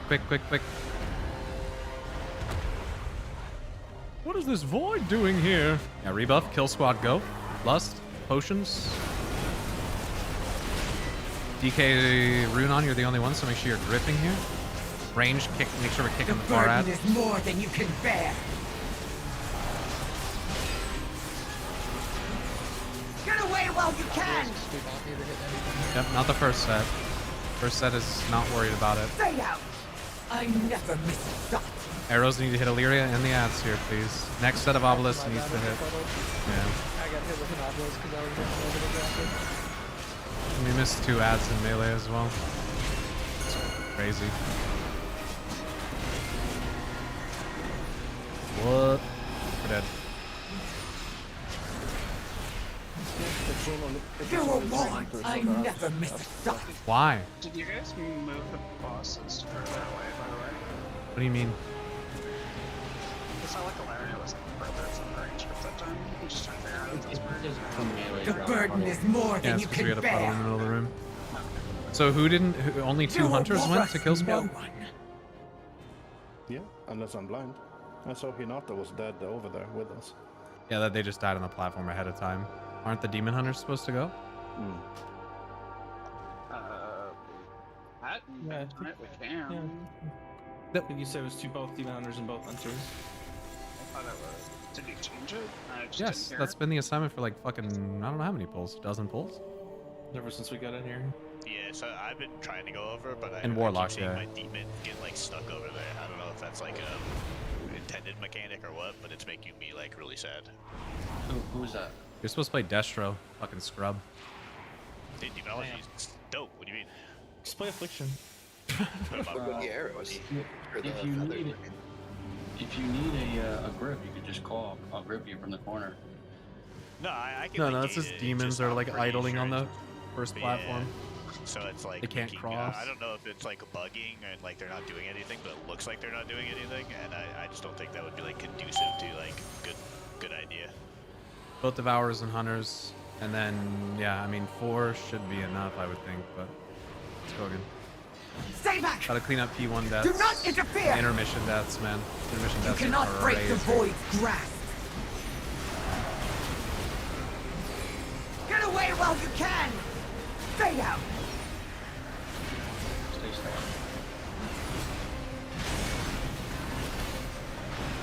Don't make me do this.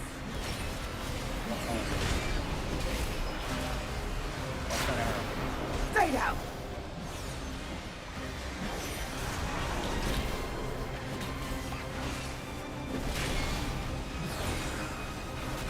No one is safe. Going straight through range. Hit.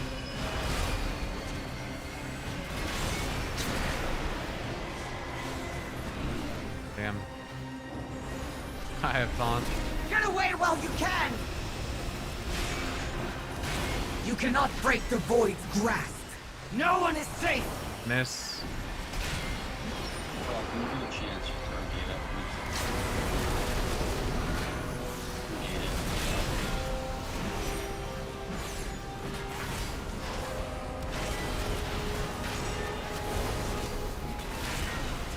No one is safe. Hit.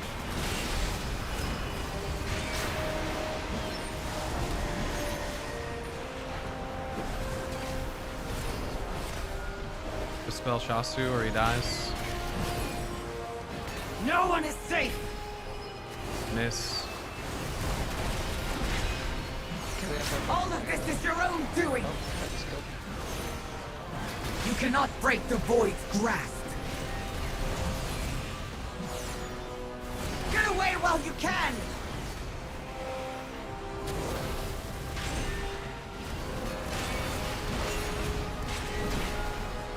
No one is safe. Nice. Almost done.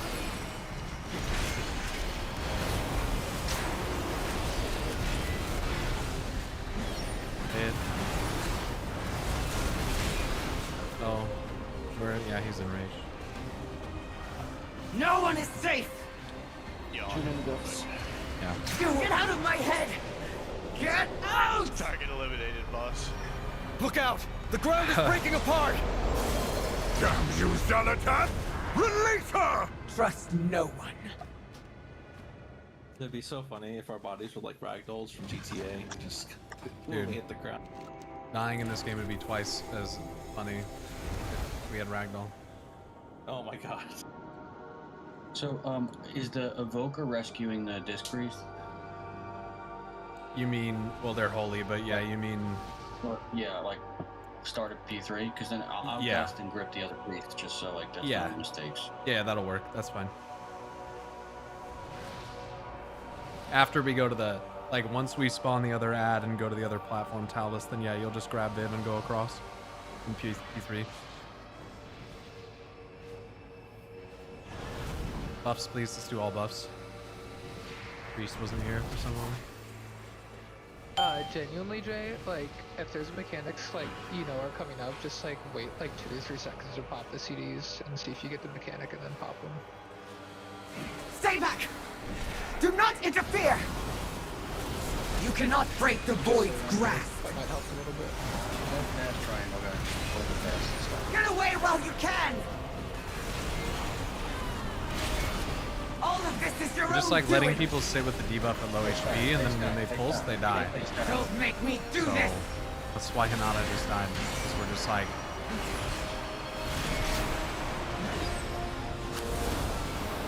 YOLOing the debuff.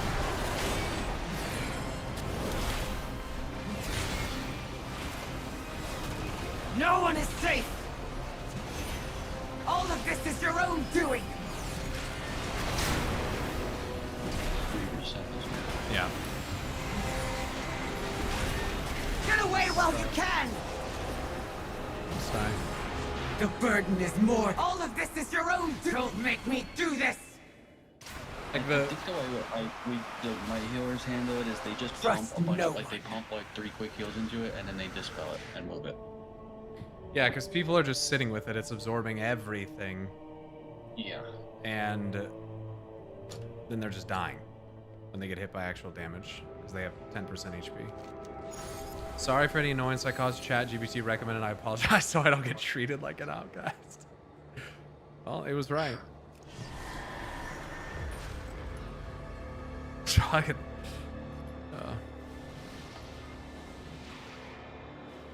Sure, Burby, that's fine. Get the fuck out of here.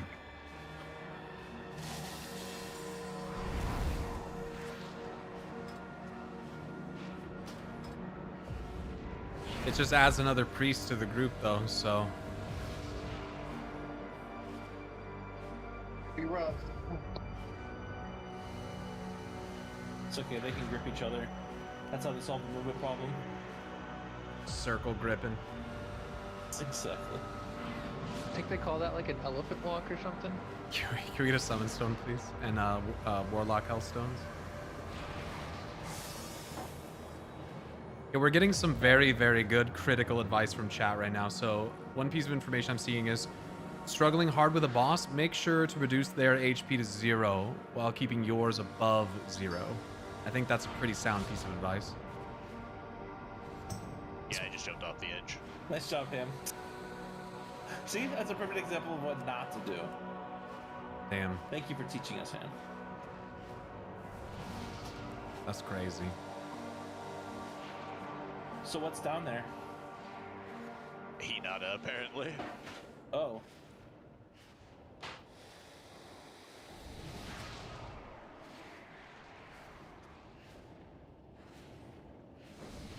Did you know that if you don't die, you live?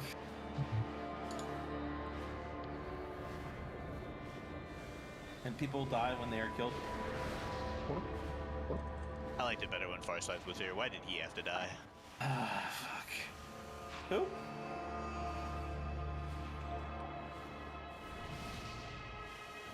I don't think that's even a real person. It's not. Are we gonna? 'Cause I killed him. Are we gonna summon? Wait, I dropped the clouds. Did it go away when Certainly I did not. It You might have dropped it right off the fucking edge. Yeah, I thought it saw a I'm jumping up again. I'm gonna see if it Definitely does not. Seeing Ham drop twice in a row has been quite the experience. I'm thinking a return to Holy Paladins. What I'm thinking. Yeah, I think that's the We play just here, won't have too. any locks. Fuck it. Yeah, we don't need locks anyway, right? What are they good for? Dude, right, let's get another fucking priest in here. Yeah, Another priest? that's what we Sure. need. Yeah, that's so would be. Thanks, big dog. Fucking hell. All right, here we go. Buff the fucking priest.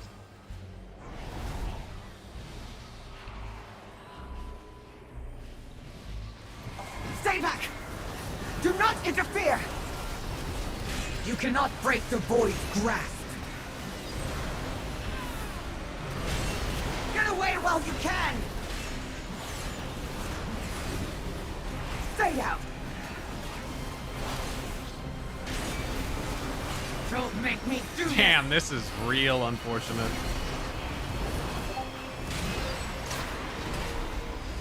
I rezzed him and then he got the fucking debuff. It's crazy. Need to hit on the next set. No one is. All of this is your own doing!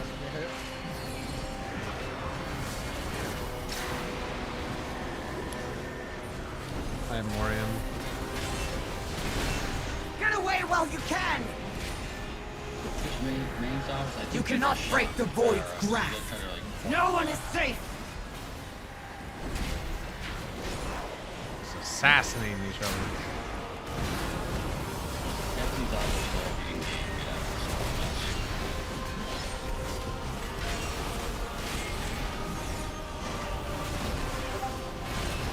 No one is safe! Hit. Runan has hit.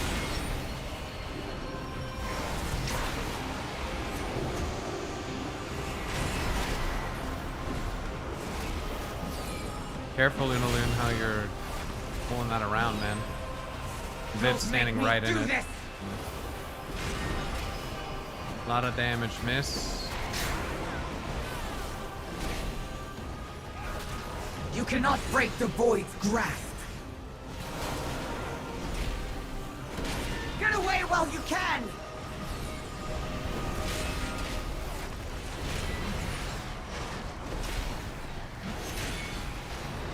No one is safe! Hit. Casimir has. Get out of my head! Get out! Look out! The ground is All breaking right. apart! Hold off on roar until I grab her. You Zalatat! Release her! Right, we don't have that. Enough posturing, Alaria. It's time to embrace what you truly are.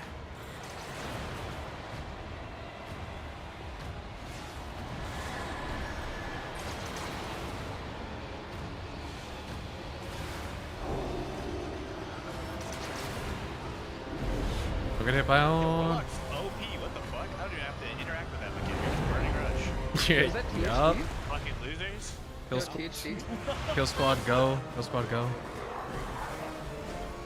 Lust and we already did. I mean, potion. Grips. The burden is more than you can bear! In the corner. Obelisk, here we go. Get away while you can! Melee, look out. Obelisk from range. Yeah, that is fucking I diabolical. never miss a shot! Make sure we hit with the arrows here. Make sure we hit. We need one in the range. Good. Good.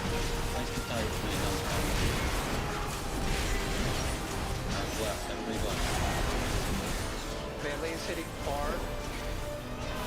Melee, watch out for the range one. It's gonna range. You gotta move right. Move right. You missed. Okay. Yeah. I never miss a shot! Just calm down. I have an arrow. Don't stack. Just stack here.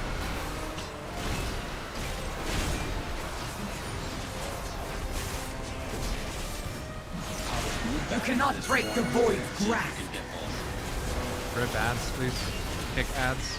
No? Okay. Get away while you can! Just relax. We'll try to get it done. Oh, you got them both. Let's go. I never miss a Nice. shot! Defenses help me go. Guys, come on me. Bravo. This might work. On me. Extra stack. Make sure we hit these ads, please. We're all gonna move to the right. Whoever gets the opposite, you gotta try to hit both.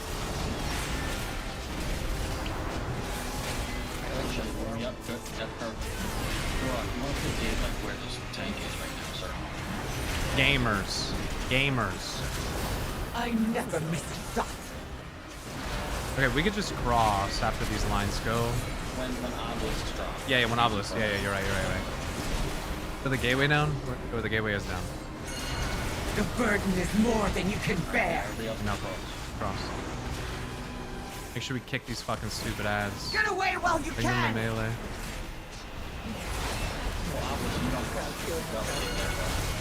I never miss a shot. 90. We need to hit her with these arrows. To the right, Chibi. A little bit more. Yeah, we just... Get out of my head. Get out. Stay out, stay out. Yo, y'all got pushed off. Crazy work. In. It's all good. Champions, she's lost control. Defend yourselves! Her power is great! This is my fight. So you take her, and then when things come, you jump across. I'll go with you. Hopefully I make that. I told you to hold still. Get on your horsey. Yep, The on the burden horsey. is Let's more go. than you can bear. Range should break out. Okay, bringing her out. You get Varellis. There's gateway to cross if you need. All of this is your own doing.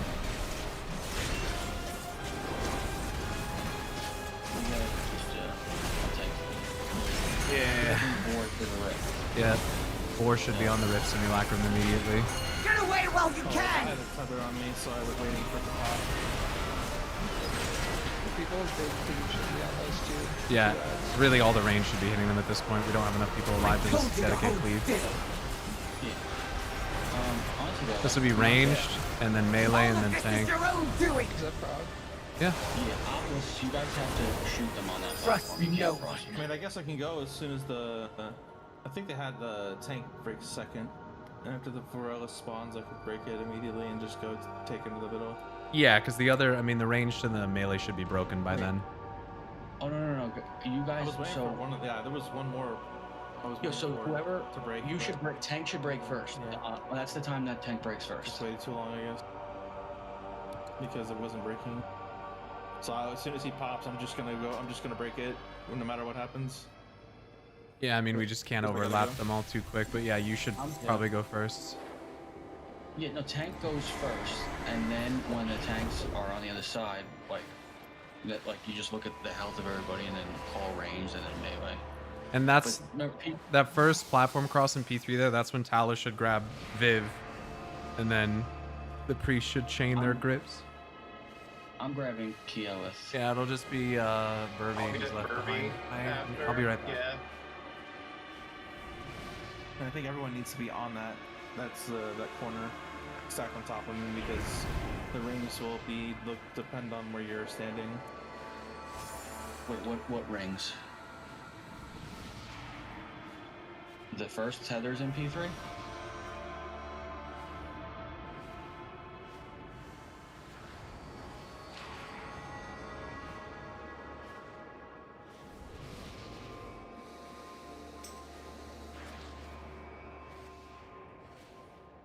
Just storming like a motherfucker.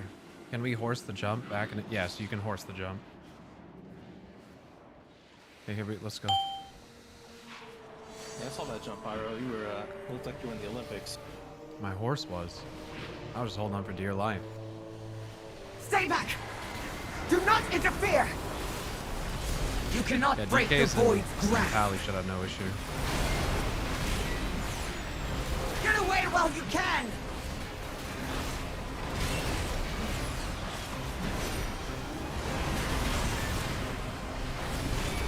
Don't make me do this. That's aimed right at the fucking range, man. If you're not hitting the mini boss with your arrow, you need to get the fuck away. No one is safe. Hit on this one. Hit. Tuned has it.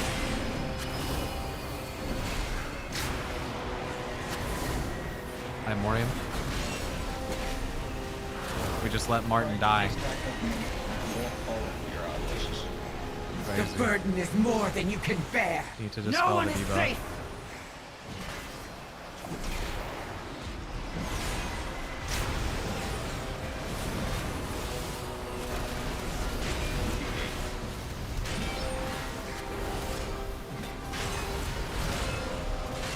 Hit on this next one. No one is safe. Casimir. Casting a hit, casting a hit. Get away while you can.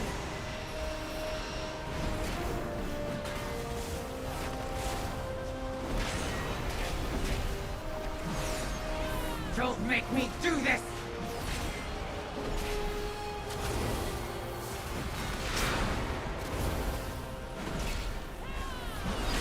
The burden is more than you can bear.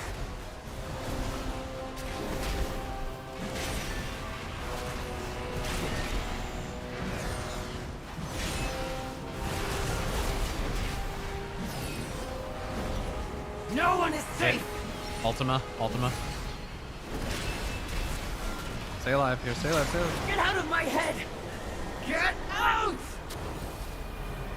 Look out! The ground is breaking apart! Damn you, Xanatas! Release her! Wait. Totem. Enough posturing, Alaria. It's time to embrace what you Okay, truly second totem are. here. Roar now. We already did, didn't we? It's too early. We have 2 Windrush totems in a row.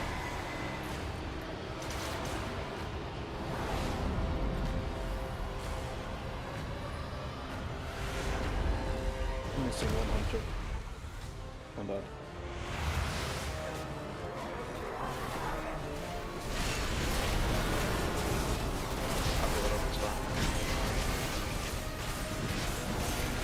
You cannot break the void's grasp. R1's good. I'll Don't get have to away hit while anything you in the can. first set. Remember, just do damage on the first set.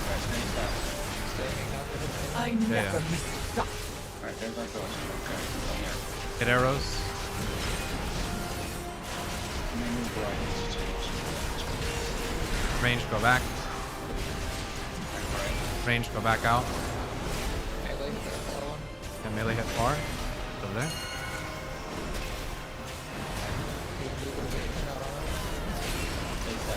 I never miss a shot. That's a good bait. I'm going right up next to you.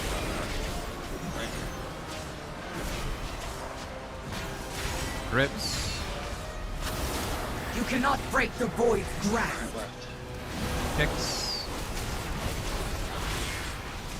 Get away while you can. Good, you got both far. You had both far. I never miss a shot. Hit lines. Right here. Stay right here.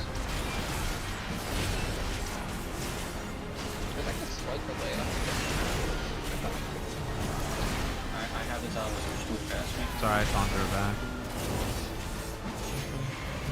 Let me get 2. Set that key up. Yeah, just right here. But wait. I never miss a shot. Set that key. I would set it right here. Yeah, it needs to be closer to the edge. The burden is more than you can bear. Do not cross. Need the gate. Get away while you can. Yeah, too many people stuck over there. You were warned. The gateway needs I to be never at the miss a edge. shot.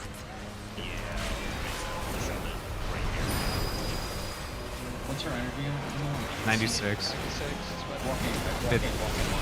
53%. Oh, I can't stand there either. Get out of my head. Oh, yeah, that's why we can't go over there.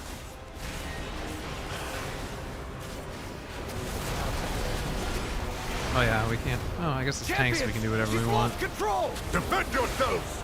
Her power is... I will see Xanatas slaughtered. Wait Right, for because we want spawn breaks. Yeah. I told you to hold Tanks still. are gonna break first. Well, The one burden tank is taunts more than you can Go, bear. go. Leap across. Tank break. Yeah, it needs to happen faster. Yeah, that's perfect. That's perfect move, right? And then Good. range should all be on triangle, and then we just all. All of this is your own doing. Correct. Get away while you can. we want to kill them before these tenders. Ultima, can you hit them from over here, or is that too far? Now you're pinned down. Range first. Range go. Melee, You were yeah, warned. we You just cannot chain break them the void's grasp. really fast. Oh, the death will do it. The one thing that make This is my fight. You brought this What? on First yourself. drop before you break. That's. Oh, yeah, right. We need to let expulsion When expire I fall, first. dude, I always forget it. And Yeah. Then I blow it. Yep. Yeah, I forgot that as well there. Oh, the thunder is nuts outside right now, dude. Holy shit. Welcome to my life. Yeah, I think just you could put like a marker where you want the gate.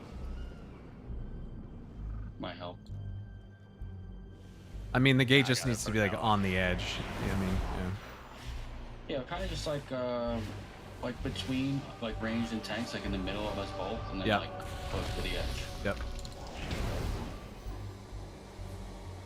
Let's get rebuffs, Like James. that. Got That was good. yeah, that was a good pull. We got about 30 minutes left here. See if we can. I'd like to see if we can get that first platform down in P3. Once that goes down, it's gonna die. There's a very good chance, yeah, because then we just do the same thing again.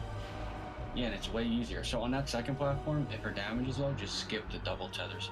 Once you break the first set, just go to the third.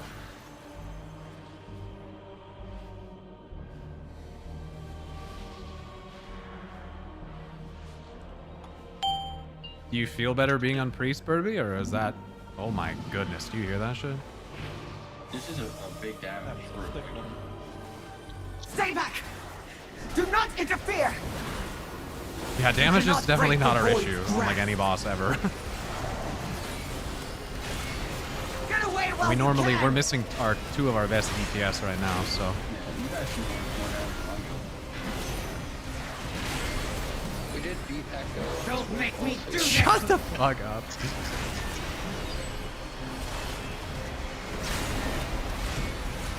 I move right back at Arab.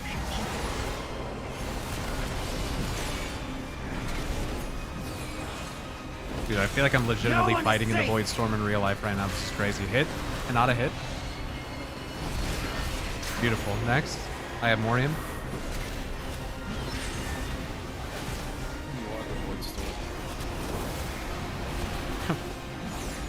You cannot break the void's grasp. No one is safe. Watch the algos.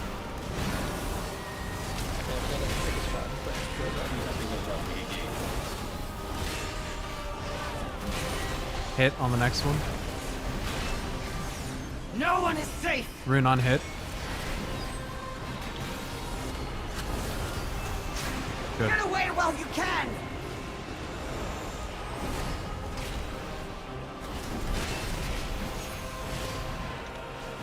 Dispel these debuffs, please. Don't make me do this. Dispel Hinata.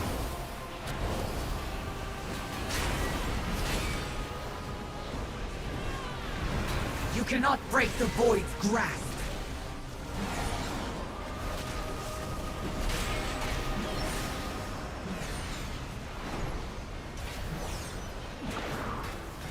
Stay down. No one is safe. Take it, Farah. Get out of my head. Get out. Group up over here, please. Look out! The ground is breaking apart! Damn you, You might be. Zalatan! You might be Release Hitman Dom. her! You might. And this line. Enough posturing, Alaria. It's time to embrace what you That truly second wind are. rush. I'm dead. Roar. This we already did. We already did.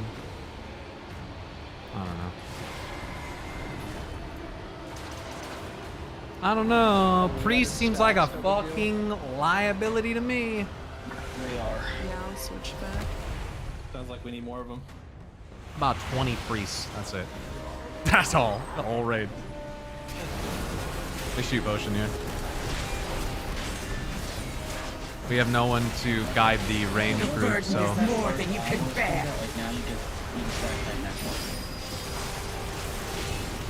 Get away while you can! Stack up nice. Can you see where those spawn?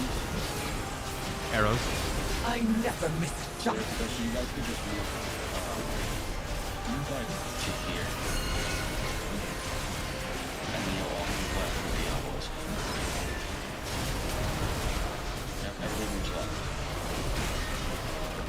Good job. Sorry, we're moving it too far from All the demon of hunters this is your here. own doing. I never miss a shot. One far. Guys, you guys can walk up and sit right on it. Sit right on the obelisk, and then you can walk left. Sit right on the ghost, and then when that drops, walk left. Yeah, we could tigers less than more priest. than you There's a can lot we bear. can do to give them movement. Melee hit that far one. Yeah, melee has Get to hit away far. while you can. Yep, good. Good, good, good. I never miss a shot. Arrows. So just, you guys could just move up to, move past like on it, right? And then you're gonna, when the obelisk drops down, you just move to the right. Yeah, I can freedom them as well. Yeah, I've been trying to use freedom. To the right, like that, yep. Melee hit far. And you It's don't want, unfair, I think. you don't want Good. the gate like right there when you walk up there. Res Burby right now. I never miss I got a her. shot. So all the range guys stack up in this corner. Right, obelisk, you'll move forward. Everybody's gonna gate. Good But gate. you move forward through the shoot. Okay, wait for the obelisk to spawn. Yep, so now Gate. everybody gate who doesn't have it. DK's grip. Get away while you If can. you don't have an obelisk, you need to be across the fucking gap. Geliath, you need to be across the gap. Everyone that doesn't have I one. never miss a shot. We just lost like 5 people Get right out there. of It's my crazy. head. Get out. Phasing. Yeah, 52% out, Outside the ring, out, outside the ring. and in. Fight it, Mother! You're stronger than the Void! This is my fight. Everyone get in. Once you I see the told you blue to hold shooting still. animation, You cannot break the void's go. grasp. Taking her. Next tether break should be ranged, and then Stay melee. out. Yeah, taking a lot of damage here. We're down. Heals. Obelisk, you guys cannot go across there when you have Yeah, obelisk has to stay. When I say go, I'm talking to the tank. Just so you guys know. Obelisks Stay need to out. stay, shoot them Get away while away you from can. us. The other two tethers, the range and the melee, should break this direction. It should go tank, then range, then melee. Or tank, melee, then You range, put actually, this on probably, yourself. because we want the melee to get across. And Yeah, then, so tank yeah. breaks, and then like it's up to the rest of the people. Yep. Like you guys, the tanks have too much to worry about in that moment for you to be like having to watch what everybody's doing. You know, it's tough. I agree. Yeah.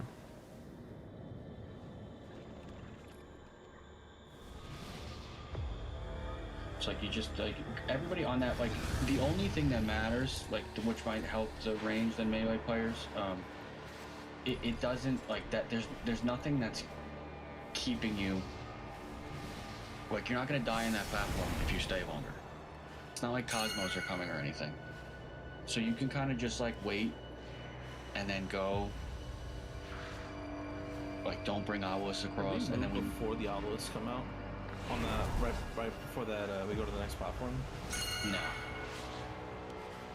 No, because we have the obelisk baited on the next platform we're on instead of waiting. Well, so you'll get another set of obelisks on that platform like 5 seconds in. Yeah, after I take the boss out, we're getting more obelisks. Yeah, and those are the ones that usually blow every, like, those are the ones that become a problem. So if you're like a melee or range, then you get those. I'm sorry, Like- I'm talking about the. I guess I'm confused. Not the obelisk, the tether, the one with the 3, the slingshot. Yeah, that's an obelisk. Would be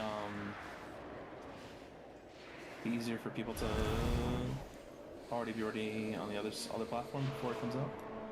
They come out like the same time. Does that make sense? What are you asking? Sorry? I'm saying like when you transition, before we go to the first, like before the first platform. In phase 3? Like in phase 1.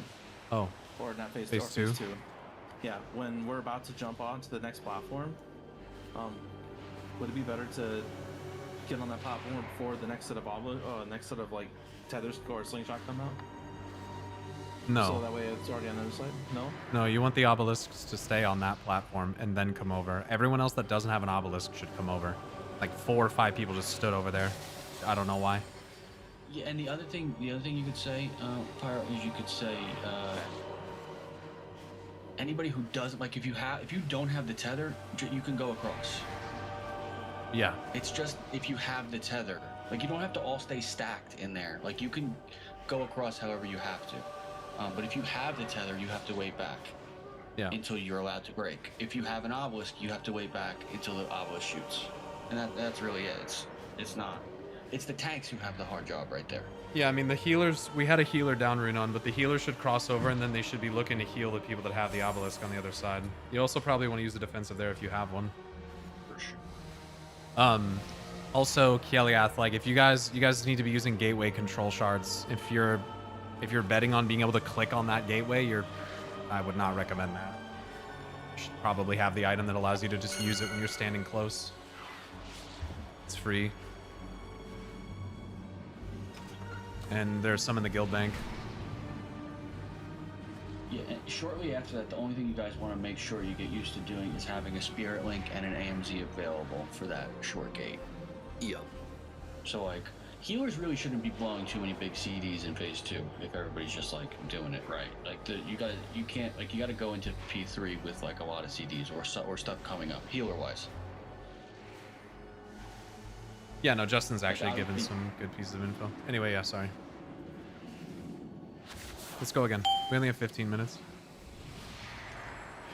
Buffs, make sure we have buffs, all the buffs. The boofs. Stay back! Do not interfere! The burden is more than you can bear. Get away while you can!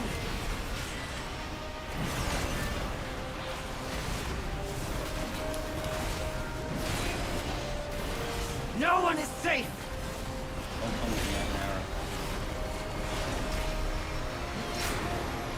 Interrupt. Now.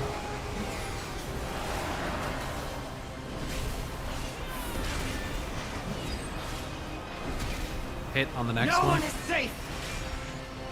It'll be Hinata.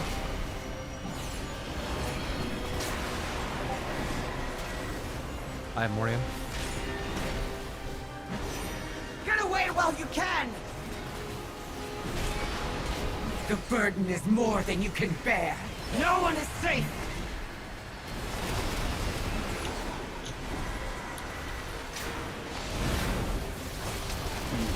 As soon as this obelisk goes off. Now.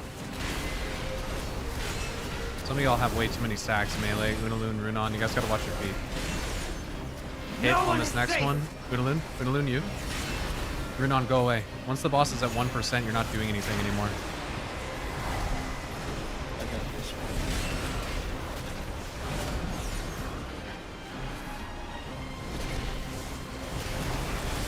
Don't make me do this! Standing still, so just step on the other side. You were warned! The burden is more than you can bear!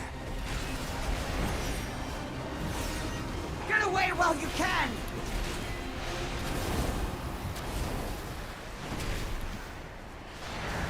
Stay down! No one is safe! Hit. Bad Wolf has it. Get out of my head! Get Some of y'all really gotta stop getting hit by arrows if it's not targeting you. The ground is breaking apart! You just gotta be cognizant of where they're facing. You're taking so much extra damage from arrows.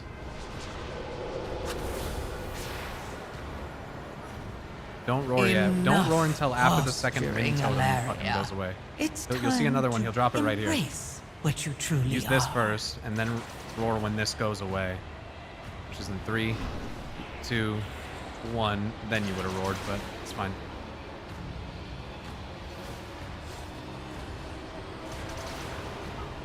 Holy shit. You man. were warned! It's all good. You must have taken 2 in a row. I don't understand. Unless you got hit by a thing on the ground. Oh, good. Potion. Range to the corner. Kill squad. Go across. Remember, melee, you're aiming your obelisks at the far at cannot break range. the You're getting the void one on the grasp. platform that we're on. Get away while you can! First set does not need to hit anything. Tuned is dying over there. I never miss a shot. Talus, I think just go with them. I think just go with them. I'm trying to go back. Try to get up on me. Yeah, so you go the other way. You gotta go the other way, range. Yep, tag. Yep. You can defend. You can get on there. Get on there. Good. All of Good. this is Good your job. own. I never miss a shot. Lines into the boss. We see our next ghost, right? So let's come on there. Yeah, over there. Right here. The Grips. burden is more than you can bear. Just move right. When the res comes up in 30 seconds, I'd like to get Vid, but Get away while you it's kind of can. far. I could probably go get him. I never miss Make sure we're a shot. kicking Void Barrage here if we can. Stop moving with lines. Stop moving with lines. Once you have them set, stop fucking moving. Thank you.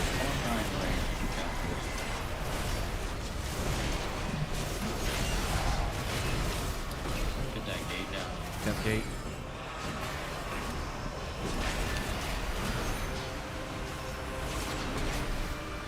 I never miss a shot. Office. Get on time. Your range. You're gonna walk right. Some people crossed already. The burden is more than you can bear. Yeah, we just need to go. Left. Yep. I'm gonna walk left. Your range. I'll get away while you can. Some people just panicking and going early. I never miss a shot. 100. Get out of my head. Yeah, I was gonna Get fall. out. Yeah. I gotta fix my UI, so. Too many deaths in intermission. Too many just, yeah, I don't know. Just a little bit of panic there. Fight it, mother! Yeah, You're at the end stronger especially. than the void! None will stand in my way. So everybody in and picks stuff, right? Now you're pinned down. The burden is more than you can bear. If you have an obelisk, you kind of get forward. You know, then like tanks have to break. Then range over. You were warned.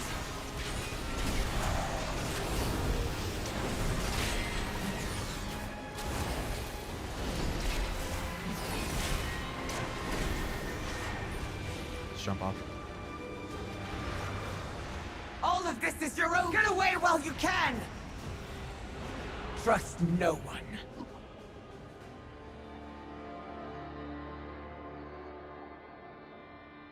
Yeah, Talos, just to be safe. I think Toon just let out there. And since you can easily go back and forth, you might as well.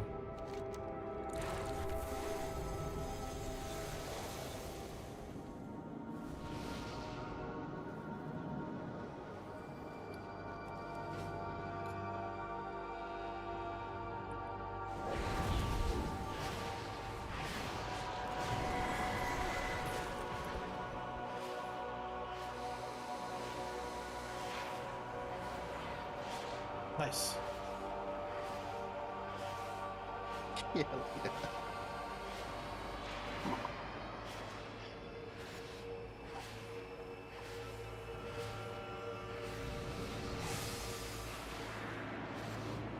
Got like a tier list of who jumps off the best. Hey, buffs. In phase 3, there's no feathers that spawn, right? Not on the first one. Okay, so it is after. Alright. Yeah, There you yeah. go, Burpee. Stay back! Anywhere where there's Do not interfere! You cannot break the void's grasp. Get away while you can!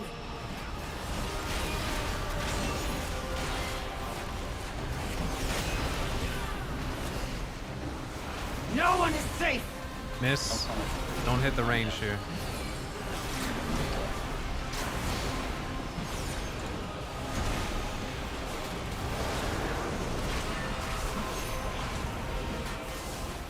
That's right at the range.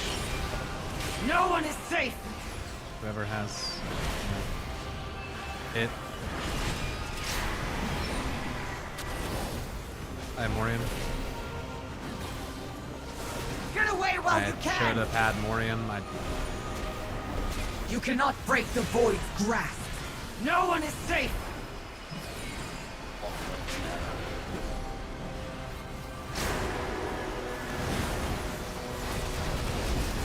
All of this is your own doing.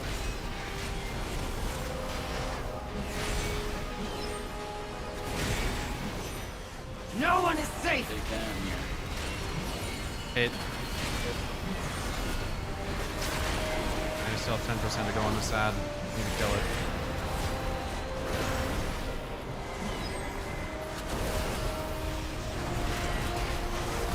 Don't make me do this.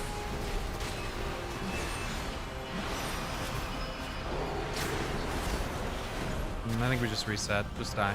Go again. The burden is Behind, more 2 than you DPS can dead. bear. You were warned. Get away while you can.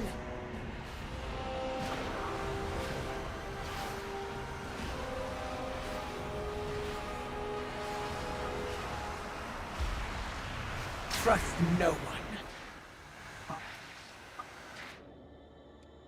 Okay, last pull. It's time to kill it. Oh, depending on how fast we wipe, we might have another, so. Still have 7 minutes. He said the words, he said the words. Yeah, but If we kill it, yeah, it would have to be this pull. Yeah, just kill it.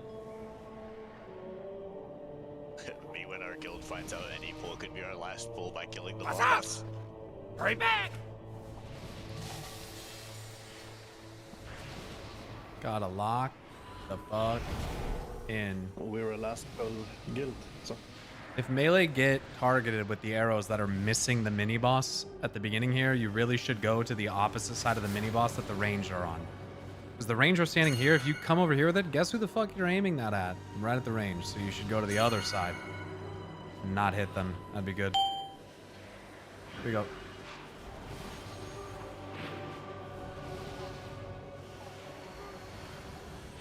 Stay back! Do not interfere! The burden is more than you can bear. Interrupt. No. Get away while you can!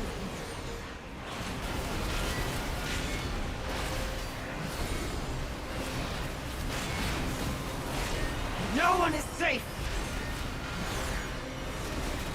Good, J-Well. And you can stand closer to where you can still hit the boss, but like that way it's just not overlapping with the range. Next hit. No one is safe! Ultima.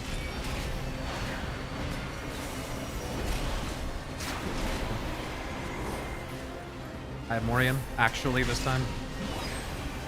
Get away while you can! You cannot break the void's grasp! Don't make me do this!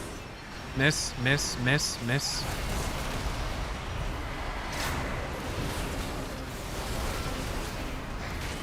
You were warned! That expulsion that killed you? It doesn't matter, I can look after.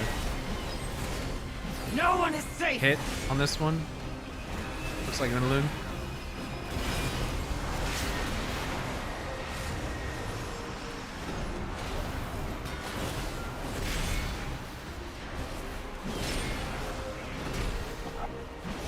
Don't make me do this!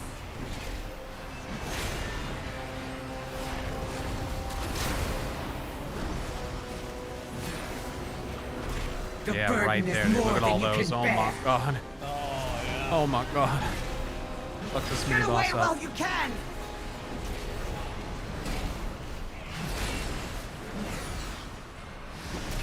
Hit on this next one. No one is safe!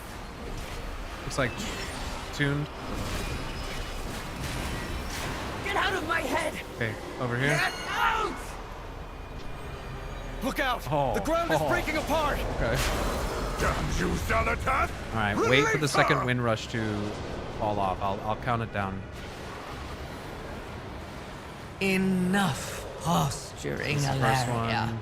Second It's one goes time down now. to embrace what you truly are. 3, 2, 1, roar. If If you just got hit, don't get hit again.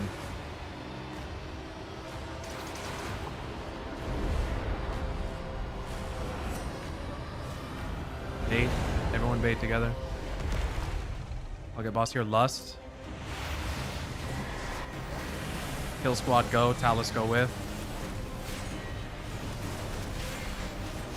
Grips. You cannot break the void's grasp. Don't have to aim the first Get one. away while you can. Arrows. I never miss a shot.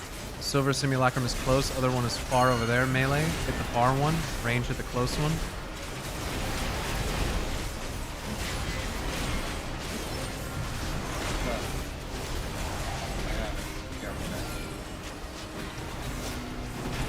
Good, Casimir right there. All of this is your own doing. I never miss a shot. Yeah, boss is too far. That's because I should taunt.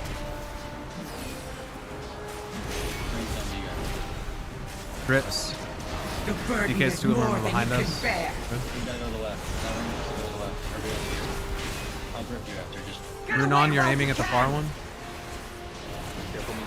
Stay down. Good, right there.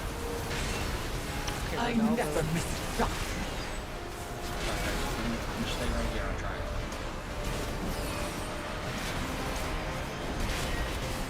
Never be as running as right. Give me the opposite.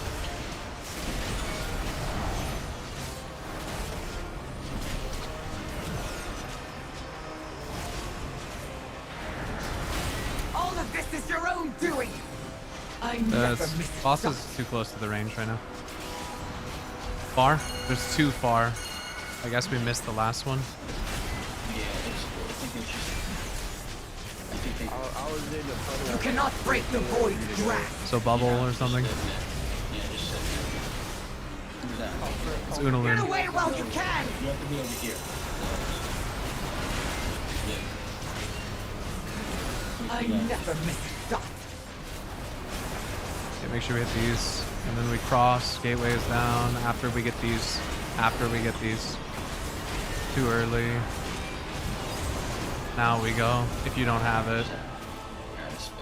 Yeah. Get out of my head. Yeah, Get it's gonna be instant out! push as a result. Boss is lower too. Fuck. Yeah, 48. Yeah, I mean, only thing, guys, you guys are panicking a little bit, right, as we get like, further down the platform. Fight it, mother! You're stronger than the void! This is my fight. 48 instead of 53 is big.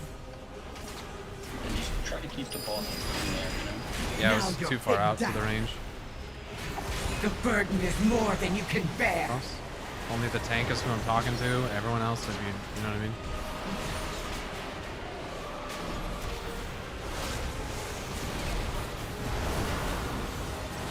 Are you gonna call breaks on those?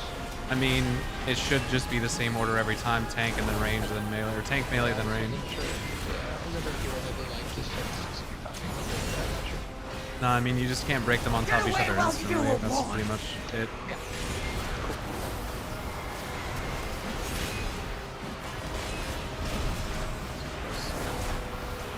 Now you're pinned down. Don't worry, I'll solo this fucking bitch. The burden is more than you can bear. Instead of 53 is big. Yeah, show them the way to the light. This is my Yeah, fight. You're only at 10 stacks, it's fine. I got this shit. Stay trust from no one. Easy. The light shield is heavy. Well, some good prog today. Nelly deals for a Some friend. hiccups here and there. And then show up for raid tomorrow, and we'll see what we have as far as a roster, and see if we can figure something out, just in case. I don't really want to throw a whole prog day away if we don't have to. So, show up tomorrow as if we have raid, unless you're one of the people that already posted out. So, and I'll watch the VOD footage and see what I can figure out. Park, we appreciate your help, dude. Thank you. No problem. See you guys later. Thank you. See ya. If you need somebody, you got my Discord, so. Yeah, I added you on BNet as well. I don't know if you got it, but Yeah, thanks for all the pugs for coming out. I think this isn't my account, so. Oh. I'm blocked on mine. It's one of my buddies, so you probably added him. But if you want mine, I'll message you my VTech. Gotcha. If you can, just decline that first before you log off then. Yeah, I already did. Yeah, just send it to me and I'll get you added.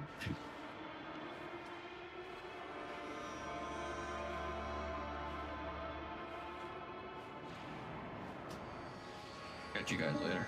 Yeah. See ya.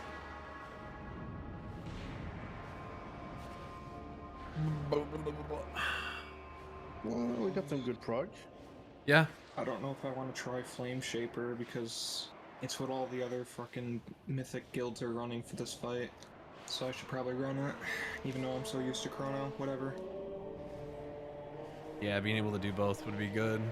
And tomorrow, yes. Who are we missing tomorrow? Tomorrow we're missing Karena again, Soursip again, Ultima Hinata, and Kieliath. Fuck. No mage buff again, bro. Yeah, and 2 of our top DPS will be gone. Fuck my Chungus life. Brutal. Well, show up anyway, see if we can figure something out, and if not, then we'll just take the day off. Whatever. And then we're gonna lock out at this point, so like we're not re-clearing. So. Yeah. It's time, time to kill this boss and move on to Beleren. And I'm gonna get out of here, guys. Sir. See ya. Okay, Yeah, thanks GG. for Good job. thanks for all the leading and stuff, dude. Good job. Thanks. Yeah, today was different, but yeah. Yeah. Well, thanks for putting together like a raid plan and everything. Like. Oh I know yeah. that takes a long time. A lot of work. Good job. No problem. I'll see you guys tomorrow. See you tomorrow, guys.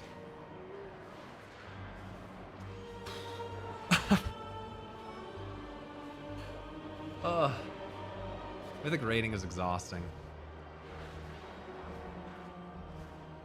We got some prog though.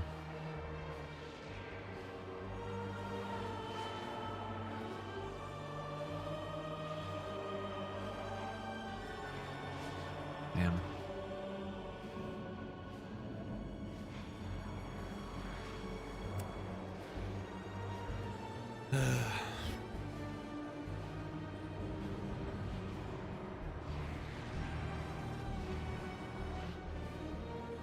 Damn, I beat that Shadow Priest on damage for the night. Oof. Yeesh.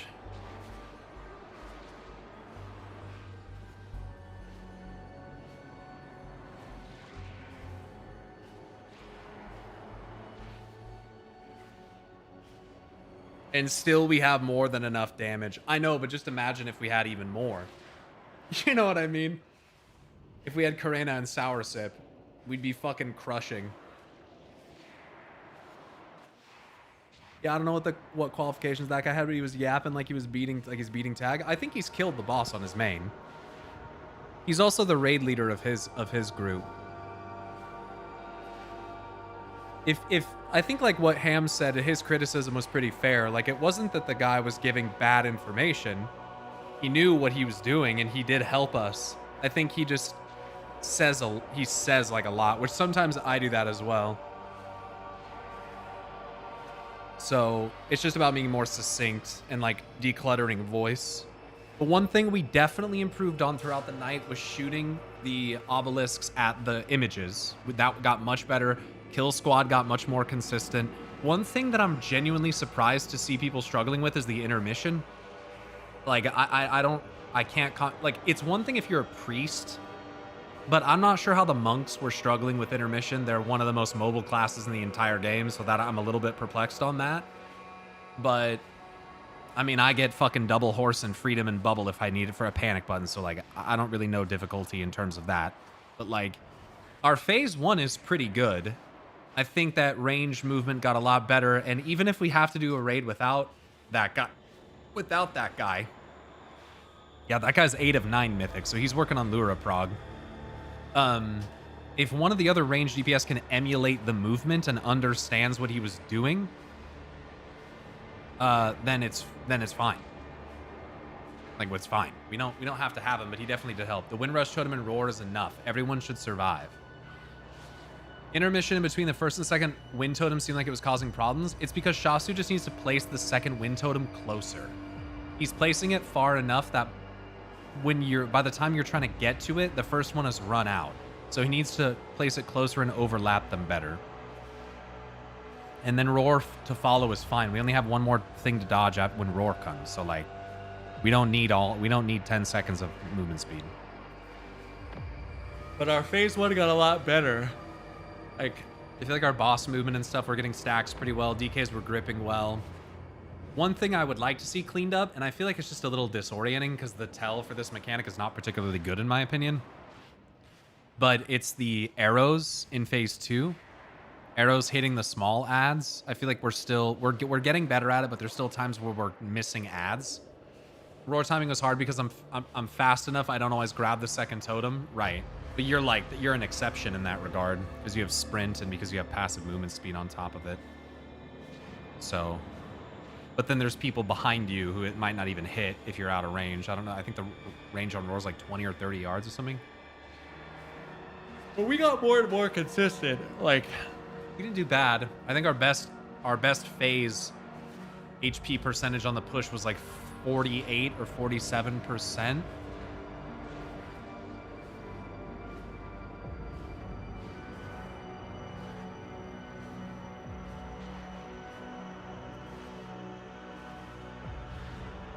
I would have died a couple times, but Turtle does save me if anything goes wrong. Yeah, I saw you use it a few times.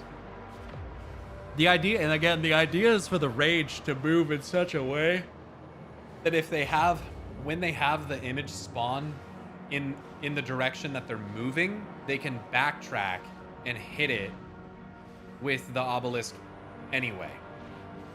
Yeah, 48 was our lowest.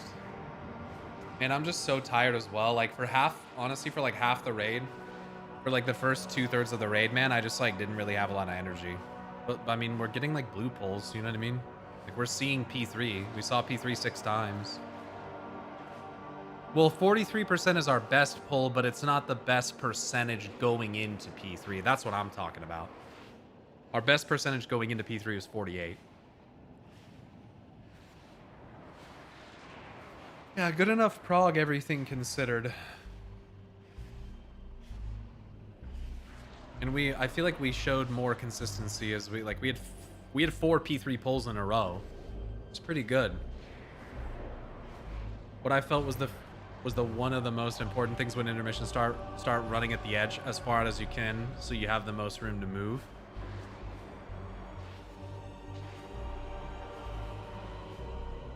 Yeah, you're not in the smaller radius of the cone, but you do have to run further. You do have to run further because of that. I mean, you're running a longer distance. Anyway, I'm gonna get out of here. I've had stomach pain the whole fucking raid. I'm gonna go use the restroom and try to relax. Maybe watch some of the VOD back, but I feel like I saw what I needed to see. So, thank you guys for hanging out. Thanks for watching on YouTube and here on Twitch. Thanks for supporting in all the ways you guys do, whether you just lurked and watched, chatted or subbed, followed, gifted a sub, whatever it might have been. Thank you. And I'll be back tomorrow. Whether we raid or not, I'll be back tomorrow. Probably discussing lore stuff as usual. Maybe do a little lore tour depending on how I'm feeling. But, yeah. Thanks again, everyone. Appreciate it, everybody. Stay awesome. And until next time, which will be tomorrow, I hope to see you all later. Peace!